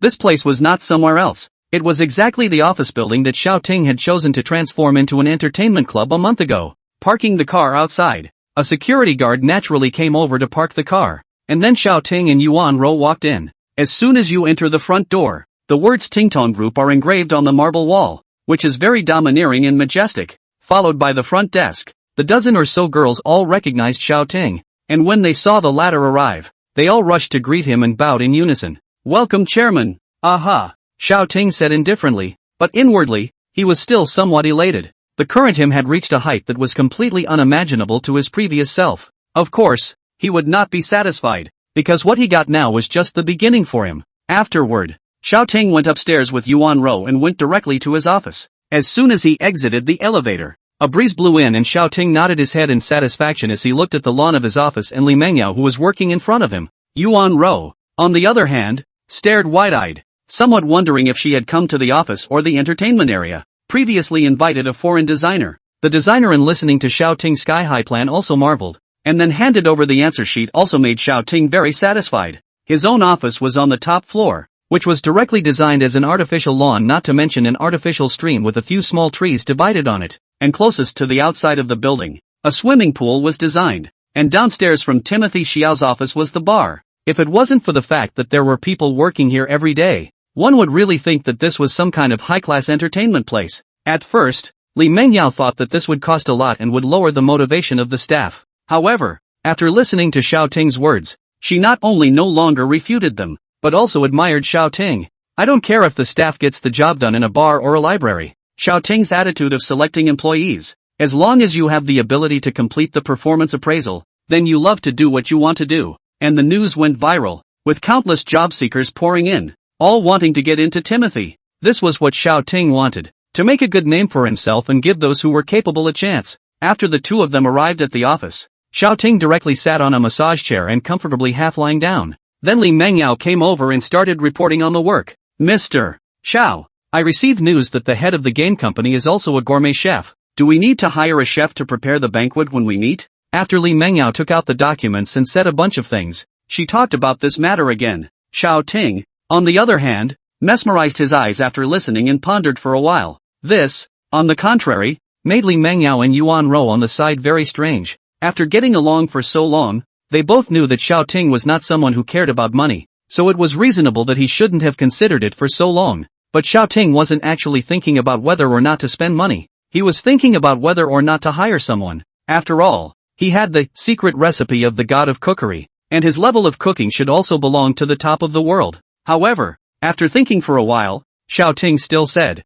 "Go ahead and make the contact. Give the price until the chef is satisfied, but the quality must be high." "Okay, Mr. Xiao, then if there's nothing else, I'll go down first." Yeah." Li Mengyao then clutched the document to her chest and bowed slightly before leaving. It's not that Xiao Ting is not willing to do it. He has suffered before, and diligence is something engraved in his bones, but now he is the chairman of the company after all, and it's really out of character to do it himself. "Brother Xiao, you work here every day. It's so comfortable." Yuan Rou lay on the massage chair beside Xiao Ting and let out an exclamation of enjoyment. Xiao Ting ignored her. What would go more with this cozy environment would be tranquility. However, Yuan Rou's next sentence caused Xiao Ting to be instantly unsettled. "Brother Xiao, are you without a secretary? What do you think of me?" Chapter 62, Group Chat of the Upper Class. Xiao Ting righteously rejected Yuan Rou. With Yuan Rou this pretty face occasionally stroll or can, every day at the sight of the words, Xiao Ting afraid of losing their own kind of mundane desires. After then letting Yuan Rou visit some more entertainment facilities, Xiao Ting hurriedly took her away. Otherwise, if he strolled around for a while longer, Yuan Rou might rely on himself later. In the next few days, Xiao Ting asked Li Mengyao to keep an eye on the movements of the game company's official inspection team and report to him if there was anything going on. "Mr. Xiao, La Yuan Group has replaced a previous small company and has become the penultimate stop in this site selection. This Yen Zhangwei, he's really interesting." Xiao Ting didn't care. If the other party was really bent on fighting with himself, it would only make him lose his blood. There is also the fact that after you started your company, a wealthy club sent you an invitation to join. Hearing this, Xiao Ting had some reaction instead. The Regal Club? It's what some of the biggest tycoons within China created in order to communicate with each other, and usually those with a little bit of wealth will be invited in. Li Mengyao explained meticulously, then shared a link to Xiao Ting. Xiao Ting clicked on the link and went into a group chat. There were thousands of people in here, all of whom were at the same level as Xiao Ting, or even richer than Xiao Ting. The group was real name. Some of the people were many Chinese people familiar with the rich and powerful. Xiao Ting casually glanced at it, and found no less than 5 rich and powerful people that he had heard of. At this time, someone in the group was chatting, probably talking about which kind of sports car is good these days, and Xiao Ting couldn't help but take a look. Although I have money, I am not old enough or senior enough to learn a lot by watching these people talk. Next, Xiao Ting changed his nickname to Jiang City Xiao Ting and also participated in the chat of several people. River City Xiao Ting, hello everyone. Ludi he is rich, eh? This is a newcomer, isn't it? Come to Ludi to talk. Brother host, Zhangbei Ma-san, welcome new members. Jiang City Xiao Ting, I'm new to the city, so please teach me more. Jing City Guan Kong, good to say. Old brother Xiao also has research on sports cars? Everyone was talking about sports cars, and Xiao Ting just happened to start talking at this time, which is why someone asked him. Soon, Xiao Ting replied to him. Jiang City Xiao Ting, research can't be talked about. It's a hobby. See, everyone is talking about sports cars. Come to make a fuss. Zhangbei Ma-san, Mr. Xiao bought some cars Xiao Ting smiled slightly. This just entered the group chat. People want to explore their bottom, but there is nothing that cannot be said. Then typed a few words. Timothy CEO, River City, bought a Bugatti Veyron Bison 2 or 3 months ago. The group was silent for a while, because the car was only $3 to $4 million. Xiao Ting could enter the rich and powerful club by only buying a car like this? Rudy Ho has money. Old brother Xiao, did you only buy a bison? River City's Timothy Shaw, then he bought a Lamborghini, a pit bull. Zhangbei Ma-san, no wonder. It seems that brother Xiao is also quite willing to spend money. In fact, there are few rich people in China, but those who can casually spend tens of millions of dollars to buy a sports car are still relatively few. After all, they also have to consider the company's profit and loss and many other factors. And Xiao Ting's Lamborghini was nearly $20 million. So naturally they could be convinced. But what they didn't expect was that Xiao Ting still had something to say. River City Sean, and then bought an Aston Martin. Thorn City Quan Con, brothers can. Zhangbei Ma-san, this really sheds light. Then a few of the people who hadn't spoken before showed up and started chatting with the group. While chatting with the people in the group, Xiao Ting also couldn't help but sigh. The heritage of the big families was there. These people were very decent whether they were insightful or talkative. Although he didn't know how many of them were true or false, but this was something that the general public couldn't even pretend to come out of. After chatting for a while, Xiao Ting casually found an excuse to go offline. All these people were a party of great wealth, and there was no harm in making acquaintance with these people themselves, except, of course, for the one called La Yuan Group Yen Song. Xiao Ting had educated Yen Zhangwei for him several times in a row. so I guess Yensong was not too happy to befriend himself. At this time, Xiaoting put away his cell phone and asked Li Mengyao, "How's the chef search going? 2 days ago, I found a foreign chef with 21 Michelin stars, Mars Herman. This is his information." Saying that, Li Mengyao pulled out 2 pieces of paper from the folder and handed them to Xiaoting. After Xiaoting received it, he casually scanned it and nodded his head, saying, "Wrap it up for a month, and let him cook for the staff to taste test for a few days first." "Ha? What's wrong?" Seeing Li Mengyao's eyes reveal incredulity, Xiaoting was a bit puzzled. "Mr. Xiao, he's a globally renowned chef. If you let him cook for everyone, he'll probably be dissatisfied. Tell him 10 times the salary." Xiaoting waved his hand, so he told Li Mengyao to go and do it. Although Li Mengyao felt that this was inappropriate, she still went to find Herman and said that she would let the latter cook for the company's employees before the expedition came. "What? You are insulting a great chef." As expected, Herman immediately got up after hearing this and shouted excitedly, "Mr. Xiao said that your salary will be paid at 10 times the amount you received at the hotel you worked at before." Li Mengyao said this stiffly, and still Herman yelled, "It's not about how much money, it's my honor, 10 times over?" But at the end of the day, Herman's voice trailed off and he asked with some incredulity. Li Mengyao nodded her head, while inwardly she was somewhat admiring Xiaoting. "It seems that having money, you really do whatever you want." My teacher told me that it's a chef's great honor to have people eat my dishes and be satisfied. I'm very grateful that Mr. Xiao is willing to give me this opportunity. At this moment, Herman's light was positively magnificent, a far cry from his stormy self of a few moments ago. "So what do you mean? Ha? No 10 times the salary?" Li Mengyao was a bit tentative. After all, now that she had also become a member of the company, naturally it was better to save a bit of money if she could, even though Xiaoting didn't lack money. No, beautiful Ms. Li, you've misunderstood. This is your company's sincerity. If I don't accept it, it would be a slight to your company, which is not allowed," Herman said righteously, making Li Mengyao want to laugh a little, trying to hold back her laughter. Li Mengyao left after saying yes. Subsequently, until the arrival of the delegation, Timothy's staff ate a banquet from the world's top chefs every day at noon. It was spread out, and again, it caused countless discussions. Then, more people came for interviews, and the staff of the HR department was burdened with several times the workload every day, screaming in agony, but for the sake of that high monthly salary, they could bear it. Finally, the long-awaited mission is coming. Herman also can't wait to do this feast right. After all, this company's strong financial strength he had already seen. If a good banquet can make the company talk about this business, what he gets will definitely not be less. Chapter 63 Head of Taste Problems? At the Jiang City Airport, the 5 people from the game company's inspection team walked out, and when they saw someone holding the flag of the inspection team, they walked over. The other man, a large, tower-like man, shook hands with the man at the front of the expedition and spoke. "I'm Maman, your driver, please get in the car." The doors of the 2 Rolls-Royce Phantoms were then opened, bringing smiles to the faces of several people in the delegation. This small local company is still quite on the ball. After they got into 2 separate cars, they suddenly realized that 5 Range Rovers around them also had their lights on, following the Rolls-Royce Phantom.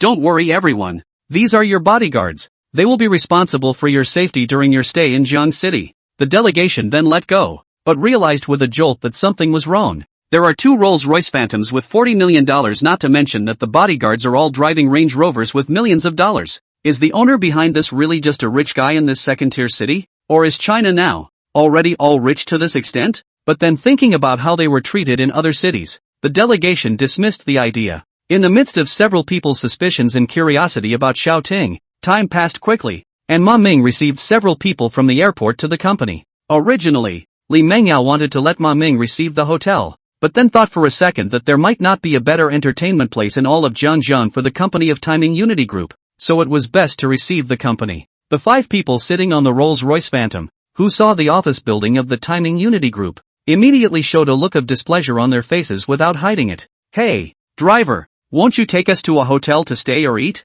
The person in charge shouted directly at Ma Ming. Ma Ming hummed and parked the car, inviting a few people down, then waved his hand toward the door of the building and spoke. "Please." Several people had no choice but to enter the office building of the Timing Unity Group, but inwardly, they were a bit upset, while Li Mengyao, who was watching from the very top, said in a deep voice to Xiaoting, who was beside him, "Mr.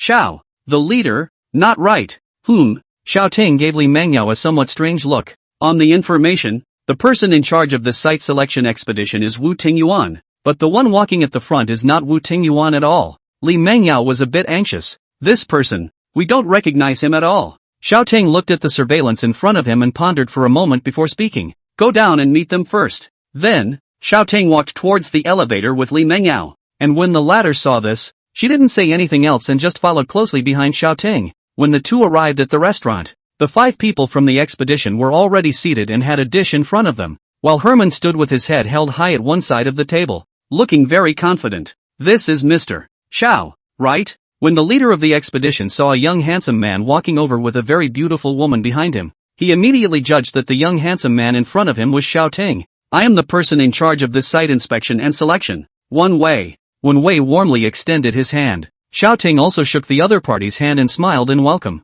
After the two of them took their seats, without waiting for Xiao Ting to open the question, Wen Wei took the lead in explaining. The previous person in charge was Old Wu, also known as Wu Tingyuan, and after he selected a site in the last place, the company's headquarters side summoned him back to have something to deal with. So now the site selection of the last place. I am in charge. The explanation dripped with water, but Xiao Ting sensed a hint of something else. A project leader of a big company just says change? And without any problems? As if he could see Xiao Ting's dissatisfaction, Wen Wei continued. Don't worry Mr. Xiao, since I'm in charge now, I can still make the final site selection. Hearing this, Xiao Ting nodded his head. Mr. Wei, let's not talk about work now. Let's eat first. Wen Wei saw Xiao Ting nodding and hurriedly said, Eat first? Yes, eat first. Herman, who had been standing on the sidelines, then rushed forward, uncovering the dishes one by one and then attaching explanations. However, Xiao Ting and Li Mengyao keenly realized that as Herman was introduced,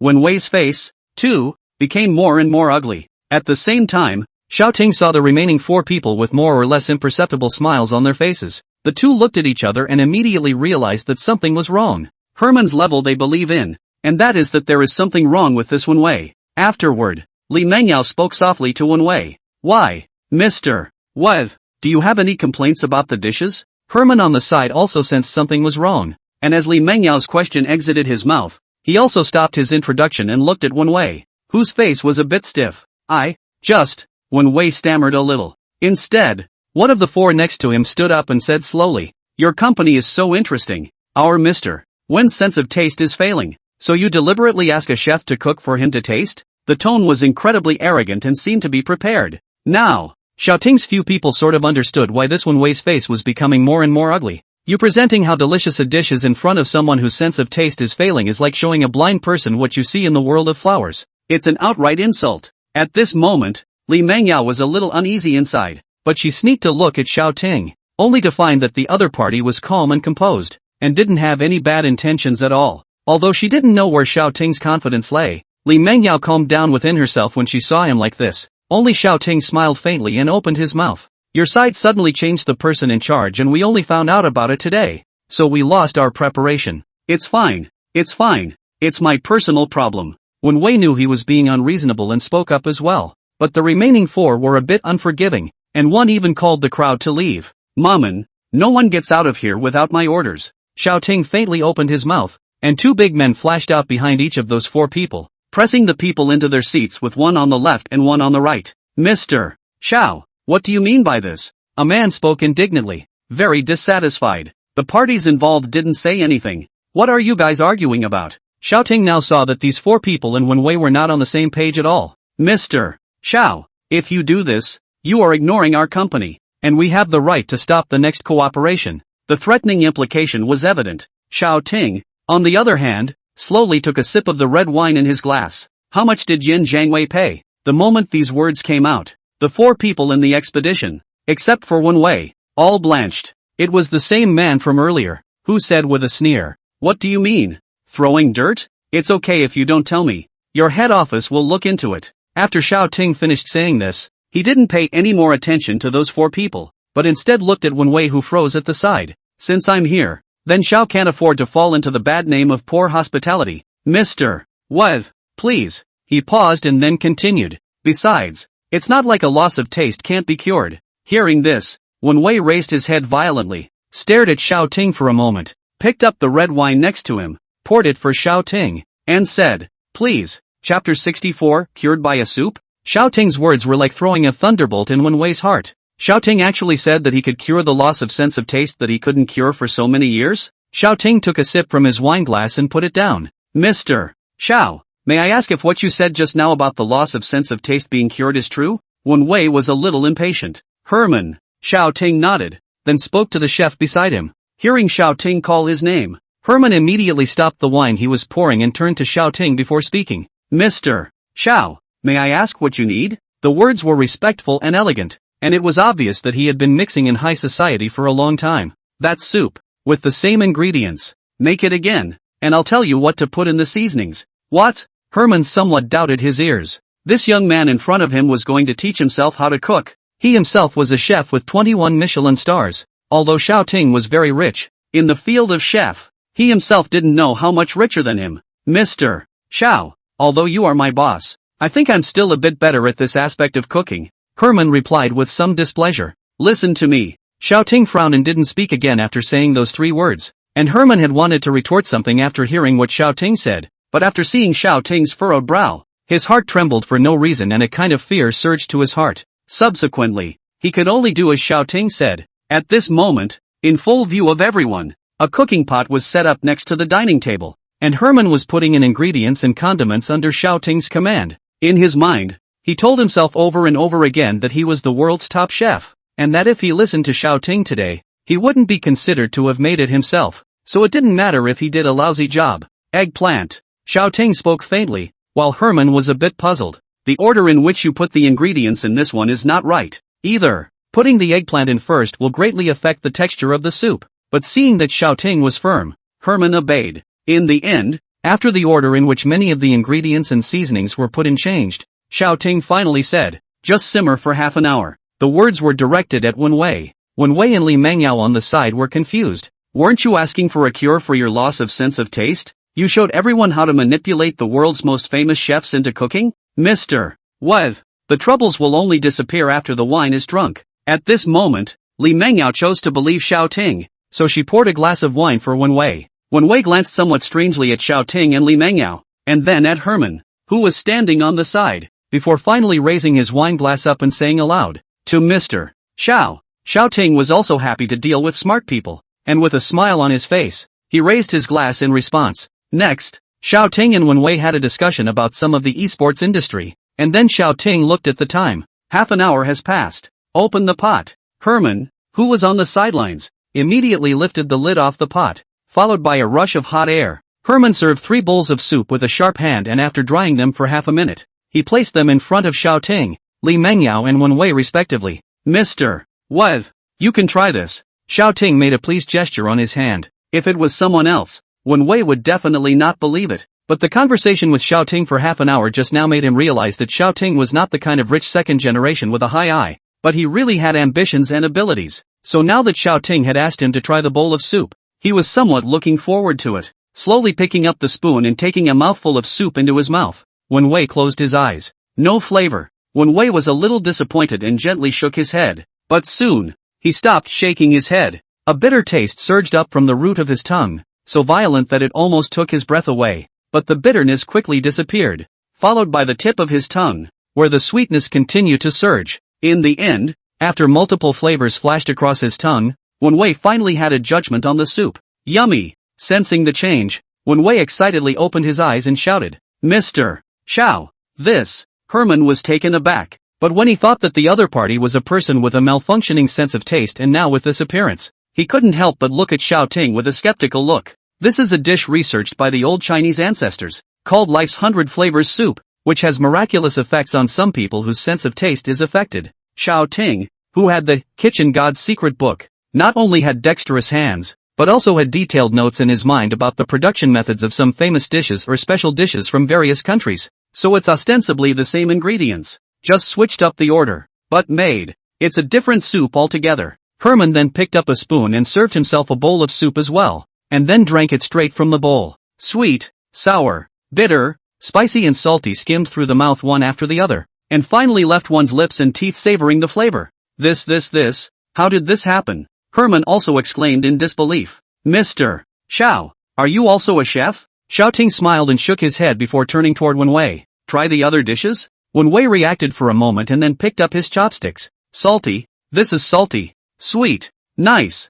The chutney is delicious. With each dish, he would tell the flavor of the dish, and by the end of the day the faster he ate, the quicker he talked. And the other 4 people from the expedition had been dumbfounded. Was this still the Wen Wei they knew? Did Xiaoting really cure his loss of sense of taste? That was a disease that Wen Wei couldn't cure even after looking for many hospitals. This Mr. Xiao cured it with a soup? While the 4 were shocked, Wen Wei had already finished eating, and after wiping his mouth clean, he stood up and bowed deeply to Xiaoting. Mr. Xiao, you've been kind to me. This time I'm more than sure to do my best to get you the right to hold the tournament. Hearing this, Li Mengyao looked at Xiaoting with admiration, but Xiaoting shook his head. Mr. Xiao, what do you mean? Wen Wei also saw it and was a bit puzzled by Xiaoting's actions. Let's talk about it after we've seen the arena, Xiaoting said confidently. Wen Wei froze. He had said such words. Xiaoting actually let himself go to the arena. What kind of confidence was this? Xiaoting certainly had confidence in the esports theme center that he had spent a huge amount of money to build,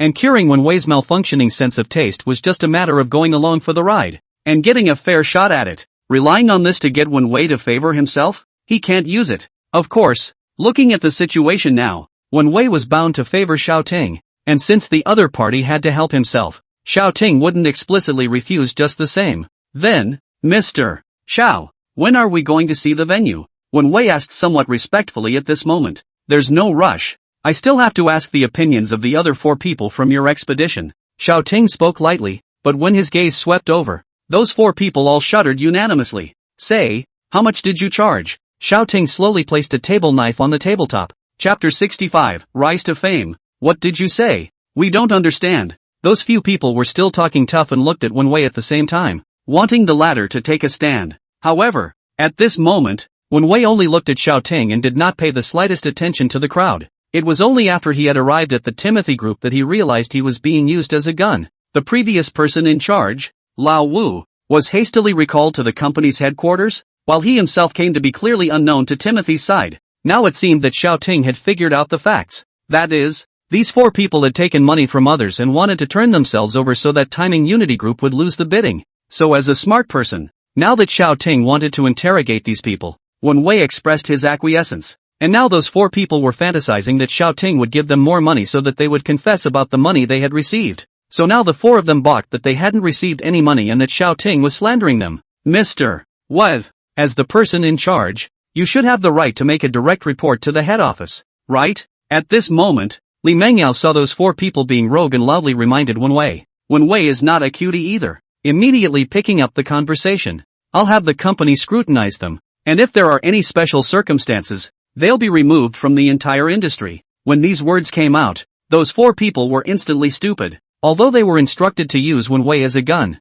but as the person in charge of Wen Wei, if he was bent on messing with them, they really could only roll up and get out. Don't, Mr. Xiao, let's have a word. A man immediately got up and spoke anxiously, and the rest of the people also stood up as he did, panic showing on their faces. What? Have you thought it through? Xiaoting clouded over. The 4 clenched their teeth and all nodded. Then one of them spoke. Mr. Xiao, you guessed correctly before. It is Yin Jiangwei who instructed us to block the news, and then let Mr. Wen come here to start a conflict with you, said the man. The man glanced at Wen Wei, whose face was cloudy and uncertain, and his speech gradually lost its bottom. Okay, make the call. Xiaoting guessed about 8 or 9 times, so he lost interest in listening anymore. Make what call? Tell Yin Jiangwei that I'm having a very bad time with your Mr. Wei.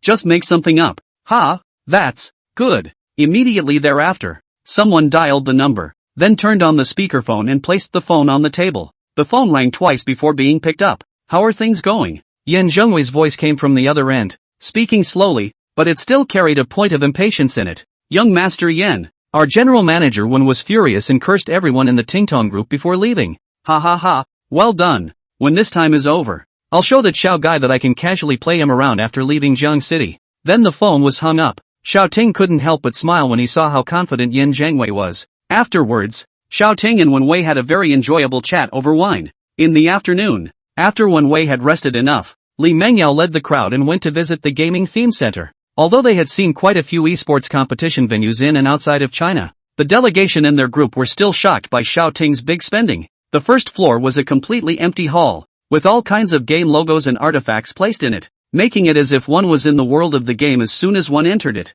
And the 6 consecutive floors above it were all decorated as tournament areas. That is to say, 6 games could be held at the same time. And the rest of the dozen floors all had complete gaming facilities and environments. After looking at it, Wen Wei and the others roughly estimated that Xiaoting's theme center alone could accommodate more than 15 clubs at the same time. That's a scary number in all of China. Mr. Xiao, we've already taken pictures and sent them back to the headquarters. Compared to the Liyuan Group's side of the arena, your arena can completely crush it. Please don't worry. After seeing the esports theme center that Xiaoting had created, Wen Wei and the others understood the meaning of what Xiaoting had said earlier. People have this strength. Of course they don't need their own commitment to favoritism. Subsequently, Xiaoting left the delegation to stay in Zhang City for a few days, and the various large sums of money made several people almost move to join Xiaoting's company. But in the end, they still left reluctantly, and when they left, they all swore to Xiaoting that they would try their best to make Zhang City's esports theme center win the bid. The next step is to wait for news. On this day, Xiaoting was chatting with the bigwigs in the rich and powerful group in China. Ludi Ho Rich, what time are you all free? How about we throw a party? Thorn City Guancan, I can't spare the time this month, but I guess I'll be free next month. Jiangbei Ma-san, I've been pretty free lately, so you guys make an appointment and speak in the group. Rudy he is rich, at Jiangshi Xiaoting Xiao old brother. If you have time, come and recognize everyone's face too. Jing City Guankong, yes, if brother Xiao goes, I'll have to take the time to go there no matter what I say. A number of people then chimed in. Due to Xiaoting's shocking words last time, it made many people in the group want to get a glimpse of Xiaoting's real face. Xiaoting looked at the group chat with a smile on his face before typing a few words. Jiang City Xiaoting, you all are so generous. If I have time, I will definitely go. Then it was time for the group admin to start tallying up the times of all the bigwigs who were going to be there, ready to standardize the times for everyone. Xiaoting, on the other hand, didn't have so many worries, with Li Mengyao and his personally selected talents sitting in the company.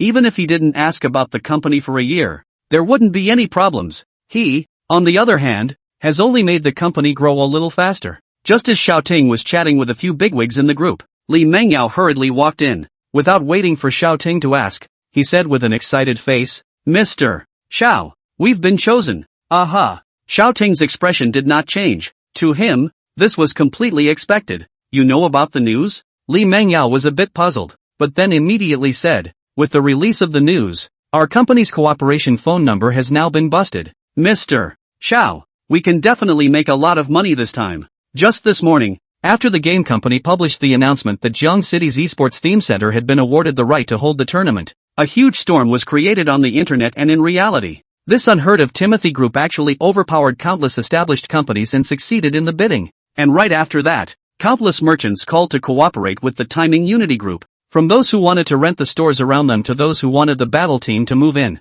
Either way, the Timothy Group is making a fortune, and the company's telephone operators and front desk didn't take much of a break from morning to noon to greet customers. And this time, Li Mengyao finally figured out Xiaoting's series of behaviors before. Perhaps Xiaoting was gambling, but he was right now. Next, the entire esports industry would resound with his great name. Chapter 66, I was undermined by Xiaoting. However, Xiaoting still didn't have any obvious changes on his face, and only turned to Li Mengyao and hooked up a hint of a corner of his mouth. The previous bet, does it still count?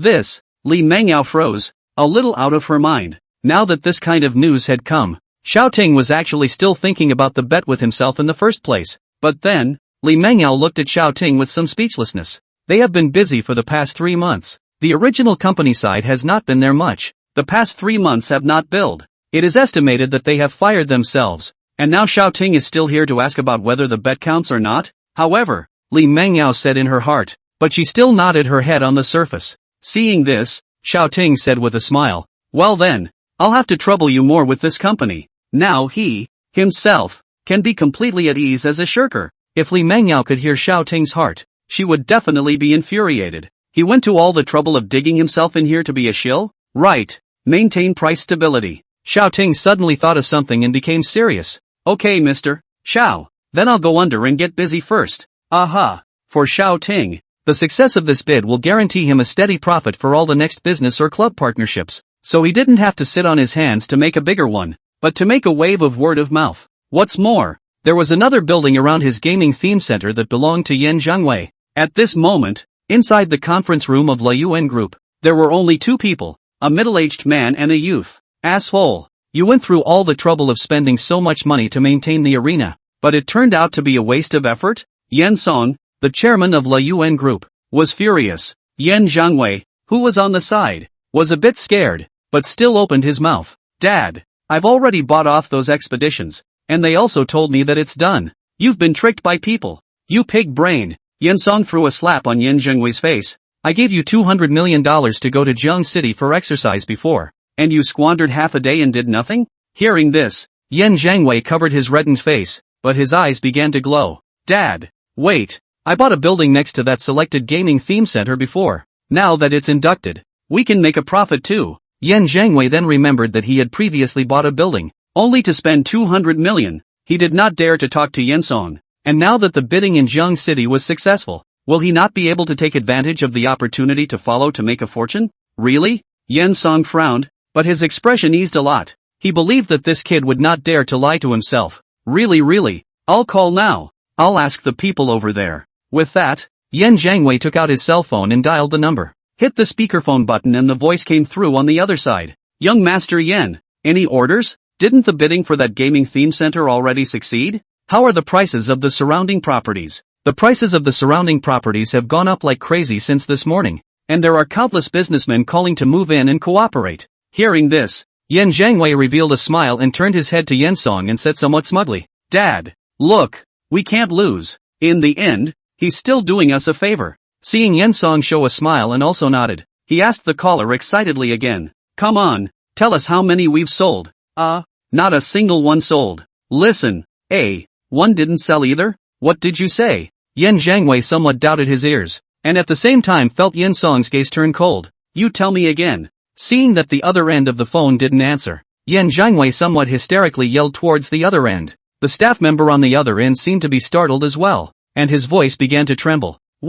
Not one. Sold. What's going on? Yan Zhangwei felt like his head was going to explode. He was clearly ready to collect the money. How could this happen? Young Master Yan, when you bought this building it was 11,000 square feet, and the total price cost $200 million. In order to return to the capital, we have to raise the price, but all the surrounding properties are only half the price of ours, and there is no price increase, so no one has come. Snap! The phone was pressed off by Yan Song. At the moment, he really wanted to break open Yan Zhengwei's brain to see what kind of thing he had given birth to. People's price is only half, and there is definitely a profit. Then Yan Zhengwei by property price, definitely more than 3 or 4 times the price of others. No, Dad, listen to me. Yan Zhangwei was so frightened that he backed up and stuttered a bit in his speech. Yan Song didn't move, but only stared coldly at Yan Zhangwei. It's just as well that you go out and spend money. You can't control yourself and you've been hospitalized twice, making the company look bad. No, Dad, I don't know what's going on. People have said that you have a nerve problem. I have been clean all my life. How did I give birth to such a thing as you that can't control the lower half of your body? Yan Song said more and more angry, rushed forward and gave Yan Zhangwei 2 slaps. And say it while you're fighting.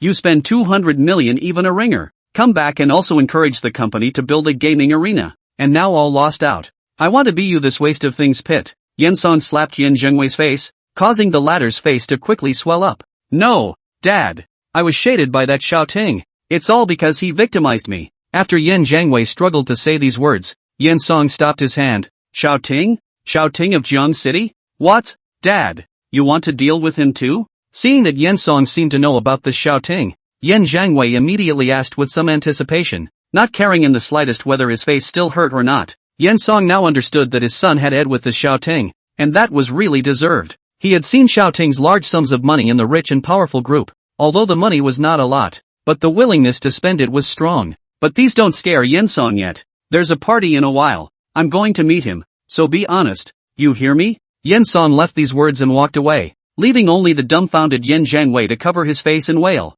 Xiao Ting was enjoying himself in the office at the moment and remembered that he hadn't looked at today's system mall yet, so he opened it. The things that came out in the last few days were average, and Xiao Ting basically didn't buy anything. Open the system mall. Column 1, 1 helicopter. Function, acquisition of 1 helicopter which is currently internationally advanced. Price, 2,000 points. Column 2, 1 random attribute point. Function, after purchasing, the host will receive random attribute value additions. Price, 50 points. Looking at the 2 newly brushed out items, Xiao Ting was still somewhat satisfied. but having bought the face resurfacing pill before, he didn't have that many points to buy a helicopter right now. Lock on the helicopter and buy 1 attribute point on demand. Chapter 67, $3 billion earned. After the purchase, the system voice sounded directly. Ding! Random attribute points 1 point, was purchased successfully, with 2 points left to use. Please ask if you want to use it now? Use. Xiao Ting spoke indifferently. Then, Xiao Ting saw that his charm value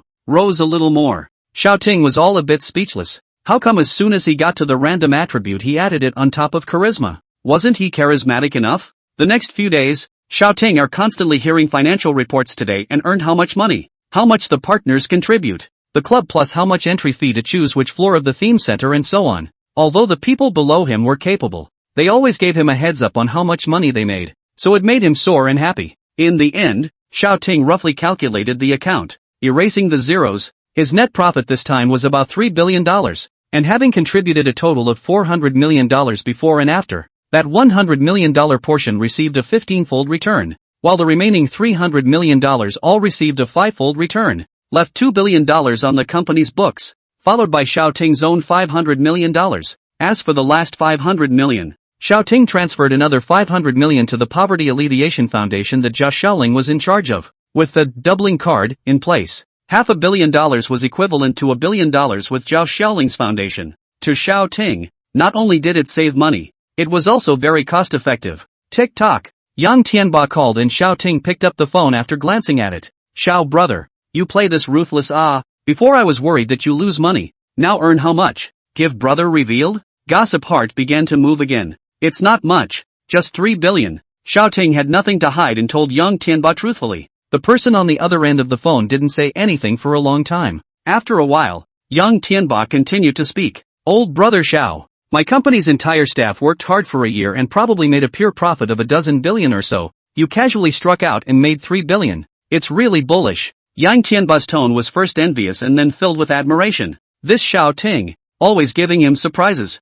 It's just luck. By the way, elder brother Yang, what happened to the movie making thing I asked to talk about earlier? Xiao Ting humbled himself twice before his words changed. As you know, they all require connections to be made, and many of them still have slots. And I've talked to you about a couple that have slots starting next month. Good. Xiao Ting also understood that celebrities or actors usually had a full schedule for a whole year, and it wasn't easy to make an appointment. And since Yang Tianba was looking for a door on his own, it naturally took some effort. Anyway, Xiao Ting had money now, and he wasn't in a hurry. It's good that someone is running this. At this time, Xiao Ting saw that someone in the rich and powerful group was eyeing all the members, tapped in and swiped up a few times and saw that it was set for a good time. Group administrator, at all members according to the statistics. The vast majority of those who are interested in participating in the party are available on August 4th, 9 days from now, so the time is set for August 4th, and the venue is the Huaxia Ting Hotel in Magic City. The next step was the meeting previews and idle pleasantries between the various tycoons.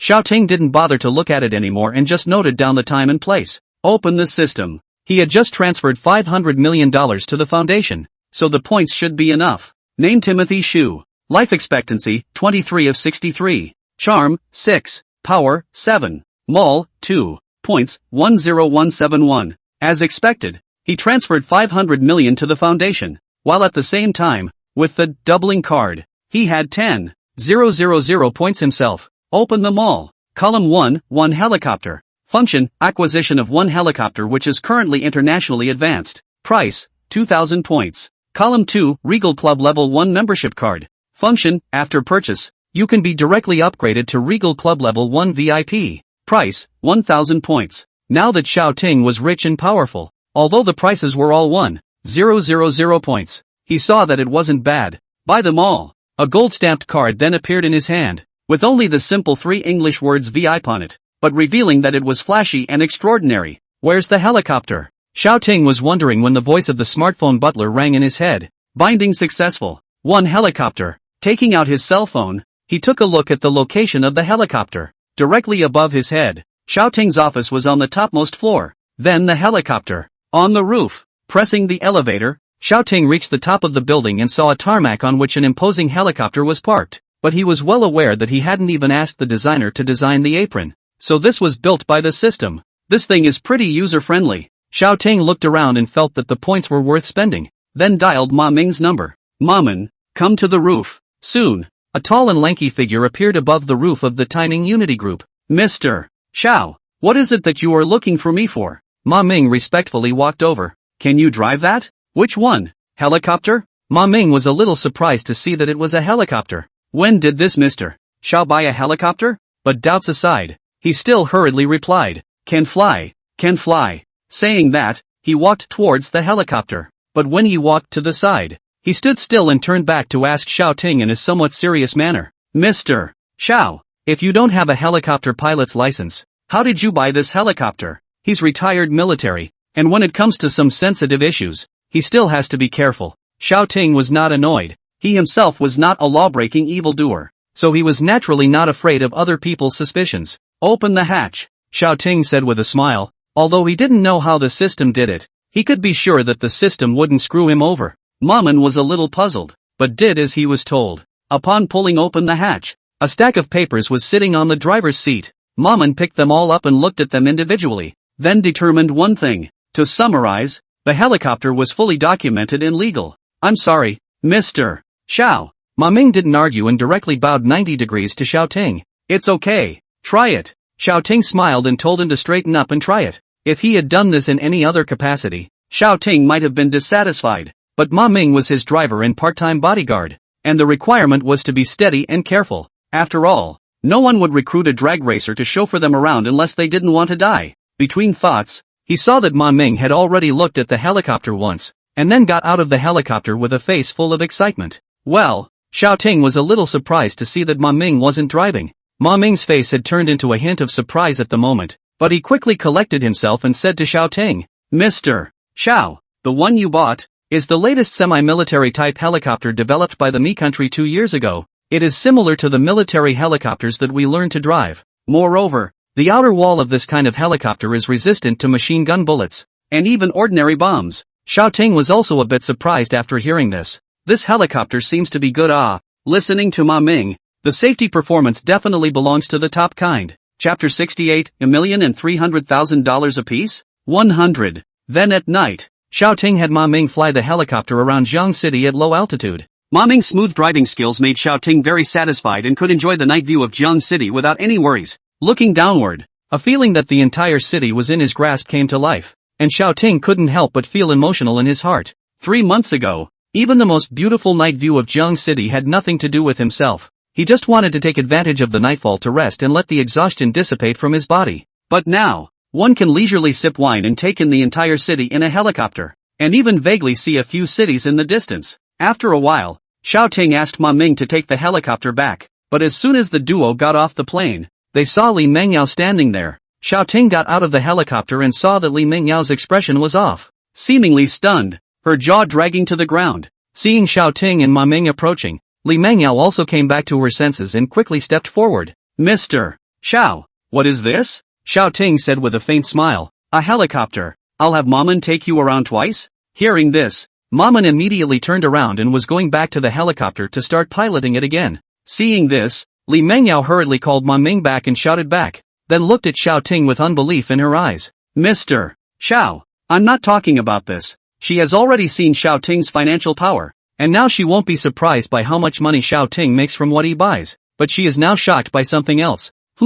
Did something happen to the company then? Xiao Ting went on to ask. Li Mengyao hurriedly shook her head. What's with this tarmac? Xiao Ting moved his mouth, the designer moved his brain, and the decoration team moved their hands, but she had stared over at a glance. How did she not know there was a tarmac on the roof?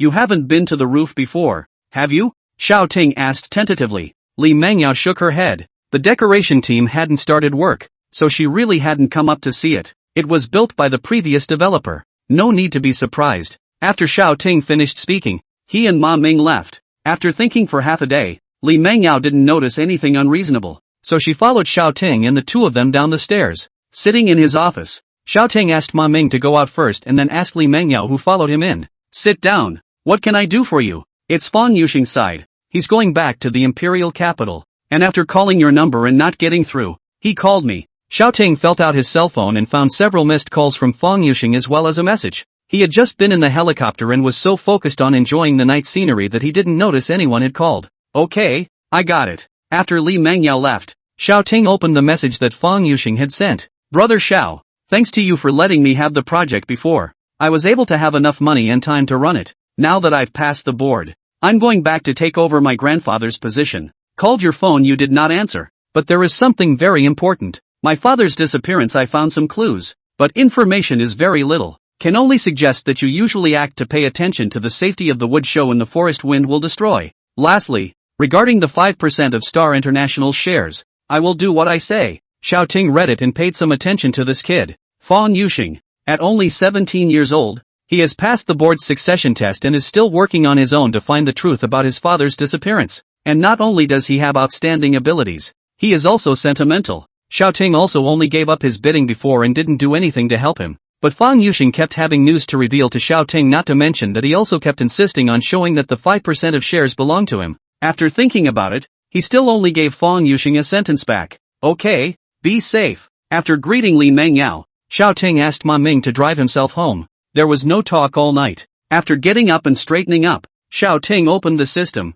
wanting to see what had been refreshed in the mall. Open the system mall. Column 1, Tang Dynasty 3 color vase. Function, highly collectible antique. Price, 65 points. Column 2, a string of Qing Dynasty super ancient copper coins. Function, a string of copper coins from the Qianlong period. Price, 300 points. After seeing these two items, Xiao Ting thought for a while before deciding to buy them. Although the gold man brought before is worth a lot, but only one. Now this kind of antique, put a little more by yourself. It will look a little bit of heritage. Otherwise it is just like the dirt. It is really degrading. A vase landed firmly on the ground, and a string of heavy copper coins appeared in Xiao Ting's hand. Originally, Xiao Ting could have used his smartphone to scan it to determine the value of these two antiques. But when he opened his phone, he happened to see people in the tycoon group discussing collectibles. So he took 2 photos in passing and sent them to the group. That's when the cell phones of many wealthy people across the country rang. River City's Timothy Xiao, photo. Rudy Ho is rich, yeah.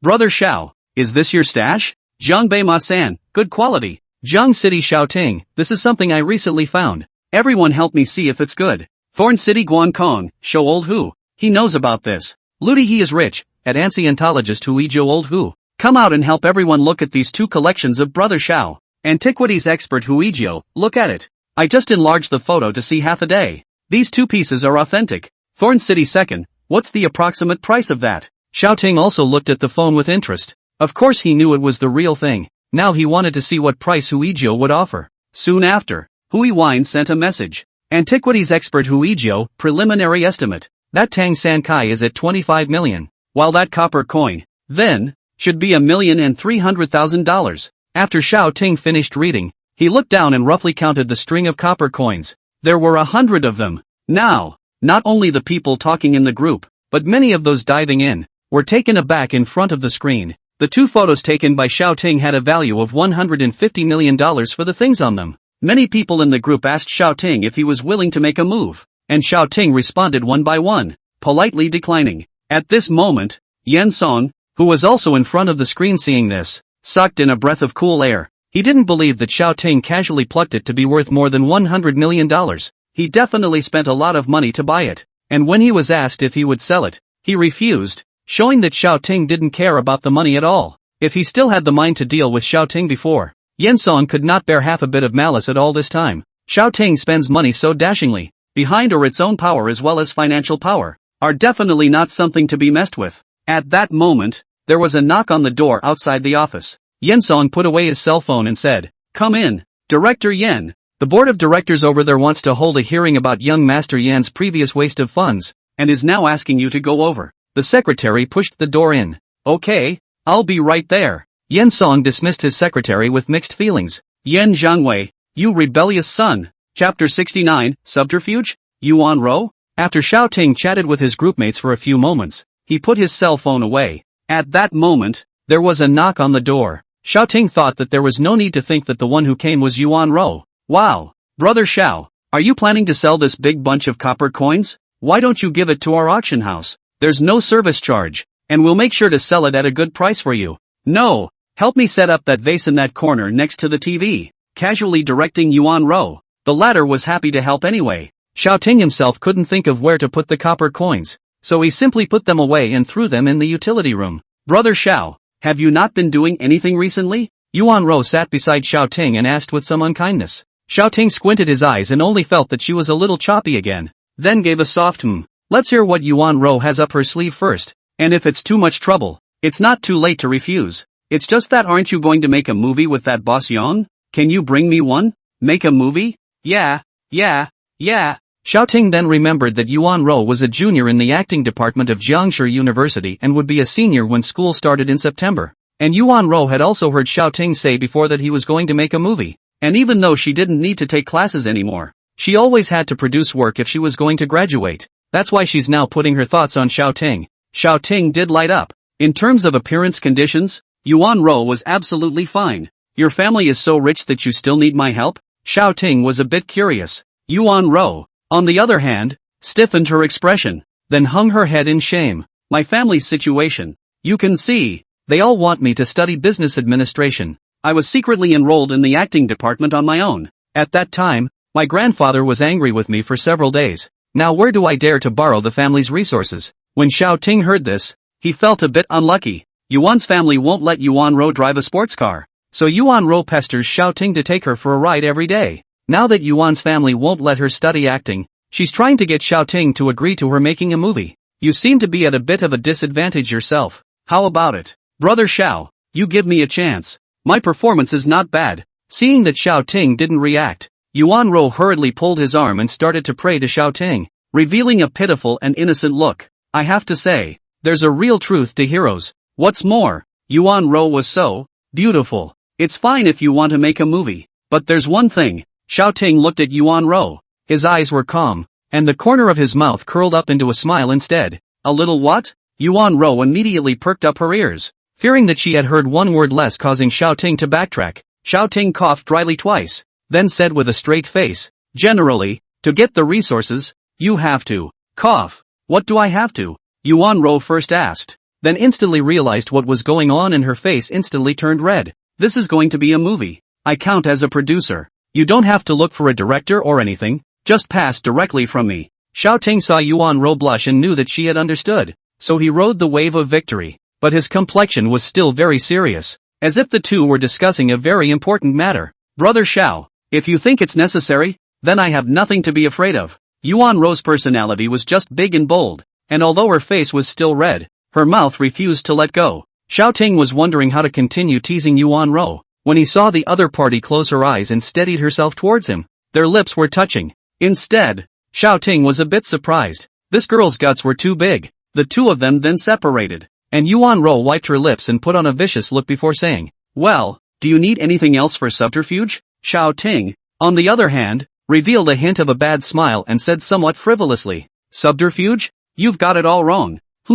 So you were? I'm talking about an audition to test your acting skills. Xiao Ting's seriousness made Yuan Rou's face even redder. That. I just performed a kissing scene. Yeah, not acting right. Do it again. After the words were said, Xiao Ting wrapped Yuan Rou in his arms and directly kissed her. A burst of sweet flavor belonging to a young girl came from his mouth, but at the same time, he could also feel Yuan Rou's unpracticed clumsiness and youthfulness, and both of them fiercely responded to each other. Forgetting to kiss. After a long time, Xiao Ting let go of Yuan Rou, and the two of them looked at each other fondly, and then Yuan Rou seemed to ask in order to ease the embarrassment. Brother Xiao, can I act in your movie now? The blush on her face had not yet receded, and her eyes flicked timidly elsewhere, which was adorable. Xiao Ting hadn't intended to reject her, but he still said with a bad smile, let's see how you do. Let's go eat first. Yuan Rou didn't say anything else. She already understood what Xiao Ting meant, seeing the two of them go downstairs together. Ma Ming, who had been waiting downstairs, opened the door of the Rolls-Royce Phantom. At the same time, Ma Ming was keenly aware that the two had come down together this time and gotten a little closer, and after getting into the car, Xiao Ting directly wrapped Yuan Rou in his arms, further confirming this thought. Inwardly praising Xiao Ting's greatness, Ma Ming smoothly started the car and drove out of the neighborhood. Meanwhile, the Rolls-Royce was followed by several Range Rovers. After casually finding a restaurant that looked quite upscale and having dinner, Xiao Ting accompanied Yuan Rou for a while after shopping. It was already nighttime. After sending Yuan Rou back home, Xiao Ting also returned home. Looking back at the beauty of falling in love, Xiao Ting was still somewhat touched inside. Having come into contact with quite a few beautiful women during this period of time made Xiao Ting still let out a sigh in his heart. Now this life, it's really good. After taking a shower, Xiaoting sat on the bed and opened the system, wanting to see what had been refreshed. Open the system mall. Instantly, two commodities appeared in the mall bar in front of Xiaoting. The two commodities were rather chickenish and Xiaoting was a bit disappointed, but after he saw the black bar at the back, he suddenly remembered that the opening of the third bar only required 200 points, while the fourth one was 2000 points. Open the third commodity field, Xiaoting said in his head. As for the fourth bar, although he had quite a lot of points now, it would be better to wait until he had more in the future before opening it. Otherwise spending points to open the bar but not having the points to buy the goods would be funny. Ding! The third column opens. A commodity instantly appeared, and Xiaoting nodded with some satisfaction as he fixed his eyes on it. Customized script. Function: a suitable script can be automatically generated according to the holder's wishes. Limited to one use. Price: 100 points. Now, Xiaoting would save himself the trouble of finding a screenwriter. Buy customized script. Ding! Customized script, purchase complete. Afterward, a book with the word script written on the cover appeared in Xiaoting's hands. After turning it over, it was all blank, but it seemed to be vaguely written. But when you looked closely, it was indeed blank, which was truly amazing. Right now, Xiaoting didn't know how many actors would end up with slots, so he didn't rush to generate the script as he wished, and just put away the blank, customized script. Afterward, Xiaoting saw that it was getting late, so he went to bed. Chapter 70: Buying a luxury car in Magic City. In the next few days, Xiaoting accompanied Yuan Rou around shopping and having fun, while the company side was completely handed over to the minister and Li Mengyao to take care of. Time flew by and it was August 3rd. Xiaoting was also ready to move and was going to make a trip to the magic capital. In this society, if you want to get ahead, the first thing you need is money, and the second thing you need is connections. Although Xiaoting was already very rich, he was simply a novice compared to his connections in high society. Originally, he wanted to take Yuan Rou there, but Xiaoting thought that if he went to the magic city this time, he might have to encounter many vicious people, so it was not good to flirt with people in front of Yuan Rou. Besides, Xiaoting needs to clear his ears. Therefore, with 4 bodyguards including Ma Ming, Xiaoting then took a plane and headed straight to Magic City. As for the helicopter, that thing was only suitable for short to medium distance flights, and it wasn't as comfortable as an airliner. Xiaoting naturally wouldn't torture himself just to show off. That would be too stupid. As for the bodyguards, it wasn't that he felt that it was that unsafe. It was just that Fang Yuxing had emphasized 3 times before, so Xiaoting had to grow a heart and mind. He was meeting some mega-rich bigwigs this time, and mixing with them, it was quite possible that he would be targeted by some bad guys. Besides, a bodyguard like Ma Ming could make him very honorable in front of those people. 3 hours after leaving Zheng City, Xiaoting's 5 people got off the airplane. It was just about noon, and the sun of Mordor was shining directly under the parasol that Ma Ming had put up. Soon, several people spotted a woman standing in the hot sun, dressed in a professional outfit, with a small blue flag with the word Xiao written on it, erected on the car behind her. The woman in professional attire also seemed to have noticed the difference between Xiaoting's several people and jogged over with her parasol, then opened her mouth to ask, "May I ask if this is Mr. Xiao from Jiang City?" Xiaoting nodded and looked at the woman in front of him. Her face is exquisitely made up and she has a very proud body. "I am Little Fish, the staff sent by the Regal Club to take care of your reception. Please follow me." Taking Xiaoting into the car, he then had Ma Ming sit in the passenger side while the remaining 3 took a taxi to the hotel. "Mr. Xiao, this time, all your travels in Magic City can be arranged by me, and if you have any needs, you can also talk to me. I will satisfy you." Between the words made Xiaoting couldn't help but remember the first time he met Wang Jingyu. The tone and meaning of the words, it was too similar, but this time, Xiaoting had no interest in teasing her, having seen too much. Although Little Fish's face and body were very good, right now, Xiaoting was surrounded by such women. There were not a few that were better than her. "Are we going to the hotel now?" Xiaoting asked. Little Fish explained immediately after hearing that. "Yes, and if you're going to have another trip, I can drop you off as well." "Alright then, go to the place that sells cars. I'll buy a car." After Xiaoting finished speaking, he gently closed his eyes, while Ma Ming hurriedly sent a message to a few of his brothers in the cab, asking them to change their destination. The Little Fish was a bit puzzled, but seeing that Xiaoting was already resting his eyes, he didn't dare to ask more, but just turned the car around and drove towards the nearby 4S store. Soon, the destination was reached, and the Little Fish gave Maman a look of help. Xiaoting was the one who could come to the Regal Club party, so she naturally didn't dare to disturb his rest. Ma Ming had followed Xiaoting for so long and knew that Xiaoting had a better temper, so he got out of the car, opened the door at the back, and spoke softly to Xiaoting in the back seat. Mr. Xiao, it's here. After hearing these words, Xiao Ting opened his eyes and smiled at the duo. Let's go. Meet the luxury cars of the Magic City. Ma Ming put his hand on top of Xiao Ting's head and helped Xiao Ting out of the car. The other 3 bodyguards also arrived at that moment. Afterwards, he let the 3 bodyguards find a cool place outside to wait, while Xiao Ting entered the store with the 2 of them. Ma Ming Xiaoyu. As soon as they entered the store, someone noticed Xiao Ting's trio. Handsome men and beautiful women with bodyguards are big clients any way you look at it. A guide walked up and said enthusiastically, "Hello gentlemen, are you here to choose a car or look at cars? Is there a Rolls-Royce Phantom?" Xiao Ting didn't bother to say so much and directly opened the door. "Ha!" Little Fish and the guide made questioning noises at the same time, while Ma Ming and Xiao Ting stood there with a calm face. "There. Would you like to see that one?" The guide was surprised by Xiao Ting's dryness and stuttered a bit. Xiao Ting shook his head, and the guide breathed a sigh of relief, but immediately afterward, he saw Xiao Ting point at Ma Ming behind him. "Let him see it." Okay. The shopper felt a little strange. Could it be that the bodyguard at the back is the main person? Otherwise, why doesn't this handsome man himself go to see if the car is suitable or not? How could she know that Xiao Ting had 3 Rolls-Royce Phantoms in Jiang City, and that it was all small money for him, so he didn't need to put it in his mind at all? The guide took Ma Ming away while Xiao Ting and Little Fish sat down. Mr. Xiao is really wealthy and generous. Really don't know how to describe this behavior of Xiao Ting. Xiaoyu finally held back a word. "I don't like to bother others. It's more convenient to buy a mobility scooter myself." What Xiao Ting didn't say was that he actually trusted Ma Ming more to be his driver. Then, "Mr. Xiao, do you need a license plate from our side?" Little Fish spoke respectfully. Xiao Ting then thought that this was no longer Jiang City, and it wasn't very convenient for him to operate on this side. So he met Xiaoyu's words and asked, "Legal?" "Mr. Xiao, don't worry. The procedures on our side are all formal, and won't cause you any subsequent trouble." Seeing that Xiao Ting had doubts, Little Fish immediately puffed up his chest to assure him. "Okay." After the 2 of them casually chatted for a few moments, Ma Ming came back and said to Xiao Ting, "Mr. Xiao, I've already looked at it. There's nothing wrong with the car. It's just relatively new, and the price is only over $20 million. Well, that's it, plus an Audi A8. The duo's conversation was cloudy, and the guide was thunderstruck. Is this bouncer talking like a human being? Only $20 million?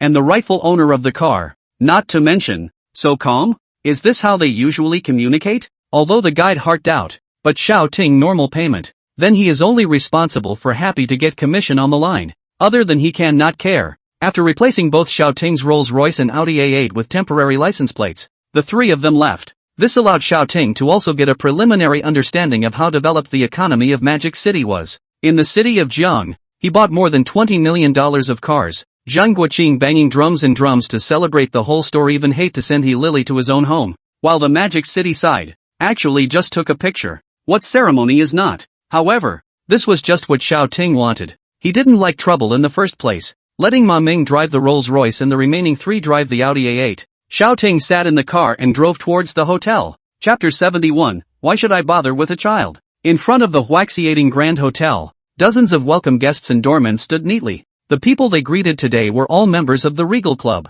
All of them were big shots who were either rich or noble. And once they slacked off, it was very likely that they would lose their jobs. So everyone was all pumped up. Soon, a car with the hotel's logo drove up to the entrance of the hotel. The greeters all rushed to cheer up and put a smile on their faces. 2 doormen, on the other hand, rushed down, ready to open and close the doors for the people in the car. But the car with the hotel logo didn't stop when it drove up to the red carpet, but continued on, apparently about to pull out of its confines. A few fellow Regal Club staff members saw the scene and started whispering, do you think that's Little Fish's sister in the car? Yeah, how did she make such a cheap mistake? Fishy was quite resourceful before. How come you forgot to put the guests down on the red carpet? There are quite a few people who secretly regret inwardly. The small fish is really dead this time. Then, Fish's car finally stopped, but then it pulled out of the red carpet. What's the point of stopping at this point? That's just it. The member on the other car must be pissed. Just as a few people were secretly discussing,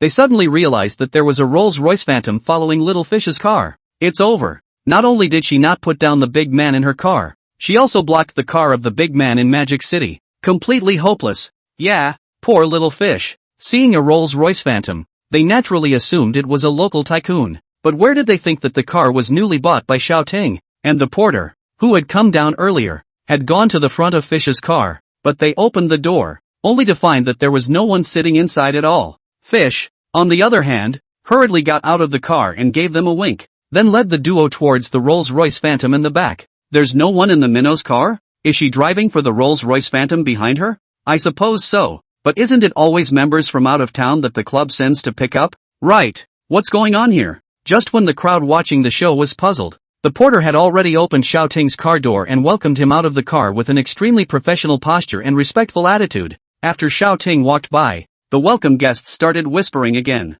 See, that member just now is so handsome, a girl exclaimed with a nymphomaniacal sigh. The person next to her nodded and chimed in. Yeah, not only is he handsome, he's also very young. He doesn't even feel like he's 20. I guess it's well maintained. You don't see many rich people this young. Humph, maybe it's a rich kid. A few people were in the middle of arguing when they saw that little fish had already settled down and Xiao Ting had returned, so they hurriedly gathered around. Sister Fish, didn't you pick up someone from out of town? How come people drove themselves back? People buy cars straight after they land. Fish still found it a bit unbelievable. Although I know that these rich people are not poor, but just preparing to stay in Mordor for a few days, but directly bought a Rolls-Royce Phantom is still the first time to see. Moreover, that Mr. Xiao also bought an Audi A8 for his bodyguard. It's also $1 million or so. At this moment, Xiao Ting went back into the middle of his room himself after sending a few people, Ma Ming, to rest. It was already 9 o'clock at night when Xiao Ting received a call from Yuan Ro.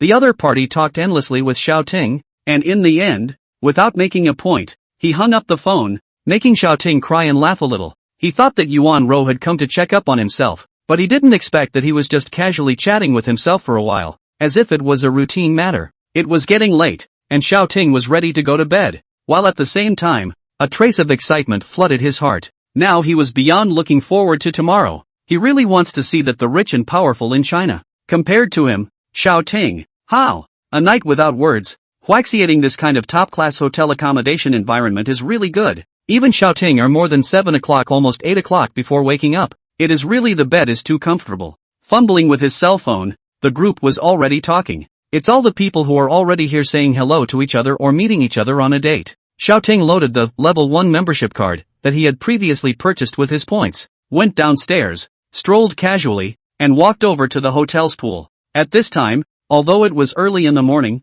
but due to the special location of the Magic City, the temperature was already a little high, and there were also many slim girls in the pool playing in the water, which was really a good scene. Xiao Ting didn't have the heart to go into the water, and casually found a sunshade to sit under. Seeing that someone over here had sat down, a waiter immediately trotted over and asked if they wanted something to drink. Xiao Ting nodded, and the waiter waved, and immediately someone came up with a tray and retired after pouring Xiao Ting a glass of wine. Just as Xiao Ting was savoring the wine in his cup while admiring the beauty in front of him, a person sat down beside him. Xiao Ting directly used attribute observation to see what this person's name was. Name Yin Song. Characteristics, able to give and take. Shrewd. Analysis, chairman of Lok Yuan Group. With a business mind. Xiao Ting instantly looked odd. Wasn't this Yin Zhangwei's old man who had been repaired by himself several times? Is it hard to come to trouble yourself? Just as Xiao Ting was thinking, Yin Song picked up the wine in his hand and spoke. Is this brother here for the party too? Xiao Ting now understood that this Yin Song didn't recognize himself at all. Wait, he called himself a brother? His son is his own age. Could it be that he was so young, and was plainly a generation higher than Yin Zhangwei? Yes, I don't know what old brother's name is? Xiao Ting naturally wouldn't be polite with him, even though he already knew who he was. He still had to ask when it was time to ask in order to appear normal. My humble self Yin Song, from Le Yuan Group. As soon as Yin Song heard Xiao Ting say that he was here to attend the party, he made sure that the other party was on the same level as himself afterward. He did not put on airs and still had a smile on his face. Oh, of the Le Yuan Group, long time no see. Seeing that Xiao Ting was also polite with himself and so young, driven by curiosity, Yin Song still asked, I wonder what this little brother, what is his name? Oh, my surname is Xiao, just call me brother Xiao Ting. Xiao Ting said with a smile. He had already decided to take advantage of that Yin Zhangwei. Oh, brother Xiao Ting. Xiao Ting? The smile on Yin Song's face suddenly froze. What? Elder brother Yin has heard of me? Xiao Ting made a surprised face. Previously, my canine son had a small conflict with old brother Xiao when he arrived in Jiang City. Oh, that it's fine. What am I bothering with a child? Xiao Ting waved his hand graciously, causing Yin Song to freeze. This Xiao Ting said that he didn't care, which made him quite thankful. But why did that sound oddly twisted? That's fine. It was my little brat who offended Brother Xiao. Since Brother Xiao can disregard past suspicions, I'm here to toast you on behalf of my canine son. Not thinking about that much, Yen Song picked up the wine cup in his hand and tilted his head back to take a sip. Very refreshing. Chapter 72, $1 billion without your family? After chatting casually with Yen Song about business matters again, Yen Song saw an acquaintance in the distance, so he spoke to Xiao Ting and got up to greet him. Xiao Ting, on the other hand, continued to sit and sip his wine. Not long after, another waiter came running, seemingly looking for Xiao Ting for a long time. Mr. Xiao, I'm sorry, you're not in your room and we couldn't reach you. That's why we looked for you and found you here. Please bear with us if we're disturbing you. The staff was a little out of breath, but still finished the paragraph at an even pace. The humility of the staff made Xiao Ting secretly surprised inwardly. In fact, it was him who didn't bring his cell phone downstairs in the morning. It was normal that he couldn't be contacted. It wasn't anyone's problem at all.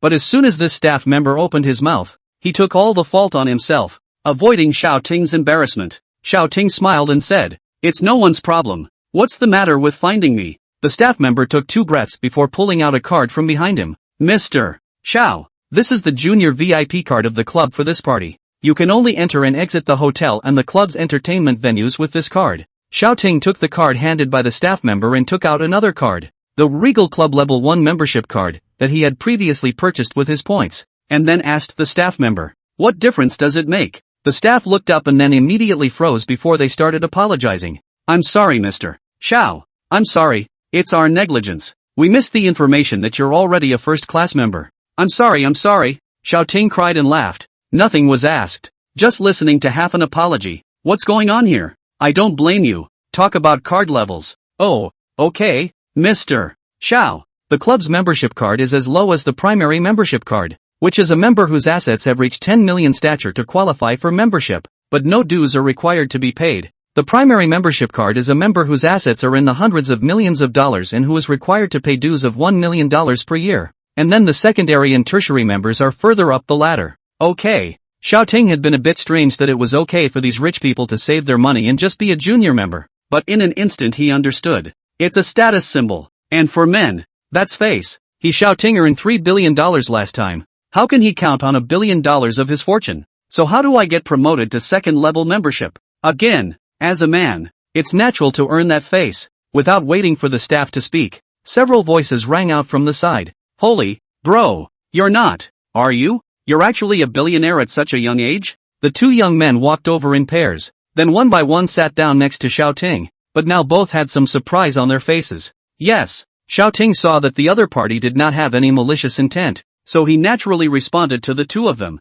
while using his attribute observation to learn their names. Wang Hao, Ding Chuliang. Unsurprisingly, the 2 sat down and took turns extending their hands to Xiao Ting and introducing themselves as a sign of politeness. Magic City Wang family, Wang Hao. Magic City Ding family, Ding Chuliang. Xiao Ting also shook hands with the 2 of them and then said, Jiang City, Xiao Ting. From Jiang City? Haven't heard of any big families. Ding Chuliang and Wang Hao looked at each other with some doubts, then looked at Xiao Ting. Brother Xiao, what kind of business does the family do? Xiao Ting saw the 2 prying and knew that the other party had mistakenly thought that he was also a rich second generation. So he returned. I started my own random little business a couple years ago and made a little bit of money. In the ears of Ding Chuliang and Wang Hao, these words naturally had other meanings. If you run your own business, you're not relying on your family. So what you were saying about upgrading to a level 2 membership card is, oh yeah, let the staff go ahead and do that and we'll take our time. Sir, upgrading your membership card requires an asset determination of over $1 billion and an annual dues payment of $10 million. The staff member on the sidelines was left hanging for a while,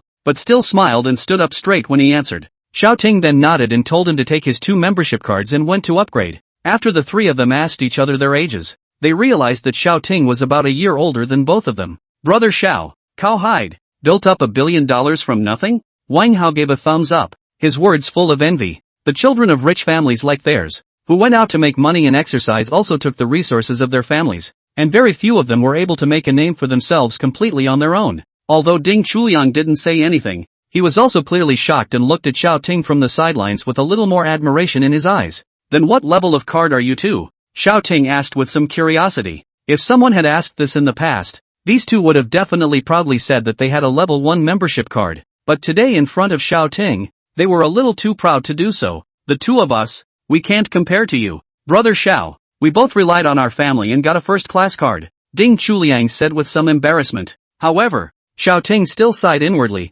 Some people are born with a starting point that is much higher than countless others. The trio then left the poolside and entered the ballroom. Those people over there, they don't seem to be from our magic city? After the three of them sat down, Wang Hao secretly pointed at a few people sitting on the other side of the banquet hall. Xiao Ting looked in the direction Wang Hao said and saw an old acquaintance at a glance. At this moment, Yan Zhangwei was talking and laughing among those people. But suddenly his eyes hurt for no reason. Holy, it's not going to come out in tears, is it? Yan Zhangwei panicked in his heart, but he suddenly caught a glimpse of Xiao Ting who was looking at him. Holy, how is it him? Not being able to hold back for a moment, Yan Zhangwei directly shouted out, "What's wrong?" A few of Yan Zhangwei's close friends, who were startled by him, asked him at the moment, somewhat unkindly. Many people around him looked at himself, and Yan Zhangwei also reacted to the fact that he had lost his temper, and hurriedly lowered his voice and said to his friends around him, "It's over there, the one sitting in the center, who screwed me over twice in River City." The crowd looked in the direction he was talking about and saw Xiao Ting's trio. I recognized those two people beside him. They're the sons of the Wang and Ding families of Mordor.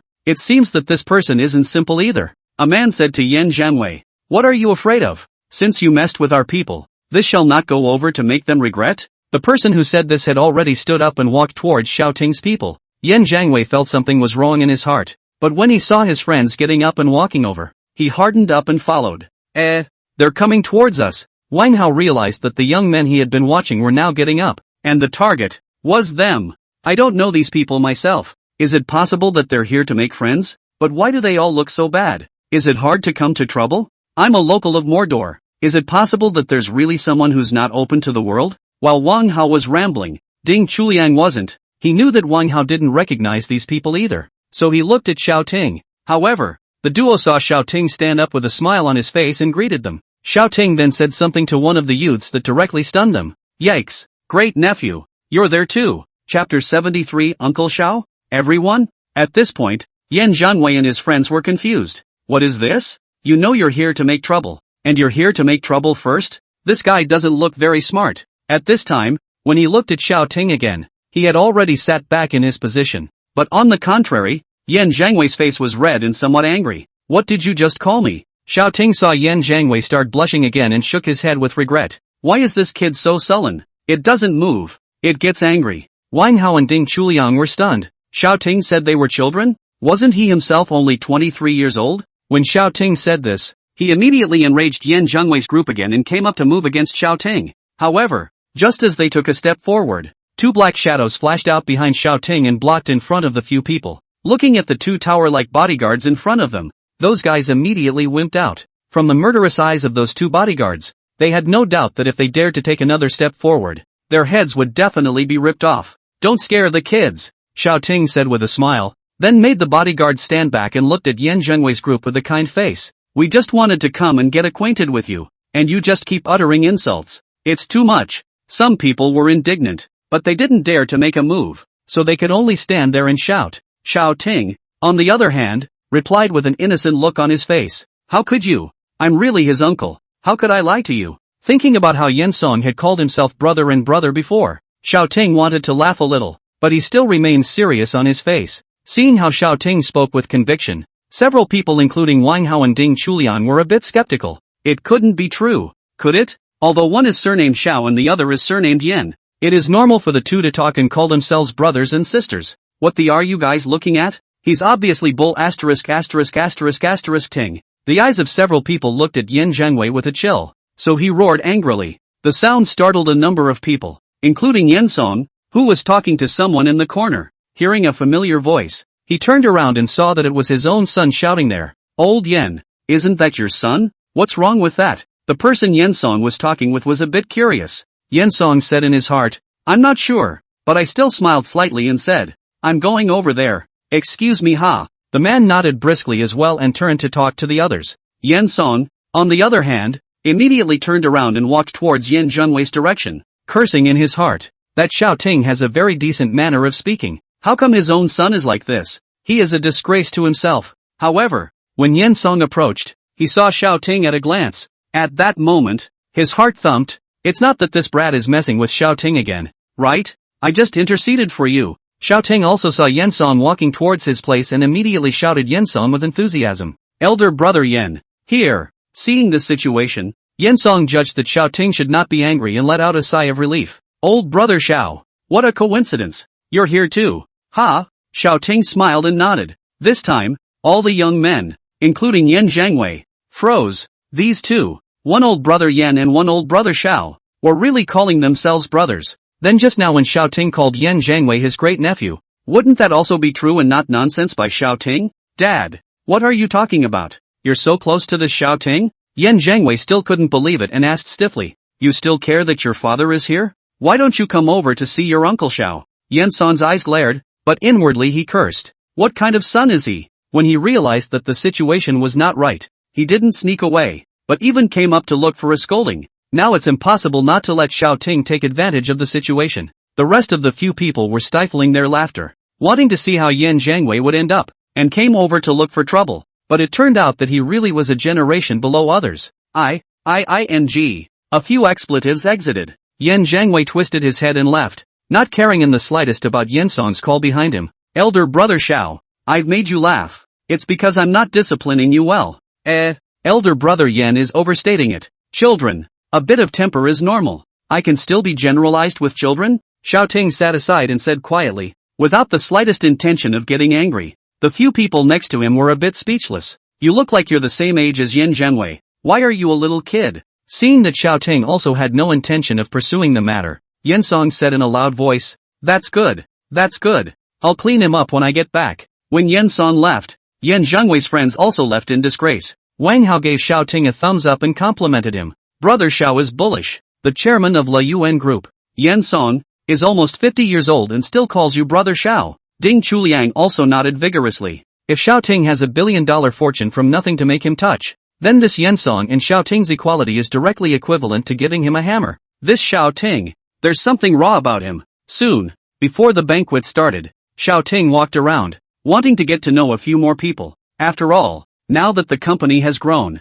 it also needs these contacts to give itself a hand. Wang Hao and Ding Chuliang, on the other hand, sat where they were like many young people and didn't get up to walk around freely. They were just young masters in the big families, and were not yet qualified to get acquainted with those bigwigs who controlled a side of the world. So Xiao Ting, as the only young man walking around on the field, naturally drew a lot of curiosity. There were quite a few people who came over to interact with Xiao Ting and were surprised after learning that Xiao Ting was a level 2 member. Did you see that young man? The one walking around the field? Yeah, it looks like he's a level 2 member. What? This is the young master of a top-tier family, right? It's actually a second-tier member. No, he seems to have started out on his own for nothing. Started from nothing? Are you confused? A level 2 member has to be worth more than $1 billion. And he's so young that he started making money from his mother's womb? Yeah, that's weird. Probably the son of a top mansion. The two waiters whispered, which was heard by quite a few people. And then there were more people who approached Xiao Ting without leaving any traces. Xiao Ting found a place to sit down after he had friended quite a few bigwigs. But at that moment, Yen Song came over again, accompanied by two middle-aged men about his age. Brother Xiao, let me introduce to you these two leading members of the Wang and Ding families of the Magic City. After Yen Song came over, he immediately introduced the two people beside him to Xiao Ting, and then introduced Xiao Ting to the two of them. This is the Xiao brother I was talking about. The one who created that esports theme center in Jiang City before. That's him. Oh, old brother Xiao is young and talented. The Wang clan's family member could not help but be surprised. He had heard about the events in Jiang City before and thought that the boss was some kind of peer, but he did not expect to look so young. Alas, the waves of the Yangtze River push forward the waves of the future. The future generation is fearful.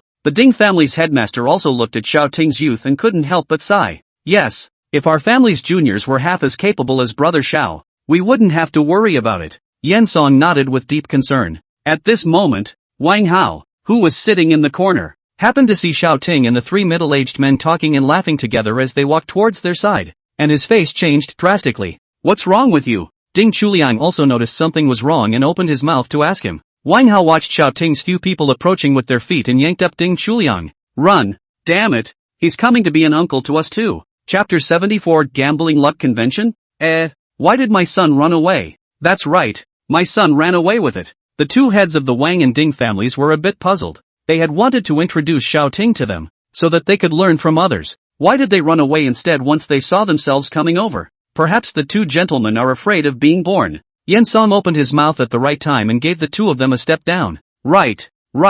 That should be it. Old brother Xiao. I'm sorry. When the Wang family's head family finished speaking to Xiaoting, the Ding family's head family also nodded. Xiaoting, on the other hand, glanced at Yensong. The guy's a little naughty for his age. A few people then split up again, each going off to make contact with an acquaintance. Xiaoting then followed Wang Hao and Ding Chuliang, who ran away. Holy, he followed me again. Wang Hao was startled when he saw Xiaoting's figure, but only let his heart drop after realizing that he was the only one. I say, you too, what are you running for? Xiaoting came over and was a bit puzzled. Weren't these two guys seeing their own father? Why were they acting like they had seen a ghost? When Wang Hao saw Xiaoting coming over, a look of contempt piled up on his face as he opened his mouth. Brother Xiao, this is a bit unorthodox of you. Xiaoting was a bit confused. That Yensong's son has a grudge against you, so it's just fine for you to be an uncle to him. What's the matter? You want to be an uncle to both of us as well? Ding Chuliang, on the other hand, revealed a hint of skepticism as he looked at Xiaoting. Now Xiaoting was speechless. Did you two see me run away? But once he thought about what the other party said, the corner of Xiaoting's mouth hooked up into a smile. Don't laugh. Are you hitting on both of us? When Wang Hao and Ding Chuliang saw Xiaoting smile, a bad feeling rose in their hearts. Your father was my equal just now, and you want to be their equal? Brother Xiao, don't be like this. Let's talk about each other. He. It was Wang Hao who reacted quickly and immediately walked to Xiaoting's side with a smile and said this. To each his own? Yes, to each his own. Seeing that Xiaoting had loosened up, they hurriedly nodded their heads back and forth, fearing that Xiaoting would back out. Xiaoting originally didn't want to get entangled in this matter with them, so he just pretended to reluctantly agree. All right. The two of them, on the other hand, were as if they had been amnestied, and looked at Xiaoting with more gratitude in their eyes, causing Xiaoting to almost fail to hold back his laughter. These two, so funny. The banquet didn't start until the evening, and after Xiaoting went outside at noon to take in some of the Magic City's food, he went back to the hotel to rest. Open the system. Name Timothy Xu. Life expectancy, 23 of 63.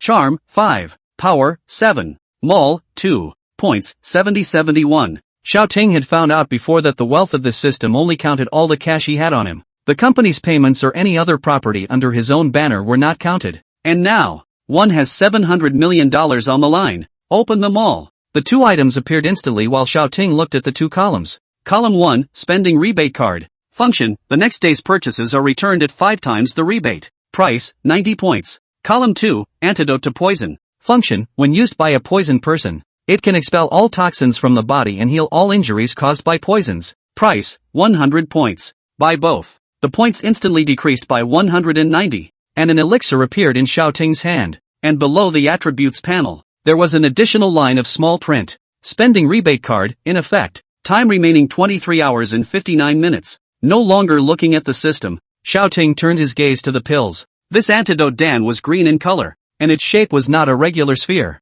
It was pitted along with a few patterns on it, making Xiaoting a bit speechless. This elixir looked like a highly poisonous drug. If it wasn't for the fact that the system wouldn't pit itself, he would never believe that this drug could cure poison. Stopping his thoughts, Xiaoting went downstairs in boredom after putting the elixir away. Once downstairs, Xiaoting happened to see Wang Hao and Ding Chuliang preparing to get on the elevator, but the duo stopped their movements when they saw Xiaoting. What are you two doing up there? Xiaoting was a bit strange. Did these two just go back to rest at this moment? Brother Xiao, is it true that you didn't have anything to do until the banquet started? At this time, Wang Hao looked at Xiaoting with a mysterious face and whispered in his ear. Seeing this, Xiaoting immediately thought of some of the special fetishes of the legendary rich second generation, and could not help but get a little excited, but still maintained a face full of calmness, and then nodded his head. Hey.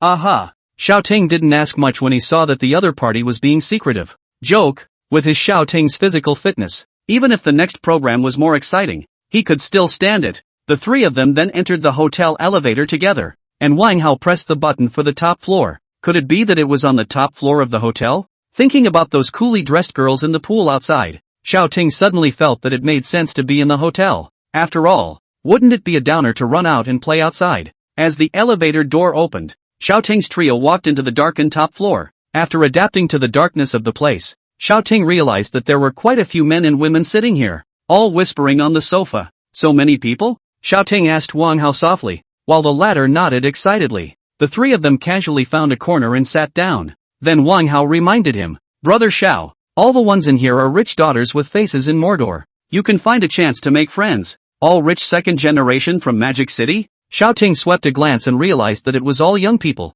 Ding Chuliang, on the other hand, nodded and said, "Yes, those like you, Brother Xiao, are a minority after all. In fact, we usually play with our peers, and the older generation doesn't even look at us. You guys didn't call me up here just to get to know them, right?" Xiao Ting was a little skeptical that these two boys were afraid that they were really a generation older than them. So they were looking for so many young people to befriend them, and either these people would lose face together, or they would give up their generation. No, Brother Xiao, where are you thinking? The good show will start soon. Just after Wang Hao finished speaking, a spotlight immediately lit up in the middle of the field. A man with a microphone walked to the center of the room and tapped the microphone, then spoke. "I declare the Gambling Luck Conference now open." The words were followed by a chorus of hoots and hollers from around the room. Seeing that Xiao Ting was a bit puzzled, Wang Hao immediately began to explain on the side. "It's a way for us to compare our luck by putting something in a tray but not telling anyone out there what it is.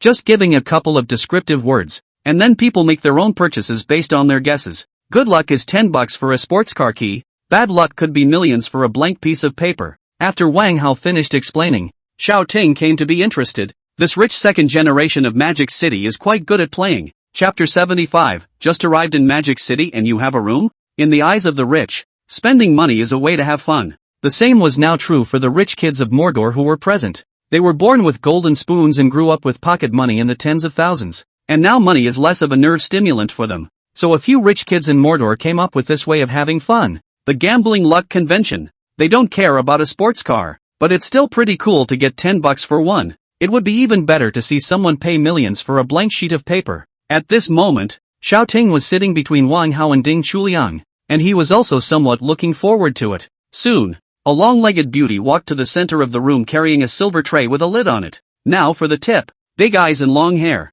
Bidding starts at $5. A chorus of boos rang out at the host's words. "Come on, coming up is a beautiful woman's photo. It's so boring." Wang Hao beside him opened his mouth and said. Xiao Ting understood. "This play is quite unique. There is actually put photos. I'll offer $10. In the middle of the day, someone in the field shouted lazily. He then won the auction item by a strong margin of $10. The long-legged woman strides her long, bejeweled legs towards a rich young man, and then opens the lid on the tray. The rich kid took the opportunity to touch the woman's leg before looking disdainfully at the contents of the tray. But his disdain immediately vanished before he quickly reached out and pulled out the contents. Countless pairs of eyes in the room looked at him, and no one was looking at him when they realized that all he had in his hand was a photograph. "Look at that baby face of his, as if the girl in that photo could be so beautiful," Ding Chuliang said with disdain. Many people present had the same idea as Ding Chuliang, and then no one paid attention to that rich second generation, all waiting for the next lot. Only the person who took that picture knows the reason he was so excited,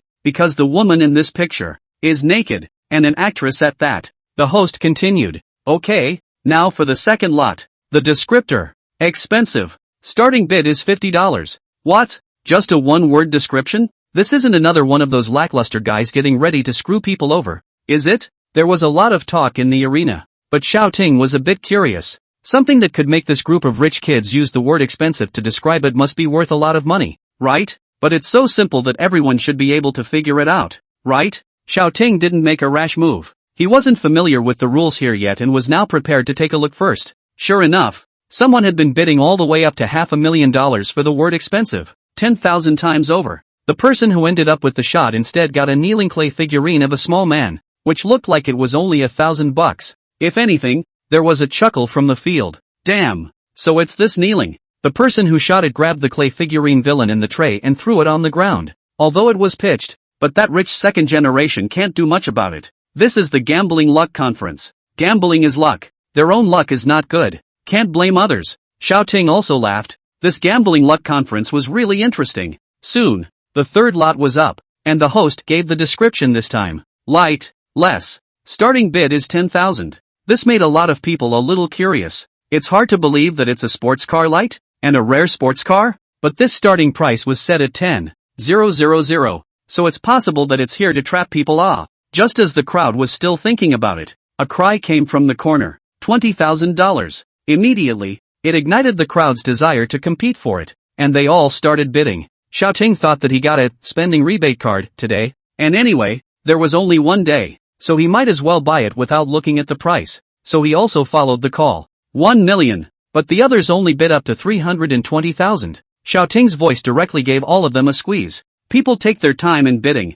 You're in too much of a hurry, aren't you? However, they were not worried that Xiaoting knew that it was something expensive and called the price. After all, these rich second generation had self-respect and were not poor. They would not divulge the auction to others. After a long time, no one continued to raise the price, and finally Xiaoting auctioned off the third lot. Brother Xiao, if you play like this, do you still let others live? Just as the girl was heading over, Wang Hao whispered from the side. That's right. You have money should also leave a way for others to live. All of a sudden shouts so high no one bidding are. That fun can be less. Ding Chuliang also chimed in. This made Xiaoting a bit speechless. You guys are the rich second generation of Magic City. Shouldn't you be asking me to the death? However, hearing Ding Chuliang's words about fun, Xiaoting still decided to take his time with the next call. The lady had walked up to Xiaoting's trio at this moment, and then her slender jade hand pinched the top of the cover and uncovered it. Holy! Wang Hao and Ding Chuliang both shouted out darkly, incurring a blank stare from the surroundings.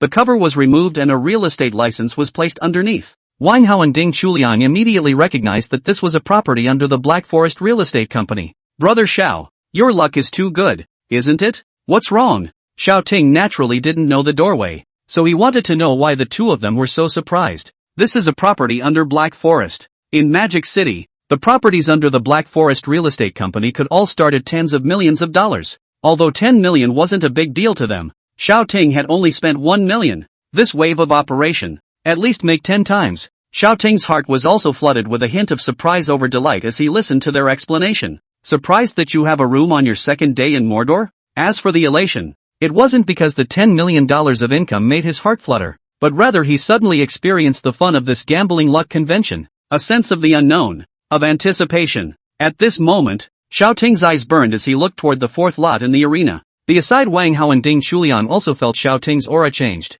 Just now it was just a lazy look at the mentality. Now it seems to be a bit like a lion that is about to wrestle a rabbit and generally ready to go. The fourth lot, described as nothingness, starts at $100. Xiaoting waited until no one had called for a bid each time, then added another one, and then continued until the item belonged to him. Finally auctioned at a price of 10,000.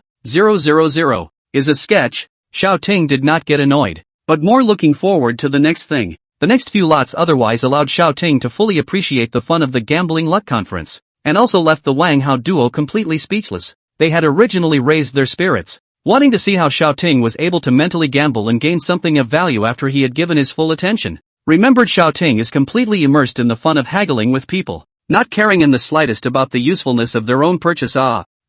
Brother, do you think that being rich is really so cool? Ding Chuliang poked Wang Hao beside him and asked in a low voice. What are you talking about? Aren't we two rich people? Wang Hao said back without any good humor. But next, only Xiaoting could be heard calling out the price, shouting, $2.5 million. Wang Hao turned his head again and spoke to Ding Chuliang. It doesn't seem like it. Chapter 76, Rich Kids. All convinced. Just like that, a young man who was unfamiliar to all the rich second generation of Magic City ended up sparing an operation and bought all the lots from the third one onwards. The crowd thought at first that this guy was here to make trouble. After all, we're all rich people who can afford to pay for things, and isn't it a bit too much to look down on others when you buy endlessly? Therefore, during the gambling luck conference, there were quite a few people who followed Xiaoting and called for a price, wanting to kill Xiaoting's prestige, but the results are not as good as they could be. Xiaoting didn't stop once he called the price until no one else did. This person doesn't seem to be ordinarily rich. They've called for 50 million 2 times. Yeah, that's too weird. If you buy nothing worthwhile, you're not losing money? Xiaoting actually didn't care if something was worth the price. He had the consumption cashback card that lasted for a day in his hand, and he returned 5 times as much as he spent. So why should he care if something was worth it or not? He just wants to spend the money. In the end, Xiaoting spent $300 million before and after. On the other hand, Wang Hao and Ding Chuliang on the side had long been stunned. In their eyes, Xiaoting spending money regardless of its value was just too much money. It means that this $300 million is completely small money to Xiaoting. When he then associated it with the fact that Xiaoting had started his business from nothing, he was in complete admiration. And it wasn't just the two of them, but quite a few of the rich kids in the room crowded over here after the auction was over. Brother, haven't you seen it before? This brother, Kao. What kind of business is your family in? Thought we'd just call you Brother Xiao. Big Brother Xiao has the opportunity to lift up little brother. A dozen or so rich kids came over to greet Xiaoting, while Wang Hao and Ding Chuliang showed an expression of "I've known this great god for a long time" as they enthusiastically greeted the people who came over. Ho, this Xiao is from Zheng City? A rich kid asked with some curiosity. Wang Hao glanced at him and continued to keep that expression as he spoke. Yeah, then he wouldn't be the owner of Timothy, the one who bid on the bid to host the game tournament, would he? Wang Hao froze for a moment. He knew that Xiaoting was from Zheng City but hadn't even bothered to learn about the Zheng City side, so he had to turn around and ask Xiaoting, Brother Xiao, that Timothy Unity Company, is it yours? Yeah, Xiaoting nodded. Holy, the boss of Timing Unity Group. A few people beside him immediately widened their eyes and exclaimed in shock. Wang Hao immediately felt that he seemed to know a little less, so he asked in a low voice, what's the matter? Is the Timothy Unity Group awesome? Brother Ho, do you really not know or are you pretending not to know? Timing Unity Group engaged in the project 3 months ago, and professionals estimate that there is a net profit of $3 billion by now. A rich second generation looked at Xiaoting with a face full of admiration, but instead looked at Wang Hao with some contempt. Wang Hao, on the other hand, ignored his contemptuous look and froze in place on the spot, and the countless rich second generation people around him froze just like him. They all more or less have the support of the family to open a company, but generally the market value is only a few thousand or a few million. And even some of them are still in the embarrassing state of not being able to make ends meet all year round. And Xiaoting netted $3 billion from a single project. And as old as they are, Big Brother Xiao, in the future, give my little brother more guidance. Brother Xiao, me too. If an uninformed person saw this scene, they would definitely think that they were playing a modern version of Watermargin. Xiaoting, on the other hand, was somewhat speechless. Legend has it that the second generation of the rich are all quite arrogant. How come they all want to be their sworn brothers in the blink of an eye? Wang Hao and Ding Chuliang, on the other hand, were squeezed to the side and were chanting under their breath. It was the two of us who met Xiao first. Finally, Xiaoting, Wang Hao and Ding Chuliang left the room on the top floor. There was a message on his cell phone, and Xiaoting roughly scanned it to understand what it contained. First, there was Xiaoting's consecutive $300 million deduction notice, followed by a $1,500 million entry notice. So this time, Xiaoting netted a profit of $1,200 million from this gambling luck conference. However, the time had also come to the evening and the banquet was about to start. So Xiaoting's trio didn't go wandering around anymore and instead found a place to sit down and drink. Xiaoting had always believed in the principle of not being greedy, so he just took a sip or two and stopped drinking. Then it wasn't until 7 p.m. that the party officially opened. Countless exquisite dishes were brought into the banquet hall, and many social celebrities walked in one after another. The rich second-generation people that he had seen in the afternoon came over in groups to say hello, wanting to make themselves a little more impressive in front of Xiaoting, and Xiaoting responded to them all, but there were really a little too many people, so in the end, he still only remembered one or two of them. Soon, Xiaoting saw Wang Hao walking into the banquet hall with Ding Chuliang's father. On the other hand, Wang Hao and Ding Chuliang hurriedly lowered their heads, fearing that their own father would come over to greet them and ask them to call Xiaoting uncle. Hello everyone. I am the keynote speaker for tonight's banquet. A solemnly dressed host took the stage and couldn't help but attract the attention of the entire room. I know that all of you are industry leaders, so this gathering today is not only for you to meet and make friends, but also for one very important thing. The host's impassioned tone echoed through the venue, and even Xiaoting looked toward the center of the venue. At this gathering, it could be said that a small half of the business community of China was here, and what was important to them was naturally worth Xiaoting's attention for a bit. The imperial capital Luo family's family head and her daughter, who also came to Magic City, are now on their way to the venue. As soon as these words came out, Xiaoting clearly felt the breathing of the countless people around him get heavy. It's actually the imperial capital Luo family. Wang Hao was also taken aback at this moment. Xiaoting, on the other hand, was a bit curious. After all, he was a new nobleman and wasn't very clear about the pattern of the big families in China. So he looked at Ding Chuliang. How about this Luo family? Brother Xiao, haven't you heard of the Luo family? Ding Chuliang was a bit puzzled, but when he saw Xiaoting nodding his head, he didn't ask too many questions and just explained. There are 10 great families in the country. 9 of which are lineages that have been accumulating wealth since ancient times, and there are 6 such families in the imperial capital. And the Luo family is ranked as one of these 6 great families. And it's the only family that started making a fortune after the founding of the country. That's not all. The Luo family has only one only daughter in this generation. And she's a beautiful woman. Countless sons of the great families have been swooning over her. And all the marriage proposals have broken the threshold. Wang Hao also added on, his eyes blazing. Xiao Ting nodded thoughtfully after hearing this, then glanced at Wang Hao, who was drooling beside him, and said with some surprise, "You rich kid from Mordor. As far as that goes? He. Brother Xiao, you don't know. That Luo family's Luo Mushi. I've seen one side of her during the party 3 years ago. That little face is so handsome. I've never seen such a good-looking one in my life." Seeing this guy's appearance, Xiao Ting said thoughtfully, "That's fine. Uncle will find a way to turn her into your aunt." "Okay, thanks Xiao." "Ha? What?" Wang Hao didn't react for a moment. Then his smile tightened for a moment. Chapter 77. What are you looking at me for? Right under the crowd's eager anticipation, a middle-aged man with a majestic look walked into the venue with a luscious young girl, and countless people quieted down. Even if it is a big family, it has to be divided into 3, 6, 9 classes. And this country, it is a first-class family. Xiao Ting didn't have the heart to look at a middle-aged man, but instead locked his gaze on the young girl. After taking a couple of close looks, Xiao Ting felt that what Wang Hao said was true. There is a beautiful woman in the Luo family, absolutely worldly and independent. One look at the city and another look at the country. The 4 verses that he had learned in school immediately appeared in Xiao Ting's mind. "How's it going, brother Xiao? I didn't lie to you, did I?" Wang Hao came back up at this time and whispered to Xiao Ting. Xiao Ting, on the other hand, blankly glanced at him and didn't say anything. Although this Luo Mushi was really pretty, Xiao Ting was not that brainless. As soon as the Luo family's father and daughter, Luo Guang and Luo Mushi, entered the venue, a lot of people came forward to greet them,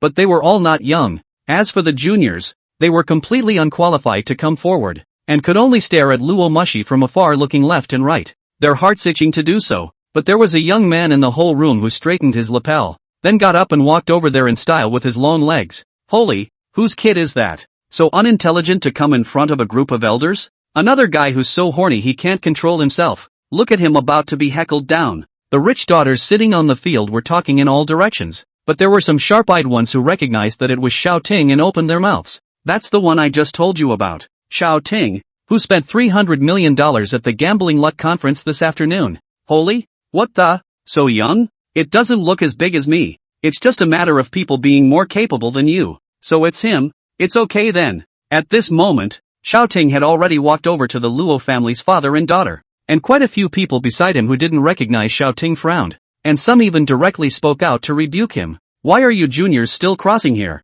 Go back." Xiao Ting, on the other hand, swept a glance and ignored that person. Instead, Yan Song stepped forward and spoke. "Brother Xiao can be the boss behind the previous esports theme center. How much money did that project make? Everyone understands, right?" At these words, the room fell silent. A few even turned around and glared at their own dispossessed sons. People make billions of dollars at a young age, and their own son, who can't do anything but drink and play with women. Really crap. At the same time, Yen Song came over from the crowd and brought Xiao Ting to the Luo family's father and daughter with a smile on his face. "Mr. Luo, it's him that made my La Yuan group suffer a loss. Ha ha." Both of them were from the imperial capital and were naturally old acquaintances, so they directly brought Xiao Ting to introduce them to the Luo family's father and daughter. "Good. The later generations are fearful. The future of my country, China, depends on these young people." People from the super big families also had different horizons than the average tycoon, opening their mouths to the future of their family and country. "Hello Mr. Luo, Xiao Ting of Zhang City." Xiao Ting extended his hand and shook Luo Guang's hand, then turned to Luo Mushi. Romulus, on the other hand, was stunned, then immediately extended her hand greatly and whispered, "Romulus." Xiao Ting held her small hand in his, and the softness and coolness came over at the same time, making Xiao Ting somewhat unwilling to let go. But Xiao Ting still shook hands politely and then let go. He didn't want to be put on the spot as a hooligan in public. Holy, the Luo family's daughter, an iceberg beauty, actually let brother Xiao touch her hand. Wang Hao watched this scene from afar, his eyes glazed over. There were also quite a few wails and murmurs ringing out from the field, and what was said was nothing more than Xiao Ting's human face. "Too much luck," and the like. The surrounding tycoons also dispersed after greeting each other, leaving only Xiao Ting with the Luo family's father and daughter. It wasn't that Xiao Ting wanted to stay, It was mainly because this Luo Guang had been asking questions and seemed particularly curious about how Xiaoting was certain and confident in creating an esports theme center. Xiaoting just brushed it off with good luck. But instead, it made Luo Guang feel even more humble. Luck? Making over $3 billion? In the midst of casual conversation, Xiaoting settled down with the Luo family's father and daughter. Xiaoting especially wanted to be next to Luo Mushi, but the middle-aged man next to him was old and unashamedly sitting in the middle, so he was too embarrassed to say anything. After sitting down, Luo Guang seemed to have suddenly thought of something and asked Xiaoting in a somewhat lowered voice, "How old is this year?" 23. Xiaoting didn't know what Luo Guang meant, but told him truthfully, "Well, it fits." Luo Guang, on the other hand, nodded, then glanced obliquely at Luo Mushi beside him. It was as if Romulus hadn't heard the duo's conversation, but there was some redness at the base of her ears. At this point, the host on the floor, seeing that everyone was seated, said, "Today, Mr. Luo happens to be passing by here, so let's have Mr. Luo come up and give everyone a little guidance, shall we?" The audience then began to applaud, while Luo Guang was stunned, then let out a laugh and went up to the stage. Guidance can't be talked about, just say a few words. After Luo Guang went on stage, he immediately acted as if he had arrived at a familiar place, and spoke with great ease. It looks like he hasn't given many speeches. Xiaoting watched Luo Guang so casually from below and felt that he would have to practice a bit in the future so that he could give a meeting to the employees of Tingtong. Next to her, when Luo Mushi heard what Xiaoting said, she covered her mouth and laughed softly before stealing a glance at Xiaoting. "I see Xiaoting and everyone here today. All of them are dragons and phoenixes among men, and I can't help but feel a little sigh of relief that this world will soon belong to you." This was followed by some boring words of encouragement, after which there was another round of applause, not for what Luo Guang said, but because of Luo Guang's identity. Finally, "I have one more thing to say." The people in the room stopped their applause and pricked up their ears. To make the head of the Luo family in the imperial capital specifically bring it up, it must be a particularly important matter, and it might just make the value of the tycoons in the room go up even further. Xiaoting looked at Luo Mushi, and the other party also looked at him, their eyes full of doubt. My Luo family, from the 1970s to start a family, to now only to fight such a family business. But unfortunately, Mushi is not interested in taking care of, only to entrust to others. Now Mushi is already 23 years old. I would like to recruit a marriage for her. Romulus' face swished white, then looked daggers at her father on the stage. Those who are present, those who aren't, as long as you can show me what you can do, regardless of origin or education, you have a chance to become Mushi's husband. As soon as these words were uttered, both Xiaoting and Luo Mushi felt like they were locked in by countless gazes, but locking onto Xiaoting was more. Now he was the only one who was closest to Romulus, not to mention that he was the one who had received the most recognition from the elders out of all the young people in the room. Being swept by a slice of sharp gazes, Xiaoting felt a little creeped out and turned his head towards Luo Mushi. What are they all looking at me for? However, Romulus didn't respond, then suddenly pulled Xiaoting's hand and tugged him to run. Chapter 78. The goddess took his hand and fled? At this time, in the Huaxia Court Hotel, the people on and off the stage, all directly froze on the spot. Half a minute ago, that iceberg beauty who was known to be unapproachable by people, the daughter of the Luo family, one of the 6 major families in the imperial capital, actually took the initiative to pull someone's hand and ran away. But for the sake of face, no one went after them. Only Luo Guang stood on the stage still smiling, then said to the crowd, "Mushi is afraid of life. This is me making her get down." Ha ha. The crowd chimed in with understanding, but inside they were truly speechless. Afraid of life? Running away with a man's hand? And in front of so many people. Only, no one says what's inside. At that moment, a rich young man gathered his courage and said, "Mr. Luo, then just now you said, I, Luo Guang, will honor my word, so work hard." Luo Guang kept his smile on his face, and when he was done, he stepped off the stage and sat back down. Some of the people in the room were excited to hear this and rubbed their fists together. They all felt that they had a chance. And many of them looked at the rich second generation who asked the question with a kind of look at idiots. Now that Xiaotinka has been dragged away by Romulus, do you think you still have a chance? What are you pulling me out for? Xiaoting was a bit puzzled. If it wasn't for the fact that Luo Mushi looked okay, and was just about the appearance of an absolute beauty, he wouldn't have followed and run out together. Romulus tried to say something, but blushing and coming up for air, she couldn't say anything. Xiaoting was a bit strange. So he activated a tribute observation. Name Moses' Law. Characteristics, introverted and simple. Persistent. Analysis, soft but strong character. Good temperament and good looks. Xiao Ting skimmed his lips and somewhat figured it out. Just now, I thought that Romulus pulled him up and ran away because he already liked himself, but I didn't think it was because of his thin skin and introverted personality, so he directly escaped. Ah, pity. Seeing Xiao Ting sigh, Romulus asked with some curiosity, "What's wrong with you?" "It's fine. It's just that I misunderstood your affection for me, and I'm a little hurt." For a beautiful woman, Xiao Ting wouldn't make a serious face to increase the distance between the two.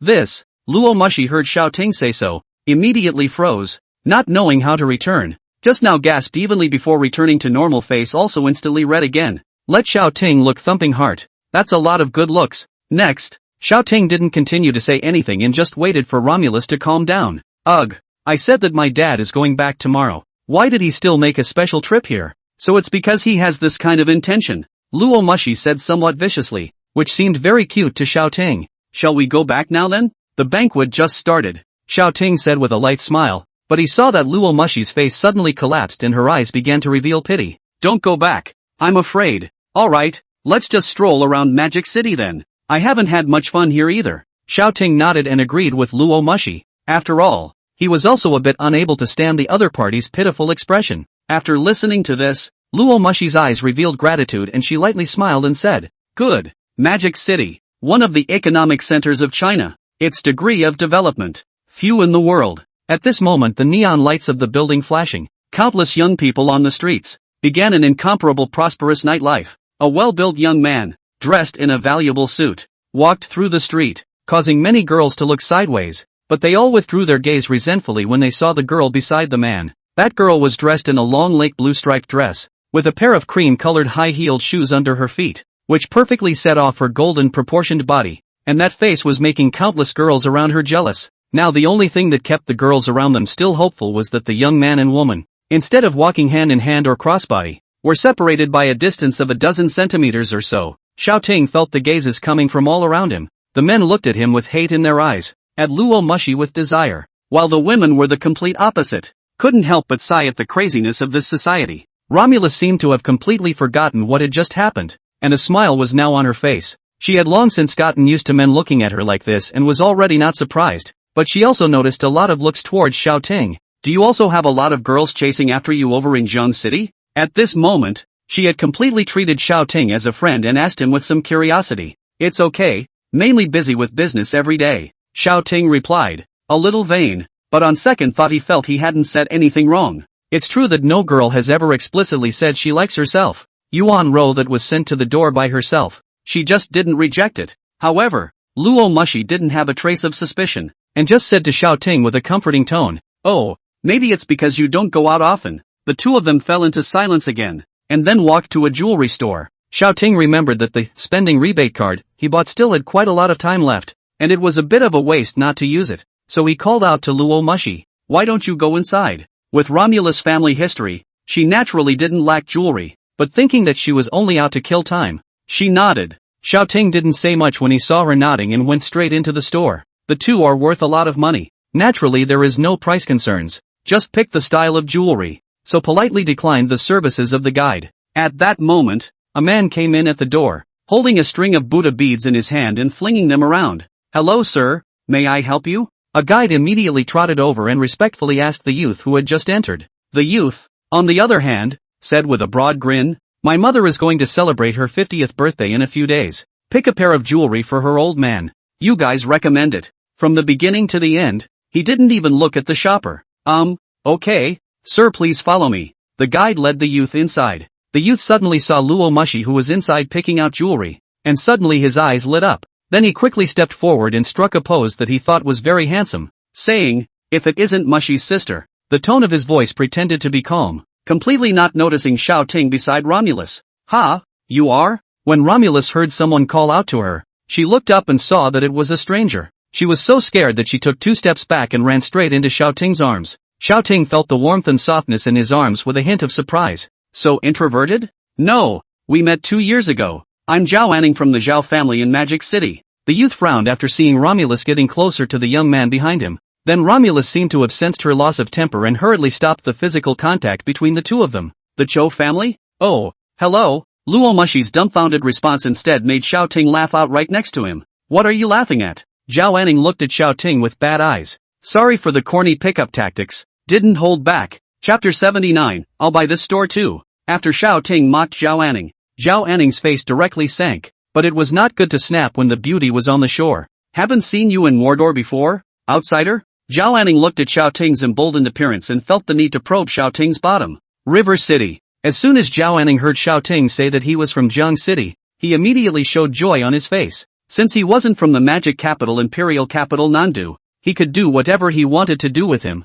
Zhao Anning. Xiao Ting, on the other hand, watched with his own eyes as the Zhao Anning in front of him put on a face-changing drama. First, there was the demented look on her face when she saw Romulus, followed by the angry look when she saw Romulus approaching her, then the cautiousness when she asked about Xiao Ting's origin, and finally it turned into a look of contempt. If Yuan Rou were here, Xiao Ting would definitely ask her to learn acting from this Zhao Anning. Sister Mushy, why are you staying with this kind of poor guy? At this moment, Zhao Anning changed into a flattering look again, causing Xiao Ting to be impressed. However, Xiao Ting was a bit offended that he was a poor man from Jiang City. What are you talking about? Xiao Ting is my friend. Without waiting for Xiao Ting to speak out, Luo Mushi directly opened her mouth to retort, a hint of disgust for Zhao Anning showing in her eyes. Zhao Anning immediately reacted to the fact that she had said the wrong thing and hurriedly said, I'm sorry, I'm used to being straightforward. Don't be angry, Sister Mushy. The tone was that of an apology, but the content, however, made Xiao Ting sound a little offended.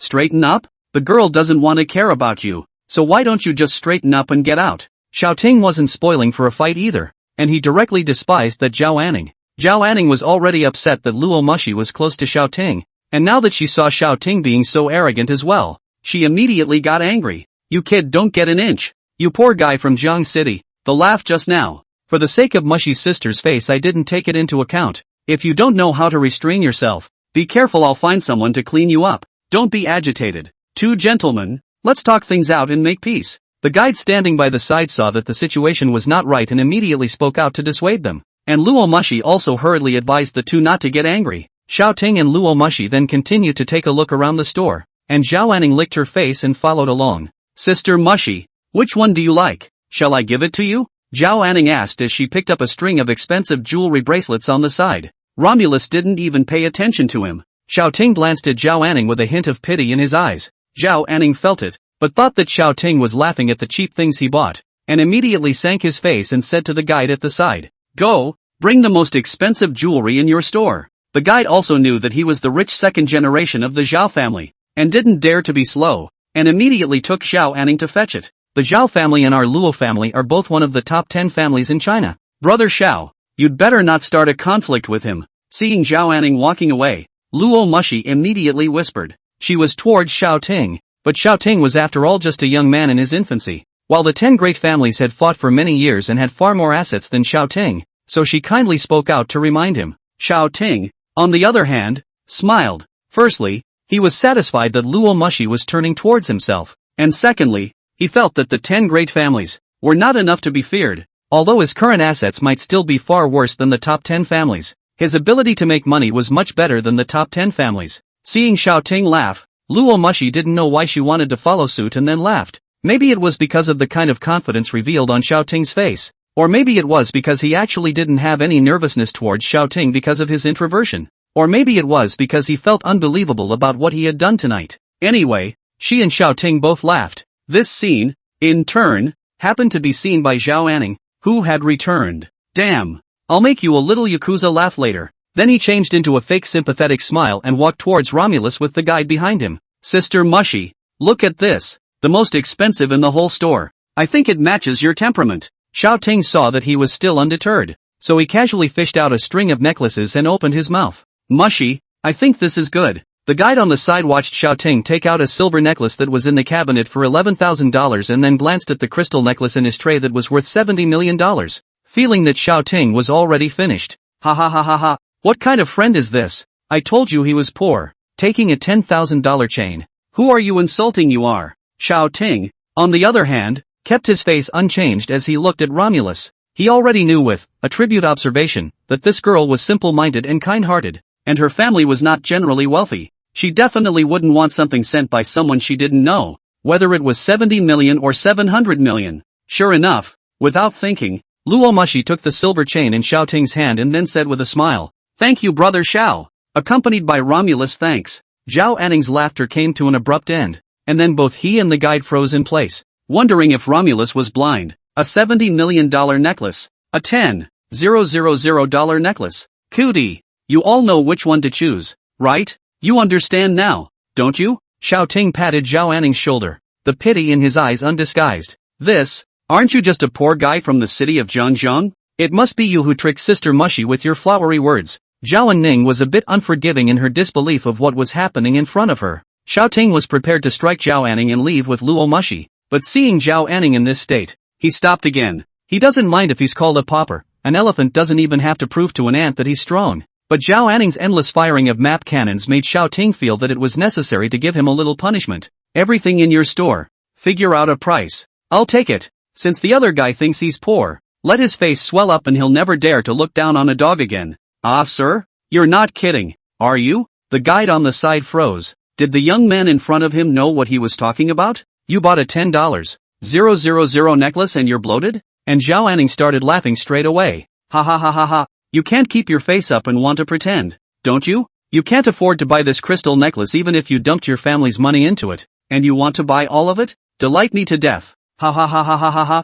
The look Xiao Ting gave him this time was completely that of a brainwashed person, and then said to the guide, "Do you have security at your store?" "Ha, yes. Alright then, contact your boss. I'll buy this store too." Xiao Ting directly pulled Luo Mushi to sit down and started waiting for the guide to act. The guide stood in the middle for a while, but finally decided to call the boss first. "Brother Xiao, you buy stores when they have security?" Romulus was a bit strange about the question Xiao Ting asked just now. "Why? He's sticking around. I'll get someone to kick him out," Xiao Ting said calmly with his face as usual. Romulus furrowed her brows, still somewhat confused about what Xiao Ting meant, but after a few seconds, she suddenly figured out the connection. Romulus looked at Xiao Ting with wide eyes. This Xiao Ting, spending so much money so freely? In order for the security guards to kick Zhao Anning out, they bought the store outright. Chapter 80, Take Off Your Water Too. At this time, in the Huaxia Court Hotel, Ding Chuliang was watching Wang Hao bragging to others about how good his relationship with Xiao Ting was, when Ding Chuliang's cell phone rang.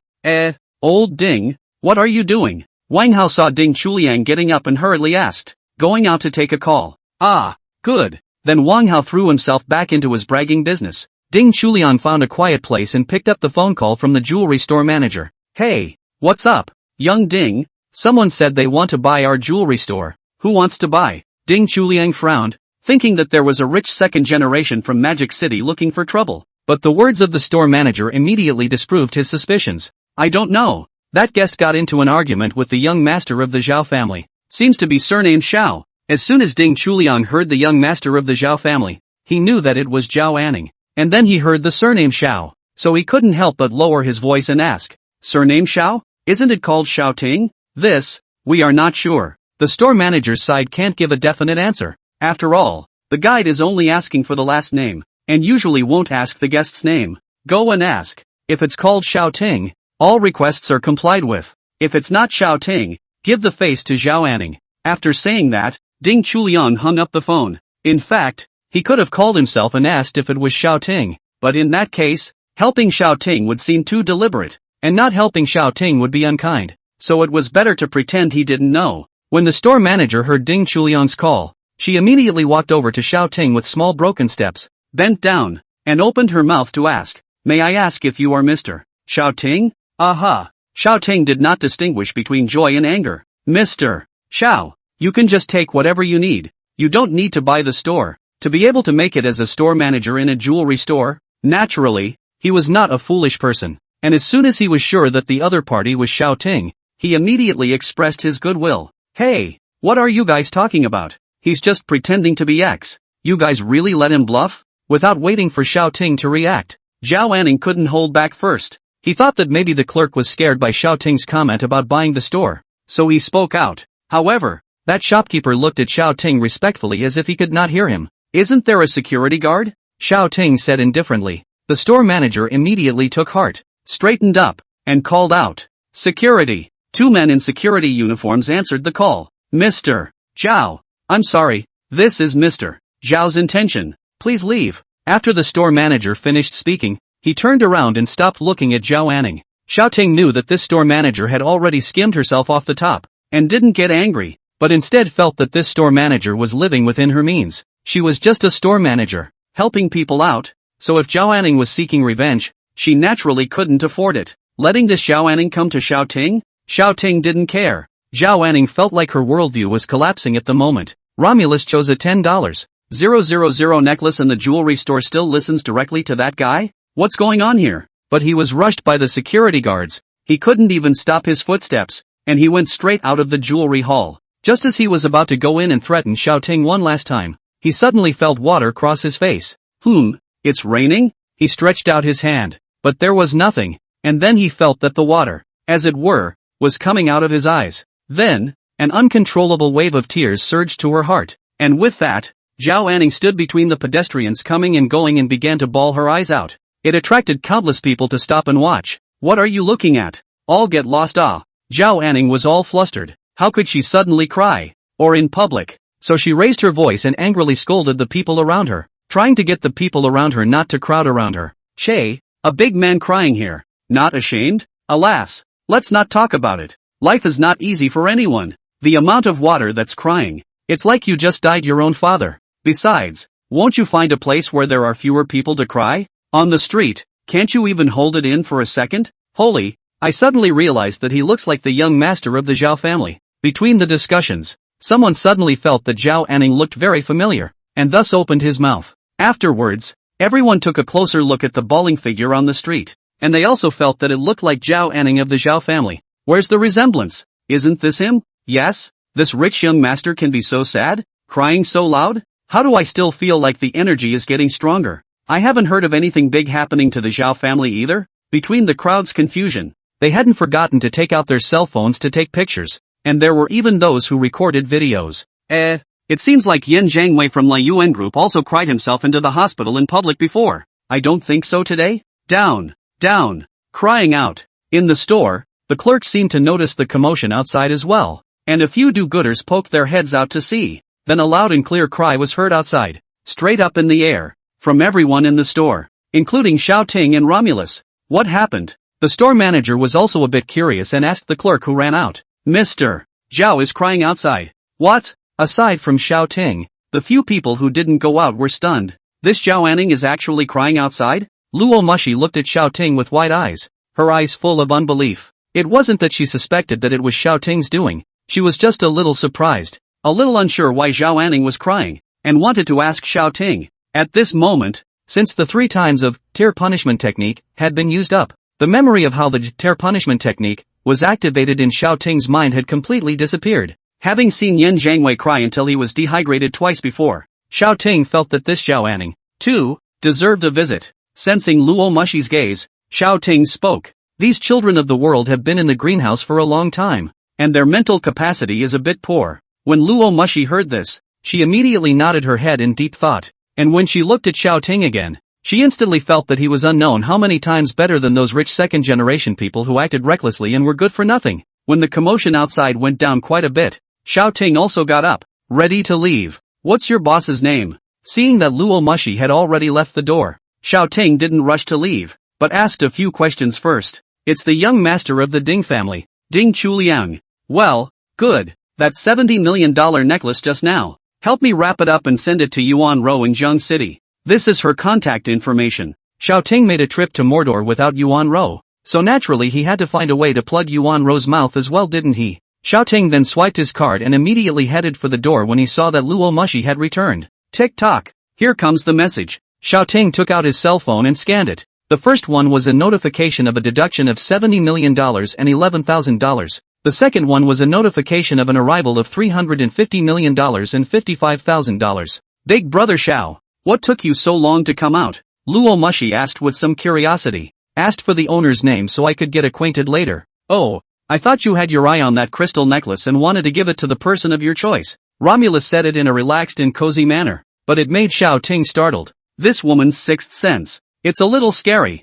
Chapter 81 Background of the Luo family? Luo Mushi didn't think about that much, so she and Xiaoting went out of the jewelry store. It was getting a little late at the moment, so the duo decided to head back. When he strolled to a place with fewer pedestrians, Ma Ming appeared from behind Xiaoting and whispered, Sir, We're being watched. Romulus was startled by the sudden appearance of Ma Ming, and Xiao Ting immediately explained. This is my bodyguard. He followed us as soon as we left the hotel. Oh. Romulus settled down, but immediately widened her eyes again. He just said? We're being watched? Aha. Xiao Ting nodded. Was it that Zhao Anning who shot it just now? Luo Mushi took a step closer to the duo of Ma Ming and Xiao Ting before opening her mouth to ask. It shouldn't be. Xiao Ting didn't believe that Zhao Anning could still send someone to trouble him after she had cried herself unconscious. Ma Ming, when did you find out? Shortly after leaving the hotel. At that moment? Xiao Ting narrowed his eyes. Feeling something fishy, couldn't it be that someone in the hotel was against him?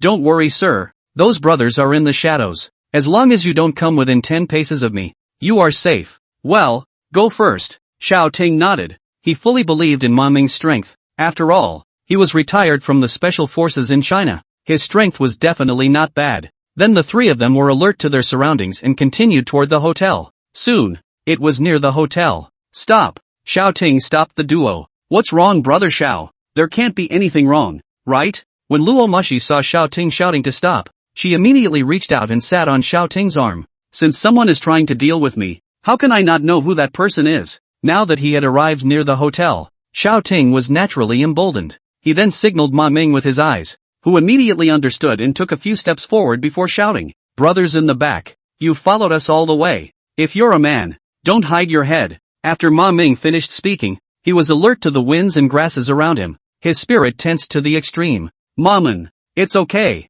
After a dozen seconds or so, a voice rang out from the shadows, but it called out Ma Ming's name. Ma Ming and Luo Mushi, who heard this voice, simultaneously revealed a confused look. When the figure came out completely from the darkness, Ma Ming and Luo Mushi, who could see the opposite face, also exclaimed in shock. Squad leader Zhang De? Uncle Chang? Upon hearing this, Xiao Ting seemed to have misunderstood, and then dropped his guard. After Zhang De came over, he patted Ma Ming's shoulder, then bowed and shouted at Romulus. Miss, Uncle Zhang, you scared me to death. So it was you who followed us. Luo Mushi pouted, seemingly very familiar with Zhang De. Your dad can't do anything inside. I saw you and this little friend running out, so I hurriedly chased after you to take a look. If something happened to you, your dad wouldn't eat me alive? Zhang De said with a smile. His words were full of favor. Romulus knew that Zhang De had seen himself escaping with Xiao Ting and smiled awkwardly. Afterwards, Zhang De said towards Ma Ming, Ma Ming, you dare to protect these two all by yourself.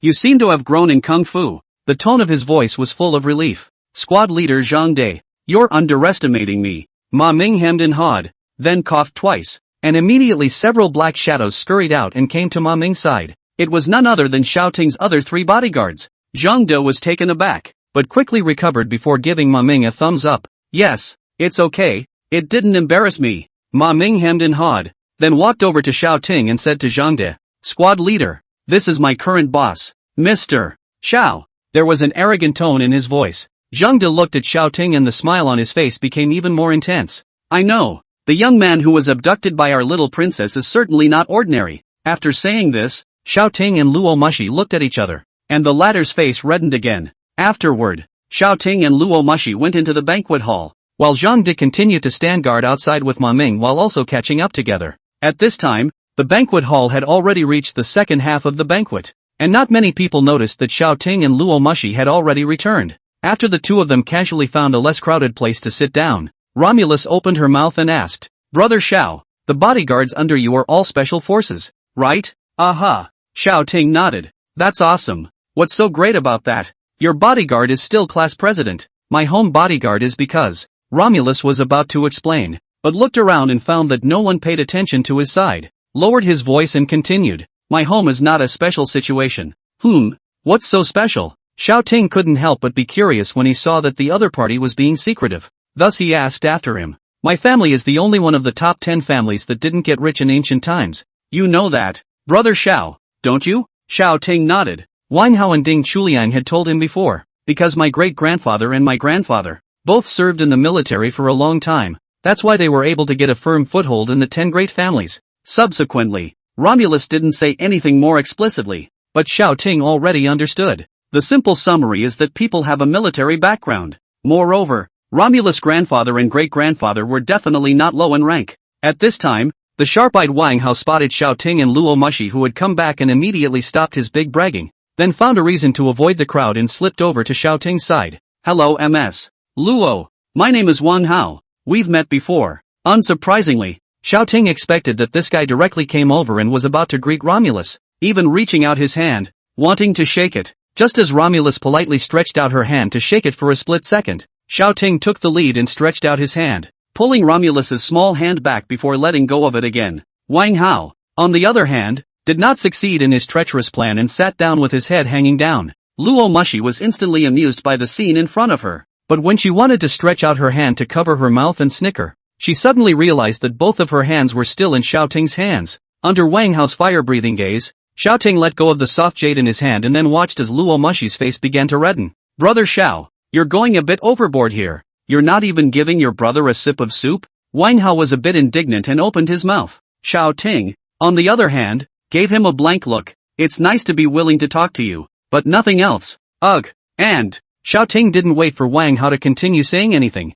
and lowered his voice again, continuing in a voice that Luo Mushi couldn't hear. I'm your uncle Xiao. Don't mess up your seniority. Wang Hao opened his mouth wide, wanting to say something, but couldn't really find a rebuttal. Xiao Ting watched him get defeated, then came back at Romulus. Children's aunt, go, let's go over there again. Then he got up. Luo Mushi was confused and didn't know what it meant, but after thinking about it, Wang Hao called Xiao Ting a brother and she wasn't being taken advantage of, so she stood up and followed Xiao Ting. Wang Hao was left alone, his heart aching beyond measure. Chapter 82, you can study it, but I won't sell it. Many people in the venue were going around with glasses of wine and talking to people. This included hooking up and talking drunk, chatting about business with contracts in hand, and even a few signing contracts on the spot. As expected, the gathering of the rich and powerful is not only for exchanging feelings, but actually for the sake of interests. At this time, besides Wang Hao, there were also quite a few young people who had discovered Romulus who had returned to the venue. When the rich daughters saw Xiao Ting beside Romulus, some thought about forgetting it, but more chose to bravely go up and strike up a conversation. After all, Luo Guang had announced a marriage call for Luo Mushi a few hours ago, and just based on Luo Mushi's appearance conditions, it made them unable to hold on to her. Not to mention, as the only daughter of the Luo family, the resources represented behind her are how huge. But strangely enough, Romulus directly ducked behind Xiao Ting when she encountered a group of people surging over. Holy, the goddess didn't just fall for him, did she? This person wouldn't have drugged Romulus, would he? Alas, there's no comparison. Some of them stood at the end of us from the start. As soon as the last sentence was uttered, the rich kids who heard it fell into silence. In the past, this was said about how they looked to others, and today, it was finally their turn to say it. Countless people present were very sad and angry, except, of course, for two people. At this moment, Xiao Ting, who was being held by Luo Mushi's arm, and Luo Mushi, who was holding Xiao Ting's arm, were both very satisfied in their hearts.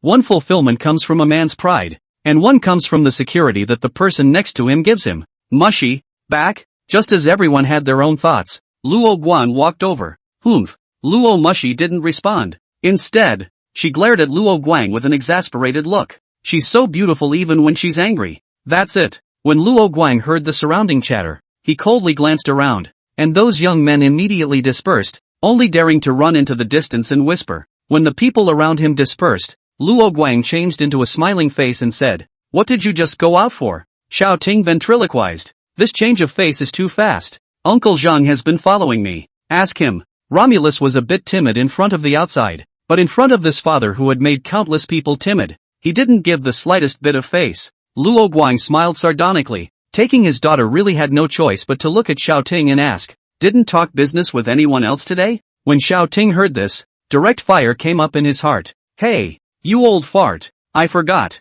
Your daughter dragged me out in a circle. Where am I going to talk business?" Just out of politeness, Xiao Ting didn't say it outright, but after all, Luo Guang had been in the business world for many years, and still keenly felt the contempt in Xiao Ting's gaze. "Brother Xiao, let's ignore him. Let's go." On the side, Luo Mushi added another fire to the fire, as if she wanted to sincerely anger Luo Guang. No, no, no, it's still up to your preference when the time comes, and dad won't force you. Really? Really? Xiao Ting watched this father and daughter make up at the speed of light and felt like he was being punked. So you two have nothing to lose, and I've been out there half the day for nothing? Luo Guang felt that the contempt in Xiao Ting's eyes was getting thicker and thicker, and even somewhat undisguised. "Little friend Xiao, I actually came to the banquet this time because I have something to look for you."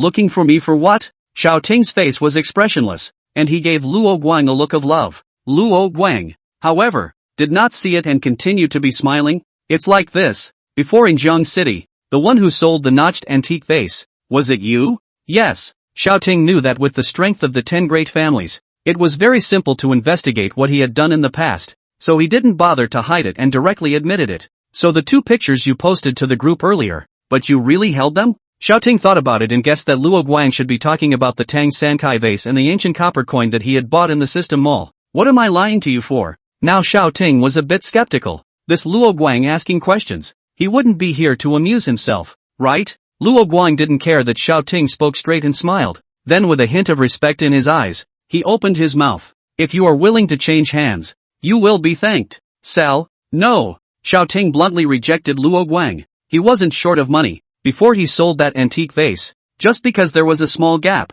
he didn't like it. Now this Tang Sankai and ancient copper coins, he was still too little. How could he sell them? Xiao Xiaoyu. It's like this. That old professor from before is my second uncle. He's been obsessed with history all his life. And that gaping vase of yours from before gave him a major breakthrough in his historical research. Luo Guang paused and then continued. He also saw the photos you posted in the group before. So before I came out this time, I was specifically instructed to common sense to deal with you, if you are willing to cut your losses. On the side, Luo Mushi listened to Luo Guang, then exclaimed, Second grandpa has been to Jiang City to buy antiques? Luo Mushi knew this second grandfather. Since childhood, he liked to study history, and when he grew up, he also devoted himself to it, and in the end, he did not marry and have a child. Grandpa and great-grandpa treated him as a demented person, and let him go. Luo Guang nodded. Seeing that Xiao Ting still seemed unwilling to let go, Romulus also spoke up. Brother Xiao, my second grandfather only studied history in his life.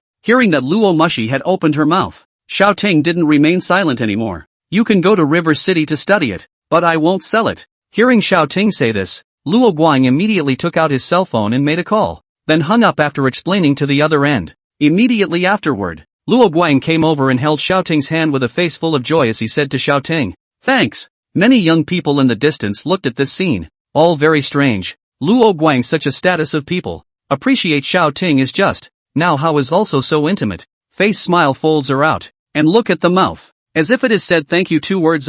Isn't this a hell of a thing? What exactly is the identity of that Xiao Ting? I had a feeling there was something between him and Luo Guang from the start. It can't be that Xiao Ting has promised to marry Luo Mushi, right? Then why is the Luo family head saying thank you? Is it hard to believe that taking Romulus would suffer? Let me suffer this. I will. Since then, an outrageous rumor has spread. One of the top 10 families in China, Luo family's only daughter Luo Mushi, in front of people is incomparably quiet, but after the person is spirited to the extreme, Luo family head Luo Guang is really unbearable. Find a wrongdoer to Luo Mushi betrothed, and then also on the spot to the wrongdoer kneel down to express their gratitude. Dad, I won't go back to the imperial capital with you. When Brother Xiao leaves, I'll go directly to Jiang City with him. Luo Mushi was, at this moment, pampering Luo Guang. Luo Guang sighed helplessly. A woman is not a woman. At the same time, Xiao Ting sighed helplessly. Charming, can't help it. Chapter 83 wrapped up the sun. Jumped out the old man? In the evening, after the banquet was over, Luo Guang took his daughter back to where he was staying, while Xiao Ting also returned to his room. Opened the system mall. Xiao Ting had spent more than 300 million today and had more than 3,000 extra points, and now that he was idle, he was ready to open another commodity bar. The 2 item columns have also been refreshed with new items after the noon buy. Column 1, Rush Sale. Function, items can be sold directly through the system. Note, cannot sell items purchased in the system mall. Price, 2,000 points. Column 2, Ancient Fist Book. Function, a fist recipe researched by the ancient people of China, which can be practiced to protect one's body. Price, 1,000 points. Xiao Ting suddenly realized that as the number of his points increased, the goods that were now refreshed were not low in price, and their quality was getting higher and higher. Purchase. Unlock the next column. As the voice in Xiao Ting's mind fell, a fist book appeared in Xiao Ting's hand, and in the system mall, 2 columns dimmed while 1 lit up. Column 3, 5 random attribute points. Function, upon purchase the host will receive an accompanying attribute value increase. Price, 250 points. There is no shortage of points to buy. In the end, after Xiao Ting spent 450 points, 131 points remained. 1 point was added to charisma, while strength and longevity were each increased by 2 points. Name Timothy Shu. Life expectancy, 23 of 65. Charm, 6. Power, 9. Mall, 3. Points, 71-31. Once the panel was out, Xiaoting roughly swept a glance at the wealth he possessed, and it had reached 2 billion. He himself had only 700 million in the afternoon, and with the spending cashback card, he had earned about 1.5 billion in one night. That's not right. Where's your own rush sale? There's no physical object and no catchphrase? Xiaoting looked toward a handful of bananas on the table and mumbled in his heart. For sale. Item for sale, bananas for $25. Please confirm. The system's voice rang out, and only then did Xiaoting understand the usage of rush sale. Afterwards, Xiaoting tried his strength before going to bed. The next morning, Luo Mushi actually came to wake up Xiaoting. Luo Guang still has important business to talk about and is ready to go back to the imperial capital. She doesn't want to follow her back, and although she mentioned yesterday that she wants to follow Xiaoting, she still has to be Xiaoting himself. Since that's the case, then let Mushi follow you, and then just follow her second grandfather back to the imperial capital. Luo Guang had no choice but to agree, and then said to Zhang De behind him, Old Zhang, I'll leave 2 people on my side, and you can take the rest of the manpower to protect Mushi. But Zhang De was shaking his head and said, It's safe for Miss to follow Mr. Xiao. Luo Guang's eyes showed doubt and he turned his head to look at Zhang De, but he saw Zhang Da's eyes, which kept looking at the big man behind Xiaoting. Luo Guang immediately understood that Xiaoting's bodyguard had gotten Zhang Da's approval. After she watched Luo Guang get into the car going to the airport with her own eyes, Luo Mushi immediately turned her head and asked Xiaoting, Brother Xiao, when are we going to Jiang City? The eyes were filled with curiosity and anticipation. There's no rush. You dragged me out yesterday and I haven't even talked to some of the big boys about working together yet. As soon as Xiaoting's words came out, the light in Luo Mushi's eyes immediately dimmed by half. Then muttered, Why are you always thinking about business and what do you need all that money for? Xiaoting was speechless. How can he spend money if he doesn't talk about business? And if he doesn't spend money, where can he get the points to buy things in the mall? This Missy with a golden spoon really doesn't know how expensive it is when she's not at home. Turning around, he headed back into the middle of the hall, where a number of people were still gathered even though the party was over. Seeing Xiaoting come back, there were young people as well as middle-aged people welcoming them, all of them smiling and looking very kind. They had seen Xiaoting send Luo Guang away and bring Luo Mushi back. The person who could make Luo Guang feel at ease to deliver his daughter was probably the Luo family's son-in-law. Brother Xiao, I'm Zhang Xiao from the Huafeng group. There's a chance to work together. Brother Xiao, this is... A bunch of people flocked over to introduce themselves, while Xiaoting took down their contact information and sent it to Li Mengyao in a brainwave, and told her to contact these people if the company needed them. Then, Xiaoting received a call from Li Mengyao. Mr. Xiao, these are the industry giants you're talking about? To cooperate with us? Exactly. Well, Mr. Xiao, there's one more thing for you to decide. Say, the building that Le Yuen Group purchased in the theme center before is now up for sale. Should we make a bid to buy it? Li Mengyao had a hint of excitement in her voice. If they got it at a low price, then all the properties around the esports theme center would be theirs. Xiaoting looked at Yensong's father and son who were walking over in the distance and said to Li Mengyao on the other end of the phone, I'll give you an answer in 5 minutes. After that, he hung up the phone. A girl called you, right? Romulus' voice sounded quietly. My employees. Xiaoting casually replied, then spoke to Yensong's father and son who had arrived close by. Big brother Yen. Great nephew. Yen Zhangwei's face twitched, but in the end, he didn't flare up and lowered his head with an expression of admitting his mistake. Yen Song, on the other hand, inwardly sighed. His own son, compared to Xiaoting, was far too inferior. Brother Xiao, I brought my son here to apologize to you. We will be returning to the imperial capital in a while. Yen Song spoke sincerely, clearly revealing his intention to befriend Xiaoting, and then glared at Yen Zhangwei, who immediately lowered his head and spoke. I'm sorry, it's fine. It's all in the past. Xiaoting was not prepared to pursue the matter, and now he saw that the other party had come over to apologize with a sincere attitude. So he spoke out and patted Yen Zhangwei's shoulder. Yensong then left with a smile on his face and led Yen Zhangwei away. Xiaoting already had a decision in his mind about what Li Mengyao had asked just now. Acquisition is at an even price. No pressure, and if those who wish to stay and continue working, they will be treated as before. Xiaoting this behavior, that is, for Le Yuen Group slightly stopped the loss, but also in saving its reputation. And later Yensong returned to the company herd, very glad that he did not cross paths with Xiaoting. Xiaoting is it? At this moment, a middle-aged man snapped beside Xiaoting. a hint of disdain in his tone. Xiao Ting also knew that the people who came here were either rich or noble, but with this attitude from the other party, Xiao Ting directly ignored him and turned around to leave. Humph, gutless rats. Those from small places just can't make it to the top. The man saw that Xiao Ting was about to leave and spoke out in a sneer. Xiao Ting, on the other hand, stood still, originally thinking that this guy was just leaning on his old age, but now it seemed that he was here to find trouble for himself. Attribute observation. Activate. Name Jin Zhao. Characteristics, extremely protective of shortcomings. The moment he saw his surname and analyzed it with his age, Xiao Ting quickly understood his identity. Zhao Anning's dad. Seems like it's time to pack up the son and jump out the old man. Chapter 84, throw your son once, then throw your old man again. Seeing Xiao Ting turn back, Zhao Jin had a disdainful smile on his face as he pushed the gold-rimmed glasses on the bridge of his nose and continued. Bullying my son on the strength of your relationship with the Ding family brats? Don't think you're number one in the world just because you've made some money. To the Zhao family, one of their 10 major families, Xiao Ting's $3 billion was just the net income of their family for 10 days. And it was such a person who actually dared to humiliate his son, Zhao Anning, making Zhao Anning cry in the street, not to mention his ugly behavior, but also directly crying into the hospital. Therefore,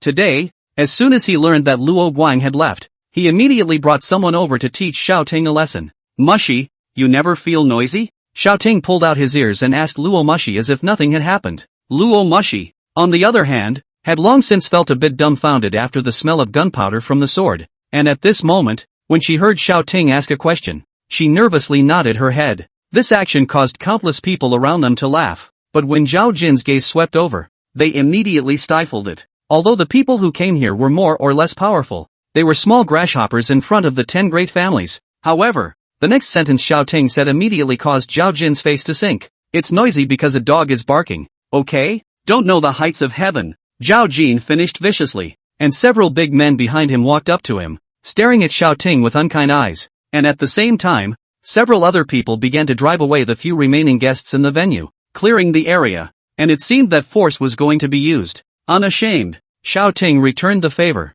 not the least bit intimidated. Ma Ming behind him was about to step forward, but Xiao Ting reached out to stop him. Last night, Xiao Ting's strength value was raised to 9. And that ancient fist recipe was directly introduced into his mind after flipping through a few pages. He was now worried about not having a place to try out his strength. Several of Zhao Jin's bodyguards looked at Xiao Ting's confidence and inwardly disdained it. These rich people are all guys whose bodies have been emptied by booze and sex, and some of them even think they are invincible after learning 1 or 2 moves. Mr. Xiao, what are you doing? Ma Ming didn't understand what he meant and opened his mouth to ask. Try a few pounds on them. Xiao Ting had a confident smile on his face, causing Ma Ming to freeze, but thinking about Xiao Ting's always strange behavior before, Ma Ming chose to believe him for no reason and silently took a step back to protect Romulus. Kid, if you lose your life, don't regret what you said today. Zhao Jin smiled sinisterly, then found a place to sit down, ready to watch the show, while his several bodyguards were rubbing their fists and approaching Xiao Ting step by step.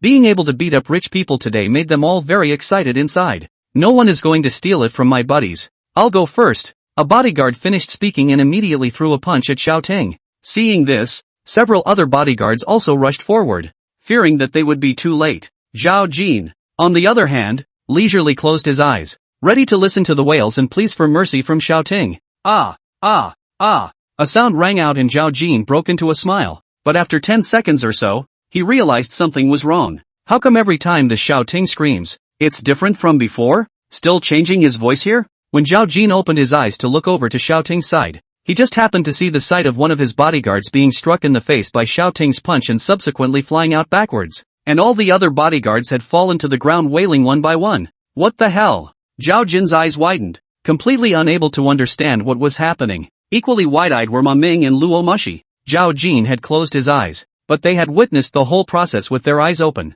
Xiao Ting stood still, not moving a single bit. Each punch struck the enemy's weak point with precision. All one punch to win. If he let Ma Ming come, he could also do it so fast. But that was practiced in the special forces. Xiao Ting hadn't been to the army. Ma Ming, invite that gentleman over. Xiao Ting said with a smile as he clapped his hands and felt very comfortable as his body moved its muscles. Ma Ming, on the other hand, immediately understood and immediately rushed over, lifting Zhao Jin's rear collar and invited him to Xiao Ting before carrying him to face Xiao Ting. You're looking for death, aren't you? Quickly let go of me. Although Zhao Jin was shocked in his heart, He felt that it was when he closed his eyes that Ma Ming struck out. And it definitely wasn't Xiao Ting who moved on his own. Xiao Ting smiled when he heard Zhao Jin's words. What's the matter, Mr. Zhao? Such a bad memory? You wanted me dead just now, Zhao Jin said viciously. If it weren't for your awesome bodyguard, there's absolutely no way for you to walk out alive today. But when he finished speaking, he suddenly realized that Xiao Ting and Luo Mushi were both looking at him with a look of idiocy. A thought rose in Zhao Jin's mind. He didn't really win the fight, did he? But he immediately dismissed it. What rich man would go to the trouble of practicing martial arts? Why don't they just hire bodyguards? Unfortunately, Xiao Ting did practice martial arts, and it only took a few minutes. Bang! It was at this moment that the door to the banquet, which was guarded by Zhao Jin's other bodyguards, was directly kicked open, and 3 figures illuminated by the sunlight outside walked in. Zhao Jin took a look and immediately became arrogant again. Ha ha ha ha ha, I've got plenty of bodyguards out there. How many of you can you fight if you're any good? When Xiao Ting heard this, he let out a light laugh. Stupid pig. Only those 3 figures came in and all stood beside Xiao Ting, standing at attention and shouting in unison. Mr. Xiao, the outside has been cleared. It was the other 3 bodyguards that Xiao Ting had brought with him. At this moment, outside, the 20 or so people brought by Zhao Jin had all fainted on the ground. Zhao Jin looked at the scene in front of him and was directly scared silly. This Xiao Ting was some kind of violent organization, right? 3 people put down 24 people outside of him? Pa! Xiao Ting slapped Zhao Jin's face. This slap was for Jiang Shi, who was insulted by his father and son duo. You can't even fight someone from a small place? A sentence that directly caused Zhao Jin's face to turn red with anger. But being pressed hard by Ma Ming, there was absolutely no way to resist. Throw it out. Pay attention to the posture. Xiao Ting casually said a couple sentences, directly pulling up Luo Mushi's hand in a dashing manner. Go back to the city. After the 2 of them went outside and sat in the car, Luo Mushi finally understood what Xiao Ting's phrase pay attention to your posture meant. Only a few of Ma Ming's men had Zhao Jin's back to the ground. Then they arced out like a kite before landing on top of the ground. The scene was hilarious. And Xiao Ting also nodded his head and spoke after reading it. Not so good. I need to practice more in the future. It directly made Romulus laugh. When Ma Ming got into the car, the Audi A8 behind him also started and drove towards the airport.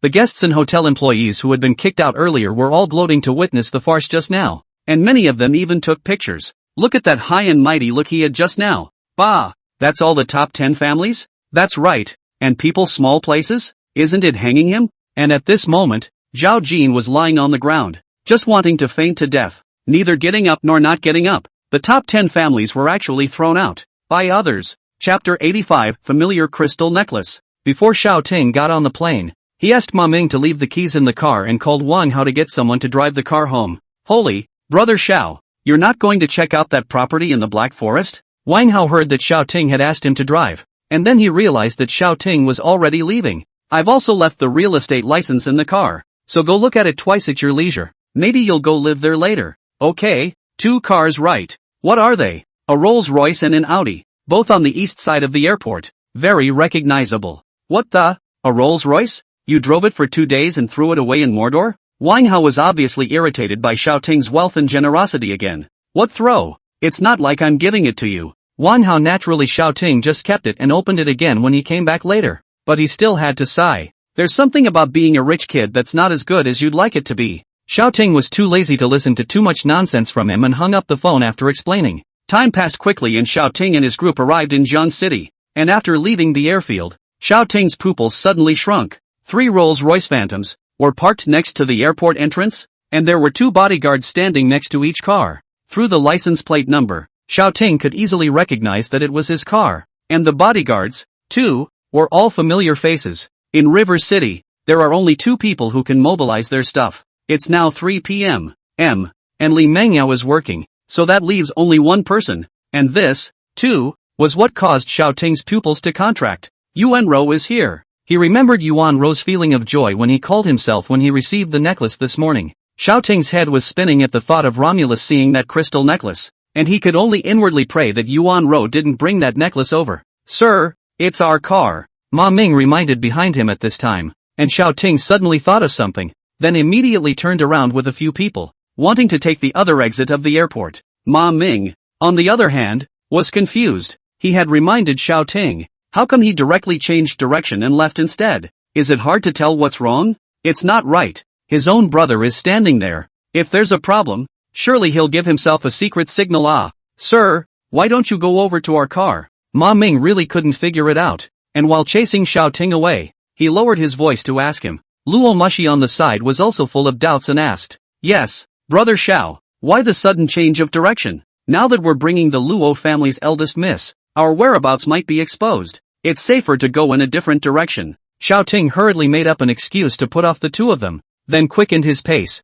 Ma Ming immediately heard that something was wrong, but seeing that Romulus had already nodded with conviction, he didn't say anything. Anyway, his duty was to protect the duo. He didn't care about anything else. At this moment, on the 3 Rolls-Royce Phantoms, a bodyguard pulled open the door and said to Yuan Ro inside, Miss Yuan, sir, they seem to have gone out the other side. Yuan Ro, who was fiddling with the crystal necklace around her neck, froze for a moment, then frowned and said, you're looking at it wrong. We're so obviously arrayed here. Brother Xiao can't see that everyone else has seen it too. How can we go the other way? The bodyguard froze for a moment, thinking that Yuan Ro had a point, then closed the car door again and quietly waited for Xiao Ting's few people to appear. On the other hand, after Xiao Ting's few people walked the other way, they directly took a taxi and went straight to their own homes. Then just as he sat down, he received a call from Yuan Zhua. Brother Xiao, have you returned to Jiangjiang? Yuan Ro's voice came from the other end of the phone. Xiao Ting glanced at Romulus, who was looking at the golden man there,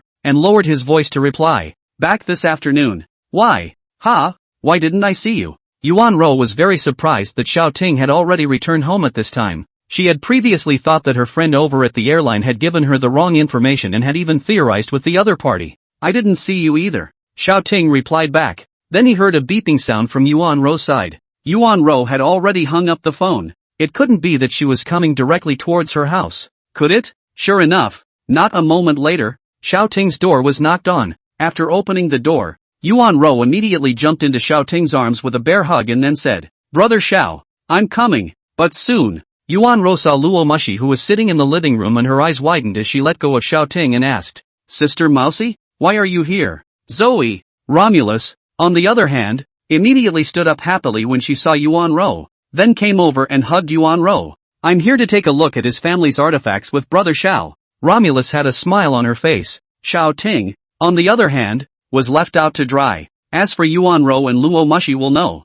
he is not surprised at all. Even the magic has so many no Luo Mushi, the same in the imperial capital of the Yuan group and Luo family. Naturally also less walk. Looking at artifacts? Sister Mushi, you still have this hobby?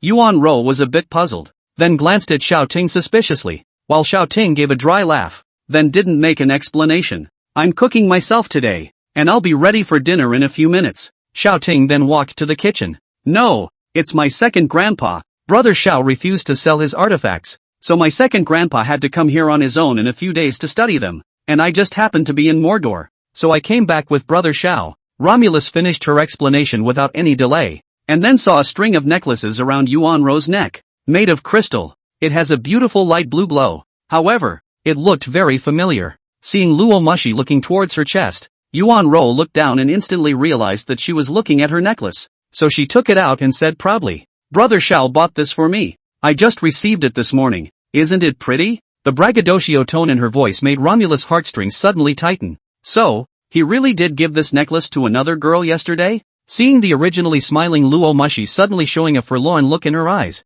Yuan Ro froze for a moment, then gently asked, Mousy-san, what's wrong with you? It's okay, let's wait for dinner. Then the two women sat down and fell into silence. And then it was Yuan Ro who opened the conversation box, and the two began to chat enthusiastically again. Xiao Ting, on the other hand, completely lived up to his name as the god of cookery, and the 3 dishes that he simply made Yuan Ro and Luo Mushi both eat with great admiration. If it was someone else, Xiao Ting definitely wouldn't have done it himself, but today's two were both first-class beautiful girls, so he was naturally happy to serve. Right, Brother Xiao, where am I staying tonight? While Romulus thought of a serious question, Xiao Ting came straight to the point without lifting his head. My house. Then Yuan Ro immediately said, I'm sleeping in the same bed with Sister Mushi today. We haven't talked in a long time. Seeing this, Xiao Ting didn't have any random thoughts and could only agree. Otherwise, if he only let Romulus stay alone, Yuan Ro would have to make a scene. At night, Xiao Ting had long since gone to sleep, but Luo Mushi and Yuan Ro in the guest room both had their eyes open and were not asleep. Sister Mushi, do you like Brother Xiao too? Chapter 86, Playing an Exciting Game. Romulus' eyes flashed in the darkness at this question, then said, yes. From the moment she saw the necklace around Yuan Ro's neck, she couldn't stop thinking about the silver necklace that Xiao Ting had bought for himself. It wasn't that she cared about the price. She couldn't find anyone in the country with more money than her family. She was just a little sad. Xiao Ting had given himself that necklace to punch Xiao Anning in the face, and she had happily accepted it. But the moment she saw Yuan Ro's crystal necklace, she suddenly realized that she was fond of Xiao Ting. It's really strange. You've only known brother Xiao for 2 days and you like him. Yuan Ro was still quite familiar with Luo Mushi. At this moment, although her tone was flat, she was still a little surprised in her heart. While Romulus didn't reply, Yuan Ro continued, but I won't let you have it. Then Yuan Ro closed her eyes, and eventually both of them fell asleep. The night was impossible, and when Xiao Ting woke up the next day, both Romulus and Yuan Ro were still huffing and puffing. Although he wanted to go in and admire the sleeping positions of the two beauties, Xiao Ting held back due to the constraints on a moral level. Yuan Ro, don't forget your morning run. After Xiao Ting said this, he went downstairs on his own, and the two women in the room both opened their eyes after hearing Xiao Ting's voice. Xiao Ting hadn't gone far down the stairs before he saw the patriarch, so he went over to greet him. Brother Xiao, is Zoe not up yet? The genin asked with a grin that seemed to mean something else. Ever since Xiao Ting cured his dark disease, the more he looked at Xiao Ting, the more satisfied he became, and he no longer urged Yuan Ro to get married, but only let her go to Xiao Ting more often and secretly set up the two of them. Xiao Ting didn't think much of it. I guess I was too tired yesterday. I already called her. Yesterday, Yuan Ro waited for him at the airport all afternoon and hurried to his house. Xiao Ting felt that she should be very tired, and that can mean something completely different to the genie's ears. He just nodded and smiled at Xiao Ting one after another, making Xiao Ting somewhat wonder if this old man had taken the wrong medication. After waiting for a while, Yuan Ro came down, followed by Luo Mushi. Both of them were wearing ill-fitting sportswear, and Xiao Ting instantly recognized that both of them were wearing their own clothes. How two people? Elder Yuan's eyes widened and he could not help but look at Xiao Ting with a skeptical gaze before looking at his granddaughter. He knows that young people are open nowadays, but he didn't realize that not only Xiao Ting is open, but also his own granddaughter and that beautiful daughter are so open. What a scandal! Yuan Ro, on the other hand, didn't feel anything wrong at all and rubbed her sleepy eyes and said, Sister Mousy said she was going to run along, so I found two of Brother Xiao's workout clothes and came down. Brother Xiao, I was wrong about you. Elder Yuan let out a roar, startling Yuan Ro and Luo Mushi, while Xiao Ting was even more puzzled. Yuan Ro, you go home. Ah, Grandpa, what's wrong? Yuan Ro still didn't understand, but Xiao Ting combined it with Yuan Lao's reaction earlier and immediately understood that the old man had misunderstood. Thinking of this, Xiao Ting hurriedly spoke out to explain for the sake of his innocence. No, Genji, it's not what you think. There was some crying and laughing between the words, as the faces of the three people, Yuan Ro, Luo Mushi and Elder Yuan, turned red. Xiao Ting finally explained what happened, and the patriarch coughed twice in direct embarrassment. Ahem. So what? It's a bad day, so I'm not running. Ahem. Let's go. Simply a falling away. This dead old man, what is he thinking about all day? Yuan Ro also directly scolded her own grandfather in a small voice, the red on her face directly not receding. On the other hand, Luo Mushi sneaked a look at Xiao Ting and realized that the other party gently shook his head and said, so old and unashamed. Yuan Ro then followed with a nod of her head, saying yes in a loud voice. Alright, run for a while and have breakfast. Xiao Ting squared his shoulders, and after saying that, he started his morning run. Seeing this, the two women also hurriedly followed, seeming to have a secret rivalry. After running for a while, Xiao Ting realized that both of them had fallen in the distance, so he stopped and looked back at them, ready to wait for them to run over. It didn't matter if he didn't look, but when he did, Xiao Ting almost had a nosebleed. Both girls were petite, while Xiao Ting was 5'8". His gym clothes were just a little too big for the two of them, and then as soon as they sweated,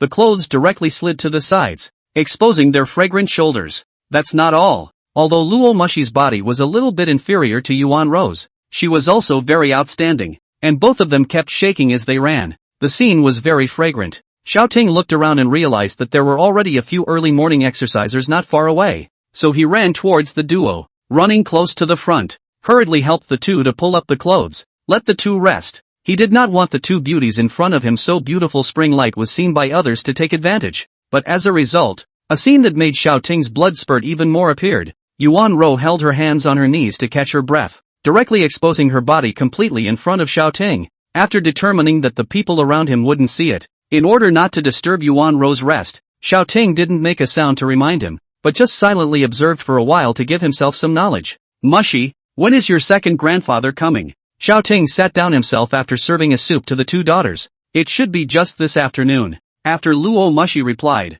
her eyes glowed as she looked at the soup Xiaoting had brought. Ever since she was a child, Romulus had eaten top-notch delicacies, but here in Xiaoting's place, the ingredients were all ordinary, but they just tasted better than everything she had ever eaten. She even kind of suspected that she was a lover's fool. Not long after the three had just finished eating, Romulus received a call from home. My second grandfather got on a plane early in the morning, and arrived at 9:30 this morning. Luo Mushy was also taken aback. Her own father should have returned to the imperial capital yesterday morning. Her own second grandfather also got the news at about that time, and actually moved directly today. It's 9 o'clock now, so that seems about right for the airport. Xiaoting looked at the time and saw the two girls nodding. He suddenly thought of something and then asked Yuan Ro, ask your friend if there are any large open spaces near or inside the airport. Yuan Ro was confused and didn't know what Xiaoting was asking for, but she didn't think much about it and hurriedly took out her cell phone to make a call, and then got an affirmative answer. My friend said there's a spare spot outside the south exit of the airport. Well, go. Ma Ming drove smoothly, but Yuan Ro realized that the road taken was not at all to Zheng City Airport, so she asked Xiaoting out loud, Brother Xiao, aren't we going straight to the airport? Hearing Yuan Ro ask him, Xiaoting smiled mysteriously and spoke, first a trip to the office. Company? Something to do? Yes, take you guys for an exciting game. Xiaoting maintained his smile, and Yuan Ro saw that he didn't say much, so she stopped asking more questions. By the time they reached the building of the Timing Unity Group, several people, including Ma Ming, went straight to the top floor. Yuan Ro and Luo Mushy arrived here for the first time, and then they saw what Xiaoting said was exciting. A helicopter. Chapter 87, 2 Rolls Royces, 2 pretty girls? Although Yuan Ro and Luo Mushy were also very wealthy at home, they were still shocked by Xiaoting's helicopter. Helicopters, unlike cars, are also a means of transportation, but they are not only expensive and prohibitively expensive, but also very cumbersome in terms of the procedures for approving their purchase and permitting them to fly.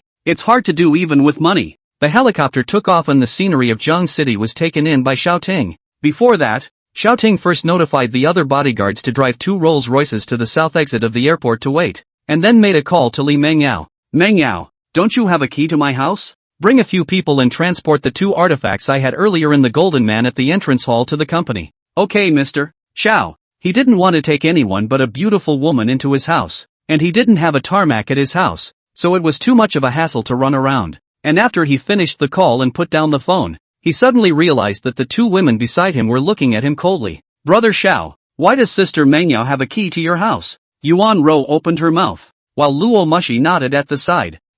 She's my assistant. And besides, don't you have one? Luo Mushy's gaze turned to Yuan Ro, while the latter blushed and didn't speak again. 10 minutes later, a helicopter slowly landed outside the south exit of Zheng City Airport, and 2 Rolls-Royce Phantoms had also parked here early. Holy, what's with the helicopters coming to the airport? I think the pickup is here? I thought these 2 Rolls-Royce Phantoms picking up people was impressive enough, but I didn't expect a helicopter. That's right, this can even be met by us. This helicopter pickup is crazy, isn't it? You don't understand the life of people who are rich. Although the south exit is less crowded, there are still a few passers-by on the sidelines, watching a helicopter fall, one by one. Their eyes are staring straight, but they don't know that the Rolls-Royce Phantom and the helicopter all belong to one person. Seeing that the time was almost 9:30, Romulus sent a message to his second grandfather, informing the other party that he was going to come out of the south exit, and then he himself got out of the helicopter first. The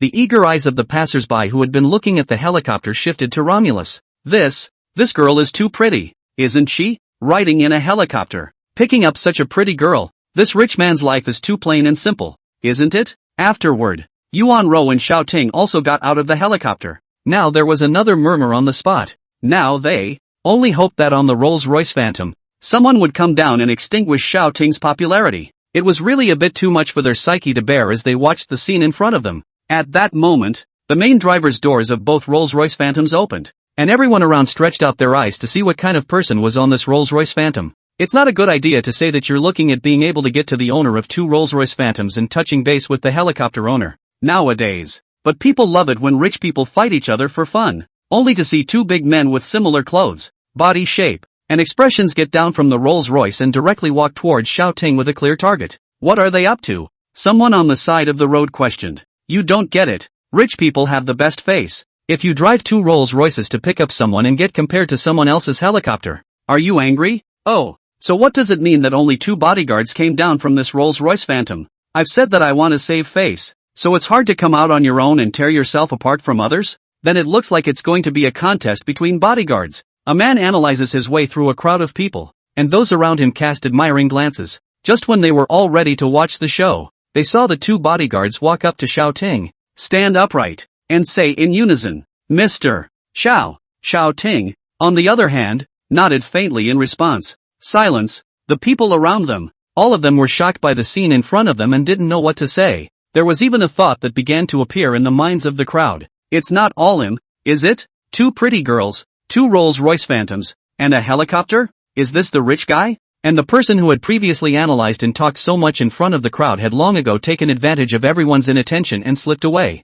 Soon, 5 people appeared in the line of sight of Xiao Ting's trio. An old man in a tang suit walked in front, closely followed by 4 black-clad bodyguards. Xiao Ting quickly saw the face of the old man in the tang suit. It was the same old professor who bought away his notched vase that he had seen on the live broadcast earlier. It was also Romulus' second grandfather, Luo Shanping, second grandpa. This way. Seeing the visitor, Romulus got out of the helicopter and called out to the other party. Although Luo Shanping was old and weak, his eyes were still very bright, and with a glance, he saw Luo Mushi in the distance, followed by a smile on his face. When he reached the near front, Luo Shanping left the favor and said, Poetry girl has grown up, running away to Zheng City all by herself.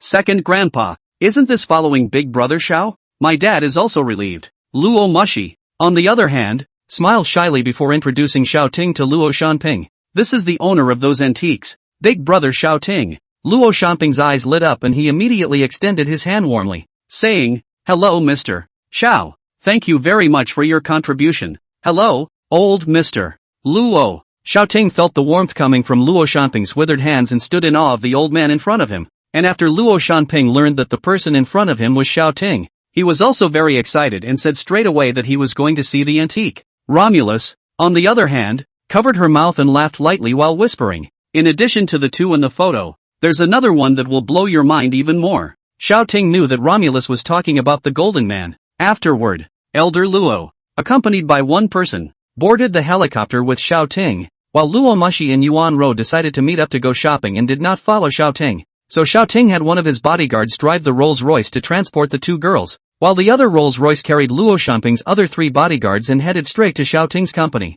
When they arrived at the company, Li Mengyao was already waiting by the tarmac on the roof of the building, looking at Xiao Ting with a rather grudging look in her eyes. When Xiao Ting got off the helicopter, Li Mengyao walked over quickly with a smile on her face. Mr. Xiao, the things you asked me to fetch have been placed in your office. Well okay, Elder Luo. You guys can go over to see it first. It's on the top floor. When Xiao Ting heard this, he spoke to Luo Shanping, who didn't have anything else on his mind, and as soon as he heard this, he immediately walked quickly towards the elevator entrance. When Luo Shanping walked away, Xiao Ting looked at Li Mengyao next to him and opened his mouth to tease her. What's the matter? Acting like a whiny? Then Li Mengyao really showed a resentful expression and said, That gold man in your house, it's over a ton, right? I called 4 people over from the moving company and almost got thought to be nuts. Xiao Ting was silent and finally made a decision. The gold man just puts the company and doesn't move. Chapter 88 Romulus Kiss. Xiao Ting brought Li Mengyao downstairs, and as soon as he entered his office, he saw Luo Shanping already holding a magnifying glass to view the Tang Sankai vase. Smiling with Li Mengyao, Xiao Ting inwardly gained a few more points of admiration for Luo Shanping. The other side of the dozens of years old, the health condition is not very good, but also in running around after the labor is still committed to work, while many rich children but daily bar spending, in addition to relying on the family's money, their own lack of any ability. Mr. Xiao, do we need to have Herman prepare lunch today? Li Mengyao asked in a small voice from the side. When Xiao Ting heard it, he was a bit puzzled. Hasn't he left yet? Seeing Xiao Ting's doubts, Li Mengyao lightly smiled and opened her mouth. After you cured Wen Wei's malfunctioning sense of taste with a soup last time, he handed in his resignation directly to the side of the hotel where he used to work,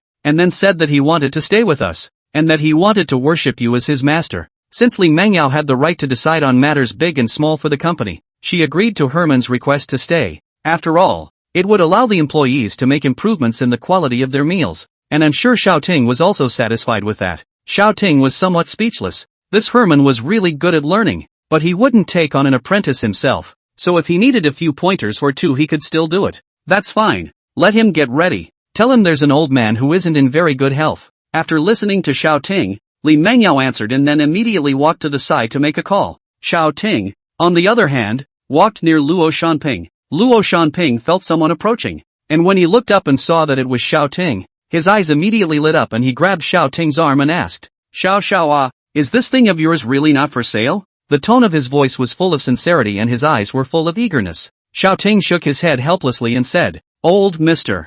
Luo, I don't know much about research, but I'm also a lover of beauty, so I'd like to keep it for my own viewing pleasure. Seeing his firm attitude, Luo Shanping didn't say anything more and then explained to Xiaoting some of the precious and valuable aspects of the Tang Sankai vase. Xiaoting only knew how much these objects were worth before, and it was only after Luo Shanping's explanation that he realized why they were worth so much money. For the next few days, Xiaoting didn't go to his office, while Luo Shanping had been studying vases and ancient coins in Xiaoting's office in addition to eating and sleeping. As for the golden man whose origin Xiaoting was more curious about, Luo Shanping was really taken aback when he first saw it, but in the end, after looking at it for a long time, Luo Shanping only marveled at the skillfulness of the carving, and did not see the age of this golden man. Sister Mosher, your second grandfather is like this every day. Can his body stand it? At this moment, Xiaoting was taking Yuan Rou and Luo Mushi to eat, and Yuan Rou was a little curious as she asked. After all, compared to the patriarch, Luo Shanping is weak at first glance,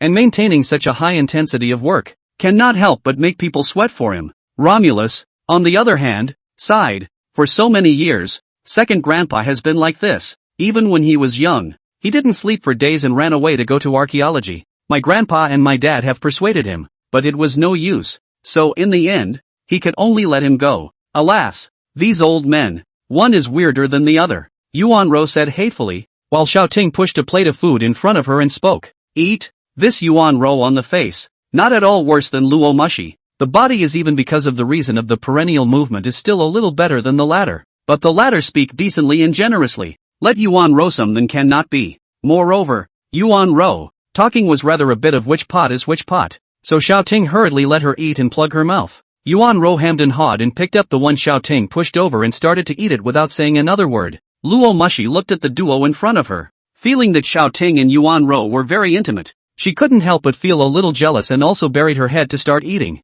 On the contrary, it was Xiaoting who suddenly realized that Luo Mushi had also stopped talking, but given the principle of don't guess the mind of a girl, although he was strange in his heart, he didn't ask too many questions and also started to eat quietly. Only from the side, from time to time, came a few peeping gazes, sweeping around the faces of Luo Mushi and Yuan Rou. A full 15 days, half a month, Luo Shanping only in the fondness to complete this antique research. He had learned enough, but Xiaoting wasn't willing to turn it over to him, so he could only look at it a little more on his way out. Similarly, Luo Mushi also looked at Xiaoting a couple times more because she was also going to follow Luo Shanping back to the imperial capital. She was really thin-skinned and couldn't say something like she liked Xiaoting, so naturally she had no reason to remain in Jiang City. Roar, I've memorized what you said to me that night, and I want to say the same thing as you. Looking at Yuan Rou and Xiaoting who came to see her off, Luo Mushi didn't know what to say and finally squeezed out this sentence. Yuan Rou, on the other hand, smiled and nodded.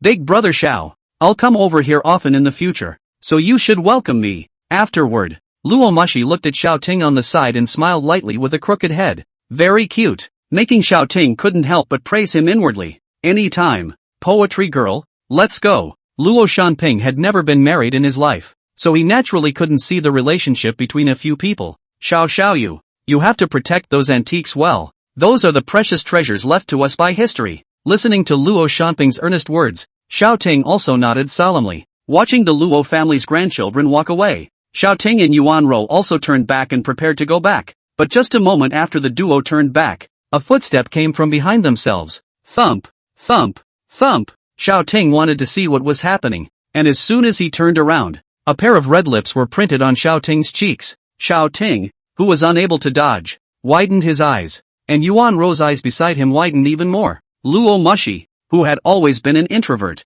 actually went against the norm at this moment and stood on her tiptoes to kiss Xiaoting on his face. After gently letting go of Xiaoting, Luo Mushi's face also turned red, and then without waiting for Xiao Ting to say anything, she immediately stepped on her high heels again and turned to leave. Xiao Ting wanted to chase after him, but he didn't know what to say after he caught up, so he froze in place for a moment. Brother Xiao, what's wrong? Still reminiscing? Seeing that he froze for a long time, Yuan Ro opened her mouth at the side and asked, her tone full of sourness. Ha? What? Xiao Ting also came back to his senses. What nonsense? Go home. Then tell me, what was that feeling just now? Yuan Ro smiled, but she didn't have the slightest intention of letting Xiao Ting off the hook. What a feeling. It's that, Maman, why didn't you watch out for someone sneaking up on me? Deduct $200 from your paycheck. Ma Ming, on the other hand, had an innocent look on his face and ended up directly pretending that he couldn't hear.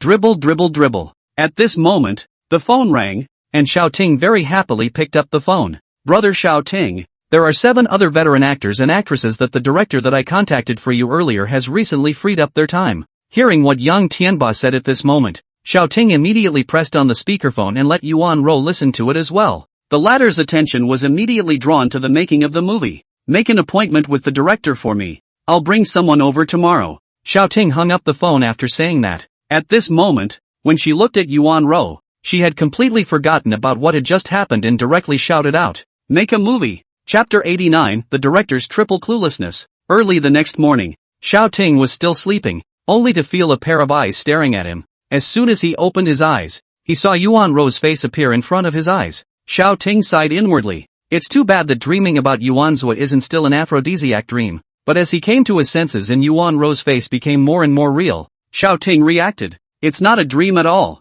What are you doing coming over so early? Xiao Ting struggled to get up, not caring that the upper half of his body was exposed, and looked at the time. It was only 5:30. Yuan Ro also didn't care about Xiao Ting's naked upper body in the slightest and spoke with an excited expression. Brother Xiao, didn't you say you were going to meet the director? Why are you still sleeping? Meeting the director is in the afternoon. What are you excited about now? Xiao Ting felt a bit of a headache for a moment. Yuan Ro was really a bit abrasive.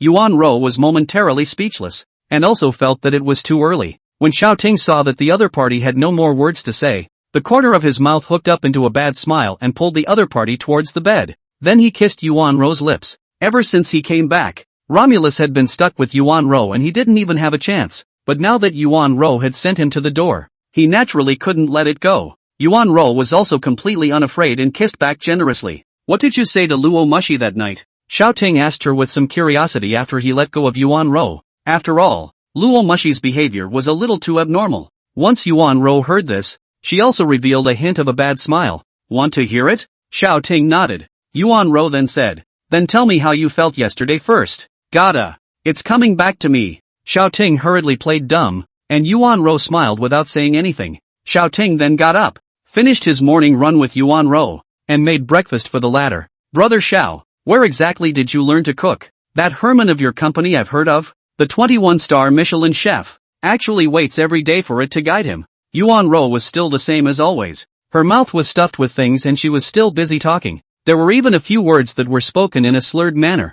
Xiao Ting sounded a little labored. Learned it at home since I was young. Xiao Ting naturally couldn't say anything about the Kitchen God's Secret book, so he fooled Yuan Ro. Yuan Ro believed it and looked at Xiao Ting with a face of adoration, then slammed 2 more mouthfuls of Xiao Ting's boiled soup and burped happily. In the afternoon, Yuan Ro finally found a dress she was more satisfied with and went out after endless tangling and changing clothes. When Xiao Ting led her to the target location, a middle-aged man wearing a duck-tongued hat was already sitting at the table they had arranged to read a book, presumably the director. Usually when passers-by saw Yuan Ro, they would open their eyes and look twice more while being surprised at how pretty the other party was. However, this director just glanced at Xiao Ting and Yuan Ro, who came in and continued to look down at his book. When Xiao Ting and his duo walked to the table and sat down, this director realized that the two of them were the ones who had made the appointment. Mr. Xiao and Miss Yuan? Ouyang Hongkai asked tentatively. Xiao Ting and Yuan Ro both laughed a little before Xiao Ting opened his mouth and asked, Director Ouyang? Ouyang Hongkai was now sure that the other party was the one who wanted to find him to make a movie, so he opened his mouth and asked, Did Mr. Xiao find me here just to praise this Miss Yuan? It's no wonder he opened the door. Mainly because he's seen a lot of rich people who bagged good-looking 18th line starlets and boasted about making each other famous, only to end up making one bad movie after another, so he needed to ask. But only Xiao Ting shook his head and said, I'm only looking for you to make a movie for the sake of, well, making money. Ouyang Hongkai froze. These rich people, in general, prefer to downplay their desire for money in front of the public. Like others, are saying that they want to give domestic movies a chance, or try to invest in the film industry. The one who said directly that he wanted to make money like Xiao Ting was really the first one, but not by gimmicks and publicity. Seeing that Ouyang Hongkai froze, Xiao Ting continued his own words. Rather, it relies on the quality and content of the movie. After hearing this, Ouyang Hongkai looked at Xiao Ting, who was still a bit skeptical. He then opened his mouth and asked, "And this Ms. Yuan is? She's not taking the lead role. She's just a supporting actor. I believe in her acting skills." Xiao Ting glanced at Yuan Ro and said these words in the latter's expectant eyes. In fact, he had said so to Yuan Ro before, and Yuan Ro had said that it was perfectly acceptable out of respect for the profession of acting. That's why Xiao Ting said it directly today, and Yuan Ro didn't have any dissatisfied look. Instead, it was Ouyang Hongkai who was a bit confused. In the past, the director said that an actress was not suitable for the lead role. The actress immediately cried and cried and cried and cried and cried and cried and cried and cried and cried and cried to the person who wanted to promote her. Now what's this all about? The guy in front of you, who Kim wants to shoehorn into the cast, won't allow a lead role? And look at that girl. She's quite happy about it? So do you have a script in mind? Script I have. When Xiao Ting's words came out, Ouyang Hongkai was confused again. He was just following the process of asking and then contacting the screenwriter by himself. But it turned out that the other party said he had the script. Xiao Ting at this time, inwardly also some muttering, this Ouyang director how always talk and then froze? Could it be a quirk of the literati? If it wasn't for the fact that people had really made a lot of good movies, he would really be a bit skeptical about the level of this director. You can be completely assured of the quality of the script, and if you're not satisfied when the time comes, you can change it as much as you want. The moment Xiao Ting's words came out, a wave of confidence directly made Ouyang Hongkai give a thumbs up inwardly. It was then that Ouyang Hong followed up with another question. What about your budget? A preliminary billion. This time, Ouyang Hongkai was confused again. If it wasn't for Yang Tianba acting as an intermediary, he would have even suspected that this young man was here to play tricks on him. But in the end, Ouyang Hongkai chose to believe Yang Tianba, and the exchange between the two ended. After making an appointment to send the script to Ouyang Hongkai tomorrow, Xiao Ting also left with Yuan Ro. Brother Xiao, you're scaring people. As soon as she got into the car, Yuan Ro covered her mouth and said, How did I get scared?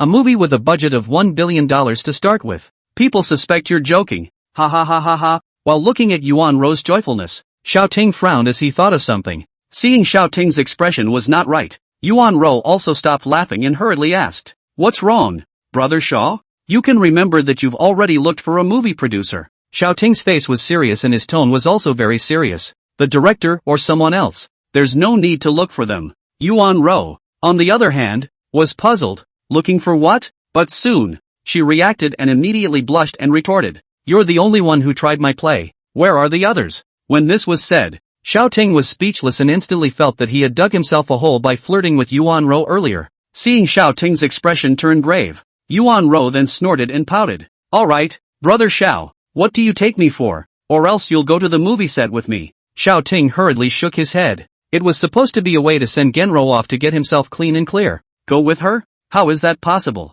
Chapter 90 Snow White and the Seven Dwarfs? In order to protect Yuan Ro, Xiao Ting still decided to visit the shooting site from time to time, but it's too early to tell. What needs to be addressed now is the script. When Xiao Ting arrived home, he took out the customized script from earlier. Based on the 7 veteran actors starring in the movie and Yuan Ro being a supporting character, Xiao Ting roughly determined what needed to be there in the script. 7 acting roles, 1 beautiful role. The request was uttered in his head, and that script began to turn itself over. Then when the script stopped, 10 large letters were written boldly on the cover. Xiao Ting was directly speechless after reading it. Snow White and the Seven Dwarfs. 7 actors, 1 beautiful role. It kind of fits the bill. Then Timothy Shaw changed the qualification of the script. 7 main characters and 1 positive supporting role. The script started flipping again and when it stopped, the cover became 3 large letters. Hulu. Xiao Ting is even more speechless. While it's true that there are 7 main characters, this script is a bit much, isn't it? This script doesn't just know some children's bedtime reading stories, does it? If he gave this to Ouyang Hongkai, I'm afraid that the other party would directly put himself on the blacklist. Ideas continue to bounce around while warning the script in the back of my mind to stop screwing itself or I'll rip it up. This time perhaps the threat worked, and the script flipped for a long time before stopping. The Heart of the Emperor. Xiao Ting roughly flipped through the script. It is about an emperor and several subjects in the process of fighting the world to adhere to the heart, but after the title of the emperor, gradually growing suspicion, and finally exiled and even killed loyal subjects, crushed his son's usurpation conspiracy, and finally sat alone in the world's highest position. Yuan Rou, on the other hand, plays the role of a strange woman who meets the love of her life when the emperor is young but resolutely leaves when she realizes that the emperor aspires for the world. Not a big part, but definitely important. After Xiao Ting finished reading it, he couldn't help but wonder if the script was really divine and actually came out with a satisfactory script. Those two children's bedtime books just now were unlike anything else. Taking a picture of a few pages of the script and sending it to Yuan Rou, the other party returned 2 emoticons after a long time. Kisses, flowers. Xiao Ting smiled and went to bed. Early the next morning, Xiao Ting asked Li Mengyao to find someone in the company to type up an electronic copy of the script, then sent it to Ouyang Hongkai and sent part of the script to the 7 actors. Then, Ouyang Hongkai sent a text message. A few words, but visible satisfaction with the script. When does it start? At this moment, Ma Ming was holding an umbrella for Xiao Ting. Xiao Ting, on the other hand, looked at the 7 old actors in front of him and revealed a smile. Of the 7 people, 5 men and 2 women. All of them were old actors and actresses familiar to the people of China, the youngest being a child star at the age of 25, while the oldest was already 60 years old. The acting of all 7, though, can be convincing, while the 7 in front of them were a few of them looking at Xiao Ting with an unfavorable expression. Mr. Xiao, since you've pulled us all together, you must be trying to get everyone's acting skills online, but you're arranging for someone to come in. Isn't that a bit inconsistent? Finally, someone couldn't help but speak up. But in the way of Xiao Ting's status as a producer, he still spoke very politely. They were all very satisfied after reading the script, but when they heard that the producer was going to arrange for one more person to act in the movie, and that it was a young girl who was about to graduate, they naturally thought that Xiao Ting was pulling a few of them in to promote the newcomer. Then they naturally refused to do so. How could their reputation, which they had saved with great diligence for many years, be destroyed casually? That's why it was a joint effort after waiting for Xiao Ting on the movie set. The director could have been asked to inform the 7 that Yuan Rou was only playing a supporting role, but Xiao Ting chose to do it himself, because there are some things he still needs to say in person. Everyone, I know that you all have excellent professional attitudes. That's why I went through the trouble of bringing you all together. Xiao Ting spoke without panic and the 7 people in front of him quieted down. Yuan Rou is only playing a supporting role. The main actors are still the 7. When the 7 people heard this, they all breathed a sigh of relief. They could clearly know that the protagonist and the supporting role, the difference between one word, 2 meanings, and the pay packages have been spoken for, all from the best, as you all should be able to relate to. The 7 veteran actors nodded their heads, which was the reason why their attitudes weren't so tough. But at the moment, there was some doubt in their hearts. If that was the case, what was the point of putting that little girl in the cast? A supporting actor who can't act will only die out. Of course, the generous treatment comes with conditions. Xiao Ting's voice came steadily, and everyone perked up their ears to listen carefully. In addition to the necessary acting skills online, you guys have to coach Yuan Rou's deficiencies as much as possible. It was only after these words that the crowd came to their senses. Xiao Ting completely understands that Yuan Rou genuinely enjoys the profession of acting, and that he can give it countless resources. But in the end, it still needs to be recognized by the audience for Yuan Rou to succeed on the road of acting. At this moment, they felt that Xiao Ting's image was still somewhat different from those profit-oriented businessmen before. After a few people had finished talking for a while, Yuan Rou came and saw that there were 7 veteran actors sitting in front of Xiao Ting, and immediately brightened up, then immediately trotted over. Hello 7 teachers, I'm Yuan Rou. Bright eyes and white teeth made a few people sway for a moment, then immediately reacted and got up to shake Yuan Rou's hand. Brother Xiao, you actually hired these teachers. It's so awesome. After greeting the several veteran actors, Yuan Rou turned back to look at Xiao Ting with admiration in her tone. Xiao Ting, on the other hand, said with a light smile, you don't want to embarrass a few teachers. Learn more. The doting hints revealed in his words were not hidden in the slightest. Zhenru, on the other hand, said with a smile, got it. Afterward, several people all got up and were going to go to the theater, and Yuan Rou hurriedly followed. Xiao Ting sat there as Ma Ming's voice came from behind. Sir, your attitude towards those old actors is completely different from your attitude towards Miss Yuan Rou. Xiao Ting, on the other hand, did not raise his head and said calmly, nothing different, they're all just people I need. At night, Xiao Ting opened the system. Name Timothy Xu. Life expectancy, 23 of 65. Charm, 6. Power, 11. Mall, 3. Points, 70-31. After returning to Jiang City himself, he didn't see any special goods, and only purchased random attribute points once during the period, and all of them were added to his strength, and now his strength had reached 11 points. According to the tests, Xiaoting had already surpassed several bodyguards based on his strength alone. His bodyguards were all from years of special forces, so naturally they had extraordinary skills, while Xiaoting was all about attribute addition.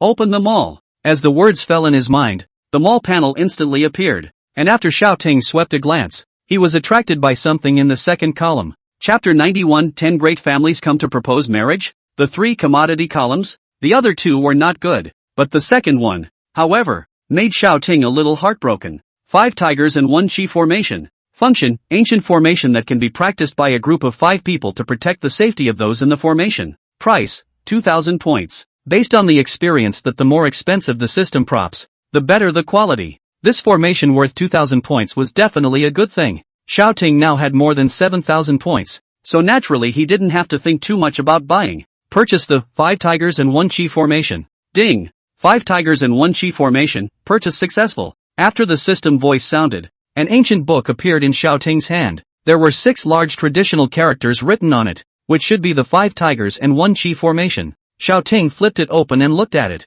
and found that there were quite a lot of general knowledge of martial arts needed in it, and although Xiaoting had learned the ancient fist recipe, it was still a bit of a hassle to try to read this formation, so he simply stopped looking at it. He didn't have to learn it anyway. A call was dialed to Maman, and immediately there was a knock on the door. Xiaoting opened the door, and Ma Ming was standing outside it, waiting. Come in. When Maman heard that, he carefully entered the door, then closed it with his backhand. Xiaoting sat on the sofa, while Ma Ming stood with his head held high without the slightest bit of relief. Ma Ming, are your brothers trustworthy? Xiaoting gestured for Ma Ming to sit down, then opened his mouth to ask. When Ma Ming heard Xiaoting's question, he stood up with a pang and immediately asked with an angry look. Sir, did they do something wrong? Don't worry, I'll go and criticize them properly right away. This reaction really made Xiaoting laugh and hurriedly made Ma Ming sit down again and explained. They're fine. I'm just asking. They are all brothers who were born to die. I can trust them. Ma Ming was relieved to see Xiaoting smile,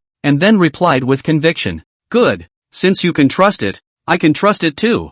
Xiaoting took out a book and handed it to Ma Ming. It was precisely the 5 tigers and 1 chi formation that he had just purchased with points in the mall. Ma Ming asked with a puzzled look on his face. What is it? Sir, you can take a look at a book I bought earlier that talks about formations. 5 people of formation. Xiaoting had long thought of a reason. Ma Ming, on the other hand, flipped it open and looked at it for a few moments, then quickly flipped to the back, his brows furrowed and his eyes gradually widening. He had studied martial arts, so he could easily see how powerful the formation was. After flipping it over, Ma Ming raised his head to look at Xiaoting, and only then did he understand why the latter had asked his men if they were trustworthy or not. This formation was marvelous and must be worth a lot of money, so naturally, it could not be known to people with second thoughts, and the fact that Xiaoting asked himself meant that he trusted himself completely. Sir, don't worry, I will otherwise not be ashamed of your trust. Ma Ming excitedly stood up and bowed deeply towards Xiaoting. Xiaoting, on the other hand, smiled and then let him out.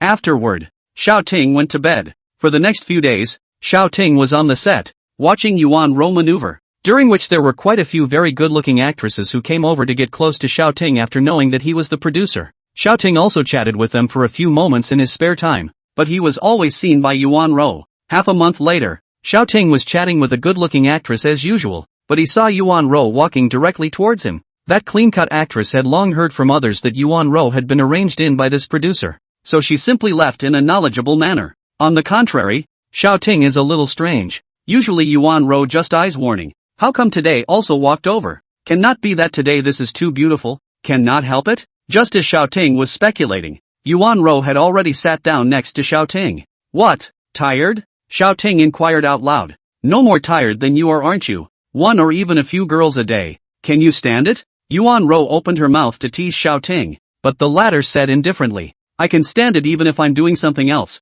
let alone just talking. Yuan Rou directly blushed and lightly cursed. Hooligans. Yuan Rou then corrected her color and said, Brother Xiao, the day after tomorrow my grandfather will celebrate his 70th birthday. Will you come? The patriarch's 70th birthday? Then I definitely have to go. After all, living in the same neighborhood, and with people's granddaughters so close, etiquette naturally need to go to congratulate the birthday. Then Yuan Rou stammered a bit and asked, Then, Brother Xiao, in what capacity are you going? Xiao Ting didn't expect that there was actually a need for an identity, but thinking about it, it did need an identity, or else when he went there, it was hard to say where he would sit. Didn't the elder recognize me as a brother? Is this identity okay? As soon as Xiao Ting said this, Yuan Rou immediately felt a pang of contempt inside. Xiao Ting clearly knew what she wanted but was always so immodest, so she gambled and said, "Alright, Grandpa Xiao, since you've decided, that's fine." As soon as this Grandpa Xiao was called, Xiao Ting immediately felt a full of malice.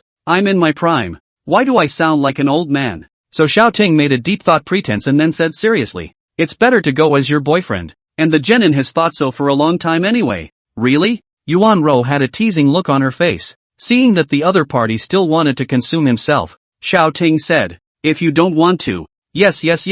Yuan Rou immediately interrupted the latter words, fearing that Xiao Ting would change his mind. Then he directly pounced up and kissed Xiao Ting's cheek before turning his head and going back to the set. Touching his face, Xiao Ting felt some emotion. He was a little too passive when he was molested in this motion. Afterward, Xiao Ting twisted his head to look at Ma Ming. "Ma Ming, I always get sneaked up on like this. Are you not very good at business?" It made Ma Ming speechless for a while, then realized that Xiao Ting was just easing the embarrassment, and next time he would just not look at it himself. But since Xiao Ting had asked the question, he always had to say something, so Ma Ming had a bright idea. "Sir, I'm sorry, I'm a bit tired from studying that 5 Tiger 1 Chi formation with my brothers day and night these days. When it's practiced, it will ensure your safety." Although Ma Ming was stable, he wasn't an idiot, and he still spoke in a set way, which made Xiao Ting speechless. Practicing formations, for his own sake, and day and night, this is not even a chance to refute Ma Ming. Dribble. The phone rang, and Xiao Ting took a look to see that it was Yuan Lao calling, so he picked it up. "Brother Xiao, Roar has already told you about the day after tomorrow, right?" Elder Yuan's voice came from the other end of the phone. Got it. There's one more thing that Zoe probably didn't tell you." "What is it?" Xiao Ting felt a hint of heaviness in the Elder Yuan's voice and felt that it was not something good. This time, someone from the 10 great families, the Qian family, might come to propose marriage. Xiao Ting narrowed his eyes. Proposing marriage? Chapter 92, Father and Daughter Meet. Xiao Ting disappears? Xiao Ting is aware of the fact that the Yuan family has 3 single generations, and there is only one girl like Yuan Rou. So if he comes to propose marriage, he can only want to marry Yuan Rou. The Qin family's people got through to Yuan Rou's father, and his father has already agreed, but I knew Yuan Rou would definitely not agree, so I had to tell you in advance. There was a hint of helplessness in the patriarch's voice. Xiao Ting, on the other hand, comforted him to rest assured that he would not sit back and watch, and then hung up the phone. He didn't blame Yuan Rou's father. After all, the other party hadn't heard of his name, and every father naturally hoped that his daughter would marry into a good family, and the Chen family of the 10 great families would naturally be the best choice if they had this intention. As for Yuan Lao's worry, Xiao Ting also understood that the 10 great families were proudly above China, and they were all a behemoth to the Yuan family, so Yuan Lao was worried about him. Xiao Ting, however, wasn't afraid. If the other party was sensible, he would let it go. If he didn't know better, he didn't care that the other party was a few big families. Soon, Yuan Rou wrapped up her work and then came to Xiao Ting with a smile on her face. "Brother Xiao, we're stopping work for one day the day after tomorrow for the entire crew, or for your sake." Hearing this, Xiao Ting dotingly touched Yuan Rou's hair and smiled. "Then reward you for buying me dinner." "Yes." The duo left with a smile and a laugh. Xiao Ting didn't tell Yuan Rou about the Qian family's marriage proposal because with him around, Yuan Rou didn't need to worry. Soon, 2 days passed, during which Xiao Ting purchased some more interesting things in the mall. It was the day of the birthday banquet hosted by the patriarch. Very early in the morning Xiao Ting was woken up by Yuan Rou. Then after Yuan Rou helped Xiao Ting pick out an outfit, he went out. By the time Xiao Ting changed his clothes and came down, Yuan Rou was already sitting in the living room watching TV. Going over and wrapping her arms around Yuan Rou, the latter was surprised for a moment, but didn't say anything, just giggled a bit. "Aren't we not going over until 9? Why are you calling me now?" Brother Xiao, I'm not afraid you'll forget?" Yuan Rou smiled, not wanting to say anything else meaty. Xiao Ting also knew that Yuan Rou was a hothead, so he accompanied her to watch TV for a while before going out the door. Yes, Brother Xiao, did you bring a gift?" Yuan Rou suddenly thought of this matter and stood in place to ask. Xiao Ting is a burst of speechless. "Now every day with you, eating and drinking shooting are together. I have not bought gifts you do not know in your heart? And why didn't you ask earlier?" Yuan Ro immediately panicked when she took a look at Xiao Ting's expression. What to do? It's all forgotten these days. Xiao Ting pondered for a moment before reassuring Yuan Ro and then made a call to Li Mengyao, asking her to send someone to deliver something to the place where the birthday banquet would be held. Instead, he took Yuan Ro directly to the top of the birthday banquet. Outside the Conro Entertainment Villa City, there were a lot of luxury cars parked outside the gate at the moment, and a lot of people had gathered to talk and laugh. When Ma Ming drove the Rolls-Royce Phantom to the entrance, a security guard immediately ran over. Hello, are you here for the Patriarch's birthday banquet? The Conro Entertainment Center has been chartered for today, so if it's for something else, we won't be able to accommodate you today. Ma Ming lowered the window, and the security guard immediately said respectfully with a smile. Seeing the other party's good attitude, Ma Ming also said, attending Elder Yuan's birthday banquet. The security guards immediately got out of the way and let Ma Ming in. In fact, according to common sense, it is necessary to show the invitation. But this security guard is not a cutie. He came in a Rolls-Royce Phantom just to trick you? Inside the car, Xiao Ting said with a smile, the last time I was here, I only chartered a small area for one night, and it was tens of thousands of dollars. Your family directly chartered the entire entertainment area. Yuan Ro, on the other hand, skimmed her lips and said, this is supposed to be organized by our family. Isn't it normal to celebrate my grandfather's birthday? Xiao Ting then realized that the boss behind Conro Entertainment was actually the Yuan family. Your families? Then did you guys give a few dozen bottles of wine to a young man surnamed Xiao before? Xiao Ting smiled. This was quite a coincidence. Xiao, brother Xiao, is that you? Yuan Ro then reacted. Before listening to the butler said that there is a VIPOF the Summer Wind Hotel. Driving a luxury car is also worth a lot of money. Thought that it is a rich son from other cities. So at that time her grandfather made a direct decision to let Give send some things to show goodwill. Unexpectedly, it was none other than Xiao Ting. Yes, as the Rolls-Royce Phantom slowly drove towards the center, many people outside the arena had their eyes drawn to the luxury car. This is worthy of being the old man of the Yuan group. There's actually a luxury car like this coming. Come on, what is this? Yuan's group is a big player in the Imperial City. So which one of them is not rich? Then how many people from the 6 top 10 families of the imperial capital will come? Do you think? One at most. After all, the Yuan family is still a little bit worse than the top 10 families. Just as several people were discussing, the Rolls-Royce Phantom stopped and two people came down from the car. Holy, Jiang City's Mr. Xiao and Miss Yuan family? Some who knew the duo immediately exclaimed in shock. What Mr. Xiao? I haven't heard. You've always heard of the Timing Unity Group that raked in billions of dollars some time ago. He's the boss behind it. That's him? Getting off the bus with Miss Yuan. He can't be a boyfriend and girlfriend, right? Can't say for sure. These two still look good together. The news spread amongst the crowd as if it had grown wings, and countless pairs of gazes looking at Xiao Ting were filled with envy. How many people's dream to be young and still hold a beautiful woman? Yuan Ro affectionately took Xiao Ting's arm and the two of them entered the center's hall together. The perimeter of the Conro Entertainment Center is full of villa-turned entertainment areas, with only the very center, a superb ballroom, taking up quite a bit of space. At this moment, a middle-aged man was standing in the center of the venue, surrounded by a group of people who were all talking to him. Yuan Ro's eyes lit up when she saw the middle-aged man, letting go of Xiao Ting and shouting with surprise in her tone. Dad! That middle-aged man also turned back, and as soon as he saw Yuan Ro, the shock on his face immediately turned into surprise before he compensated to the people around him and pushed his way through the crowd. Yuan Ro, on the other hand, happily jumped up and gave her father, Yuan Zhang, a hug. The father-daughter duo hadn't seen each other for a long time, and Yuan Zhang happily patted Yuan Ro's back. Roer, haven't seen you for a long time, didn't make your grandfather angry, right? After Yuan Ro let go, Yuan Zhang asked her in a fake serious manner. Yuan Ro, on the other hand, said in a hurry as her eyes dripped. No. Yuan Zhang, on the other hand, laughed out loud and didn't care if it was true or not. Right Dad. I'll introduce you to someone, my boyfriend, Xiao. Yuan Ro turned back, but suddenly realized that the place where Xiao Ting was standing just now was no longer there. Where is brother Xiao? Yuan Zhang, on the other hand, was stunned after hearing the word boyfriend, and then immediately returned to his normal self. Dad, he probably went away for something. I'll introduce you to him later. Yuan Ro said this and left, wanting to go see where Xiao Ting had gone. Yuan Zhang stood in place and thought for a moment before finally shaking his head and not saying anything to Yuan Ro. Chapter 93, The Qin Family's Gift. 2 minutes ago, Xiao Ting stood off to the side, watching Yuan Ro reunite with her father after a long time. and a smile appeared on his own face as he watched Yuan Ro's happiness. Drip drip drip drip. The phone rang and Xiao Ting opened it to find that it was Li Mengyao calling. What is it, Mr. Xiao? I just arrived at the company and didn't find what you said. What? Xiao Ting glanced at Yuan Ro in the distance, so he took his cell phone and walked to a corner, then opened his mouth to ask.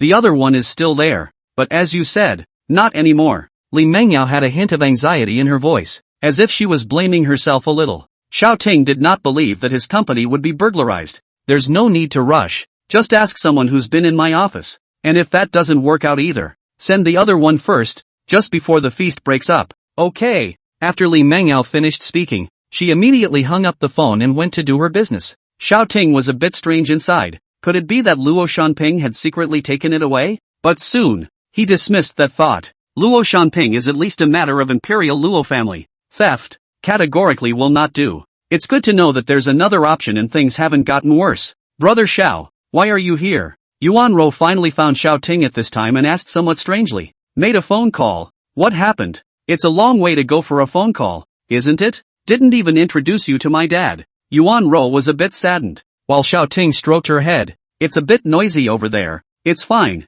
There'll be plenty of opportunities later. Aha! Yuan Ro took Xiao Ting's arm again. Then the two of them walked towards the banquet hall and found a place where there were fewer people to sit down. Right, Brother Xiao, was it a woman who called just now? Yuan Ro inadvertently asked. Xiao Ting immediately had a black line on his face. Are all women's sixth senses so terrible? Countless people came and went before the banquet started, and even though the place where Xiao Ting and Yuan Ro sat was remote, there were still quite a few people who spotted Yuan Ro and came over to greet her. Some of them were the rich second generation that Xiao Ting had met before, and at this moment, when they heard that Xiao Ting was Yuan Ro's boyfriend, they didn't show any surprise. Instead, many of them showed their aunt's smile to express their blessings. Others were from the imperial capital or the magic capital, and they all left with a disheveled look on their faces after Yuan Ro introduced Xiao Ting. The rest were all middle-aged or old men who came for business purposes and left after a chat or two. Xiao Ting, on the other hand, sighed. Poor in the city no one asks. Rich in the mountains have distant relatives.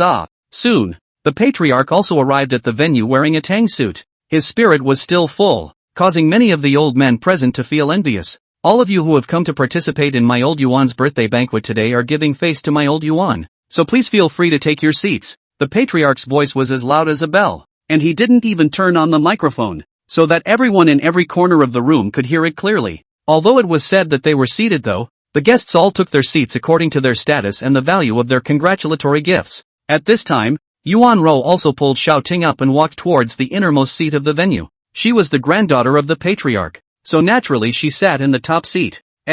Grandpa, where's my dad? After sitting down, Yuan Ro realized that Yuan Zhang's place was still empty, so she asked. For his part, Elder Yuan's face was a little unsightly, and then he glanced at Xiao Ting with complicated eyes. Xiao Ting, on the other hand, looked at the patriarch and smiled. He knew that the elder was worried that he was losing out, but Xiao Ting had a good idea in his own heart. Your father went out to pick up someone. Elder Yuan returned the sentence and didn't say anything else. Yuan Ro was a bit strange instead. What kind of person has such a big rack that he needs Yuan Zhang to pick him up in person? Soon enough, there was an answer. The son of the imperial capital Qian family has arrived. The announcement came from outside, and everyone in the room was startled. The imperial capital Qian family? That's one of the top 10 families. How can they come here? It's really looking down on this Yuan family. At this moment, the Qian family's people entered the hall and were following Yuan Zhang next to them. Is this imperial capital Qian family very powerful? The head of the Yuan family has gone out to receive it himself. Don't you think? That would be a powerful family, right? Look at your uneducated appearance. One of the top 10 families in China. Do you think it's powerful? The two rich men of Jiang City, sitting at the lowest seat, whispered, and the people next to them listened to the whole thing. Qian Yongxing of the Qian family, come to wish Elder Yuan a happy birthday. The leading youth, accompanied by Yuan Zhang, walked directly towards the innermost part of the most banquet hall without the slightest glance at the people on either side. Although the words were polite, the attitude was arrogant. And what was even stranger was that none of the people present were upset about it. They all felt that this was normal. This was the bottom line of the top 10 families in China. Mr. Qian is here? I apologize for my loss in welcoming you from afar. Although Elder Yuan was not very willing, after years of dealing with people, he still wore a smile on his face as he rose and clasped his fists from afar. Qian Yongxing actually came. Strange. Yuan Ro, on the other hand, whispered. In the same imperial capital, Yuan Rou naturally hadn't rarely seen Qian Yongxing, but the gap between the two families was so vast that even if Yuan Rou had a birthday banquet, normally it would only be a congratulatory gift, and this time, it was actually the young master of the Qian family that had come in person. Do you recognize him? Xiaoting asked with a smile. Yuan Rou, on the other hand, spat out her tongue and said, of course I know him, but this guy was so stinky when he was a kid that he looked down on everyone, so I didn't love playing with him. Xiaoting didn't say anything else, and a hint of a smile flashed under his eyes. Qian Yongxing enthusiastically came over and shook hands with the patriarch amidst the crowd's gazes, then spoke. The Qian family is congratulating Elder Yuan on his birthday, so naturally they can't do it empty-handed. Here are 7 pairs of gold ornaments to send to congratulate Elder Yuan on his 70th birthday. A team of men then filed in, trays in their hands, all holding a gold ornament, 7 pairs in all. 14. Those present made a rough estimate. So much down the line, several $1 million. Worthy of being the imperial capital Qian family, but congratulatory gifts directly amounted to millions. Why is this all gold jewelry? It doesn't look like they're here to celebrate a birthday, but rather like they're here to propose marriage. What nonsense! Can't you see that Miss Yuan has a boyfriend? How can she come to propose marriage? Oh, yeah. While the crowd was talking, the patriarch politely invited Qian Yongxing to take a seat. Qian Yongxing clasped his fists and sat down with a big grin, without much politeness. Sister Zoe, it's been a long time since I've seen you, but you've grown even more beautiful. When Qian Yongxing saw Yuan Rou sitting across from him, his originally unruly demeanor was converged and replaced with a smiling face. Today was Elder Yuan's birthday banquet, and Yuan Rou naturally didn't want to be nosy, so she responded to the other party as well. Qian Yongxing, long time no see. But Qian Yongxing continued talking with great interest, not caring about the other party's attitude. Such a beautiful rower, isn't it a pity to stay in a small place like Zheng City? As soon as he sat down, Qian Yongxing's eyes glanced around with a very contemptuous attitude. Only his attitude towards Yuan Rou was still okay. At this time, he suddenly realized that the seat beside Yuan Rou, instead of being empty, actually had a young man sitting in it. There was actually something icy about the way the man looked at himself. Qian Yongxing narrowed his eyes and looked at Xiaoting. Who is this? I haven't seen it before. Why is it sitting next to Sister Zoe? Chapter 94, I don't like men. Seeing that Qian Yongxing was coming from a bad place, Xiaoting was just about to say something when Yuan Lao spoke first. This is Zoe's friend, naturally sitting next to Zoe. Although he didn't say that he was a boyfriend, it was a relief for Xiaoting. Qian Yongxing, however, didn't eat this set of words at all. He had seen all the people from the 10 great families. Naturally, he wasn't worried that the Xiaoting in front of him was some kind of big shot, so he couldn't stand it when someone dared to sit next to Yuan Rou. So he smiled and said, since the patriarch has said so, I'd better go over and sit with the youngsters. After saying that, he got up and walked directly to Xiaoting's side to sit down, then looked at Xiaoting with a smile on his face, but a trace of grimness flashed imperceptibly under his eyes. He was waiting for Xiaoting to have the sense to leave on his own. With the reputation of the Qian family, one of his top 10 families, there was no need to move his own mouth. However, Xiaoting was completely ignoring him, talking and laughing with Yuan Rou on the other side, as if there was no one next to him at all. Hey, brother, from the Qian family. Qian Yongxing hypocritically stretched out his hand with a threatening tone in his voice, but he still looked at Xiaoting with a smile on his face. Moreover, he felt that maybe Xiaoting hadn't heard that he was a member of the Qian family earlier, so he was now disdainful of himself. So he reminded again. Oh, good. Xiaoting nodded his head before continuing to drink and joke with Yuan Rou. Qian Yongxing, on the other hand, froze. What? Oh, yeah, okay, you don't care about me at all? Qian Yongxing laughed angrily and felt that Xiaoting was a bit interesting. Then he turned to Xiaoting and whispered again. Brothers, the Qian family, Qian Yongxing. Xiaoting, on the other hand, returned with impatience on his face. Got it. Qian Yongxing froze. This dude has a brain problem, right? Even if it's a bumpkin who doesn't know what the money family means. It's just that. It's just as well that you're sitting next to Yuan Rou and not letting go. People introduce themselves to you twice. You should at least introduce yourself. No manners at all. Ha! Qian Yongxing even had the feeling that he had a trace of aggression. In the end, he still didn't die. So he spoke to Xiaoting once more. One of the 10 great families, the Qian family, Qian Yongxing. This time, Xiaoting twisted his head around but didn't speak, only staring at him coldly. Qian Yongxing this down the interest. It seems that this kid was not aware of his identity before. Now finally a little different reaction. Quick, get mad. Let young Master Qian pretend to be an ex in front of Miss Yuan Rou. Sure enough, Xiaoting got angry and roared directly at Chen Yangxing. Are you annoyed? I don't like men. With this roar, the entire room fell silent. Yuan Lao, Yuan Zhang all stared wide-eyed, while Chen Yangxing had his mouth half open, completely stunned. What the hell are you talking about? Chen Yangxing, who had been frozen for half a day, also reacted, then said in a confused manner. In the surrounding silence, Xiaoting spoke again. You're the king of heaven. You don't need to introduce me 3 times. I don't want to care about you. There were quite a few people present who were originally concerned about this side, so they also saw Chen Yangxing striking up a conversation with Xiaoting 3 times just now, and they originally didn't know what had happened, but now it dawned on them all of a sudden, and then they whispered explanations to the people around them. Young Master Qian is probably looking at that Mr. Xiao of the others, so he's talking about himself 3 times on the strength of his power, and he's getting them annoyed. I've never heard of the Qian family's young master having a dragon in Yang. Why? What can you pass on about people's big families, if you didn't see it with your own eyes? That Mr. Xiao also looks quite masculine, which actually attracts men to like him. Everyone in the room began to whisper. It was only at this time that Chen Yangxing saw Yuan Rou there covering her mouth and snickering, and immediately reacted that Xiaoting was playing with himself. You Jiang City punk dare to fool me? Chen Yangxing spoke viciously, feeling like his lungs were going to explode with anger. As much as he wanted to turn the tables right now, he still wanted to marry Yuan Rou, and if he tore his face off with the Yuan family, it would be really bad, so to save face, he endured, and later on, when he placed the bride price and Yuan Rou was going to marry him, those rumors would naturally go away. As for that guy whose name he didn't know, a poor kid from Jiang City was just a poor kid. How dare he give him Chen Yangxing a hard time today? Then the big deal is to stay in Jiang City for a few days, to deal with him properly, so that he regrets today to show off a moment of tongue. Chen Yangxing, this is not good. Yuan Rou, however, refused to let Chen Yangxing off the hook and spoke out sarcastically. You can't introduce yourself endlessly just because you see someone with a handsome face. If it was only Yuan Rou, she might have had to restrain herself with consideration of Chen Yangxing's status as one of the top 10 families, but at the moment, with Xiaoting by her side, she had no scruples in her words and actions.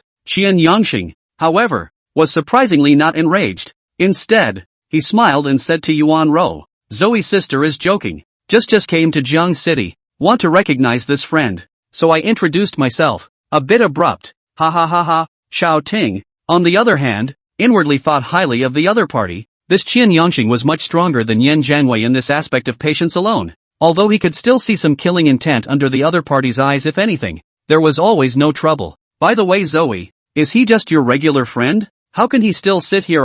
Chen Yangxing picked up again and said, after all, he had sent millions of gifts, so he was naturally qualified to sit at the patriarch's table. Yuan Rou, on the other hand, was unambiguous and straightforward. He's my boyfriend. Of course he's sitting here with me. As soon as these words came out, Xiaoting immediately detected a flash of gloom on Chen Yangxing's face, but it seemed to be tinged with some excitement. Chen Yangxing was actually a little happy inside. Actually really Yuan Rou's boyfriend. Then his marriage proposal might be much smoother. As the saying goes, there is no comparison. A boyfriend just happened to be here today to contrast set off the glory of Chen Yangxing. People from a small place like Jiang City will still be scared less when it comes to his bride price. Oh, so it's only by following Sister Zoe that you can sit here? Chen Yangxing smiled sinisterly, then raised his voice and said something that was almost heard by everyone present. Subsequently, those present who didn't know Xiaoting or knew very little about Xiaoting directly cast contemptuous gazes towards Xiaoting. People gave a big gift of several $1 million and sat on the top seat by their own strength.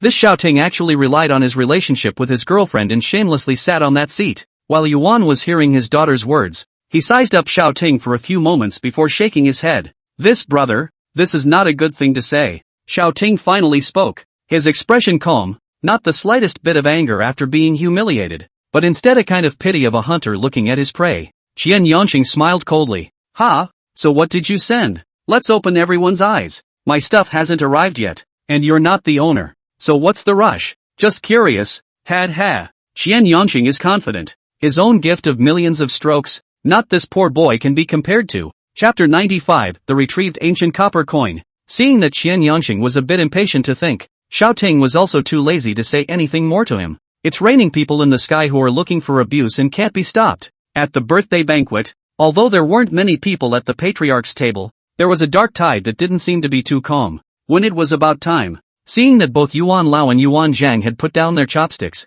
Chen Yangxing also shouted outside, Men, Place your bets. The guests were all startled. And then they saw a number of people walking outside, each holding something different in their hands. At the same time, one person came out from among those people and shouted, "A pair of gold bracelets! A pair of gold earrings! The bride price is $13,114,000. Speaking of the final bride price, 6 men walked in outside the banquet hall, each carrying a large box of bills, which they opened neatly upon entering. A rough calculation showed that there were about 300 pounds of congregation for over $13 million in cash. So each of these 6 people carried 50 pounds of money. After dropping off a huge pile of stuff with a clatter, everyone retreated in an organized fashion. The guests, on the other hand, were stunned. That's over $13 million in cash, not to mention all the stuff in front of it adding up to at least $10 million. The next bride price is over $20 million.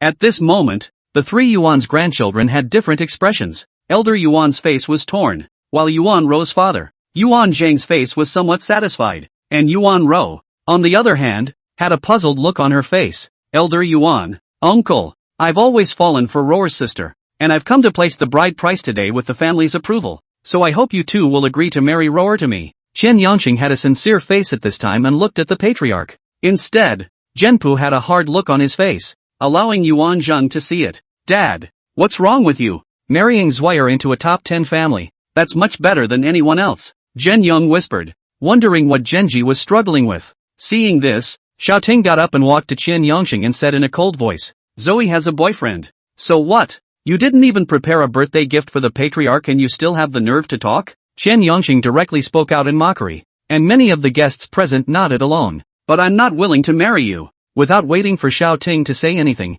Yuan Ro voiced her rebuttal before standing firmly beside Xiaoting. Qian Yangqing's face immediately became ugly and then said, "This matter still needs to be decided by the elders." Then he looked at Yuan Zhang and Yuan Lao. Yuan Zhang hadn't expected things to be like this before, but having already promised Qian Yangqing, he still had to be concerned about the face of the Qin family, so he had no choice but to walk towards Xiaoting. "That, Xiao is it? You have seen the situation of my family. If there is not enough strength, Roar can only suffer if she follows you." "Shut up!" Elder Yuan's angry roar came, interrupting Yuan Zhang's words. Qian Yangqing, on the other hand, narrowed his eyes and looked at the patriarch. "If little friend Xiao wants to become my Yuan family's son-in-law, I recognize it. Young Master Qian family, please return." Just now, he had already made his decision. Whether it was from the point of view of ability or feelings, he chose Xiaoting. Xiaoting also revealed a smile at this moment and spoke toward Qian Yangqing. "How was it?" Qian Yangqing, on the other hand, shook his head calmly and looked at Yuan Zhang again. "Uncle Yuan, you should know very well what kind of power my Qian family has, right? Are you comfortable with such a wild boy marrying off Zoe?" He had already seen that Wan Young was an old codger, so he was trying to pull Wan Young in at the moment. The latter's face showed a struggle. After all, his father had recognized Xiaoting, but he was worried that Yuan Ro would be victimized by this young man and lead a bitter life in the future. After thinking about it, he still looked at Qian Yangqing.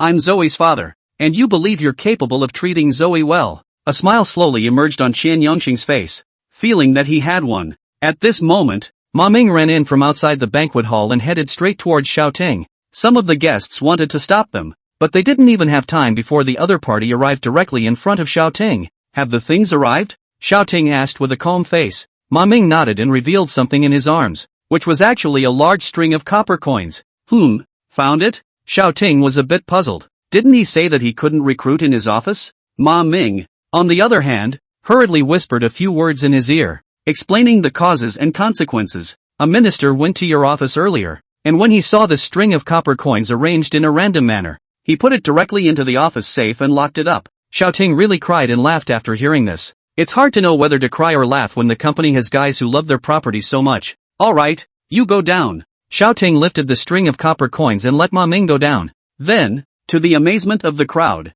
he placed the coins directly on the table. "Elder Yuan, a little late, do you mind?" Xiaoting smiled, and Elder Yuan looked even more smiling. Don't mind. I'm satisfied with just this heart of yours."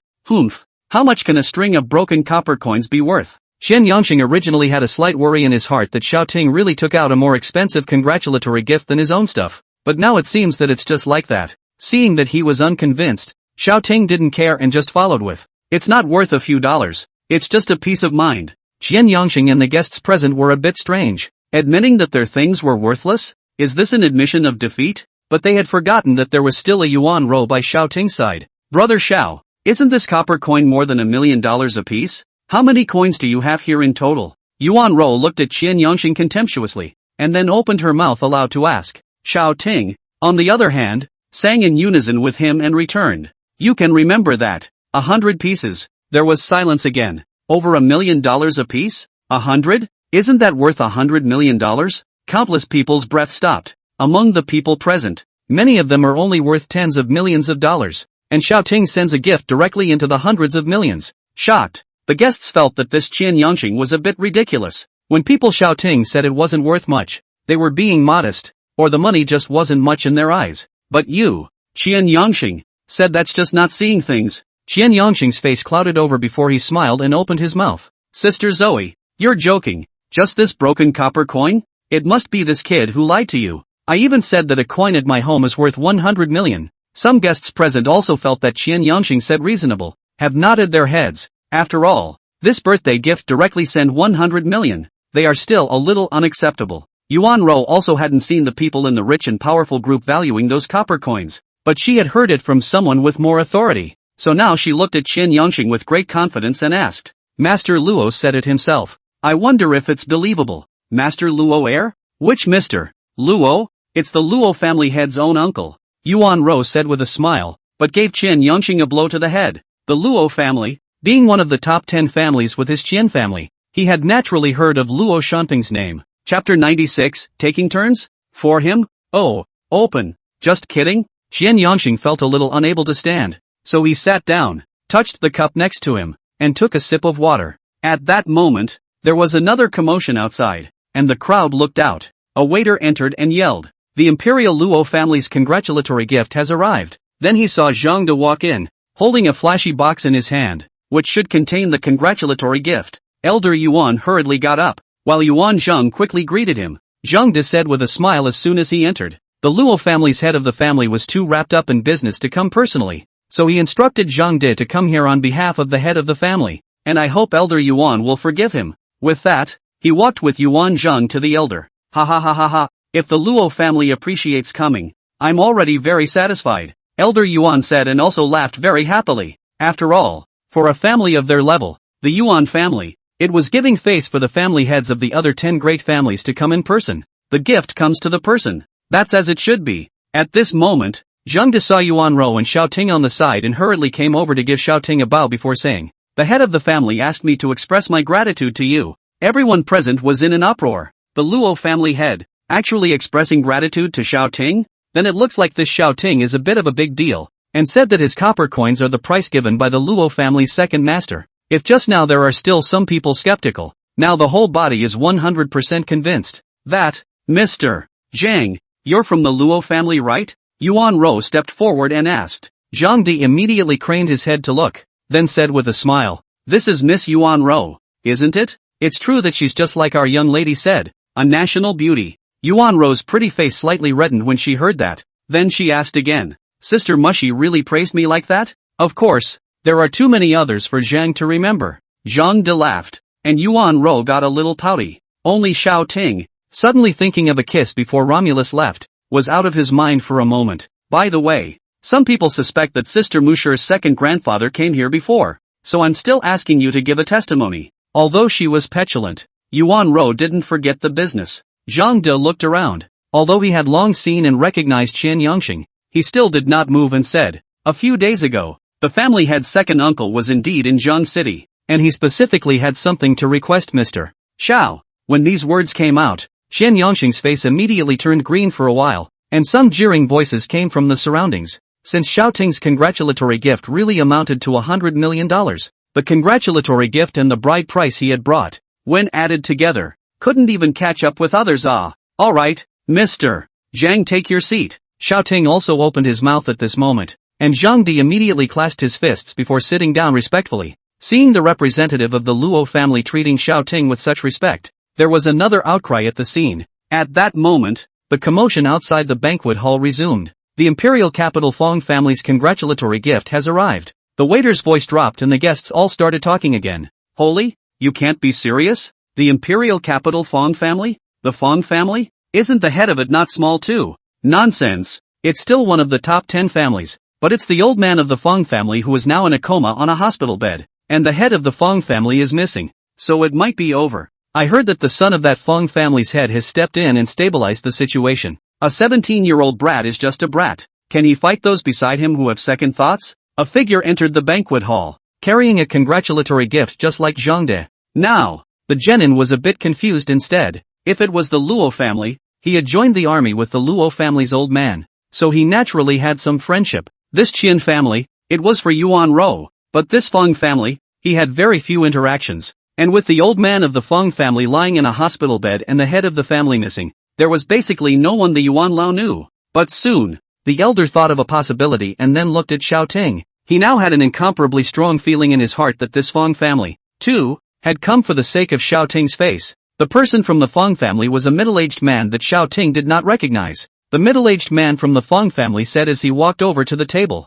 "Young master knows that Mr. Xiao and Miss Yuan are close friends. I heard that Miss Yuan's grandfather recently celebrated his birthday, so he specially prepared a thin gift and sent me to send it to him. I hope that Elder Yuan will smile and accept it." The tone of voice and attitude are very respectful, and the work is dripping. Elder Yuan now understood that people came up just for Xiao Ting's face. Little was surprised for a moment at Xiao Ting's connections, then hurriedly invited the other party to his seat. However, that person bowed to Xiao Ting first and said, "This is Mr. Xiao, right? My young master has too many things to take care of and really can't get away, so I hope you understand." Xiao Ting, on the other hand, nodded with a smile, knowing that Fang Yuxing must have quite a few things wrapped up in his mind, which was why he didn't come personally. Afterward, the middle-aged man took his seat and smiled with Zhang Di, ignoring Qian Yangxing, and Qian Yangxing was already feeling a bit restless at the moment. Although this Xiao Ting wasn't a member of the 10 great families, it felt like both the Luo family and the Fang family were friends with him.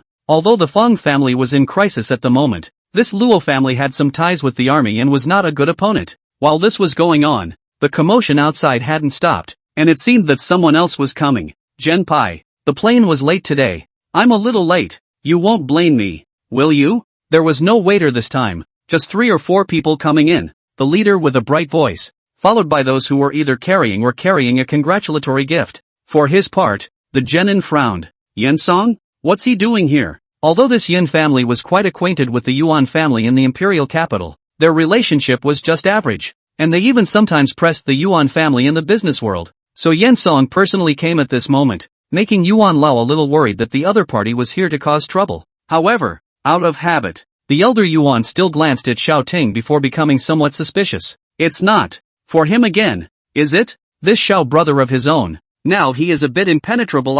But as much as the patriarch thought, reaching out was not a good idea, he still had to welcome this Yen Song first. "Family Master Yen has come to visit. I apologize for the delay in welcoming you," Elder Yuan said loudly, and the guests instead thought that this Yen family was on good terms with the Yuan family. "A slight gift, please smile." The people behind him put the gift down and they all went out, and Yen Song also came up to shake hands with the patriarch, both of them smiling broadly in their own way. "Brother Xiao, it's been more than a month since we last parted. I miss you very much." After meeting with the elder Yuan, Yen Song immediately enthusiastically walked over to shake Xiao Ting's hands and spoke. The crowd present had their jaws dropped. What kind of person is this Xiao Ting? 10 big families for its come to, not to mention Le Yuan Group's Yen Song, but also directly called on the brother? There's even a bit of sucking up to him. Xiao Ting smiled back and said, "Elder brother Yen, please take a seat." Yen Song smiled and sat down, but he saw that the patriarch seemed to be giving him an unfavorable look in his eyes. He's here to celebrate his birthday. The old man won't flip out, will he? Where did Yen Song know that Yuan Lao also had to treat Xiao Ting as a brother before? And now he was also treating Xiao Ting as a brother in front of Yuan Lao. Isn't this taking advantage of someone's patriarch? Chapter 97, Collective Departure? Although Yen Song sensed that the patriarch had a bad look on his face, but for Xiao Ting's face, he still had to sit down with a hard head. While thinking and pondering whether he had done something wrong when he came in, Xiao Ting didn't know Yen Song's thoughts at this time. He just realized that Yen Song had frowned tightly since he sat down and seemed to have something on his mind. "Brother Xiao, this is that Yen Zhengwei's father, Yuan Rou was at the side, asking in a small voice, and when she saw Xiao Ting nodding, she went on to say, "That Yen Zhengwei is so bad. Why are you still hanging out with his father?" Xiao Ting, on the other hand, lightly said, "Just don't worry, kid's aunt, our great nephew has become good now." Yuan Rou listened and frowned. Why didn't she understand much? Xiao Ting also didn't care about the frothing yuan row.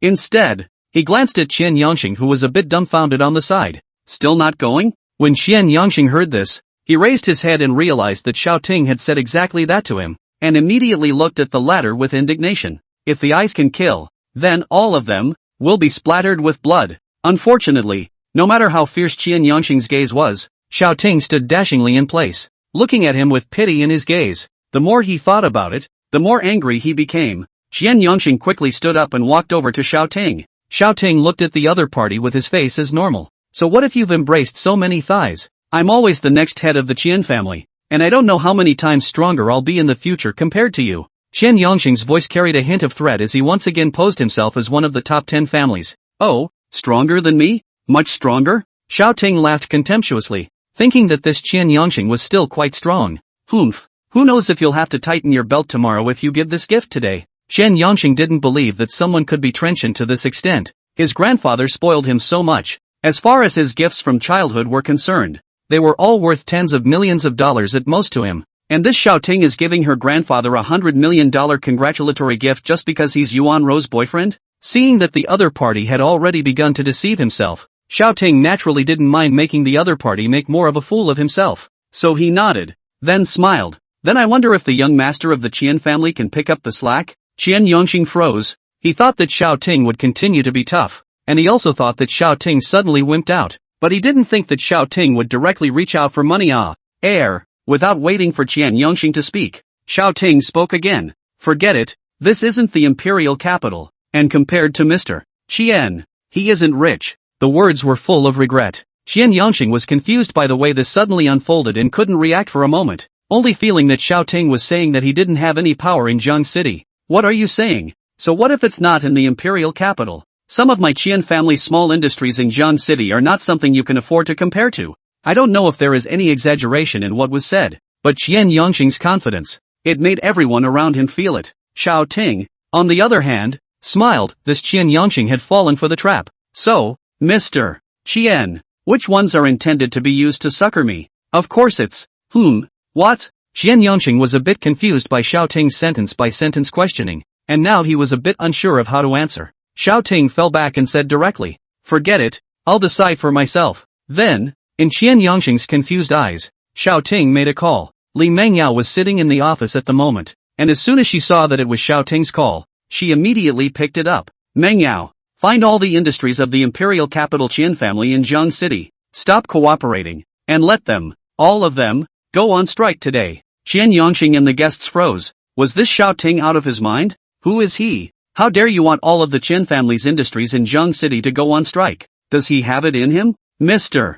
Xiao, can we do it? Li Mengyao was also a bit shocked by the decision Xiao Ting had made and thus asked out loud. Put out the word to go. All employees and executives, all receive. The corner of Xiao Ting's mouth hooked up into a smile as he uttered these words. Li Mengyao also suddenly understood, and immediately hung up the phone to do it. And the guests on the floor were baffled. And you take in people's employees and executives? Why would they let the Qian family of the 10 largest families go without following you and jump ship to follow you? Ha ha ha ha ha, laugh me to death. You actually want to poach my family's employees? Qian Yangxing covered his stomach and laughed at this moment, and there were quite a few guests who followed and laughed lightly, feeling that Xiao Ting had overplayed his hand. However, Xiao Ting sat down gracefully and looked at Qian Yangxing sympathetically. Laugh a little longer. At this time, there were also quite a few guests who realized that Zhang De, the representatives of the Feng family, and Yen Song, were not smiling or even making any statements. Aside from the representatives of the Feng clan who were probably confused about the situation,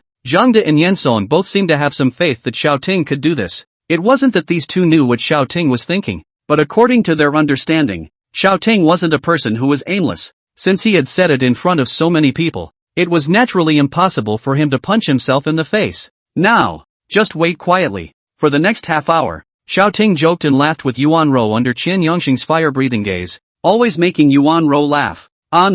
Dribble dribble dribble. Qian Yangxing's cell phone rang. Qian Yangxing took out his cell phone and found that the note of the caller was someone in Jiang City, and he had a little bad feeling in his heart. Hey, what's going on? Young master, you're in Jiang City right now, aren't you? Have a fart. The employees of our incumbent company in Jiangcheng have suddenly resigned en masse and gone on strike in the afternoon. What? Qian Yangxing froze. What the hell? An hour ago the city's Timing Unity Group released the news that the imperial capital Qin family home under the family, all employees in the city of Jiang, can be the original treatment of the transfer to the Timing Unity Group. Qian Yongxing raised his head and glared fiercely at Xiao Ting before hanging up the phone. He had thought that Xiao Ting had relied on raising his salary package in order to poach their family, and if Xiao Ting really did so, then the old employees of his company were bound to be dissatisfied, and if Xiao Ting didn't do so, then Xiao Ting, who had boasted about it, would hit his own face. So, this was going to be a solid inning for him. Why did it come to this? Okay, this heel counts as my fall,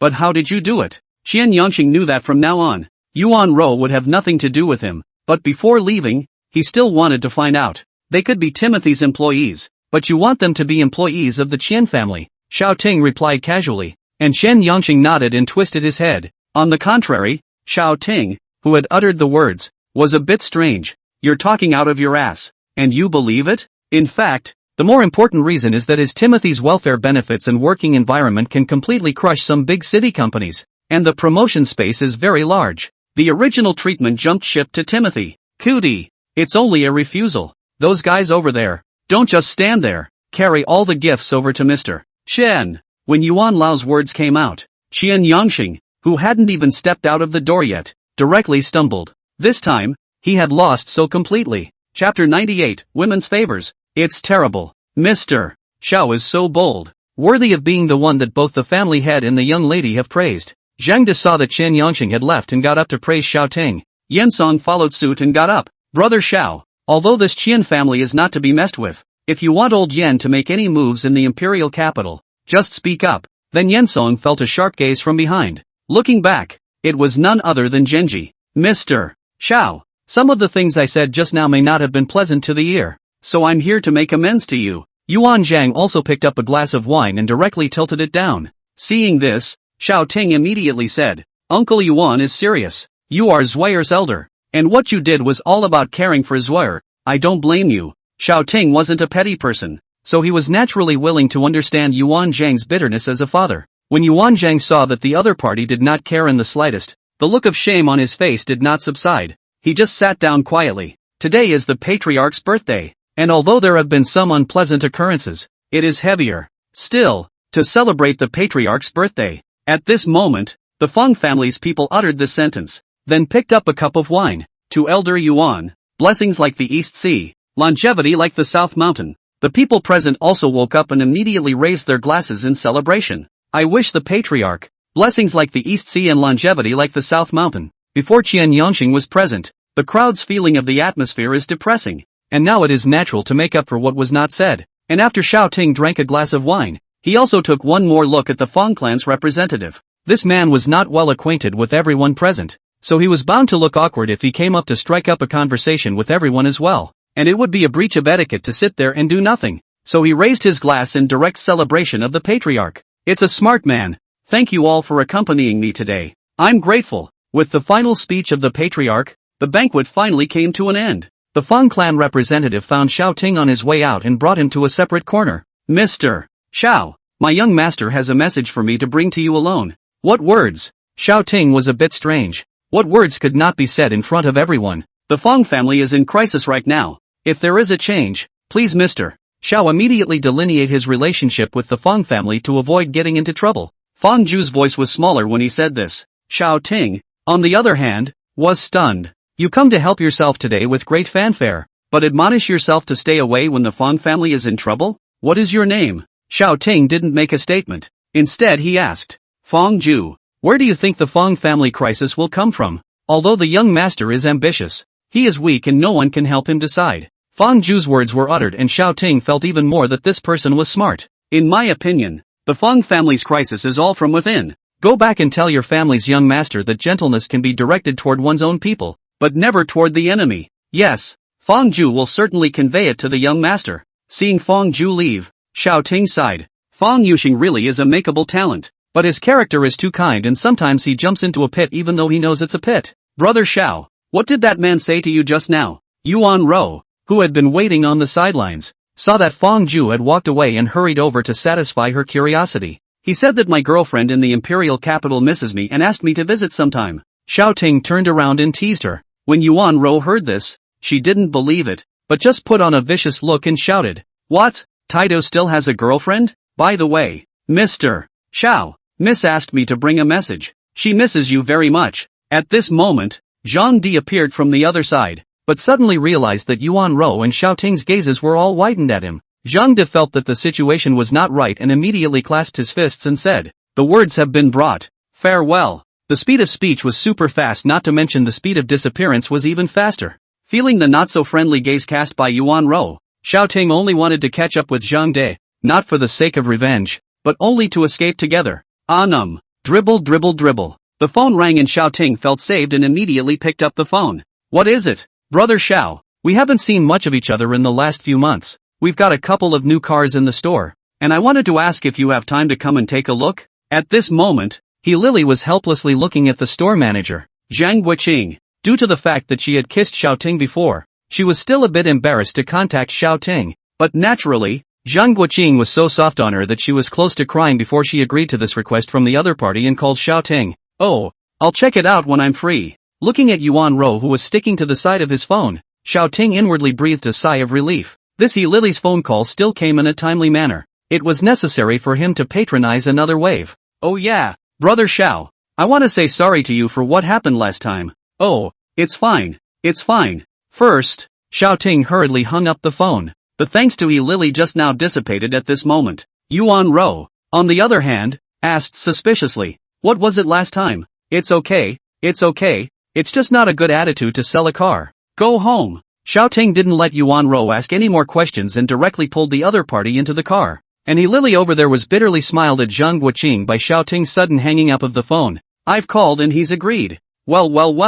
Zhang Guiqing was smiling at the moment, and he even saw a pile of banknotes beckoning to him in front of his eyes. "Sister Mushy seems to like you a lot," Yuan Rou said without any shade, and Xiao Ting replied back, "Get some rest. We're shooting again tomorrow." Aha! Then Xiao Ting kept a smile on his face, but inwardly he was a bit helpless. The whole womanizing thing. It's horrible. One bad handling is all it takes. After sending Yuan Rou home, the Rolls-Royce Phantom parked under Xiao Ting's house. "Maman, was it difficult for you guys to practice that formation?" When Ma Ming saw Xiao Ting asking himself, he didn't rush to drive down and said, "It's still a bit difficult at first, but after I split them into 3 groups to attack each other, they've progressed at a rapid pace." "Well, good. I'll leave you to it on this one." "Don't worry, sir." Afterwards, Xiao Ting got out of the car himself and immediately went to park in the underground parking lot. Xiao Ting, on the other hand, didn't go upstairs and looked up at the night sky. What Fang Zhu said to him today made him feel as if Fang Yuxing had encountered something very difficult.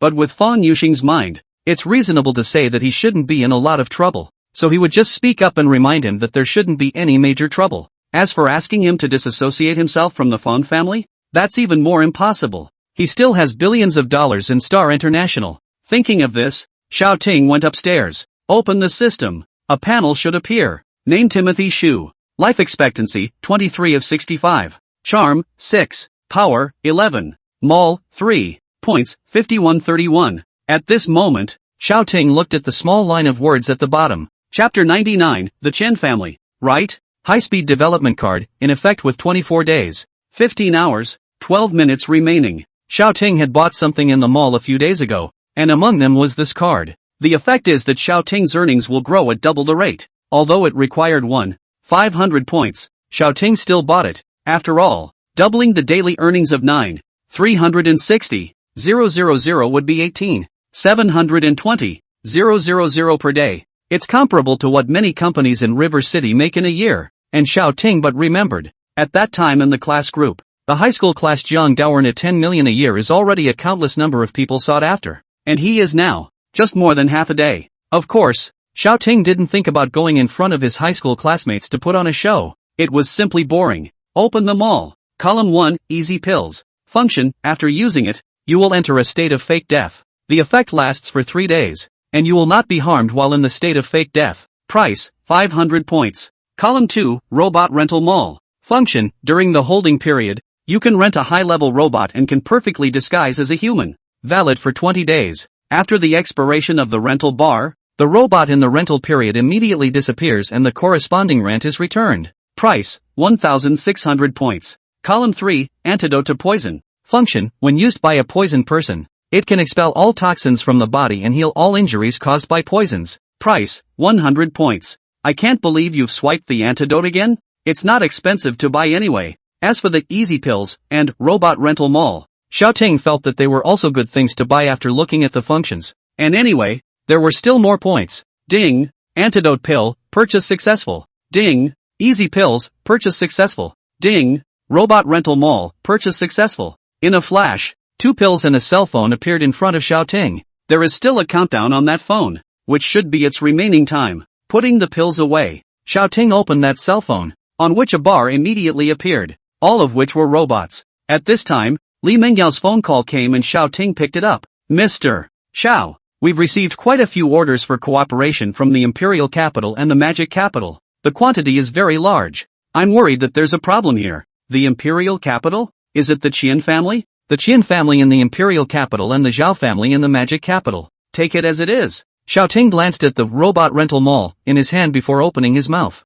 But we don't have enough employees with the engineering team below us. It's very likely that we won't be able to fulfill these orders. There was a hint of doubt in Li Mengyao's voice. And then she thought that Xiaoting did not understand how big the volume of these orders really was. So she immediately gave Xiaoting the specifics. I didn't expect Xiaoting to still speak after hearing this. If money comes to your door, just earn it. Then feeling silence from Li Mengyao's side, he added another sentence. Just let the staff do their workload. I'll take care of the extra workload. Li Mengyao had no choice but to say yes, and then hung up the phone. Xiaoting, on the other hand, hooked up the corners of his mouth. The Qin family's actions were still fast. Not only did they think of a way to deal with it so quickly, but they also contacted the Zhao family, with whom they had feuded. But it just so happens that Xiaoting feels the need to make some money. And you guys come to my door? Then how can I not make a profit? Xiaoting chose a few robots and placed an order. Order complete. Please select identity. Generate point. Timothy Unity employees. Generation point. Well, no one can see the corners of Zheng City randomly generated on the good. Tomorrow morning. Office type robots to the office. Worker type robots to the construction site. After the instruction was finished, Xiaoting's account was also deducting money downwards with the naked eye. And in just a few minutes, $300 million were deducted from him. But these were all small amounts of money to Xiaoting. Just now, Li Mengyao had done the math for him. If all of these orders were completed properly, then he would make $17 billion. And Xiaoting has a high-speed development card. $300 million for him. Even if he does nothing for a small half-month, he can earn it back. Not to mention the fact that Timothy Unity has been in the black with those elite employees. After renting those robots, he went to bed and just waited for the robots to start working early tomorrow morning. In the Imperial Capital, Qian Yongxing was sipping red wine in his right hand and holding a cell phone in his left hand as he stood on a balcony. Brother Ning, don't worry, we're jointly applying pressure, and it's a business move, so it's not good for the other few plans to make a move. On the other end of the phone, it was none other than Zhao Anning. Qian Yongxing, your kid is quite smart. He digs you up, so you just turn over those big orders from before. Ruthless. If he doesn't do it, then he'll have to refire all of his employees and take a reputation. And if he dares to take orders, then he'll have to wait for his employees to be worked to death. Qian Yongxing had a sinister smile on his face. There's nothing Luo Mushi, or your Yuan Rou, can do. Hearing Zhao Anning's words, especially the words your Yuan Rou, Qian Yongxing laughed out loud. Young master, news has come from over there. At this moment, a man came in from outside and looked towards Qian Yongxing who was standing on the balcony. When Qian Yongxing heard that, he hung up the phone and turned his head. Results. They took orders? Picked up? Humph. Qian Yongxing didn't expect the other party to be so stupid, daring to take on such a large amount of business. Then they, wait for bankruptcy. Qian Yongxing's eyes became cold even in the darkness. He certainly didn't think that Xiaoting could let his employees work overtime to the death. So in the end, if the order couldn't be fulfilled, Tingtong Group would have to pay a large sum of money for breach of contract. And it's astronomical. Just after 9 o'clock the next morning, Xiaoting received a call from Li Mengyao. Mr. Xiao, something big has happened. Take it easy, take your time. There were a bunch of people who flocked to the office today and started working straight away. And several factories and sites have called to say that our people are in position to start work. Oh, I know, Xiaoting said calmly. Li Mengyao on the other end of the phone gave a start, seemingly shocked. It was a long time before she spoke. Mr. Xiao, you had a backhanded plan long ago, so you took those orders? Yes. Okay, I get it. Hanging up the phone, Xiaoting nodded with satisfaction. This robot is really dedicated. Once the time comes, It directly starts working. And Li Mengyao didn't see a break in the slightest. Dribble dribble dribble. Xiao Ting's phone rang again. An unfamiliar caller. Xiao Ting picked up the phone. Mr. Xiao. Hearing the familiar voice, Xiao Ting smiled and opened his mouth as well. Qian Yangxing, the phone is calling me. Is it hard to talk business? That's not true. Business is done. I'm just here to give Boss Xiao a reminder. If you can't protect Yuan Rou, don't be self-indulgent. The voice on the other end was very leisurely, seemingly victorious. Isn't this money earned and protected? After Xiao Ting finished speaking, he hung up the phone. The money family, right? Xiao Ting, want your money. Chapter 100, Reckoning with Each Other. Drip drip drip drip. The phone rang and Xiao Ting took a look. It was Yuan Rou calling. What's wrong? Brother Xiao, we're going to continue our work today. Aren't you coming? Yuan Rou's voice came from the other end of the phone, with some anticipation in her voice. Not going today. Some business at the office. Xiao Ting replied calmly. Oh, okay. After Yuan Rou finished speaking, it seemed that someone on the other side was calling her to go shoot a movie. So she hung up the phone and went to get busy. Xiao Ting, on the other hand, hooked a smile at the corner of his mouth after Yuan Rou hung up the phone. This girl, she's really clingy. After looking through the system mall, there was nothing special, so Xiao Ting made a call to Ma Ming and set off to the company. As soon as they arrived under the office building of the Timing Unity Group, Li Mengyao was already standing there waiting. Although Li Mengyao had been wearing professional clothes for a long time, that hot body paired with a stunningly beautiful face made Xiao Ting's eyes light up every time he looked at her. A proper royal lady, standing there, attracting many people to stop and watch.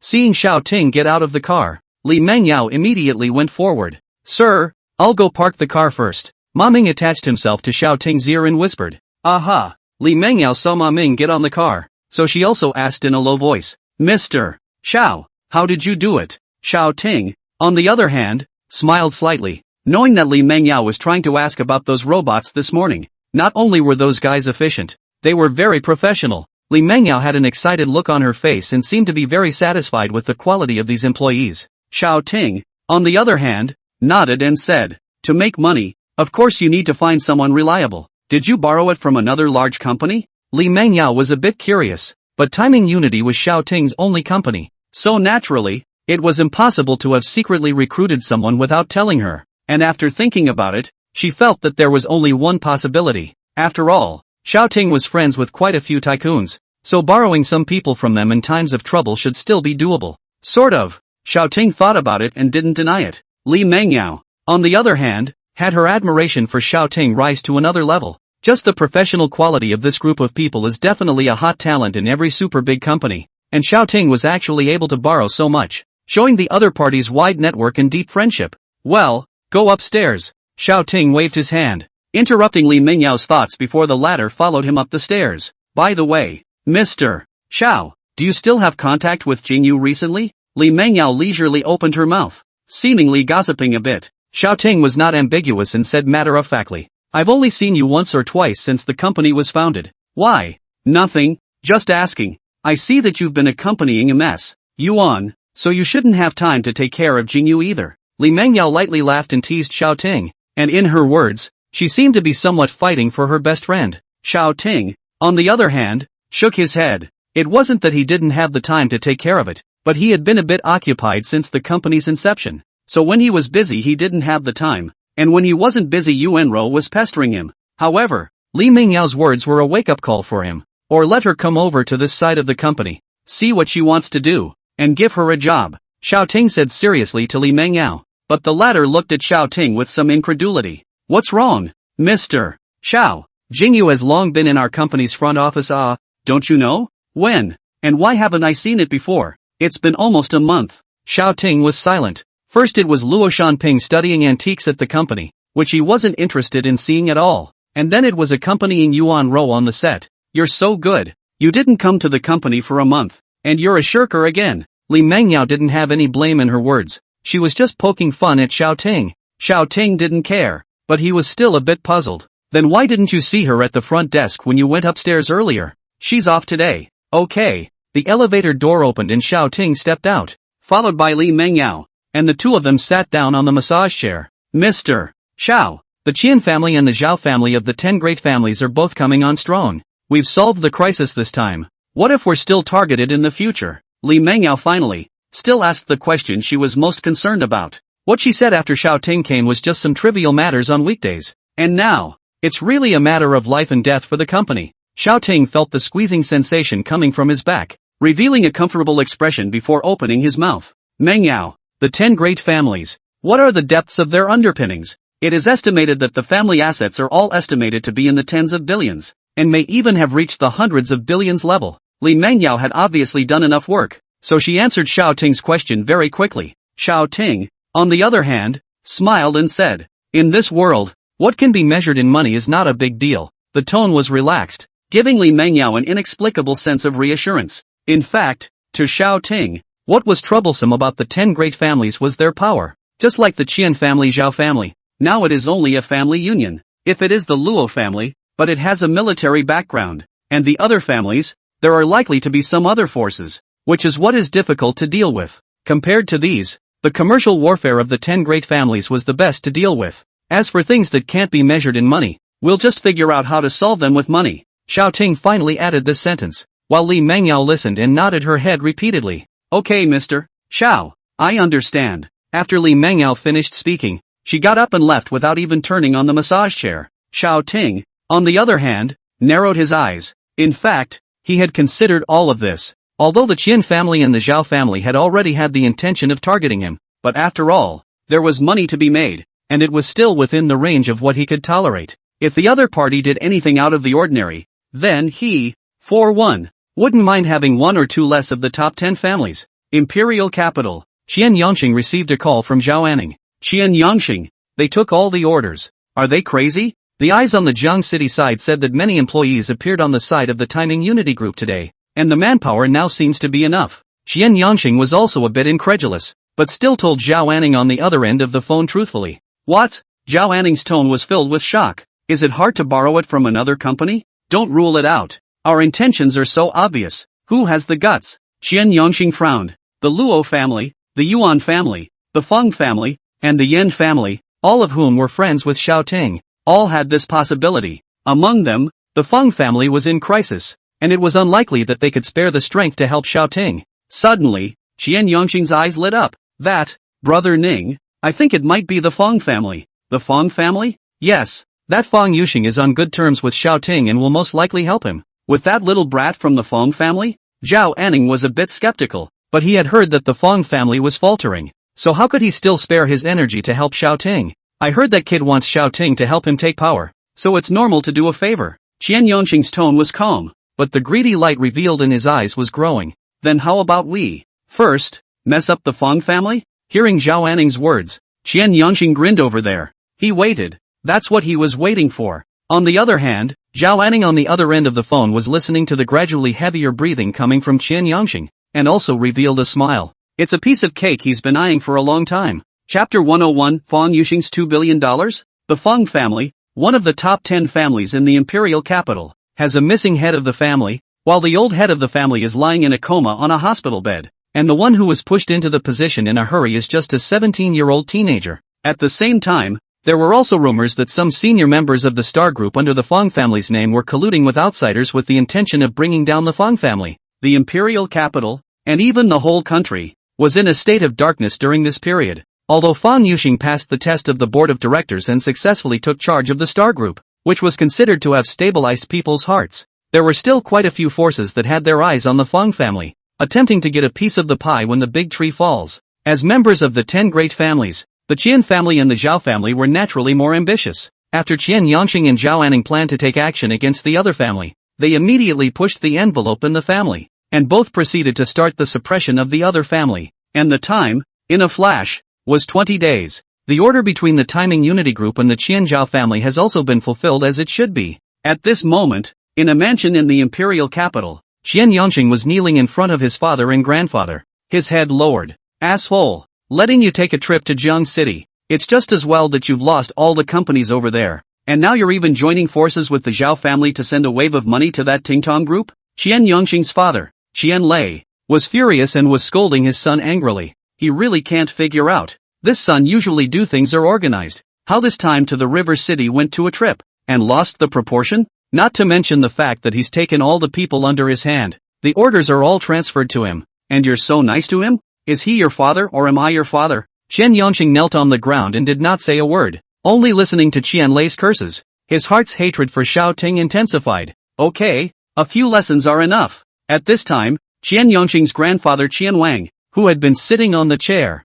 spoke out. And only then did Qian Lei stop cursing. Don't pay any attention to the small fights for now. The priority now is to settle the Feng family once and for all. Qian Wang sank his voice, while Chen Yongqing and his father and son both nodded. What's the situation now, Grandpa? Although Feng Yuxing is a bit capable, the insiders planted in the Feng family have all preempted his plan and told us all about it. Now the Feng family's actions are restricted everywhere. And in the past 20 days the Feng family has already had more than $1 billion of business come into our house. Good. Add more fire to this old tree. The Feng family. Chen Wang said this coldly, seemingly sentencing the Feng family to death. Jiang City, the Department of the People asked to open a celebration. Shouting is not good to discourage everyone's enthusiasm. Is to go. In the entertainment area of the company, a lot of people passed back and forth with their drinks, and many ran to toast with Shouting. Shouting all just took a small sip and didn't drink more. Mr. Xiao, why aren't we seeing those people from before? A minister came over and asked somewhat strangely. Shouting knew that he was talking about the robots that he had purchased earlier, but 20 days had passed, and with the expiration of the robot rental mall, those robots had expired along with it, so of course they couldn't show up at this time. However, it was good that Shouting had long since publicized that he had borrowed the employees from some companies, so he was better able to explain it now that someone was asking about it. Those people have gone back to their original companies. Oh, so, that minister lost his head and left. Shouting instead cried and laughed a little. What's wrong with you? Are you still in love with those robots? At this time, Li Mengyao came over with a glass of red wine, and a little blush had already appeared on her face as she was not able to win the wine, which made her look very tempting. Mr. Xiao, aren't those people going to dig over? Li Mengyao seemed to be a little drunk, and her walk was a little wobbly. Xiao Ting helped her sit down, then shook his head with a light smile. People are just here to do a favor. How can I dig? Come on, Mr. Xiao, is it that you can't spare the money? Ha ha ha ha ha. Li Mengyao held up her wineglass and shook it left and right, then laughed when she finished. It was the first time Xiao Ting watched her get drunk. He shook his head somewhat helplessly. He didn't know if this Li Mengyao had lost her temper after drinking or had liberated her nature. After accompanying Li Mengyao to chat for a few sentences, Li Mengyao fell asleep on a side table. Looking at the indecent posture of the four tilted back, Xiao Ting hurriedly told Ma Ming to go send Li Mengyao home. Mr. Xiao, after watching Ma Ming leave, a sweet voice suddenly sounded behind Xiao Ting. Xiao Ting sounded familiar, then turned around and looked at the other party with a smile. Wearing a professional outfit, Wang Jingyu had surprise written on her expression at the moment, and on the chest of the professional outfit, 4 small words were embroidered. Timing Unity Group. Jingyu, long time no see. The two sat down, faced each other and laughed. I say Mr. Xiao, you are really a busy man. I've been in the company for almost 2 months and this is the first time I've seen you. Wang Jingyu's voice and face were still just so sweet. Xiao Ting, on the other hand, smiled awkwardly and then said with a straight face, I can't help it. The company is just starting out and I still need to run around and work hard. At the same time, Xiao Ting's mind flashed through what he had done in the past 2 months and felt that he really didn't have much time to breathe. Well, I thought Mr. Xiao had already forgotten about me. Oh, by the way, what brings you over here? Xiao Ting gave a dry laugh, then asked Wang Jingyu with some curiosity. After all, Summer Breeze Hotel's treatment was not bad, but Wang Jingyu had changed his job. When Wang Jingyu heard Xiao Ting ask this, there was a trace of undetectable delight in her eyes. Then she said with a sweet smile, Mengyao told me to come over here and said the salary is at my disposal. Xiao Ting listened and then fainted. This Li Mengyao, she really dares to boast. What? Mr. Xiao is not happy? Of course, if you want to get paid well, you have to do something to match. Oh, what are the matching jobs that Mr. Xiao is referring to? Wang Jingyu exhaled her breath like orchids, and her eyes also deliberately glanced around Xiao Ting, which in turn caused Xiao Ting to be stunned. As usual, this chick will take anything. Drip. At this moment, Xiao Ting's cell phone rang. When I opened my cell phone, it was actually a text message that the funds had arrived. After a rough look, there were actually $2 billion credited to his account. Xiao Ting froze. What's going on? The final payment from the Zhao family and the Qian family had already hit the company before. Why are you now getting text messages from yourself that the funds have arrived again? And it's into your own personal account. But without waiting long for Xiao Ting to be puzzled, another text message was immediately sent to Xiao Ting's cell phone. Brother Xiao, The transfer has been received, right? I promised to give you 5% of Star International shares before. Now I'm converting the market value to deliver it to you. Any later, I'm afraid I won't be able to get so much money. Thank you for your guidance. The 3 words at the inscription made Xiao Ting frown. Fang Yuxing. Logically, Xiao Ting should be happy, but he keenly sensed that the text message was a bit off, so he immediately called Fang Yuxing. Doodle doodle. Sorry, the user you have dialed is offline. Please dial again later. Wang Jingyu, who was sitting on the side, suddenly felt that the temperature around him seemed to have dropped, while Xiao Ting had already sunk his face like water. What is it? Mr. Xiao, go book a plane ticket. The sooner the better. To the Imperial City. Wang Jingyu immediately took out his cell phone and began to operate it. Chapter 102 Arrival at the Imperial Capital. It was night, and Fang Yuxing sat frozen outside the hospital room, his eyes filled with confusion, while Fang Zhu stood at the side, not saying a word. Fang Yuxing couldn't figure it out. Why is it that when he has clearly identified the most reasonable project solution, there are always a few companies that will go ahead of him and even quote lower prices, as if they don't want the cost? As for Fang Zhu's claim that there was a mole on their side, Fang Yuxing had also found someone to start investigating long ago. Only, it has been checked countless times and there is absolutely no clue. Fang Zhu, you go too. Fang Yuxing got up and prepared to walk inside the hospital room to keep his grandfather company again. Fang Zhu, however, stopped in front of him. Young master, why don't you turn to Mr. Xiao for help? This is a matter for the Fang family. I can't drag brother Xiao into it. Fang Yuxing shook his head with a firm expression. He had already given Xiao Ting all the money he was supposed to give, and the other party should have broken off contact with himself over this. Moreover, although he knew that Xiao Ting was very capable, this messy water of the struggle between the 10 great families would certainly bring Xiao Ting no small amount of trouble as well. Walking into the hospital room, an old man, plugged into a ventilator, was lying on the bed. Fang Yuxing walked over and slowly sat down beside his grandfather. Fang Zhu then stood behind him again. Dribble dribble dribble. Romulus put down the spray can for watering the flowers and walked back into the living room. Her breath stopped a little as she looked at that note on her cell phone. Forcing down her inner glee, she picked up the phone. Hey, Mushy? On the other end, a calm male voice came out, and when Romulus heard it, a smile spread across the corners of her mouth. There was even a hint of sweetness in his voice. Brother Xiao, what are you looking for me for so late? I'm about to board the plane. I'll be in the Empire in 2.5 hours. Xiao Ting didn't seem to notice the subtle change in Romulus' tone. Coming to the Imperial capital? To do what? There's an urgent matter that I need you to go ahead and take care of for me.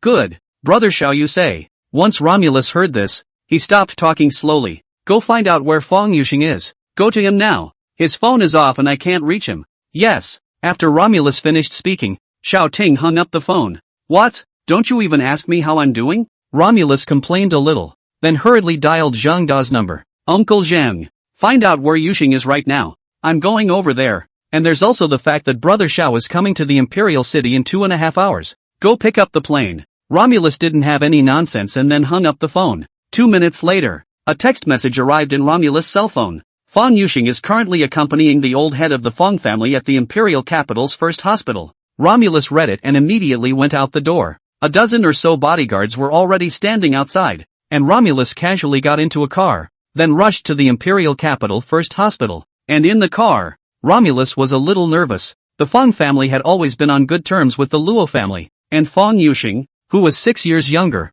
had always been treated as her younger brother. Judging from Xiao Ting's reaction today, there was a high possibility that this brother was in danger. On the Jiang City side, Xiao Ting had just gotten on the airplane. Ma Ming went to send Li Mengyao home. Xiao Ting didn't wait for him and called 4 random bodyguards. Meanwhile, there was Wang Jingyu. Mr. Xiao, why are you suddenly in such a hurry to go to the Imperial capital? Wang Jingyu asked with some curiosity at this time. At the Timing Unity Group's reception, Xiao Ting's complexion became gloomy after receiving that text message. This was followed by an even more hasty booking of 6 air tickets for direct flights to the Imperial capital. A guy hit me up for $2 billion. Xiao Ting only settled down a little inside after he finished calling Luo mushy, so he lightly smiled and explained to Wang Jingyu.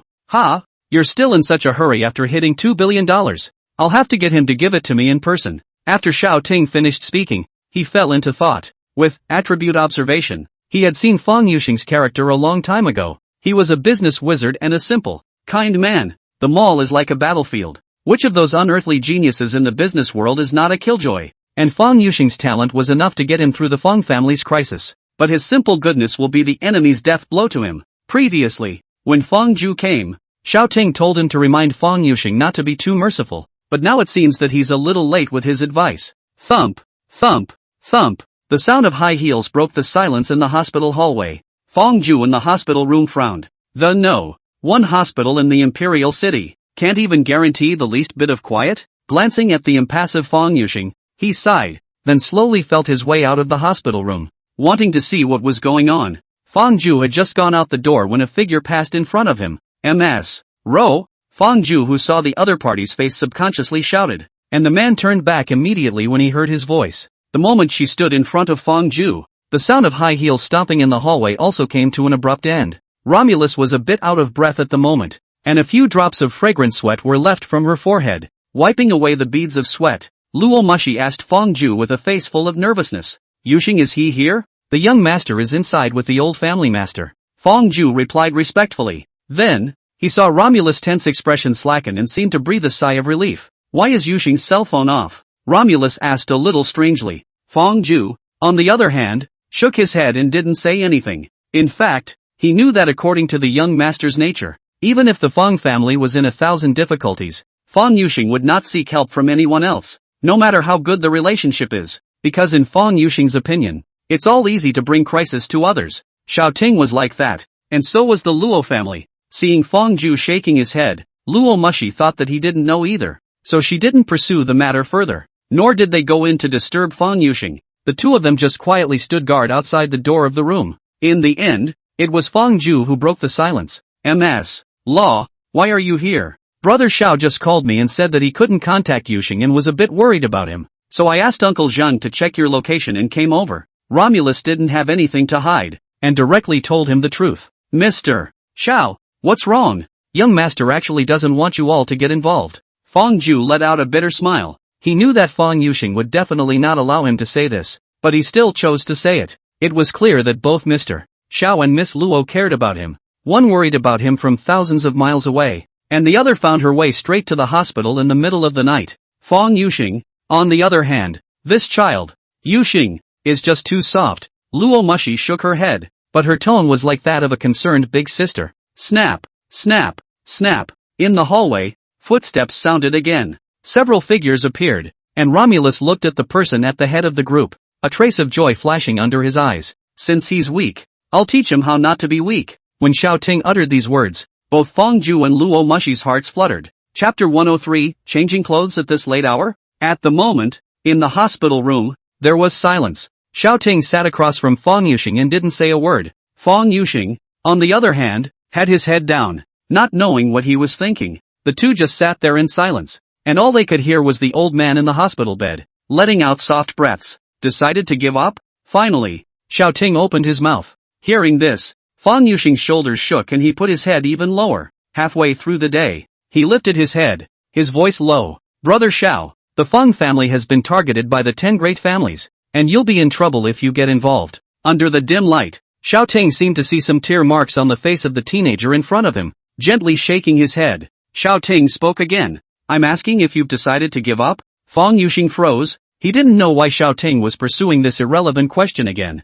Now, isn't the result the same whether he lets go or not? But Xiao Ting didn't say anything else after he finished that sentence, as if he was waiting for Fang Yuxing's reply. Brother Xiao, I don't want to give up. Fang Yuxing finally said it. There was a myriad of resentment within him. He is the young master of the 10 great families. His father has strangely disappeared. His grandfather has been in bed for a long time, and several other families are eyeing him. He'd done his best to do so, but why was it getting harder and harder? So he was going to tell Xiao Ting now. He doesn't want to give up. Then get your ass up and go do what you need to do. At this moment, Xiao Ting had already gotten up and walked to the entrance of the hospital room. The door was closed, and once again, only Fang Yuxing and his grandfather were left in the hospital room. How's it going, Brother Xiao? Seeing Xiao Ting come out, Luo Mushi outside the hospital room hurriedly opened her mouth, and Fang Ju also looked at Xiao Ting with some hope. A man who wants to get down on his knees can't be helped up by anyone. Romulus lowered his head as he listened. She also knew that Xiao Ting was willing to help Fang Yuxing, but if Fang Yuxing gave up, then Xiao Ting would definitely not make a move. The door to the hospital room was unscrewed, and Fang Yuxing walked out. With a clear goal in mind, he walked towards Xiao Ting. Brother Xiao, help me. The eyes were full of determination and the face was incredibly serious. Xiao Ting smiled. He hadn't made this trip in vain. He patted Fang Yuxing's shoulder. I was counting on Star International to give me more dividends. That $2 billion. But it's a little less. A powerful confidence that froze the three people present. Afterward, the four of them went downstairs, where Zhang De, Wang Jingyu and a group of bodyguards were standing downstairs waiting. Brother Xiao, who is this? As soon as Luo Mushi came downstairs, she saw the beautiful woman beside Zhang De, and since she didn't recognize her, she must have been brought by Xiao Ting. Xiao Ting then laughed. This is from our company. She was the only one around just now, so I asked her to come along. Fang Yuxing, who was on the side, was the one who had seen Wang Jingyu at the auction, so he spoke with curiosity. I thought this pretty sister was Brother Zhao's girlfriend. Come on, you little kid, don't talk nonsense. In an instant, Xiao Ting dispatched Fang Yuxing with a stiff smile. Under the irradiation of Luo Mushi's suspicious gaze, hurry back to bed and we'll discuss our plans in the morning. Then, the two of them, Fang Yuxing, left. Xiao Ting, on the other hand, spoke to Romulus with a serious face. The Empire came in a hurry and didn't know where to stay. Luo Mushi, on the other hand, glanced at Wang Jingyu, who had a very nice face and body, and then said coldly, Mr. Xiao is worth billions of dollars, so it's not a big deal to just pack a presidential suite, right? Hey, it's not comfortable with hotel stays, but a hotel stay, it should be convenient. Romulus, directly, eyed Zhang De and then left with a few people. Now only Xiao Ting and his group were left, standing at the hospital entrance door. Wang Jingyu gently walked up the steps and asked in Xiao Ting's ear, Mr. Xiao, do you want to book a hotel now? Booking chanting, I never thought that Xiao, would actually be turned away one day. The two had just missed a few words when they saw two cars drive back and pull up in front of them. Zhang De got out of the first car, then opened the door and made a gesture of invitation. Mr. Xiao, please also show your face and stay at the Luo family tonight. Xiao Ting was not polite and directly led Wang Jingyu to the first car. Then Xiao Ting's four bodyguards also got into another car. In the car, Zhang De said while driving, Mr. Xiao, Miss is just gambling with you. I hope you don't take offense. No, it's just that this Mushi changed her face a little too quickly. Xiao Ting didn't shy away from Zhang Da's identity in the slightest and directly started spitting on Romulus. Zhang De didn't care. Instead he even followed up on Xiao Ting's words. Miss can't keep her jealousy jar closed since she met Mr. Xiao. Xiao Ting was speechless, but Wang Jingyu covered her mouth and laughed lightly instead. However, Miss, in all these years, apart from the Fang family's young master, you're the one who has the best temper. It seems that Mr. Xiao has a lot of charisma. Alas, it is a sin to be charming. Xiao Ting replied back with such a sentence, instead leaving Zhang De speechless. This kid isn't modest at all. There wasn't much traffic at night, and the crowd had a smooth ride to the Luo family's villa. The villa is surrounded by a number of decorative buildings with steeple-shaped pitched roofs, plastered wooden frames and columns, which are contrasted with the vines that climb on them, giving it a classic and atmospheric look. The architecture has both the flavor of ancient Chinese architecture and the details of foreign architecture, and the two complement each other, which is not only aesthetically pleasing, but also makes living comfortable and close to nature. Getting out of the car, even Xiao Ting inwardly lamented the Luo family's heritage. Not only do the vines on this lot need to be designed and planted, but the ancient vines and trees all seem to be quite a few years old. Wang, the smell of vinegar may be a bit strong tonight, so please bear with me. Zhang De passed by Xiao Ting and Wang Jingyu and said this in an extremely low voice. Wang Jingyu froze, then glanced at Xiao Ting in a sly manner. The latter, however, did not blush and directly walked up the steps of the villa with a big grin. Where's the catechist? Xiao Ting went straight into the house, but found it empty. Zhang De then explained. Miss said to go change her clothes. She'll be right there. Xiao Ting frowned, then glanced at the time. 10:48 p.m. Changing clothes this late? Zhang De, on the other hand, shook his head and was not sure of Romulus' intentions. A few minutes later, Xiao Ting, who was sitting in the living room chatting with Wang Jingyu, suddenly felt footsteps coming from behind. The two looked back. Romulus had changed into a T-shaped pleated skirt was walking slowly over. The pure white pleated skirt seemed to be of velvet material, light and soft. Wearing it on the already extremely beautiful Romulus seemed to add to its noble aura. Although there was a stunning woman standing in front of him, Xiao Ting still couldn't figure it out somehow. Why are you changing your clothes so late? But when Luo Mushi's eyes were looking at Wang Jingyu if anything, Xiao Ting suddenly understood. It turned out that it was competing with Wang Jingyu. Chapter 104, Are you going to worship the master or not? I was in a hurry to leave just now. I still don't know what this sister's name is. Romulus lifted the hem of her skirt on one side, her noble temperament showing. Wang Jingyu wasn't some little girl who had just entered society. She was very smart and understood what Luo Mushi meant right away. She gently glanced at Xiao Ting, then sure got up and said, "I'm Mr. Zhao's employee. My name is Wang Jingyu." The three words Mr. Zhao's. She deliberately increased the pitch. Xiao Ting, who was on the side, seemed to smell the smell of gunpowder, so he silently moved a little bit towards the back, then asked Zhang De, who was beside him, in a low voice, "Where am I staying tonight?" "Second floor up to the innermost one on the left corner." Zhang De was also a man of 8 faces and quickly replied in a low voice, with a hint of sympathy for Xiao Ting in his eyes. However, after thinking about Xiao Ting's earlier comment that being charismatic is also a sin, Zhang De's trace of sympathy quickly disappeared. Shift to gloating. Just as Zhang De was shaking his head, Xiao Ting had already gone up to the second floor. "Good night everyone ha." Xiao Ting stood on the second floor and spoke to the few people in the hall before going straight to his room. Even Zhang De froze. This Mr. Xiao is so fast. He then hurriedly withdrew from the women's battlefield as well, finding a reason to go and rest. At this point, only Wang Jingyu and Luo Mushi were left in the hall. The two women's gazes met, undisguised, as if the temperature in the hall had suddenly dropped. "Sister Jingyu, you and big brother Xiao, what exactly is your relationship?" Luo Mushi suddenly said this with a smile, then greeted Wang Jingyu and sat down. However, Wang Jingyu still detected a hint of worry flashing under the other party's eyes. "I'm just an employee of Mr. Xiao, barely a friend of Mr. Xiao." "Ha? Really? Ms. Luo might have misunderstood before."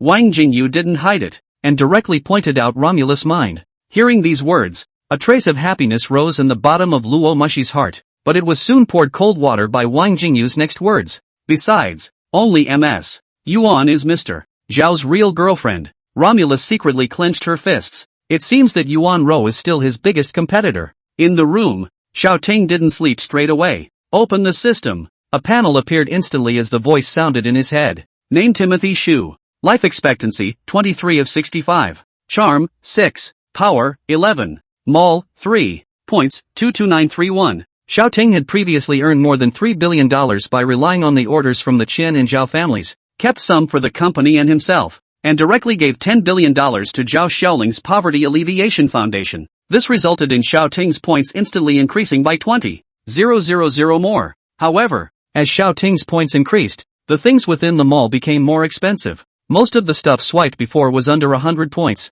and now, a couple thousand points for something is completely out of the ordinary. Open the mall. 3 items appeared in front of Xiao Ting. After a quick glance, only one item caught Xiao Ting's interest. Column 3, Sealing Technique. Effect, when used, it can make a person become unable to speak for 1 day. Price, 2,000 points. Number of times available, 2. Again, it's a commodity for this particular function. Xiao Ting was now rich and powerful. 2,000 points was not a thing to him at all. Buy. Purchase, Sealing Technique. Ding. Sealing Technique, purchased successfully. Remaining number of uses, 2. A stream of light flew into Xiao Ting's body, and the method of using the sealing technique appeared in his memory. Twice, pretty much. Then after glancing at the time, it was already 11:30. Xiao Ting went to bed. There was no talk all night. The next day, Xiao Ting woke up at only 6 o'clock. He got up and looked out the window. The greenery and flowers outside were vibrant and obviously the result of someone's careful attention.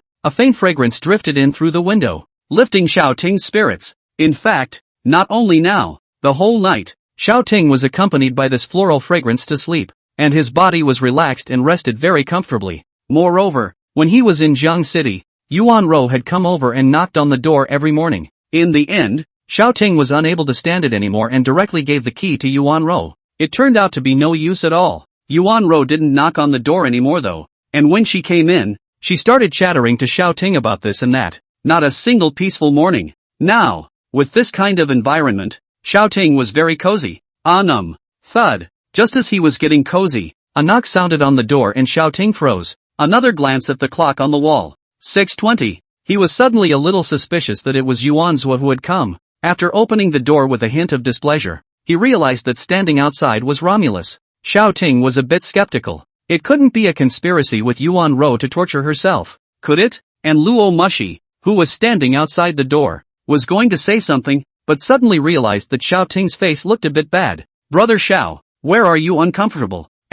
It's fine. Xiao Ting was not in a good position to say something directly, What are you looking for me for? Only at this time did Xiao Ting have the heart to appreciate the beauty in front of him. Luo Mushi was wearing a halter nightgown and her excellent figure made Xiao Ting's eyes couldn't help but look at her a few more times. So white. Ahem. Luo Mushi also instantly felt Xiao Ting's gaze and her face instantly turned red. That. Brother Xiao. Your cooking is not good. Can you? Though slightly embarrassed, she stammered it out. Xiao Ting, on the other hand, looked at her with a teasing expression. Gluttony. Ha! But he had already captured Romulus' heart. So what was the point of minding her stomach? Can't. Xiao Ting said with a serious expression. Luo Mushi's expression clearly collapsed, and water vapor seemed to rise in her beautiful eyes. Take you as an apprentice. Xiao Ting's sentence was followed by the previous one, while Romulus first froze, then waved her hand back and forth. Ah, no. Brother Xiao, I'm not trying to be your disciple. Is my cooking not worthy of your worship?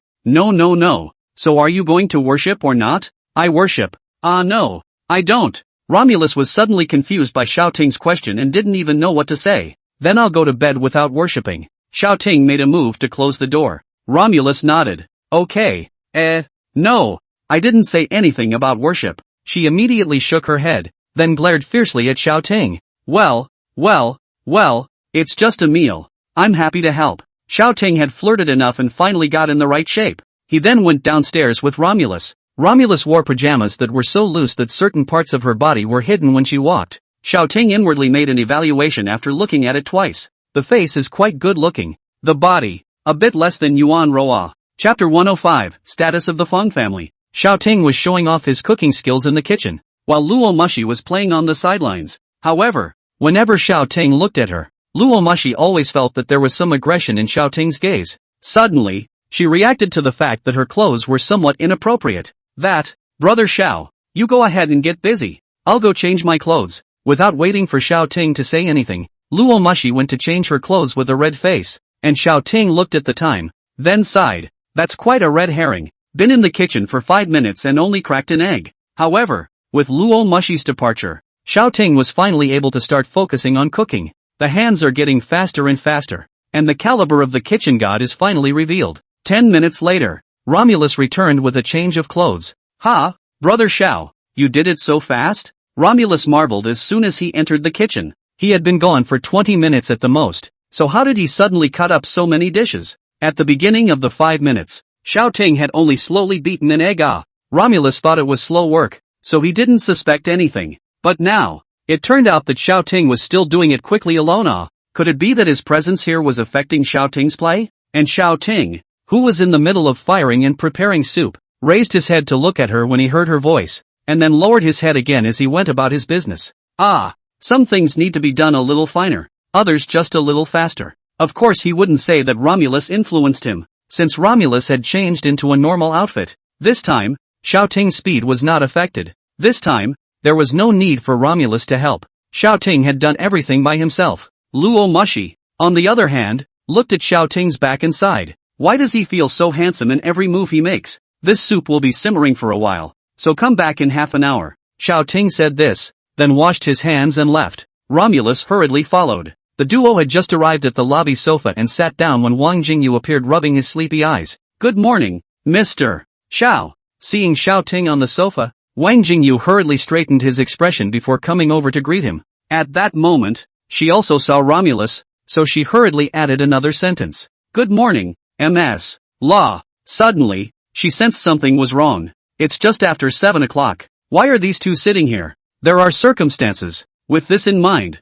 Wang Jingyu walked over, then sat down next to Romulus. Good morning, Sister Jingyu. Did you sleep well last night? Seeing that Wang Jingyu had sat down, Luo Mushi immediately took her hand, then smiled and opened her mouth to ask. Wang Jingyu also responded with a smile. Well, it's a really nice setting. Then Sister Jingyu can stay for a few more days. If Mr. Xiao stays, I would naturally want to stay for 2 more days. The two chatted enthusiastically, but Xiao Ting was left out to the side. Xiao Ting didn't have any grievances, just some curiosity. The two who were at loggerheads last night, how did they become good sisters today? Women are weird. However, since Luo Mushi and Wang Jingyu didn't fight, he was satisfied. After all, family harmony is the key to prosperity. Time flew by as the two conversed, and half an hour passed in a flash. Well, why don't you two go to the dining room? That soup should be about ready. Xiao Ting glanced at Time Man, then instructed the duo. Still, when he walked into the kitchen, Luo Mushi and Wang Jingyu followed him. Brother Xiao, do you need me to do something? And me, Mr. Xiao, I can help too. Seeing this, Xiao Ting was not polite and directly pointed at the warming box. There's a couple dishes in there that were made a long time ago, so you two serve them out. Then he himself turned off the fire and served the soup. After coming back and getting 3 more pairs of dishes, Xiao Ting sat down at the dining table. Wang Jingyu and Luo Mushi, on the other hand, didn't cook often at first glance, and were careful and very slow when serving the food. By the time they both sat down, Xiao Ting had drunk half a bowl of soup. I say, are you two serving or cooking? Xiao Ting scooped a spoonful of soup and drank it into his mouth. When Luo Mushi heard Xiao Ting's teasing, she then smiled sardonically and served herself a bowl of soup. Wang Jingyu didn't have any reaction, as if Xiao Ting wasn't talking about himself. The three of them then ended their breakfast amidst Wang Jingyu and Luo Mushi's intoxication and praise. Miss, young Master Fong is here. While the three were in the living room, Zhang Di came in and said to Romulus. Romulus nodded, then asked Zhang Di to bring someone in. Not long after, Fong Yuxing and Fong Ju entered inside the hall together. Big brother Xiao, sister Mushi. Fong Yuxing greeted the duo very politely before smiling at Wang Jingyu. Wang Jingyu nodded and also responded to Fong Yuxing with a sweet smile. Sit down. After Xiao Ting finished speaking to Fong Yuxing, the latter sat down opposite Xiao Ting while Fong Ju stood aside. How are things going at Star International? Xiao Ting had some understanding before, but for the specifics, he still needed to hear what Fong Yuxing had to say. When Fong Yuxing heard Xiao Ting ask this, then his face turned a little ugly before he slowly opened his mouth. Before, I tried my best to retain Star International's old clients and then attracted some new ones with some favorable conditions before I barely managed to secure my seat as chairman. Xiao Ting nodded. He knew about all of these, and with Fong Yuxing's ability, it wasn't difficult to do these things well. But since last month, some of our regular customers have started to ask Star International to make concessions on their contracts. Why?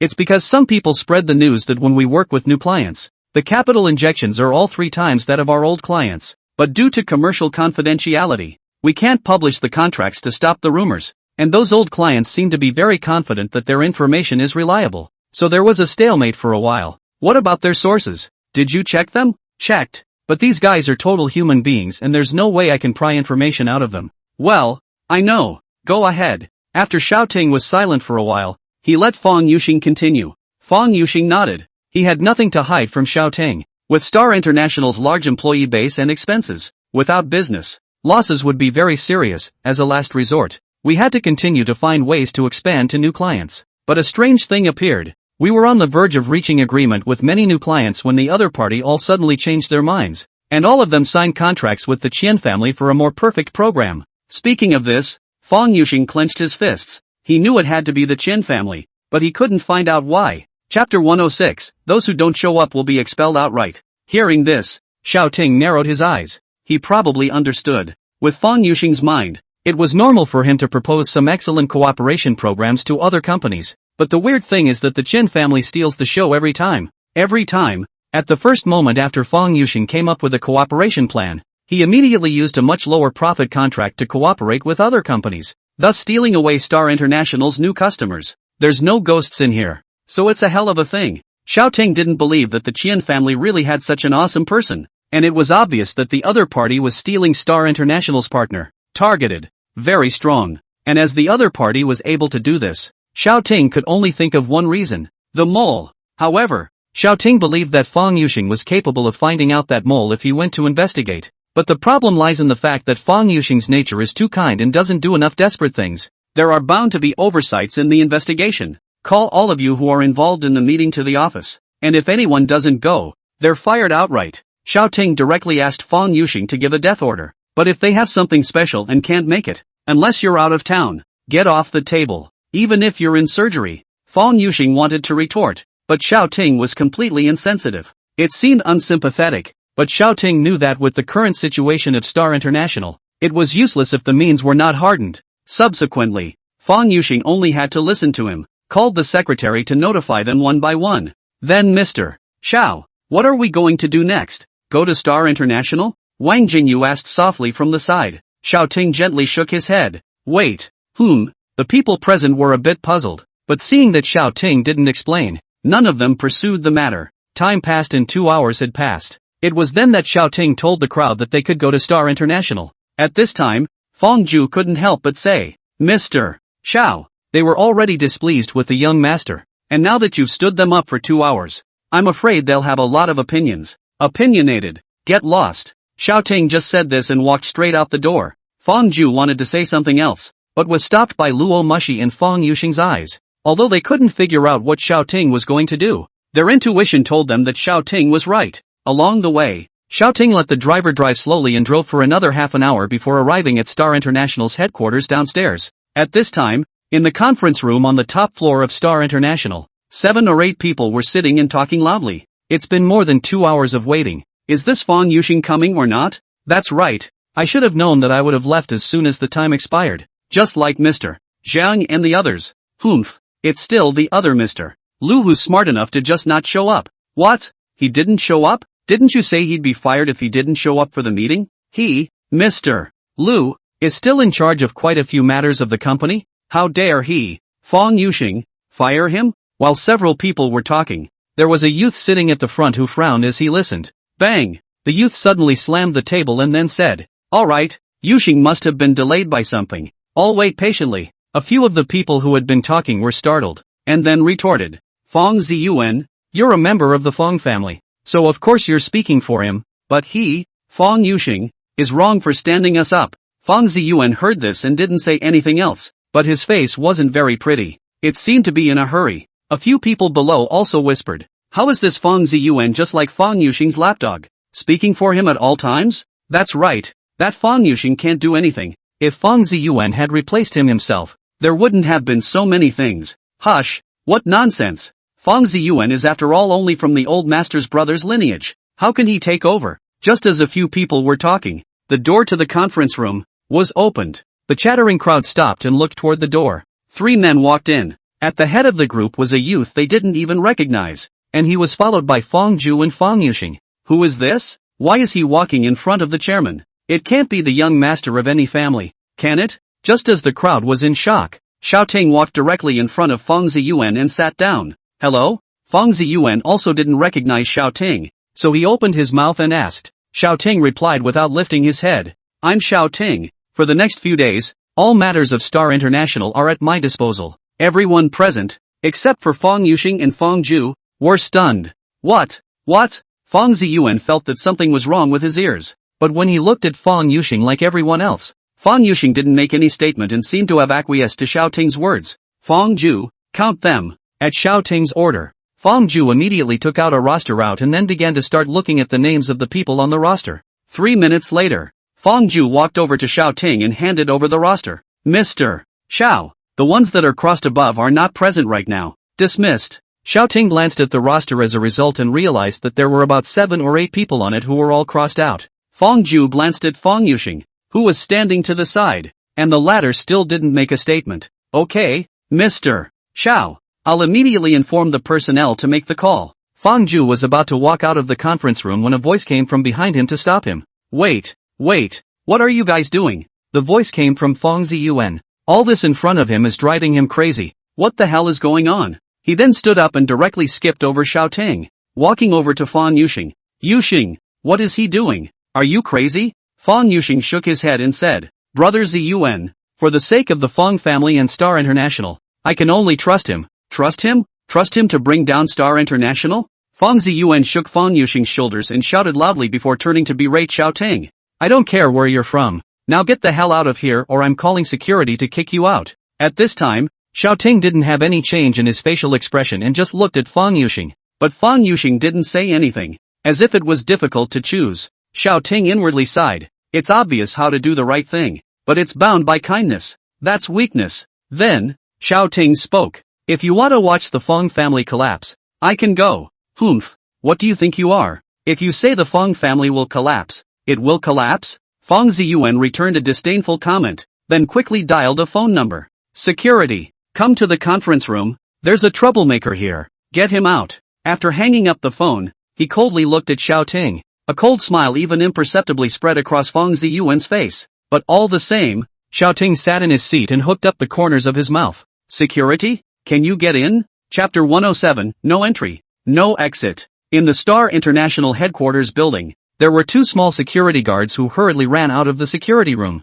The two junior security guards then found the head of security at a chaise longue outside the building. Captain, we just received a call from Manager Fong saying that we should go up and evict them. Then what are you waiting for? Go! As soon as Security Chief Lu Wu heard this, his lazy expression suddenly became excited. With a big company like Star International, no ungrateful person would dare to make trouble. They, the security guards, are often a front. Today, someone actually crashed into it without opening their eyes, so wouldn't it be a good idea to move their hands? Anyway, they have Star International behind them. Afterwards, Lu Wu popped up from his recliner and with a smile, he led the way towards the building. When he was almost at the conference room, Lu Wu said to the two security guards as he walked, I'm telling you, if he resists, hold him down and I'll teach him a lesson. Ah, yes. The two small security guards nodded their heads in unison. Just as the three of them were rubbing their fists and preparing to go in, they saw two women and a man standing outside the door of the conference room. Lu Wu had at least been a security chief at Star International for 7 or 8 years,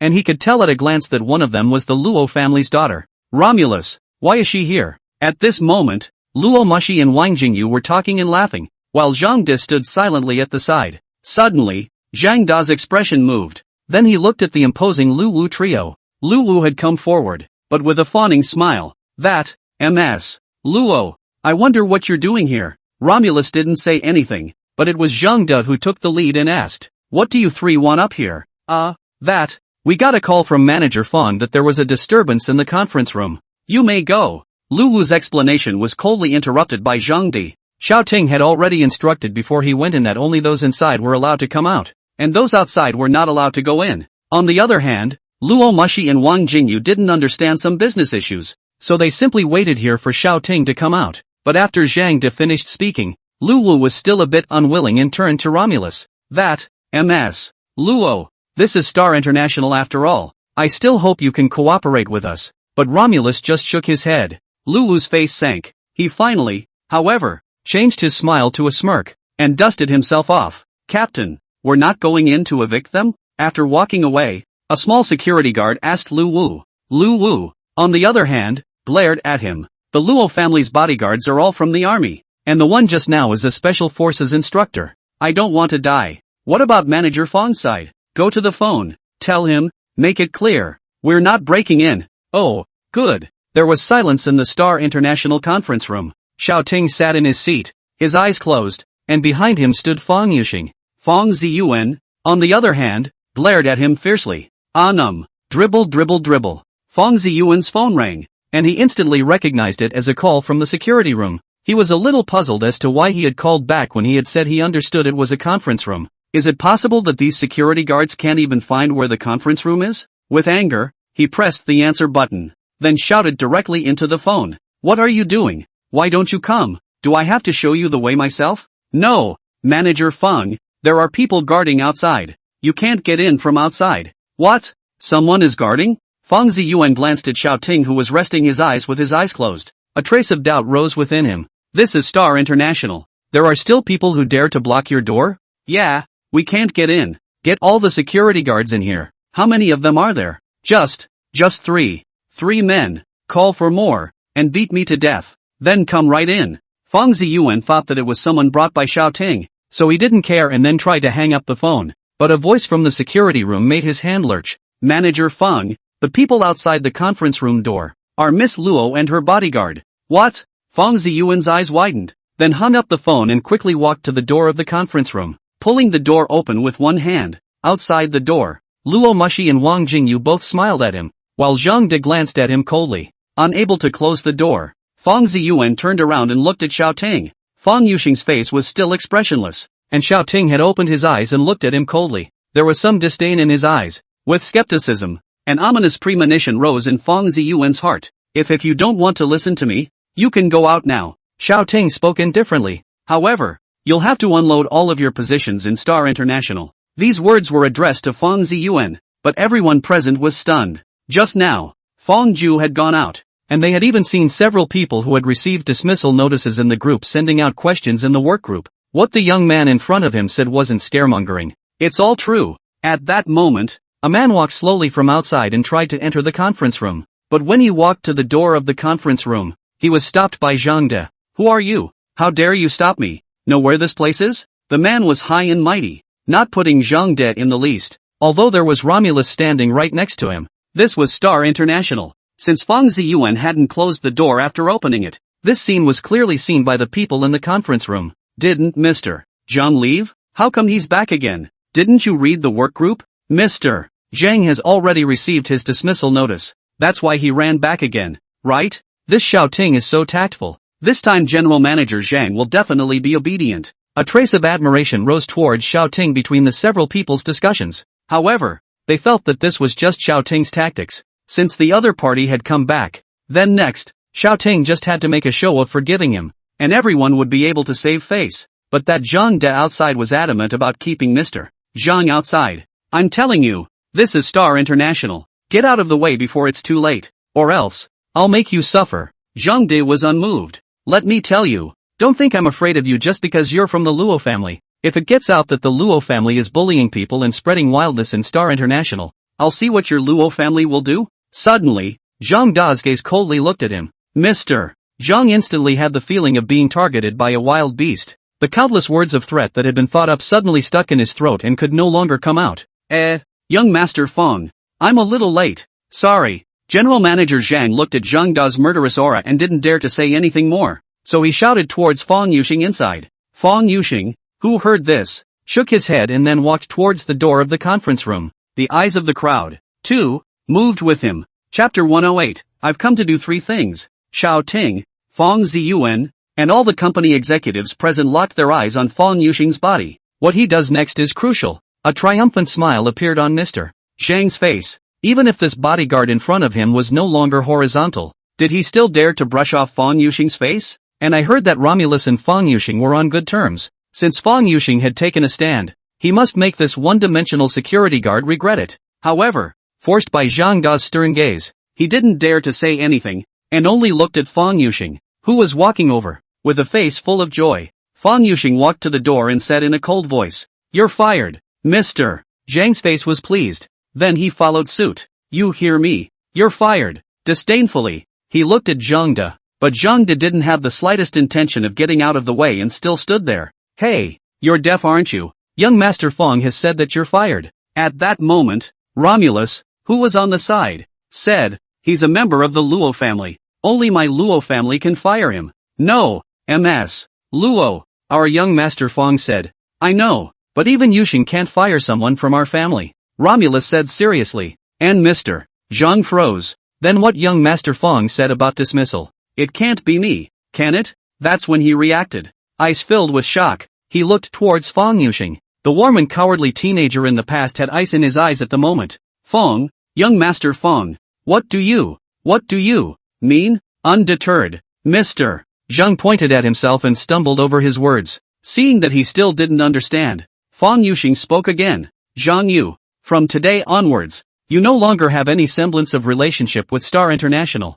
Zhang Yu, that's Mr. Zhang's name. At this moment, his heart was filled with doubt. Is this still the indecisive Fang Yuxing? It was because he had eaten that Fang Yuxing wouldn't be so heartless that he dared to leave before Fang Yuxing even arrived. But after unwillingly looking at it many times, there was not the slightest change in Fang Yuxing's eyes. There was only a determination he had never seen before. "Okay, count your ruthlessness. I go to another company. The same this treatment. You just wait for the Fang family and Star International to collect the corpse." After letting out his harsh words, Zhang Yu turned around and left. Not to mention that at the moment he could not break through Zhang Da's block in any case. Even if he could go into the conference room is not helpful, so completely tore the face. And at this moment, inside the conference room, Xiaoting inwardly breathed a sigh of relief. He was actually a little nervous, but there was no way around it. He could help Fang Yuxing for a moment, but he couldn't help him for a lifetime. If Fang Yuxing didn't manage to overcome his weakness, sooner or later he would fall into this situation again. At this moment, Xiaoting stood up and looked at the people present with a cold expression. "Today, I am here to do three things." Knocking on the table, everyone looked at Xiaoting with bated breath. "First, clean up the company. If you don't obey the company and don't listen, just get out. Second, find the mole." When he said this, Xiaoting felt very keenly that the expression on Fang Ziyuan's face stiffened. There's definitely something wrong with this guy. Xiaoting didn't say the third point. The third thing he wanted to do was to allow Fang Yuxing to thoroughly establish himself in Star International. but there's no need to tell these people. If someone is not open-minded enough to turn their attention to Xiao Ting, then Xiao Ting didn't mind playing with them. Those who have disobeyed management, whether senior or not, have been given notice of dismissal. Now, that's all there is in the field. And the mole, it's among these people. Xiao Ting narrowed his eyes and scanned over everyone present. Perhaps it was because Zhang Yu's dismissal just now had dealt them some blows, and the rest of the people's faces were more or less unsightly. However, there are some who are curious. After all, Xiao Ting didn't say the third thing he was going to do, but after seeing Xiao Ting's means, no one dared to ask more without opening their eyes. Yuxing, tell us about the next phase of planning. Xiao Ting signaled for the crowd to sit down, then had Fang Yuxing sit beside him to start the meeting. The crowd that heard this breathed a sigh of relief. The sense of oppression brought about by Xiao Ting was finally a little smaller. After Fang Yuxing sat down, the teenager's clear voice rang out. In the next phase, we'll be working with some new clients, and this new batch is the best quality partner we've found yet. Fang Yuxing's expression was very grave. He then took out his cell phone and connected it to the conference room's projector. A business plan appeared in front of the crowd. I've asked Fang Ju to send these to everyone, and in them are some analyses of those businesses for you to look at. Fang Yuxing explained from above while Xiao Ting nodded. When Fang Yuxing was speaking about these things, it was as if he had changed into a different person, and the word confidence had been written on his face. It was his confidence in his abilities. That, Yuxing, since we've already analyzed these businesses, what about the final plan for the cooperation? I don't seem to see it in here. At this time, Fang Ziyuan, who was checking the planning program, suddenly said with a question. Many of them nodded as well, and should have noticed this as well. I haven't had time to plan the specific programs, but I have a basic estimate of how these collaborations will work. Fang Yuxing clicked his cell phone and several tables appeared on the projection. All of them have been written about how these few corporate clients work together, especially some of the ones that involve handing over money. It's just a few minor details that are missing, and when I've finalized them, I'll draw up a contract for the collaborative program. So for now, everyone can go ahead and shoot it. After Fang Yuxing finished, a few people took out their cell phones and took pictures, while others were indifferent. What's the point of filming this now when there will be a full program for them in time anyway? Xiao Ting, on the other hand, remembered the few people who took pictures. With attribute observation, it wasn't difficult for him to know the names of these people. Still, there was information about one individual that made him pay a little more attention. Name, Fang Ziyuan.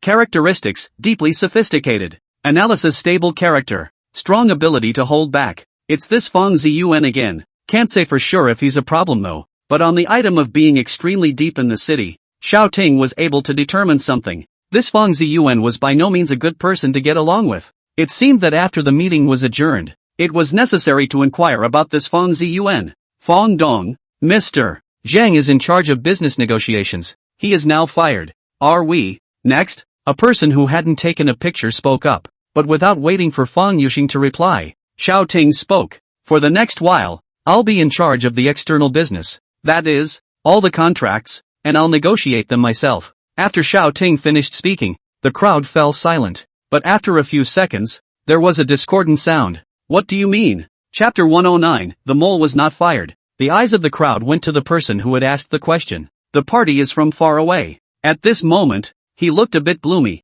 As soon as Xiao Ting arrived, first he casually fired a lot of the top brass, and now he's actually going to meddle in the company's business? What made him feel even more unbelievable was that Fang Yuxing actually allowed Xiao Ting to misbehave here. In the past, Fang Yuxing used to listen to himself. Why are you listening to this Xiao Ting now? Manager Fang, is there something against me? Xiao Ting was not annoyed. Instead, he looked at Fang Ziyuan with a smile. But Fang Ziyuan and the others, all clearly felt that there was a hint of killing intent in this smile. Fang Ziyuan shivered. This Xiao Ting in front of him, what kind of backbone did he have? But even though he was afraid, Fang Ziyuan still opened his mouth. Star International. It's what the Fang family has fought so hard for generations. You're just an outsider. What gives you the right to dictate here? Oh, then what does Manager Fang mean?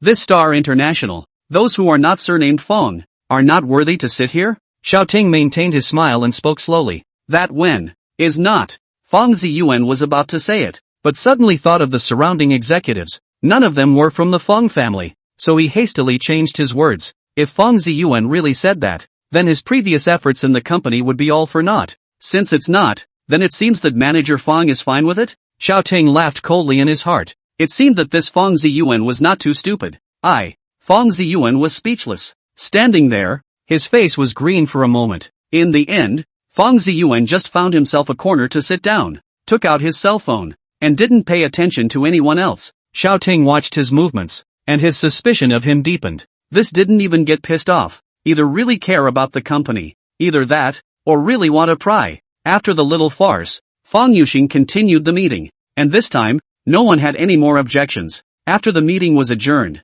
Fang Ziyuan went to Fang Yuxing's side. Yuxing, I know you want the company to get better, but if you're in a hurry and end up wasting your time, it's okay if you end up wasting your time. If you break things, it's really too late to regret it. Fang Ziyuan's face was earnest and his concern was undisguised, but Xiao Ting just watched the guy perform. Although he couldn't be sure that he was the mole, this Fang Ziyuan was definitely not as simple as he appeared. But Fang Yuxing obviously had no wariness of this Fang Ziyuan. Instead he said with a comforting tone, Brother Ziyuan, I know you care about the company, but Brother Xiao is here to help us. We should trust him. But that's how he came to help you by firing a bunch of company executives when he arrived? Fang Ziyuan said excitedly and did not forget to glare at Xiao Ting. Alright, Brother Ziyuan, stop talking. I hope you can let go of your preconceived notions about Brother Xiao in the future. Fang Yuxing didn't want to argue with Fang Ziyuan anymore. Afterward, Xiao Ting left with Fang Yuxing, leaving Fang Ziyuan alone in the conference room. His face was gloomy and uncertain. When Xiao Ting and Fang Yuxing walked out,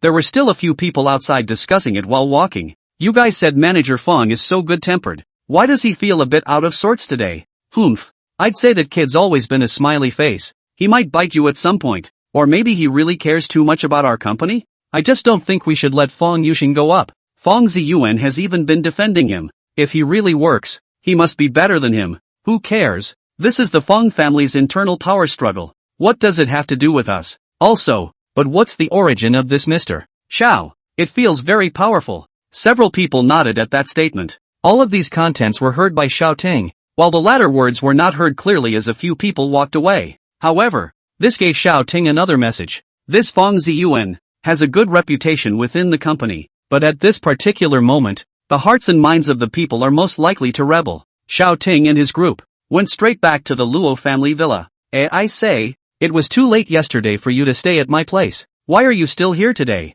As soon as they got out of the car, Romulus muttered and complained. Fang Yuxing, who was on the side, heard this and hurriedly opened his mouth. Brother Xiao, why don't you guys go and stay at my house? Xiao Ting, however, glanced at Romulus. No, I'm too tired to ride in the car all the time, until we get kicked out. Romulus didn't have the good sense to look at Xiao Ting. Can't this man put in a good word for himself? It's too straight. But she couldn't afford to snap, so she glared at Fang Yuxing and said, Yuxing Sister Mushy was just joking with Brother Xiao. Why did you take it seriously? But Sister Mushy, you didn't sound like you were faking just now? Fang Yuxing replied seriously. Romulus didn't say anything else and entered the villa somewhat depressed. This one big straight man, one little straight man, doesn't know how to give a girl a leg up at all, and frozen in place. Yuxing wonders why Romulus is angry. Just as he was thinking, he saw Xiao Ting give him a thumbs up. What's wrong, Brother Xiao? Nothing, just wanted to compliment you. Xiao Ting was the one who understood why,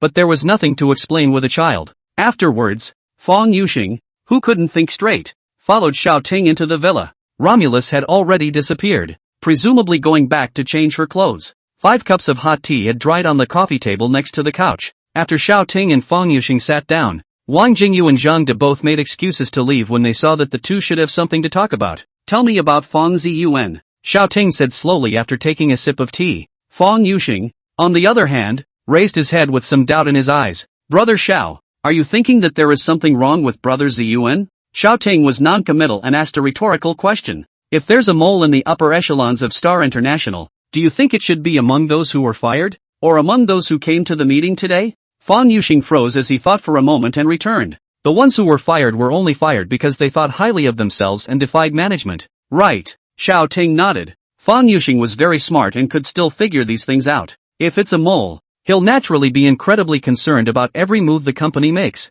So he'll be more active than others when he meets these things he can get information on. So, of all these people today, I think Fang Ziyuan has a problem. Fang Yuxing was shaken inwardly when Xiao Ting uttered these words. It won't be. Brother Ziyuan is also a member of the Fang family. What good would it do to him to mess up Star International? Fang Yuxing was completely unable to believe it. I'm also just skeptical, so I need you to tell me about this guy. Xiao Ting could only tell the person's character. But people needed motives to do things. Therefore, one can only let Fong Yuxing speak about this Fong Ziyuan and see if he can judge anything. Chapter 110, Can't Let Romulus Cook. Of the 10 major families, except for the Luo family, all of them had made their fortune in ancient times and had been passed down for many generations. And the Fong family, too. But when it came to Fong Yuxing's grandfather's generation, the Fong family split up. Fong Yuxing's grandfather, Fong Han, and his younger brother, Fong Chuan, are both outstanding. According to the rules of the order of seniority, it should be Fong Han who takes over the Fong family.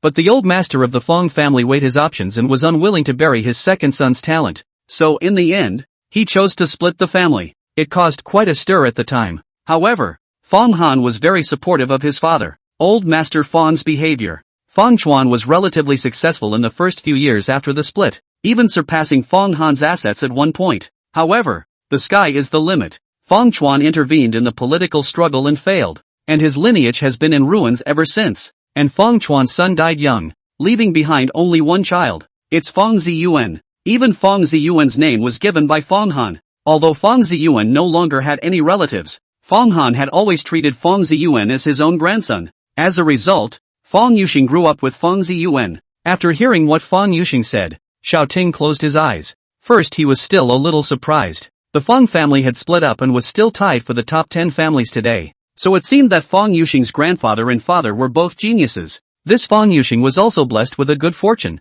inheriting the talent of his fathers. However, Xiao Ting did not get any useful information. If Fong Ziyuan had been normal, it could only mean that he had also disguised himself too well. Just what Fong Yuxing didn't know was, in private, people still called Fong Yuxing young master Fong. Fong Ziyuan, on the other hand, was not in their eyes at all. They didn't think that Fong Han would not leave the kingdom he had built to Fong Yuxing. Fong Yuxing didn't know this and naturally had no way to tell Xiao Ting. It seems that it's not a simple matter to uncover the mole. Xiao Ting stroked his brow. Seeing Xiao Ting like this, Fong Yuxing was also a little unsure of what to do, so he opened his mouth to ask him, Brother Xiao, then what are we going to do next? Wait for what? Fong Yuxing was a bit puzzled. Waiting for the mole to completely leak our program. Xiao Ting smiled faintly and glanced at a cooperation proposal brought back from Star International. Fong Yuxing, on the other hand, understood. He had already thought of this scenario long ago, but Xiao Ting had asked him to make changes, raise the offer by 30%.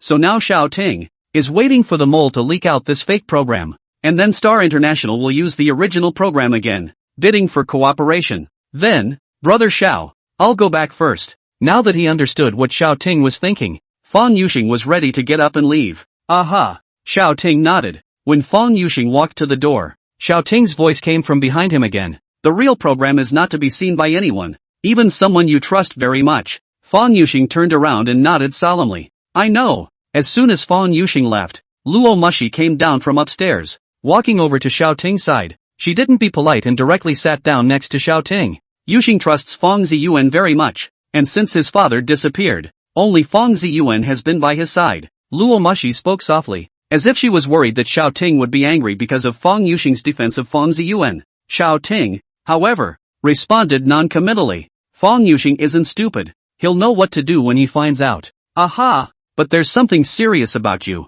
Xiao Ting turned his words around while looking at Romulus with a hint of flirtation in his eyes. Me? What's wrong with me? Romulus didn't understand what Xiao Ting meant. Just now, Fong Yuxing thought you were angry, and were almost crying, Xiao Ting said quietly, while secretly observing Romulus' reaction. Sure enough, Romulus' face turned a little red as she stammered out her words.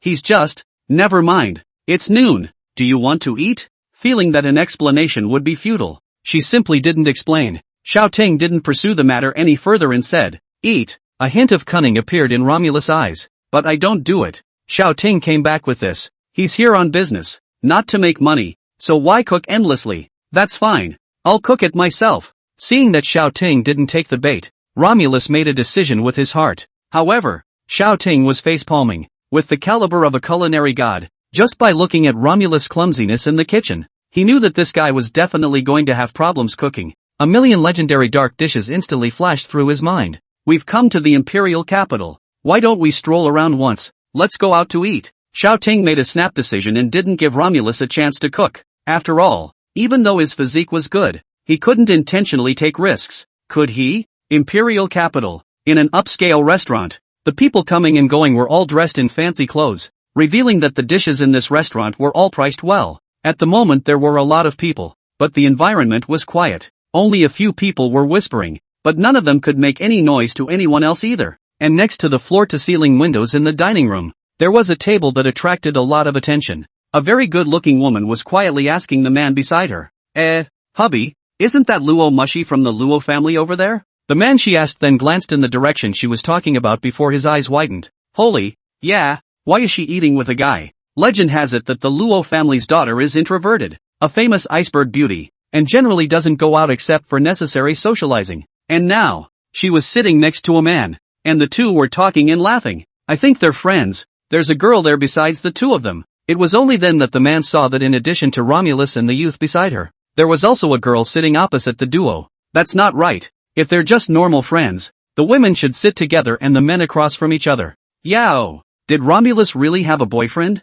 Then wouldn't the entire imperial capital be shaken? Such exchanges took place at a number of tabletops in the restaurant. Xiaoting and Luo Mushi, who were the parties involved, were completely unaware. Jingyu, why don't you sit with Mushi instead of sitting across from us? Xiaoting asked with some curiosity, and Wang Jingyu replied with a sweet smile. You and MS. Luo are friends and I'm your employee. It's inappropriate for me to sit with anyone, so it's better for me to sit alone. There are so many rules. Xiaoting spat helplessly. On the other hand, Luo Mushi and Wang Jingyu exchanged glances, their eyes filled with laughter. This is of course at the behest of Romulus. Since Wang Jingyu wasn't his competitor, he could help himself to approach Xiaoting. It makes sense, right? While the three were talking, a man walked over to the side with a drink in his hand, then stood in front of the three. Mushi? The man snapped softly, very politely. Xiaoting's trio looked up and realized that a handsome-looking youth was in front of them, smilingly looking at Romulus. Brother Tenru? Only then did Luo Mushi recognize that the other party was none other than the young master of the Li family, which was also a top 10 family. Li Tianlu. Chapter 111, Receiving a Mission to Come to the Imperial Capital? Xiaoting instantly activated a tribute observation. Name Li Tianlu. Characteristics, gentle and courteous. Analysis, sunny and cheerful at heart. Can make friends. Xiaoting had thought that it was another one who was interested in Romulus to find trouble, and it turns out the system rates him so highly? But the system can't be wrong. And since it's possible to befriend, there shouldn't be anything wrong with this person. Mushi, who are these two? Li Tianlu asked Romulus, wanting her to introduce him, and Romulus responded, then smiled. This is Sister Wang Jingyu, and this is Xiaoting. Oh, hello both of you. Li Tianlu. Li Tianlu extended his hand towards the duo in turn, and Wang Jingyu and Xiaoting responded politely. Mr. Xiao, is it from Jiang City? After shaking hands with Xiaoting, Li Tianlu smiled and opened his mouth without a trace of the young master of a big family stance. Xiaoting, on the other hand, nodded his head. Mr. Li has heard of Mr. Xiao. There was a Mr. Xiaoting in Jiang City some time ago, who made $3 billion in 3 months by investing in esports. So I guess that's you. It's all just a matter of peers lining up. Mr. Li, please have a seat. In the face of Li Tianlu's praise, Xiaoting naturally would not be arrogant enough to accept it completely. How about a little humility? Li Tianlu, however, didn't sit down. Instead, he shook his head. I still have friends over there. I just saw Mushi here and came over to say hello. Mushi, Mr. Zhao's contact information. You turn around and give me a copy. Romulus nodded. Afterward, he said to Xiaoting, since you are Mushi's friends, you are also my friends. If you two encounter any difficulties in the imperial capital, just let Mushi contact me. With that, he finished his glass and turned to leave. Xiaoting, on the other hand, smiled faintly. If the other men saw Romulus here, how could they not find a chance to chat for a while longer? This Li Tianlu was quite dry, leaving after finishing the matter, not dragging his feet at all. This man, as the system says, can be befriended. MS. Luo, what is this Li Tianlu's origin? After Li Tianlu walked away, Wang Jingyu asked Luo Mushi in a low voice.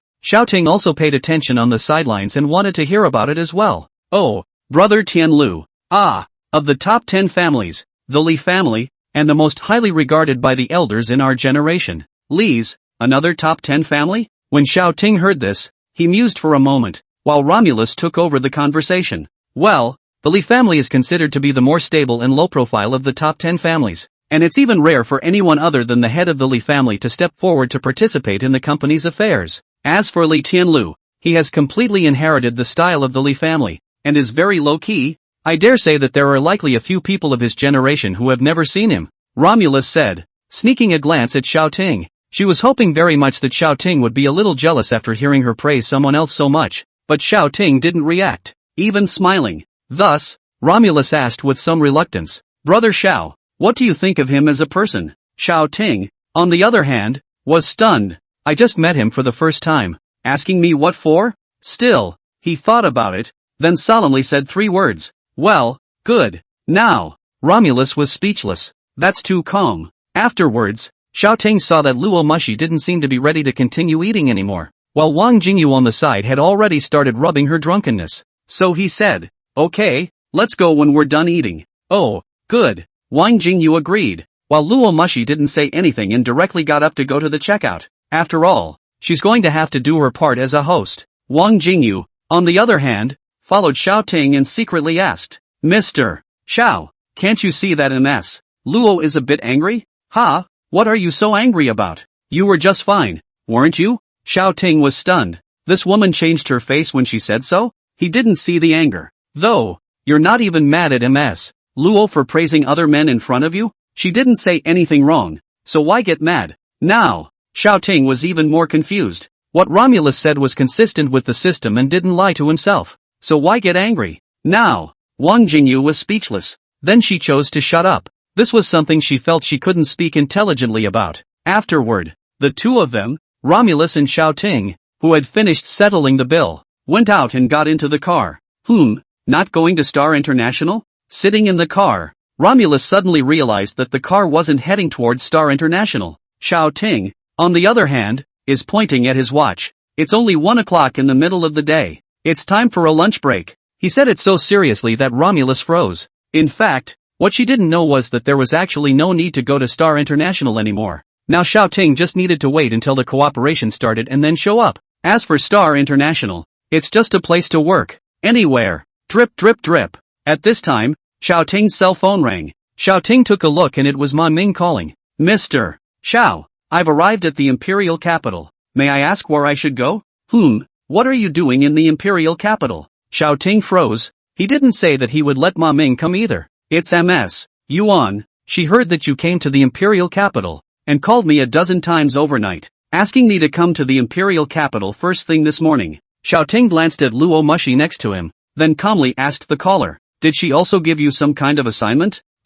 Yes. She said that the Luo family's young lady will plot against you and asked me to protect you." Even if Maman was on the other end, he could feel his embarrassment. And Xiao Ting was also speechless. But since Ma Ming had come, there was no reason to send him back directly. So he said directly, "Take a taxi to the entrance of Luo's villa. Zhang De will be waiting for you." "Yes." After hearing the dry reply from there, Xiao Ting hung up the phone. "Brother Xiao, who is it? How come there's still a mission?" Romulus asked curiously. After all, when Xiao Ting called just now, he asked the other party what he was doing and explained the task, so it was hard not to be curious. "It's fine. My bodyguard is here. I've asked him to wait at your house. Remember to give Zhang De a call and ask him to pick up Maman." "Oh, so, what was that mission?" "Nothing, it's his job to protect me." Xiao Ting looked out of the car window without slanting his eyes and replied indifferently. "Oh." Falling Curtain pulled out his cell phone and called Zhang De. Then, in a quiet atmosphere, the car stopped in front of the Luo family villa.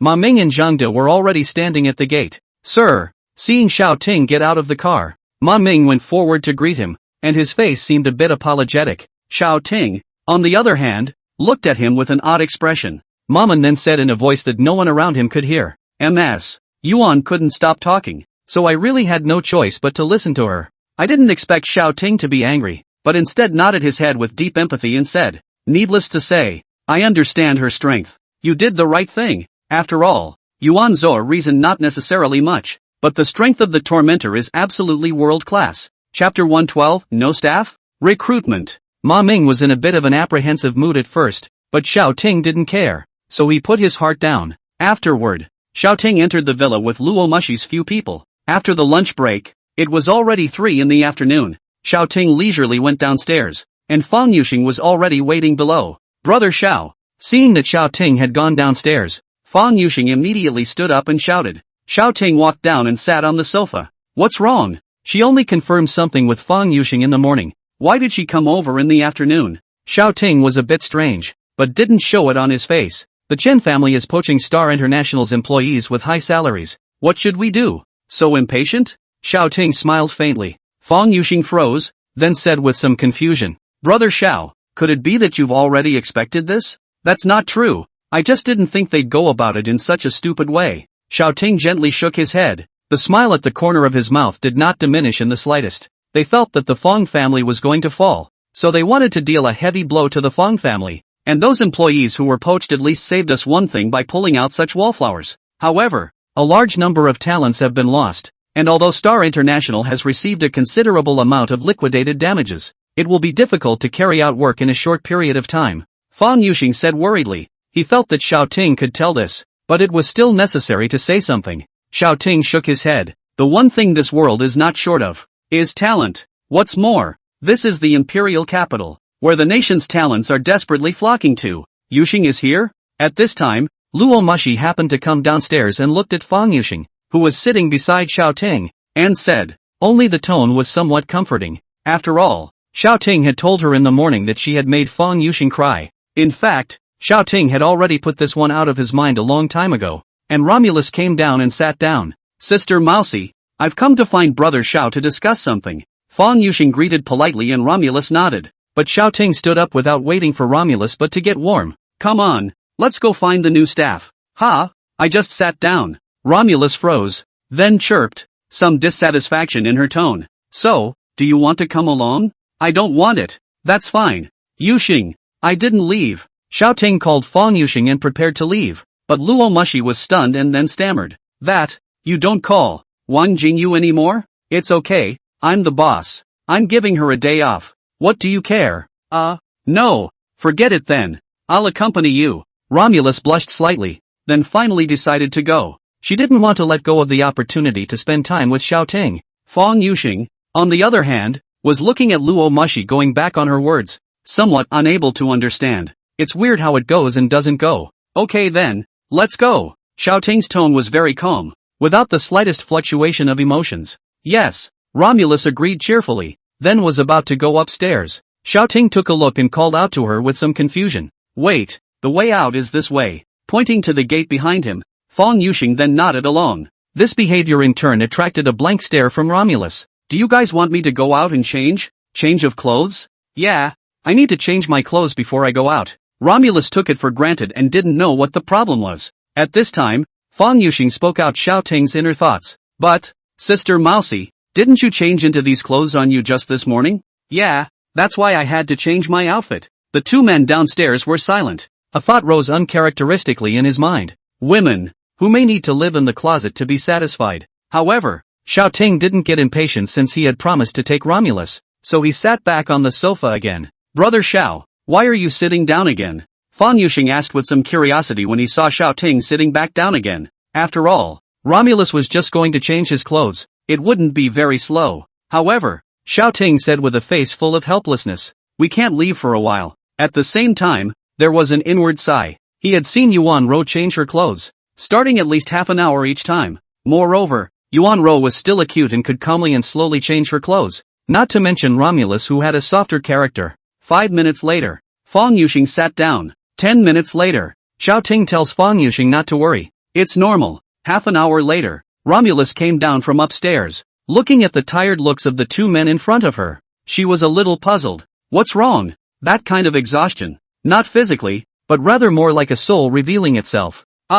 It's okay, let's go. Seeing that Luo Mushi finally came down, Xiao Ting pulled up the drowsy Fang Yuxing next to him before heading out. Yuxing in the future, look for a girlfriend to find a stingy one. The kind who can't afford to buy clothes for herself. Okay? Aha! Fang Yuxing nodded his head like a chicken pecking at rice. This time, he was deeply shocked after seeing Romulus' fighting strength. What are you two talking about? Romulus' voice sounded quietly from behind. The two looked at each other, said nothing, and got into the car. Where to? Sir? Zhang De sat in the co-pilot's seat, while Ma Ming sat in the driver's seat. Go to the nearest job market. Xiao Ting said calmly. Ma Ming then started the car and drove smoothly down the road. 20 minutes later, the car pulled up in front of a job market. Sir, I'm going to park the car and meet you inside later. Ma Ming's voice came from the front and Xiao Ting nodded. Zhang De then followed the three out of the car while Ma Ming went to park the car. Brother Xiao, isn't it a bit too late for us to come here and recruit? Fang Yuxing was still a bit confused.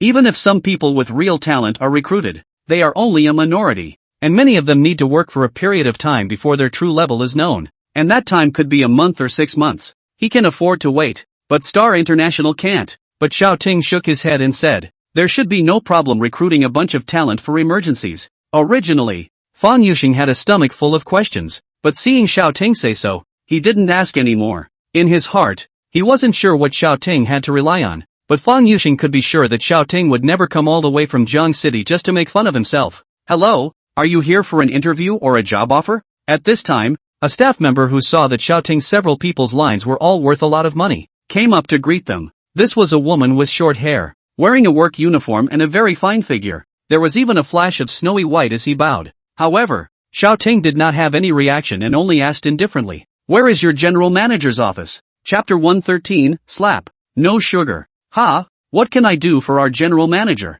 This female staff member stiffened, then questioned somewhat strangely. Xiao Ting frowned slightly when he saw this scene. He had a strong dislike for nosy people. Luo Mushi also sensed Xiao Ting's dissatisfaction, so she hurriedly opened her mouth. Could you please show us to the personnel manager's office? We need to see him for something. Although Luo Mushi didn't know what was going on, she naturally wouldn't ask if Xiao Ting was looking for it. While the staff member named Zhang Nana looked at Romula's face, a hint of jealousy rose within her. How come they're so pretty when they're also women? The manager's office is upstairs. Please follow me. Zhang Nana didn't ask any more questions and hurriedly led the way. After taking the elevator up to the 3rd floor, a few people arrived in front of an office. Knock knock. Nana Chang knocked on the door. After a moment, a cry came from inside. Who? It seemed to carry some resentment. Manager Wu. Someone is looking for you. Okay, wait a minute. It was another minute before another voice came from inside. Come in. Zhang Nana pushed the door open, then saw a middle-aged man with a big belly sitting inside,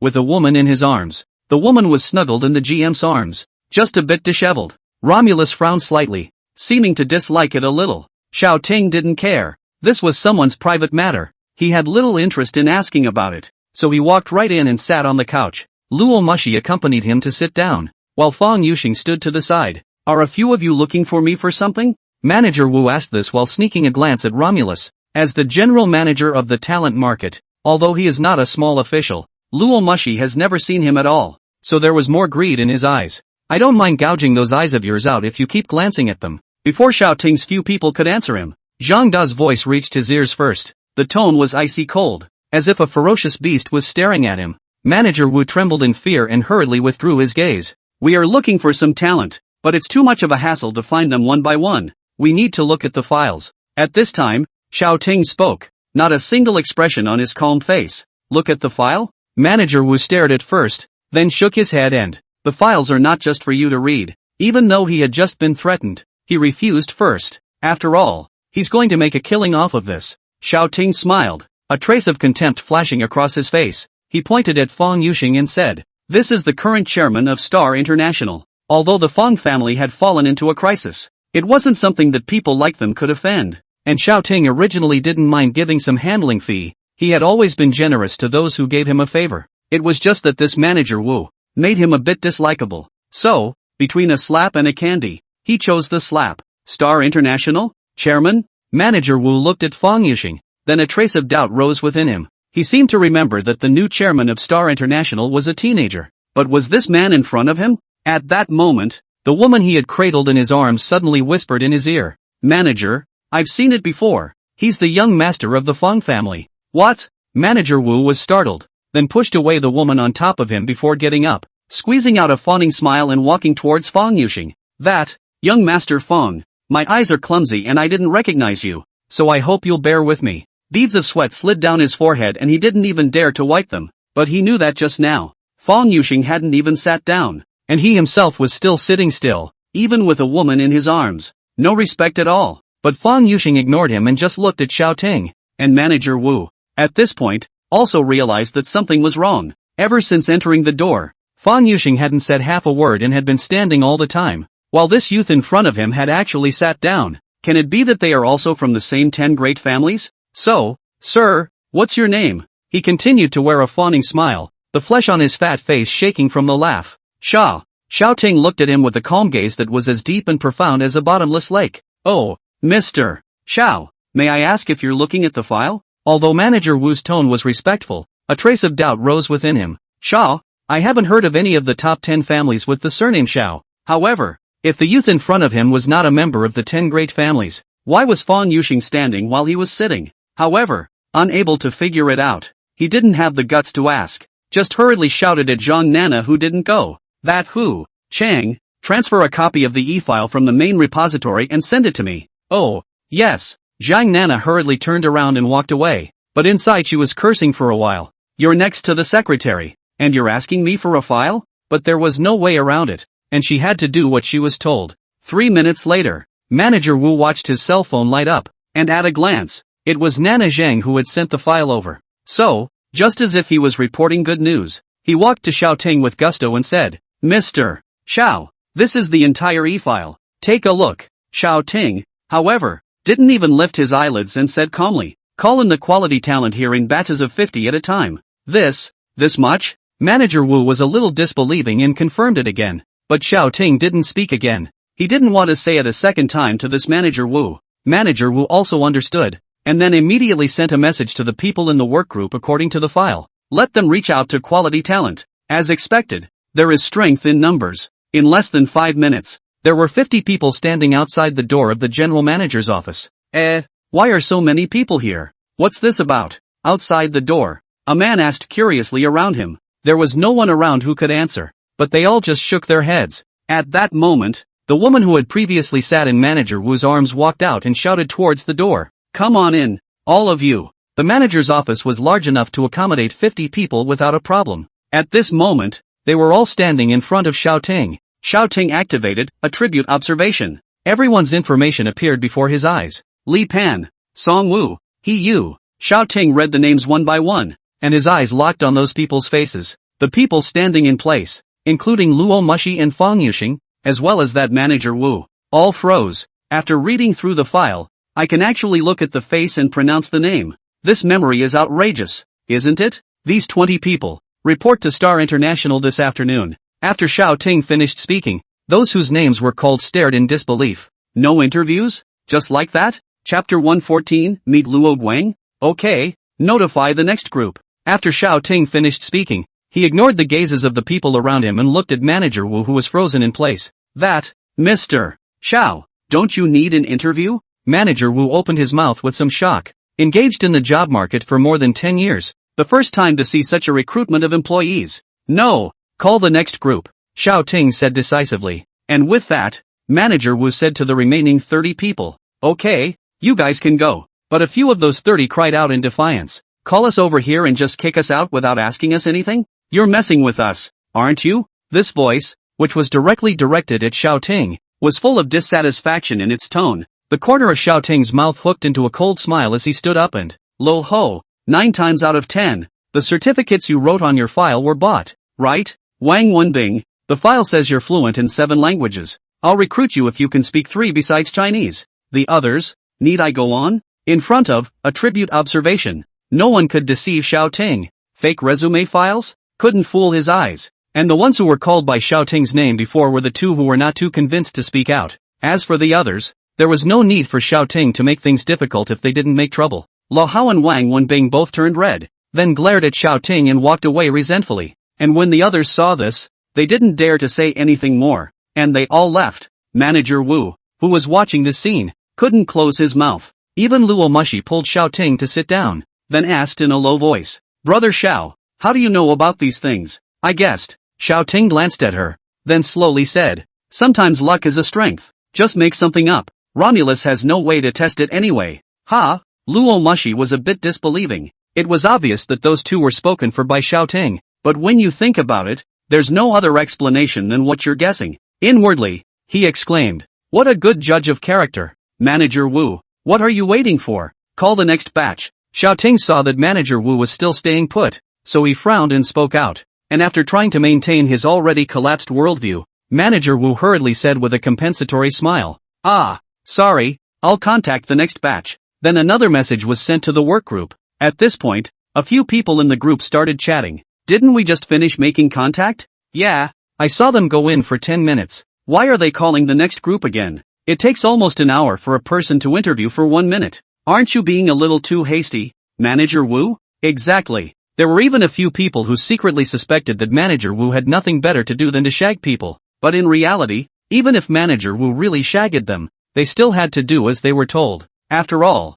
it's the top dog. If he's upset, no one will have a good time. So the employees underneath were very kind in tone, despite their questions in the group. Manager Wu then glanced at Fang Yuxing and Xiao Ting as he cursed in his heart. What's with all the questions? Just do what you're told. He then impatiently messaged back to the group. This is a special situation, so everyone hold on tight. In the past, Wu manager may be directly in the group scolded, but today's things he did not dare to slack off. If it is scolded the staff underneath, to give him a challenge, then the consequences he cannot afford. There was resentment in the minds of both parties, but the group was at peace. As Manager Wu gave the word, those who had just taken a break started to get busy again. This time it was still quick, and within 5 minutes another batch of great talent had arrived. Outside the general manager's office, another 50 people were standing. As they were preparing how to introduce themselves, the secretary came out and called them in. Afterwards, Xiao Ting directly named some people and informed them to report to Star International as soon as possible,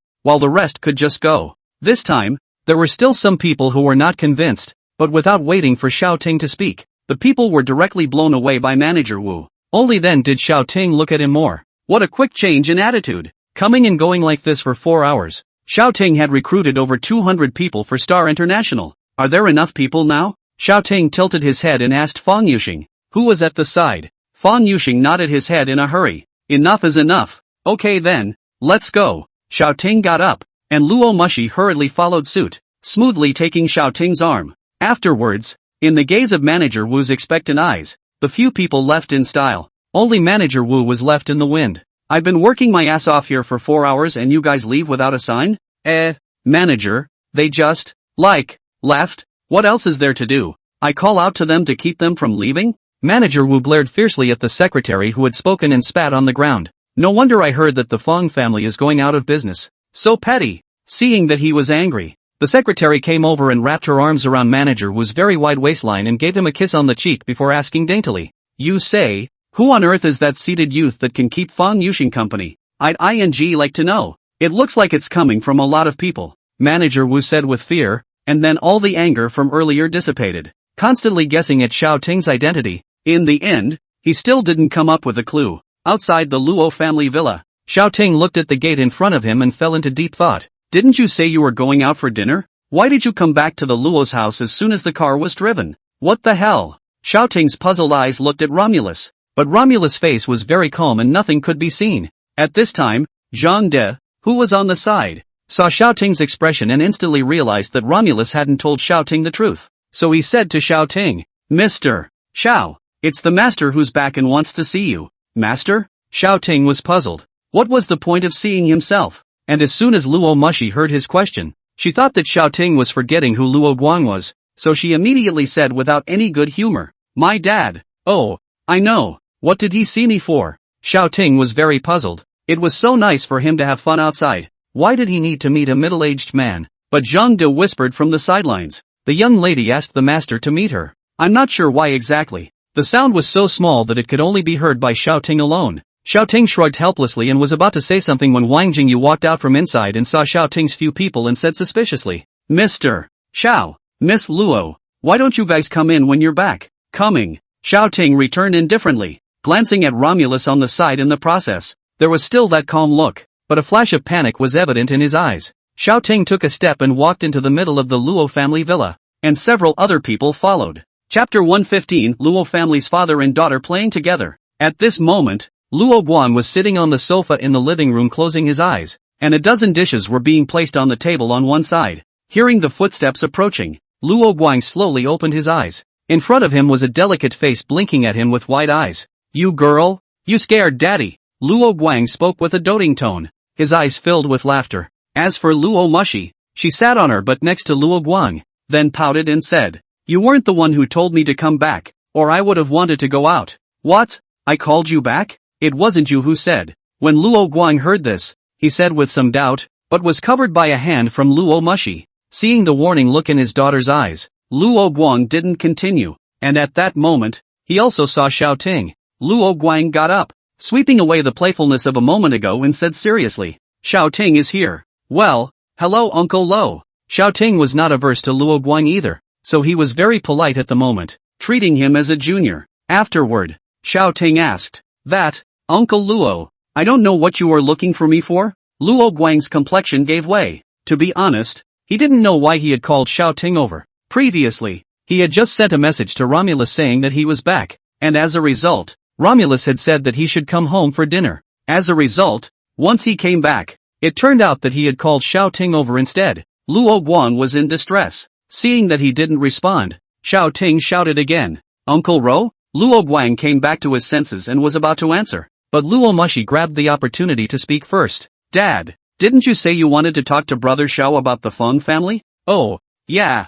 Luo Guang also reacted quickly and hurriedly answered, talking about the Fangs? Xiao Ting glanced at Romulus suspiciously, then sat down. Actually, Xiao Ting was a bit strange in his heart. Although the Luo family was also one of the top 10 families, they couldn't find any reason to help the Feng family at all. After all, there are only so many resources in total, and what the 10 great families can get is 1/10 of that. But if there were only 9 great families, it would certainly be beneficial to the remaining 9 families. So, the Feng family is faltering. Some clans didn't have a good relationship with the Feng family, so they went straight for it, and the better connected ones just stood by and watched. Now Luo Guang actually wanted to talk to Xiao Ting about the Feng family? Is it trying to talk himself out of it? Xiao Ting narrowed his eyes as he began to consider inwardly. Since he had decided to help the Feng family, he had no reason to be afraid. It was just that if even the Luo family was out to stop it, it might take some effort. But in fact, Xiao Ting thought comprehensively, but Luo Guang did not have these curves at all. He was just pondering why Romulus had to make himself meet with Xiao Ting. Although Luo Guang appreciated Xiao Ting was only a friend of Luo Mushi. What was an elder like himself doing getting involved? Well, the meal is ready, so sit down and eat. Luo Guang didn't come up with anything, and in the end, he could only let everyone eat. Luo Guang was the eldest and the host, so he sat at the top seat. Brother Xiao, sit here. Luo Mushi pulled Xiao Ting to sit in the seat closest to Luo Guang. You can talk about things with my dad sitting here. Xiao Ting had no choice but to sit down. He did care about Luo Guang's attitude towards the Feng family. And Romulus sat beside Xiao Ting, and Zhang De and Ma Ming had long since slipped away. Old comrades meeting and making plans to go drinking together. And Wang Jingyu also sat down, a little far away from the other few people. Jingyu, why are you sitting so far away? Xiao Ting was a bit strange, so he asked Wang Jingyu, and Wang Jingyu just smiled and didn't say anything. Seeing this, Xiao Ting didn't ask any more questions and turned to look at Luo Guang. Xiao Ting, you should be helping that kid from the Feng family lately, right? Luo Guang picked up a mouthful of food but didn't eat it. Instead, he asked first. Xiao Ting smiled and said, yes, he had nothing to hide. The Luo family head of the top 10 families. It would not be an exaggeration to say that he had his hands full. I'm a bit curious as to what could have made you come all the way from Jiang City to the imperial capital? Luo Guang wasn't surprised that his daughter was towards the Feng family, but he knew that Xiao Ting and Feng Yuxing, the eldest young master of the Feng family, didn't have a lot of interactions. Excluding the fact that Xiao Ting couldn't see the situation clearly and ran to help the Feng family, there were generally 2 possibilities. For one thing, the Feng family and Xiao Ting were really close. Secondly, helping the Feng family was profitable for Xiao Ting. Even though Luo Guang had been in the business world for many years, he couldn't get Xiao Ting's psychology. After all, the Feng family, in everyone's opinion, was a puddle of muddy water. Whoever wades into this muddy water is guaranteed to be metastasized. Xiao Ting sensed a flash of essence from the bottom of Luo Guang's eyes. He smiled and said to Luo Guang, it's just a show of hands, so why get hung up on why? His glib reply caused both Romulus and Luo Guang to stare. That's an understatement, isn't it? What kind of confidence is that? Luo Guang even suspected that he had somewhat misjudged this young man. While other young people were sharp and restrained, Xiao Ting did not hide it at all. But looking at the faint smile on Xiao Ting's face, he felt a bit unable to pinpoint it. At this moment, Xiao Ting became mysterious and unpredictable in his eyes. After all, someone who makes $3 billion in 3 months from empty hands can't be a fool. Good. Young people should have that kind of sharpness. In the end, all of Luo Guang's full of doubts could only be turned into an exclamation. Yes, Dad, didn't you say I wasn't too young to get married? Just as Xiao Ting and Luo Guang were discussing some of the Feng family's situation, Luo Mushi suddenly interjected. The more the two chatted, the more joyful they became. And Luo Mushi felt that if she let Luo Guang and Xiao Ting chat any longer, there was even a possibility that they might want to become sworn brothers. What's wrong with that? How could she face Xiao Ting in the future? So she voiced an interruption. And Luo Guang first was a bit puzzled. After all, as soon as she talked to Luo Mushi before, she talked about it right and left. Why did she even take the initiative to mention it today? But after looking at Xiao Ting on the side, Luo Guang instantly understood. Ahem. Yeah, Mushi is also 21 this year. Luo Guang made a gesture of contemplation, as if he was thinking about something. Afterward, Luo Guang asked seemingly offhandedly. That, Xiao Ting how old are you? Xiao Ting, who was in the middle of eating, had a movement in his hand.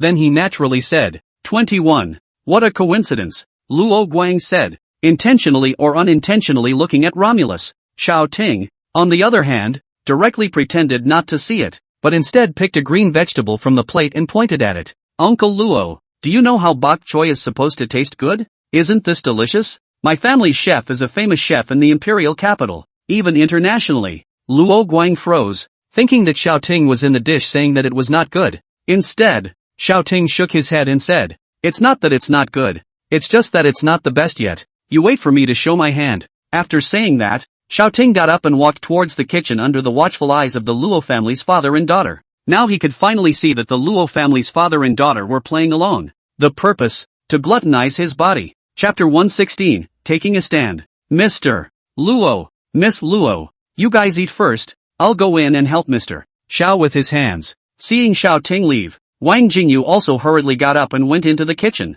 After Xiao Ting and Wang Jingyu entered the kitchen, the Luo family father and daughter were left at the table. Luo Guang hurriedly got next to his daughter. Mushi, do you have some interest in Xiao Ting? There was a hint of nervousness in his tone. Romulus, on the other hand, bit her lip and nodded. Luo Guang got his answer and was a little lost in thought. In the past, this daughter was always cold as ice to people, but since the last time she met Xiao Ting, she became much more cheerful. He even took the initiative to follow Xiao Ting to Jiang City. And to think about Xiao Ting, although he had been investigated and had an average origin, it was this origin that created a myth among his peers. Even the Li family's Li Tianlu did not have this kind of achievement at Xiao Ting's age. Although Xiao Ting's current assets were nothing in the eyes of the Luo family, Luo Guang appreciated Xiao Ting. And now that he saw that Luo Mushi really admitted to liking Xiao Ting, he was a little disappointed. Dad, what's wrong with you? At this time, seeing Luo Guang somewhat lost in thought, Luo Mushi whispered out a question. Luo Guang hurriedly came back to his senses and saw his daughter's concerned eyes and said in a hurry,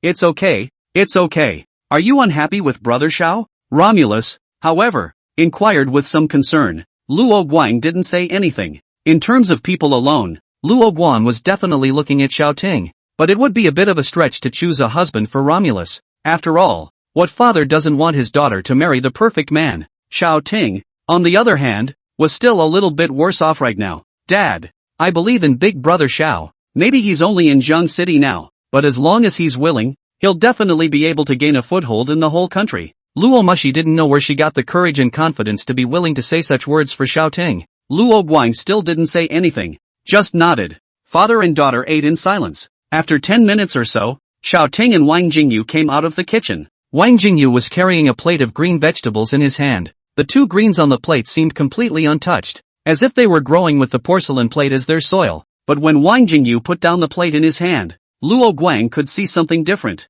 The bok choy lay quietly on the plate, but there was an aroma, if any, coming from it. The aroma was so faint and light that if you didn't smell it carefully, you might just ignore it. It is? Luo Guang looked at Xiao Ting. Xiao Ting, on the other hand, sat down and made a gesture of invitation. Luo Guang picked up his chopsticks and picked up the topmost leaf of one of the bok choys, just pinching it up. The faint aroma from earlier instantly became thicker. It seems that the aroma is hidden by the topmost vegetable leaves. While Luo Guang was secretly surprised, he brought the piece of bok choy into his mouth. A spicy flavor came through. There seemed to be a fire burning on the tip of my tongue, but as I chewed slowly, that fire changed from a blazing fire to a civilized fire to a small fire. This was followed by a burst of sweetness and sourness on the tongue, which slowly suppressed the spiciness from earlier. When I swallowed it, I tasted the freshness of the greens. One dish, 3 flavors. Luo Guang's eyes widened. With his wealth, he can afford to hire awesome chefs from all over the world. But there was no chef who could make this flavor with a simple green vegetable like Xiao Ting.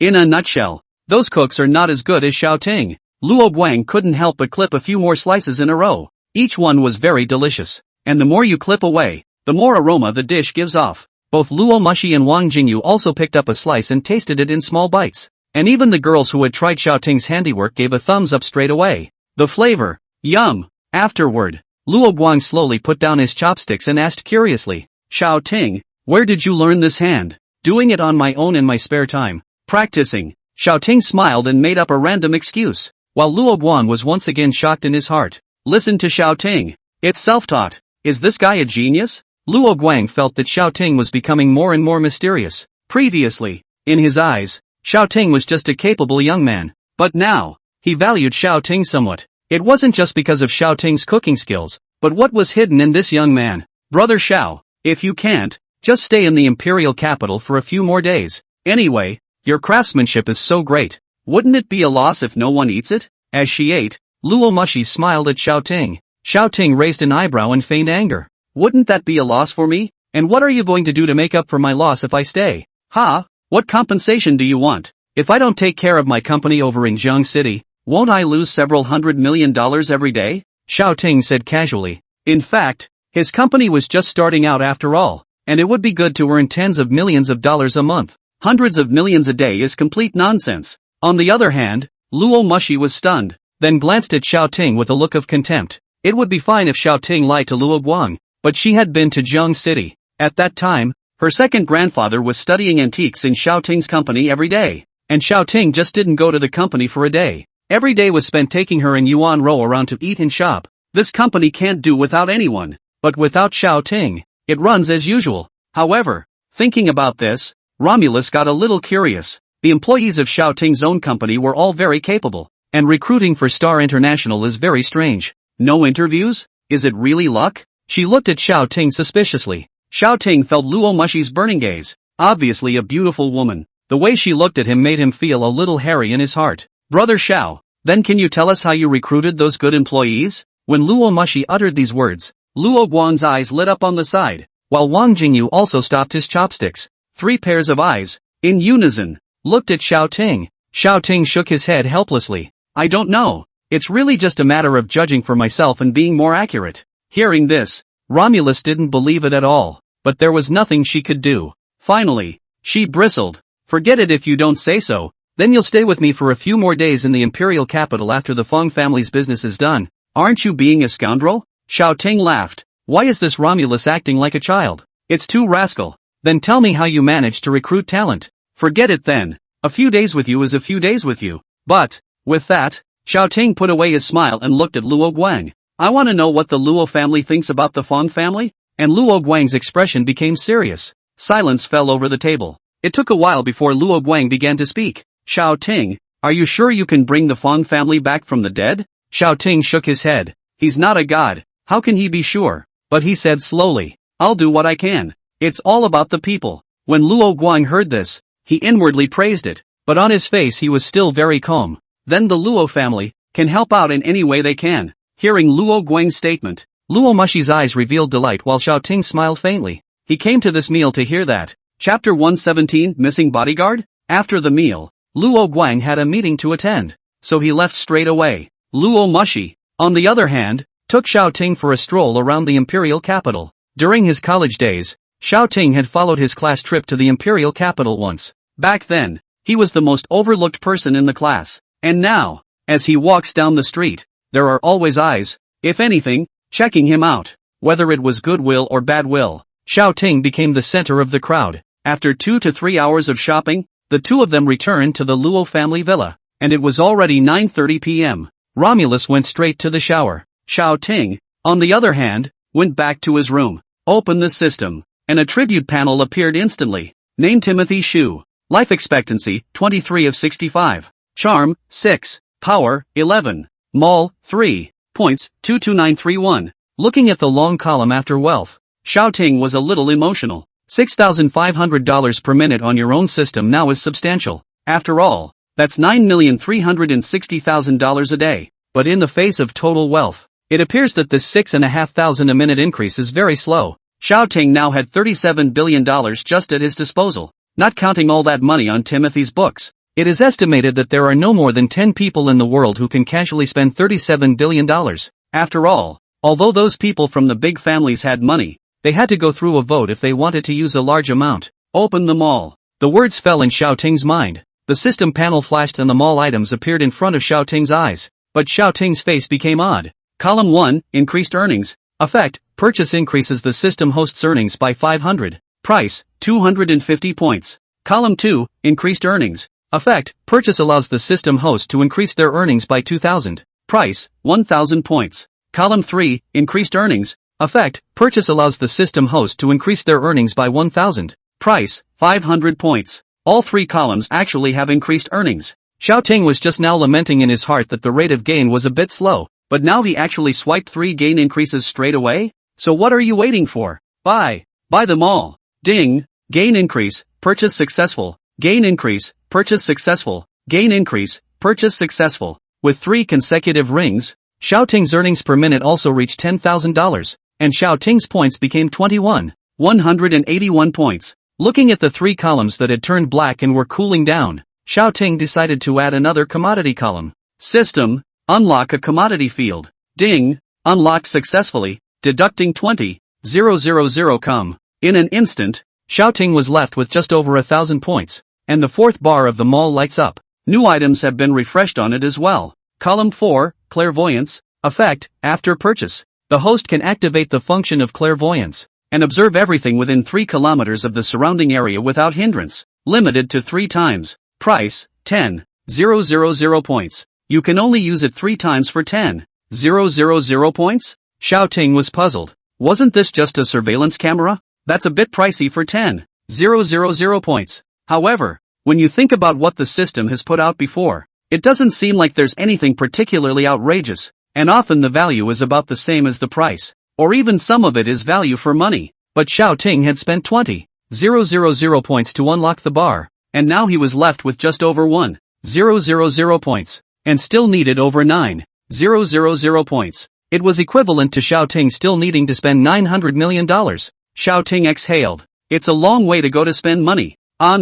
Dribble dribble dribble. At this time, Xiao Ting's cell phone rang. A quick glance showed that the caller ID was Maman. As usual, if it wasn't something important, Maman would never call at night, so Xiao Ting immediately picked up the phone. What is it? After saying that, Maman's aggrieved voice came from over there. Sir, Miss Yuan asked me to report the situation. I'm hanging up now on the pretext of going to the bathroom. What should I say? Xiao Ting froze, then speechless. After thinking about it, he said to Maman, Maman, when you were in the military, you should have learned about counterinterrogation, right? Ha? Learned it? Ma Ming was puzzled, not knowing what Xiao Ting was asking for. But before he could ask, Xiao Ting's side hung up the phone. Listening to the busy tone coming from the other end of the phone, Maman began to think. After a few minutes, his eyes lit up. Counterinterrogation?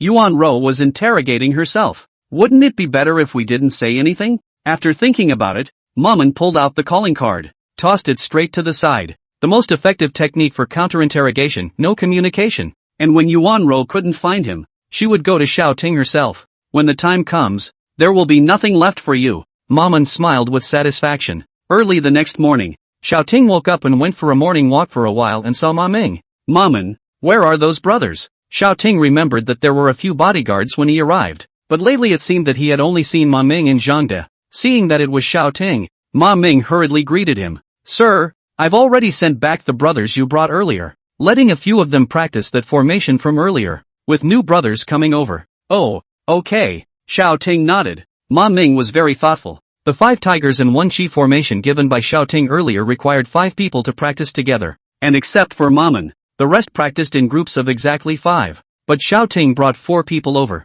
and those 4 just happened to be from 2 groups. This leaves 10 people unable to perform the 5 tigers and 1 spirit exercise. So Maman told the 4 of them to go back and then recalled another group to set out to come to the imperial capital. But as he said that, Maman suddenly thought of something. That's not right. By all rights, they should have arrived at the imperial capital last night. He then felt for his cell phone and tapped on it without noticing any missed calls. He rubbed his head. Strangely, is it hard to believe that the plane was late? Xiao Ting heard Ma Ming's words behind him. So he said to him, call the airline, and if something goes wrong, ask Zhangde. Yes, Maman said seriously. Then without waiting for Xiao Ting to get far away, he started dialing the airline. Xiao Ting didn't care much and left. After changing his clothes and leaving the room, Xiaoting saw that Ma Ming was already standing in the hall, so he said as he came down the stairs, "How's it going?" Ma Ming, however, frowned as he looked at Xiaoting and said, "I asked the airline in and there was no problem with that flight yesterday, and the brothers in the city watched them get on the plane with their own eyes."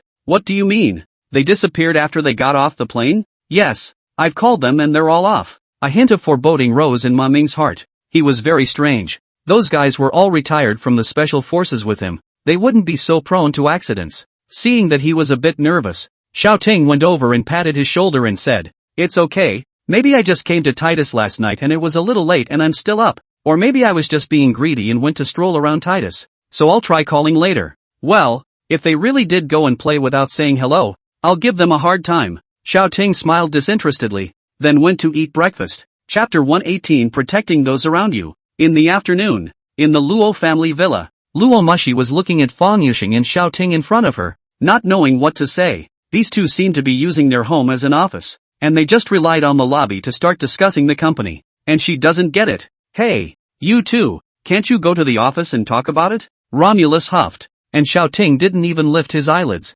"Timothy Unity is in Jiang City. Star International has a mole. Where else can we go to talk things over?" However, Fang Yuxing caught a glimpse of a smile at the corner of Xiaoting's mouth. "But I can't interrupt anything you guys are saying. Why do you have to stay with us?" Xiaoting raised his head and asked rhetorically. "It wouldn't be because you want to eavesdrop on our trade secrets, would it? Who wants to hear your trade secrets? Just not my company." As soon as Luo Mushi heard Xiaoting put such a big hat on him, she hurriedly denied it and then stammered, "I just didn't know what to go for." At that moment, Fang Yuxing spoke. "I've heard from my classmates that they just go on the internet and go shopping, so you can go too." Luo Mushi was speechless, wanting to get angry, but Fang Yuxing was speaking in a serious manner again. In the end, she could only say it gamely. "Okay, I'm going shopping, so don't you guys steal from my house." With that, she turned and headed out the door. Instead, Fang Yuxing whispered, "Who would want to steal from your house? Sister Mushi is thinking of a gentleman with a small mind."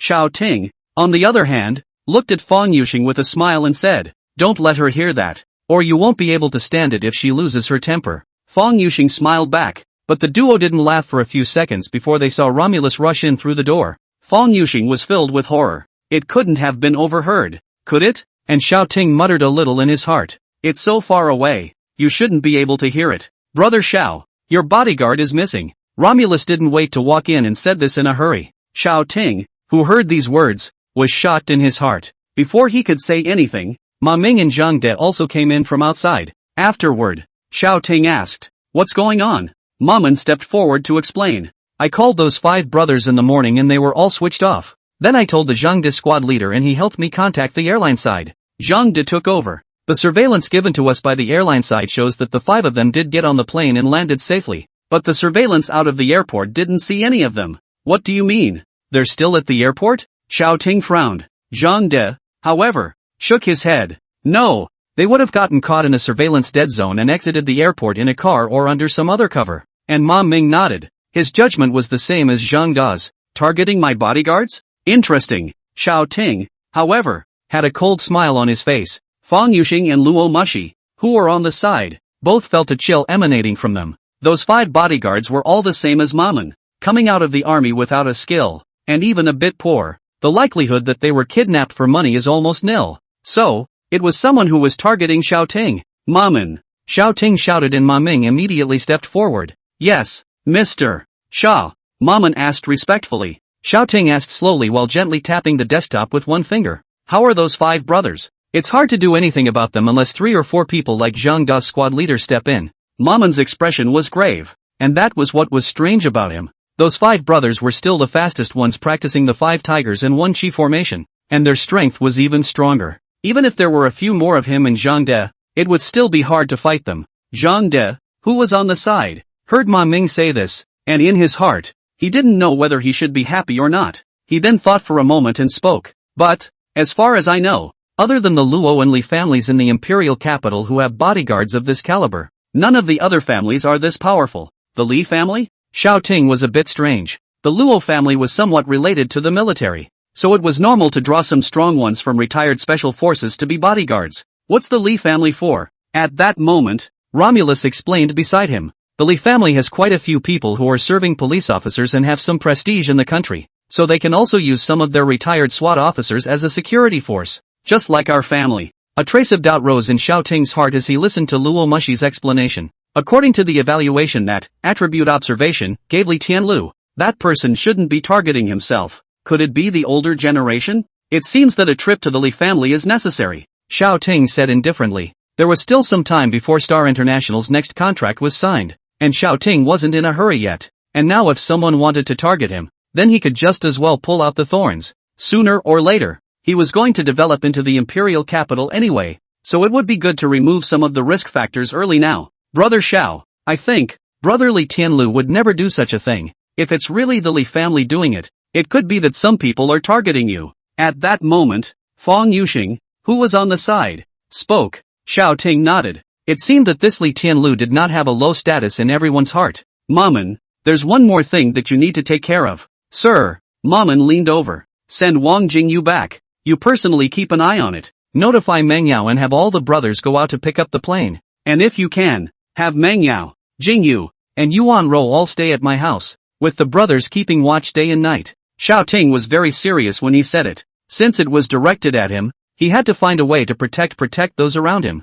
While beside her, Romulus listened to all this but looked a little downcast. Yes, Maman stood upright and answered, very seriously. Maman then left. Mr. Zhang De, I have a favor to ask of you. At this time, Xiao Ting added to Zhang De who was standing. Please speak, Mr. Xiao. Zhang De will do his best. I'll give you an address in a while. You send some manpower over there to protect the two people. $1 million a day for each person who goes there. Xiao Ting was talking about parents, but be sure to protect them covertly so as not to disturb them. Okay, is 30 enough? 50 of them.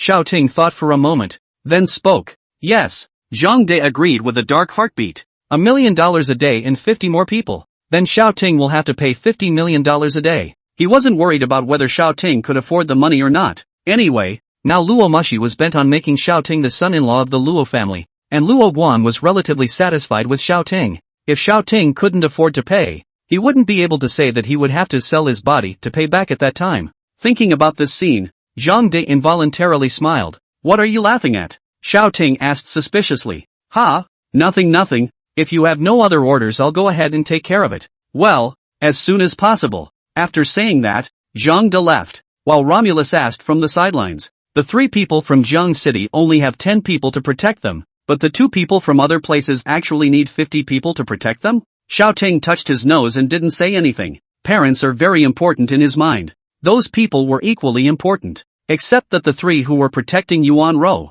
It's the one who practiced the 5 tigers and 1 chi formation. They're together. Basically. Foolproof. Chapter 119 Appointment with Li Tianlu. Brother Xiao, after investigating, among the recent entry and exit records, only this car is more suspicious. Luo Mushi placed a few photos on the table in front of Xiao Ting. The car was passing through airport surveillance without a license plate, most likely to avoid surveillance. Xiao Ting looked at the photos. Above are some views captured by surveillance. The footage shows a dark gray sedan being driven. The top of the driver's seat was blocked by a curtain and no faces were visible. Xiao Ting narrowed his eyes. The car is indeed strange, but it does not have enough room to transport people out. After all, the 5 men who disappeared were not small. But then again, a covered-up car like this is very suspicious indeed. Is there any surveillance of this car exiting the airport? Xiao Ting looked at Romulus. Romulus, however, shook her head and explained. The airport has our family's shares, so the airport's surveillance video is available for viewing.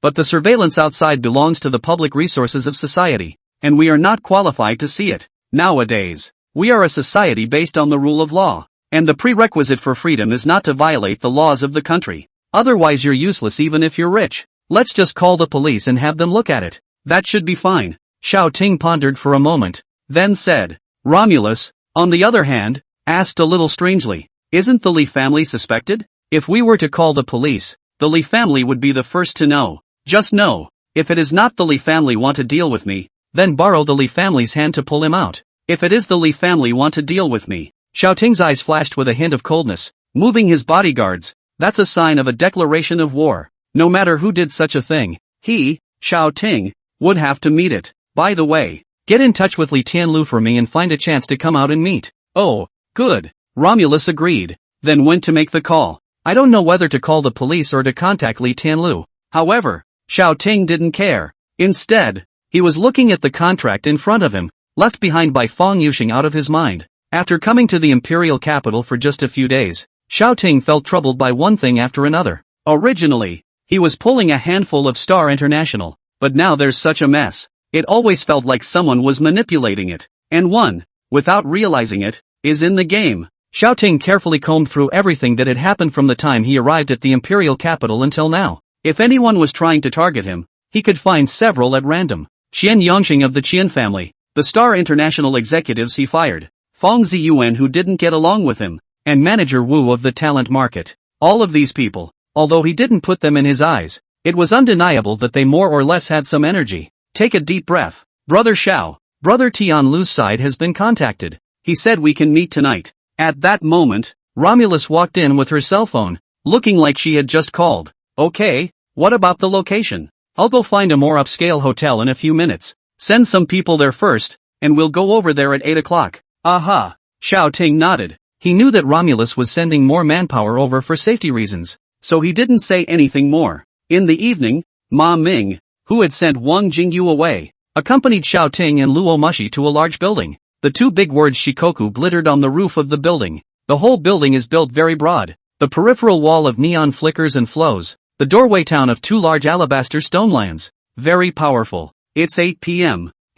But Suk is very quiet, and few people seem to be coming to eat. But Xiao Ting knew that. Fewer people because it's expensive. Just by looking at this building, one could tell that the imperial capital was far from being comparable to a second-tier city like Zheng City. Both the architectural style and the level of construction are at the top level within China. At the doorway were standing 8 doormen, 4 men and 4 women, all as motionless as statues. It was only when they watched the Luo family's car slowly pull up in front of the hotel that they all looked at the few people coming down in unison. 2 male doormen trotted down the red carpet, one taking the car keys from Maman's hand to park the car, and one standing to the side and bowing to the men. Welcome! Xiao Ting nodded and the 3 of them walked to the door under the guidance of the porter. The porter bowed the entire time in a very respectful manner. The female staff at the entrance were also all very good-looking and had been looking at Xiao Ting's people with enthusiasm until they entered the hotel's main door. Then a greeter trotted over, bowed, and asked, "Hello, are you staying or eating? We have an appointment." Romulus stepped forward and spoke, then took out her cell phone and gave the welcome a look at the message on it. "Ah, yes, please follow me. Several of you." The welcome guest smiled slightly before turning around and leading a few people towards the elevator. The welcoming lady pressed toward the elevator and the doors came down from above and opened slowly. At that moment, a man and a woman came along as well. A heavily made-up woman in her 20s, and a man in his 40s with a big belly. The welcoming lady saw the duo coming over, and also saw the room card in the opposite hand, and immediately said to the duo, "Good day sir and madam. This elevator is a special direct elevator for the deluxe private rooms and cannot reach the floor where your room is located. I'm sorry." The smile on his face was a breath of fresh air. Despite the words of rejection, a man and a woman froze as they listened, and the heavily made-up woman froze for a moment before grunting in displeasure. And a direct elevator? What the hell? Hearing this, the man hurriedly glared at the woman, signaling her to shut up. The woman also had the good sense to stop talking. When Xiao Ting heard the words of the welcoming lady,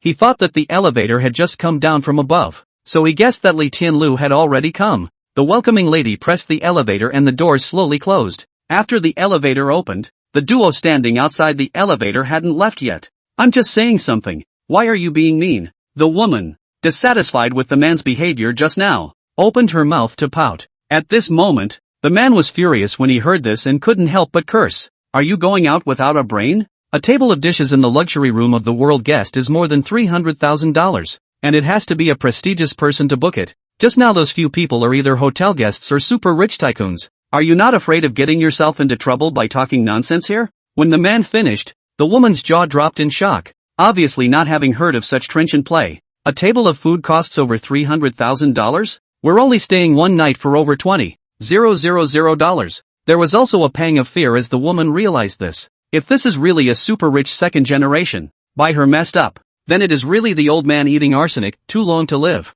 And the man didn't tell her that $20,000 for a night's stay was already a very low price point here. What's even more amazing is that Shikakai is also very particular about the status of the visitor. People like them, even if they took out $600,000, they wouldn't necessarily be able to book a table in a deluxe private room. Chapter 120 Problems with Airport Staff? Inside the luxurious private room, there was a man sitting quietly under the brilliant lights, Li Tianlu. He was resting his eyes and quietly waiting for Xiao Ting and Luo Mushi to arrive. Knock knock. A welcoming probe. Knocking 3 times on the open door of the Li Tianlu slowly opened his eyes. Sir, there's a friend of yours over here. With those words, the welcome guest stepped aside. Xiao Ting and Luo Mushi appeared at the door. A smile appeared on Li Tianlu's face as he got up and said, Brother Xiao Ting and Mushi are here. Sit down. Gentle and courteous. Xiao Ting's heart felt one more point of goodwill towards this Li Tianlu. Not even a little bit of the young master of the 10 great families stance. It's a lot better than the likes of Qian Yongxing and Zhao Anning.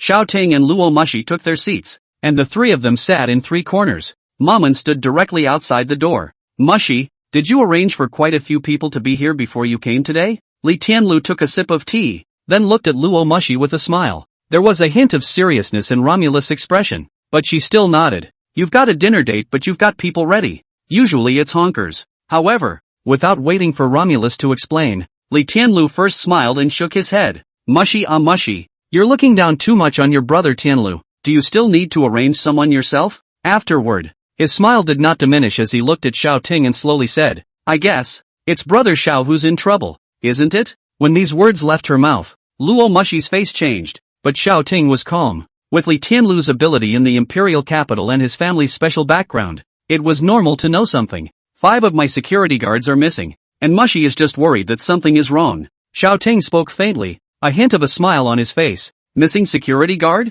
Disappeared in the imperial city? Only Li Tianlu's face instantly became serious. Aha! Romulus picked up, so I had to be careful this time out. Li Tianlu nodded, understanding what Romulus had done earlier. He then looked at Xiao Ting. Got a clue? Xiao Ting faintly sipped a mouthful of tea and said, No clue, except that my security guards are all good, and there are very few people who can silently take them out in a surveillance dead zone. Li Tianlu was dumbfounded. It was only after Xiao Ting said this that he realized, this is suspecting the Li family. However, he wasn't annoyed. After all, in the imperial capital, the only ones who had this strength were the Luo family and the Li family. It wasn't the Li family that did it. Now that he'd figured out what Xiao Ting and Romulus had done, he went straight to the point and said that, in the police system, lifestyle is caught very strictly. Our family and the Luo family are only because of their relationship. Those retired SWAT officers and special forces will prefer to stay and work in our family, but it's hard to get them to do something that's not legal. They have their own moral values.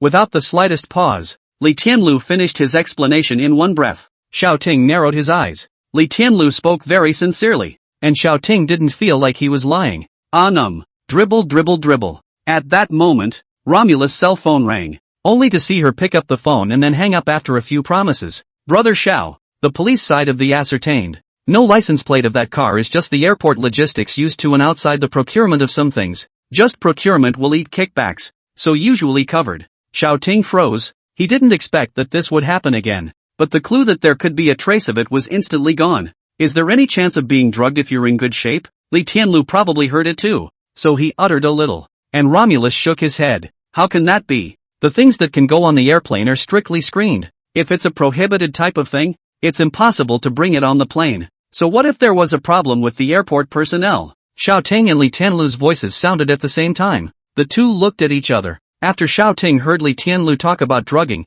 he instantly thought of this possibility. After all, the forces of the 10 great families were intricate, and even if one needed to do something to avoid people's ears, it wouldn't be very difficult to go by someone to place a drug. Seeing that Xiao Ting and Li Tianlu had both thought of this, Luo Mushi wasn't a cutie. Sensed something. Thinking for a moment, she asked, and in what direction should the investigation begin? Xiao Ting said, or the driver of the unmarked car. Ha! Luo Mushi looked at Xiao Ting with some incomprehension. But hasn't that one been reviewed? Xiao Ting shook his head. Mousy, which is more noticeable? A car that doesn't have a license plate, or a car that does? Of course it's an unlicensed car. Then he's just taking kickbacks. If the airline side wants to investigate, it's also investigating the accounts out of order. So why bother? Romulus paused. She hadn't thought of such a layer before, and now that Xiao Ting had said it, this thing is immediately suspicious. And that airport logistics, clearly an excuse to cover up more. Then I'll have someone get that airport logistics back. He must know something. Thinking of this, Romulus pulled out his cell phone and was about to make a call. No need. Xiao Ting spoke faintly. It's against the law to abuse a lynch mob. As he said that, Xiao Ting looked at Li Tianlu. Li Tianlu would understand and nodded. He was already interested in befriending Xiao Ting, so naturally he was happy to do this favor. After taking out his cell phone and finding a number, Li Tianlu dialed it. Fourth uncle. Me, Sky Road.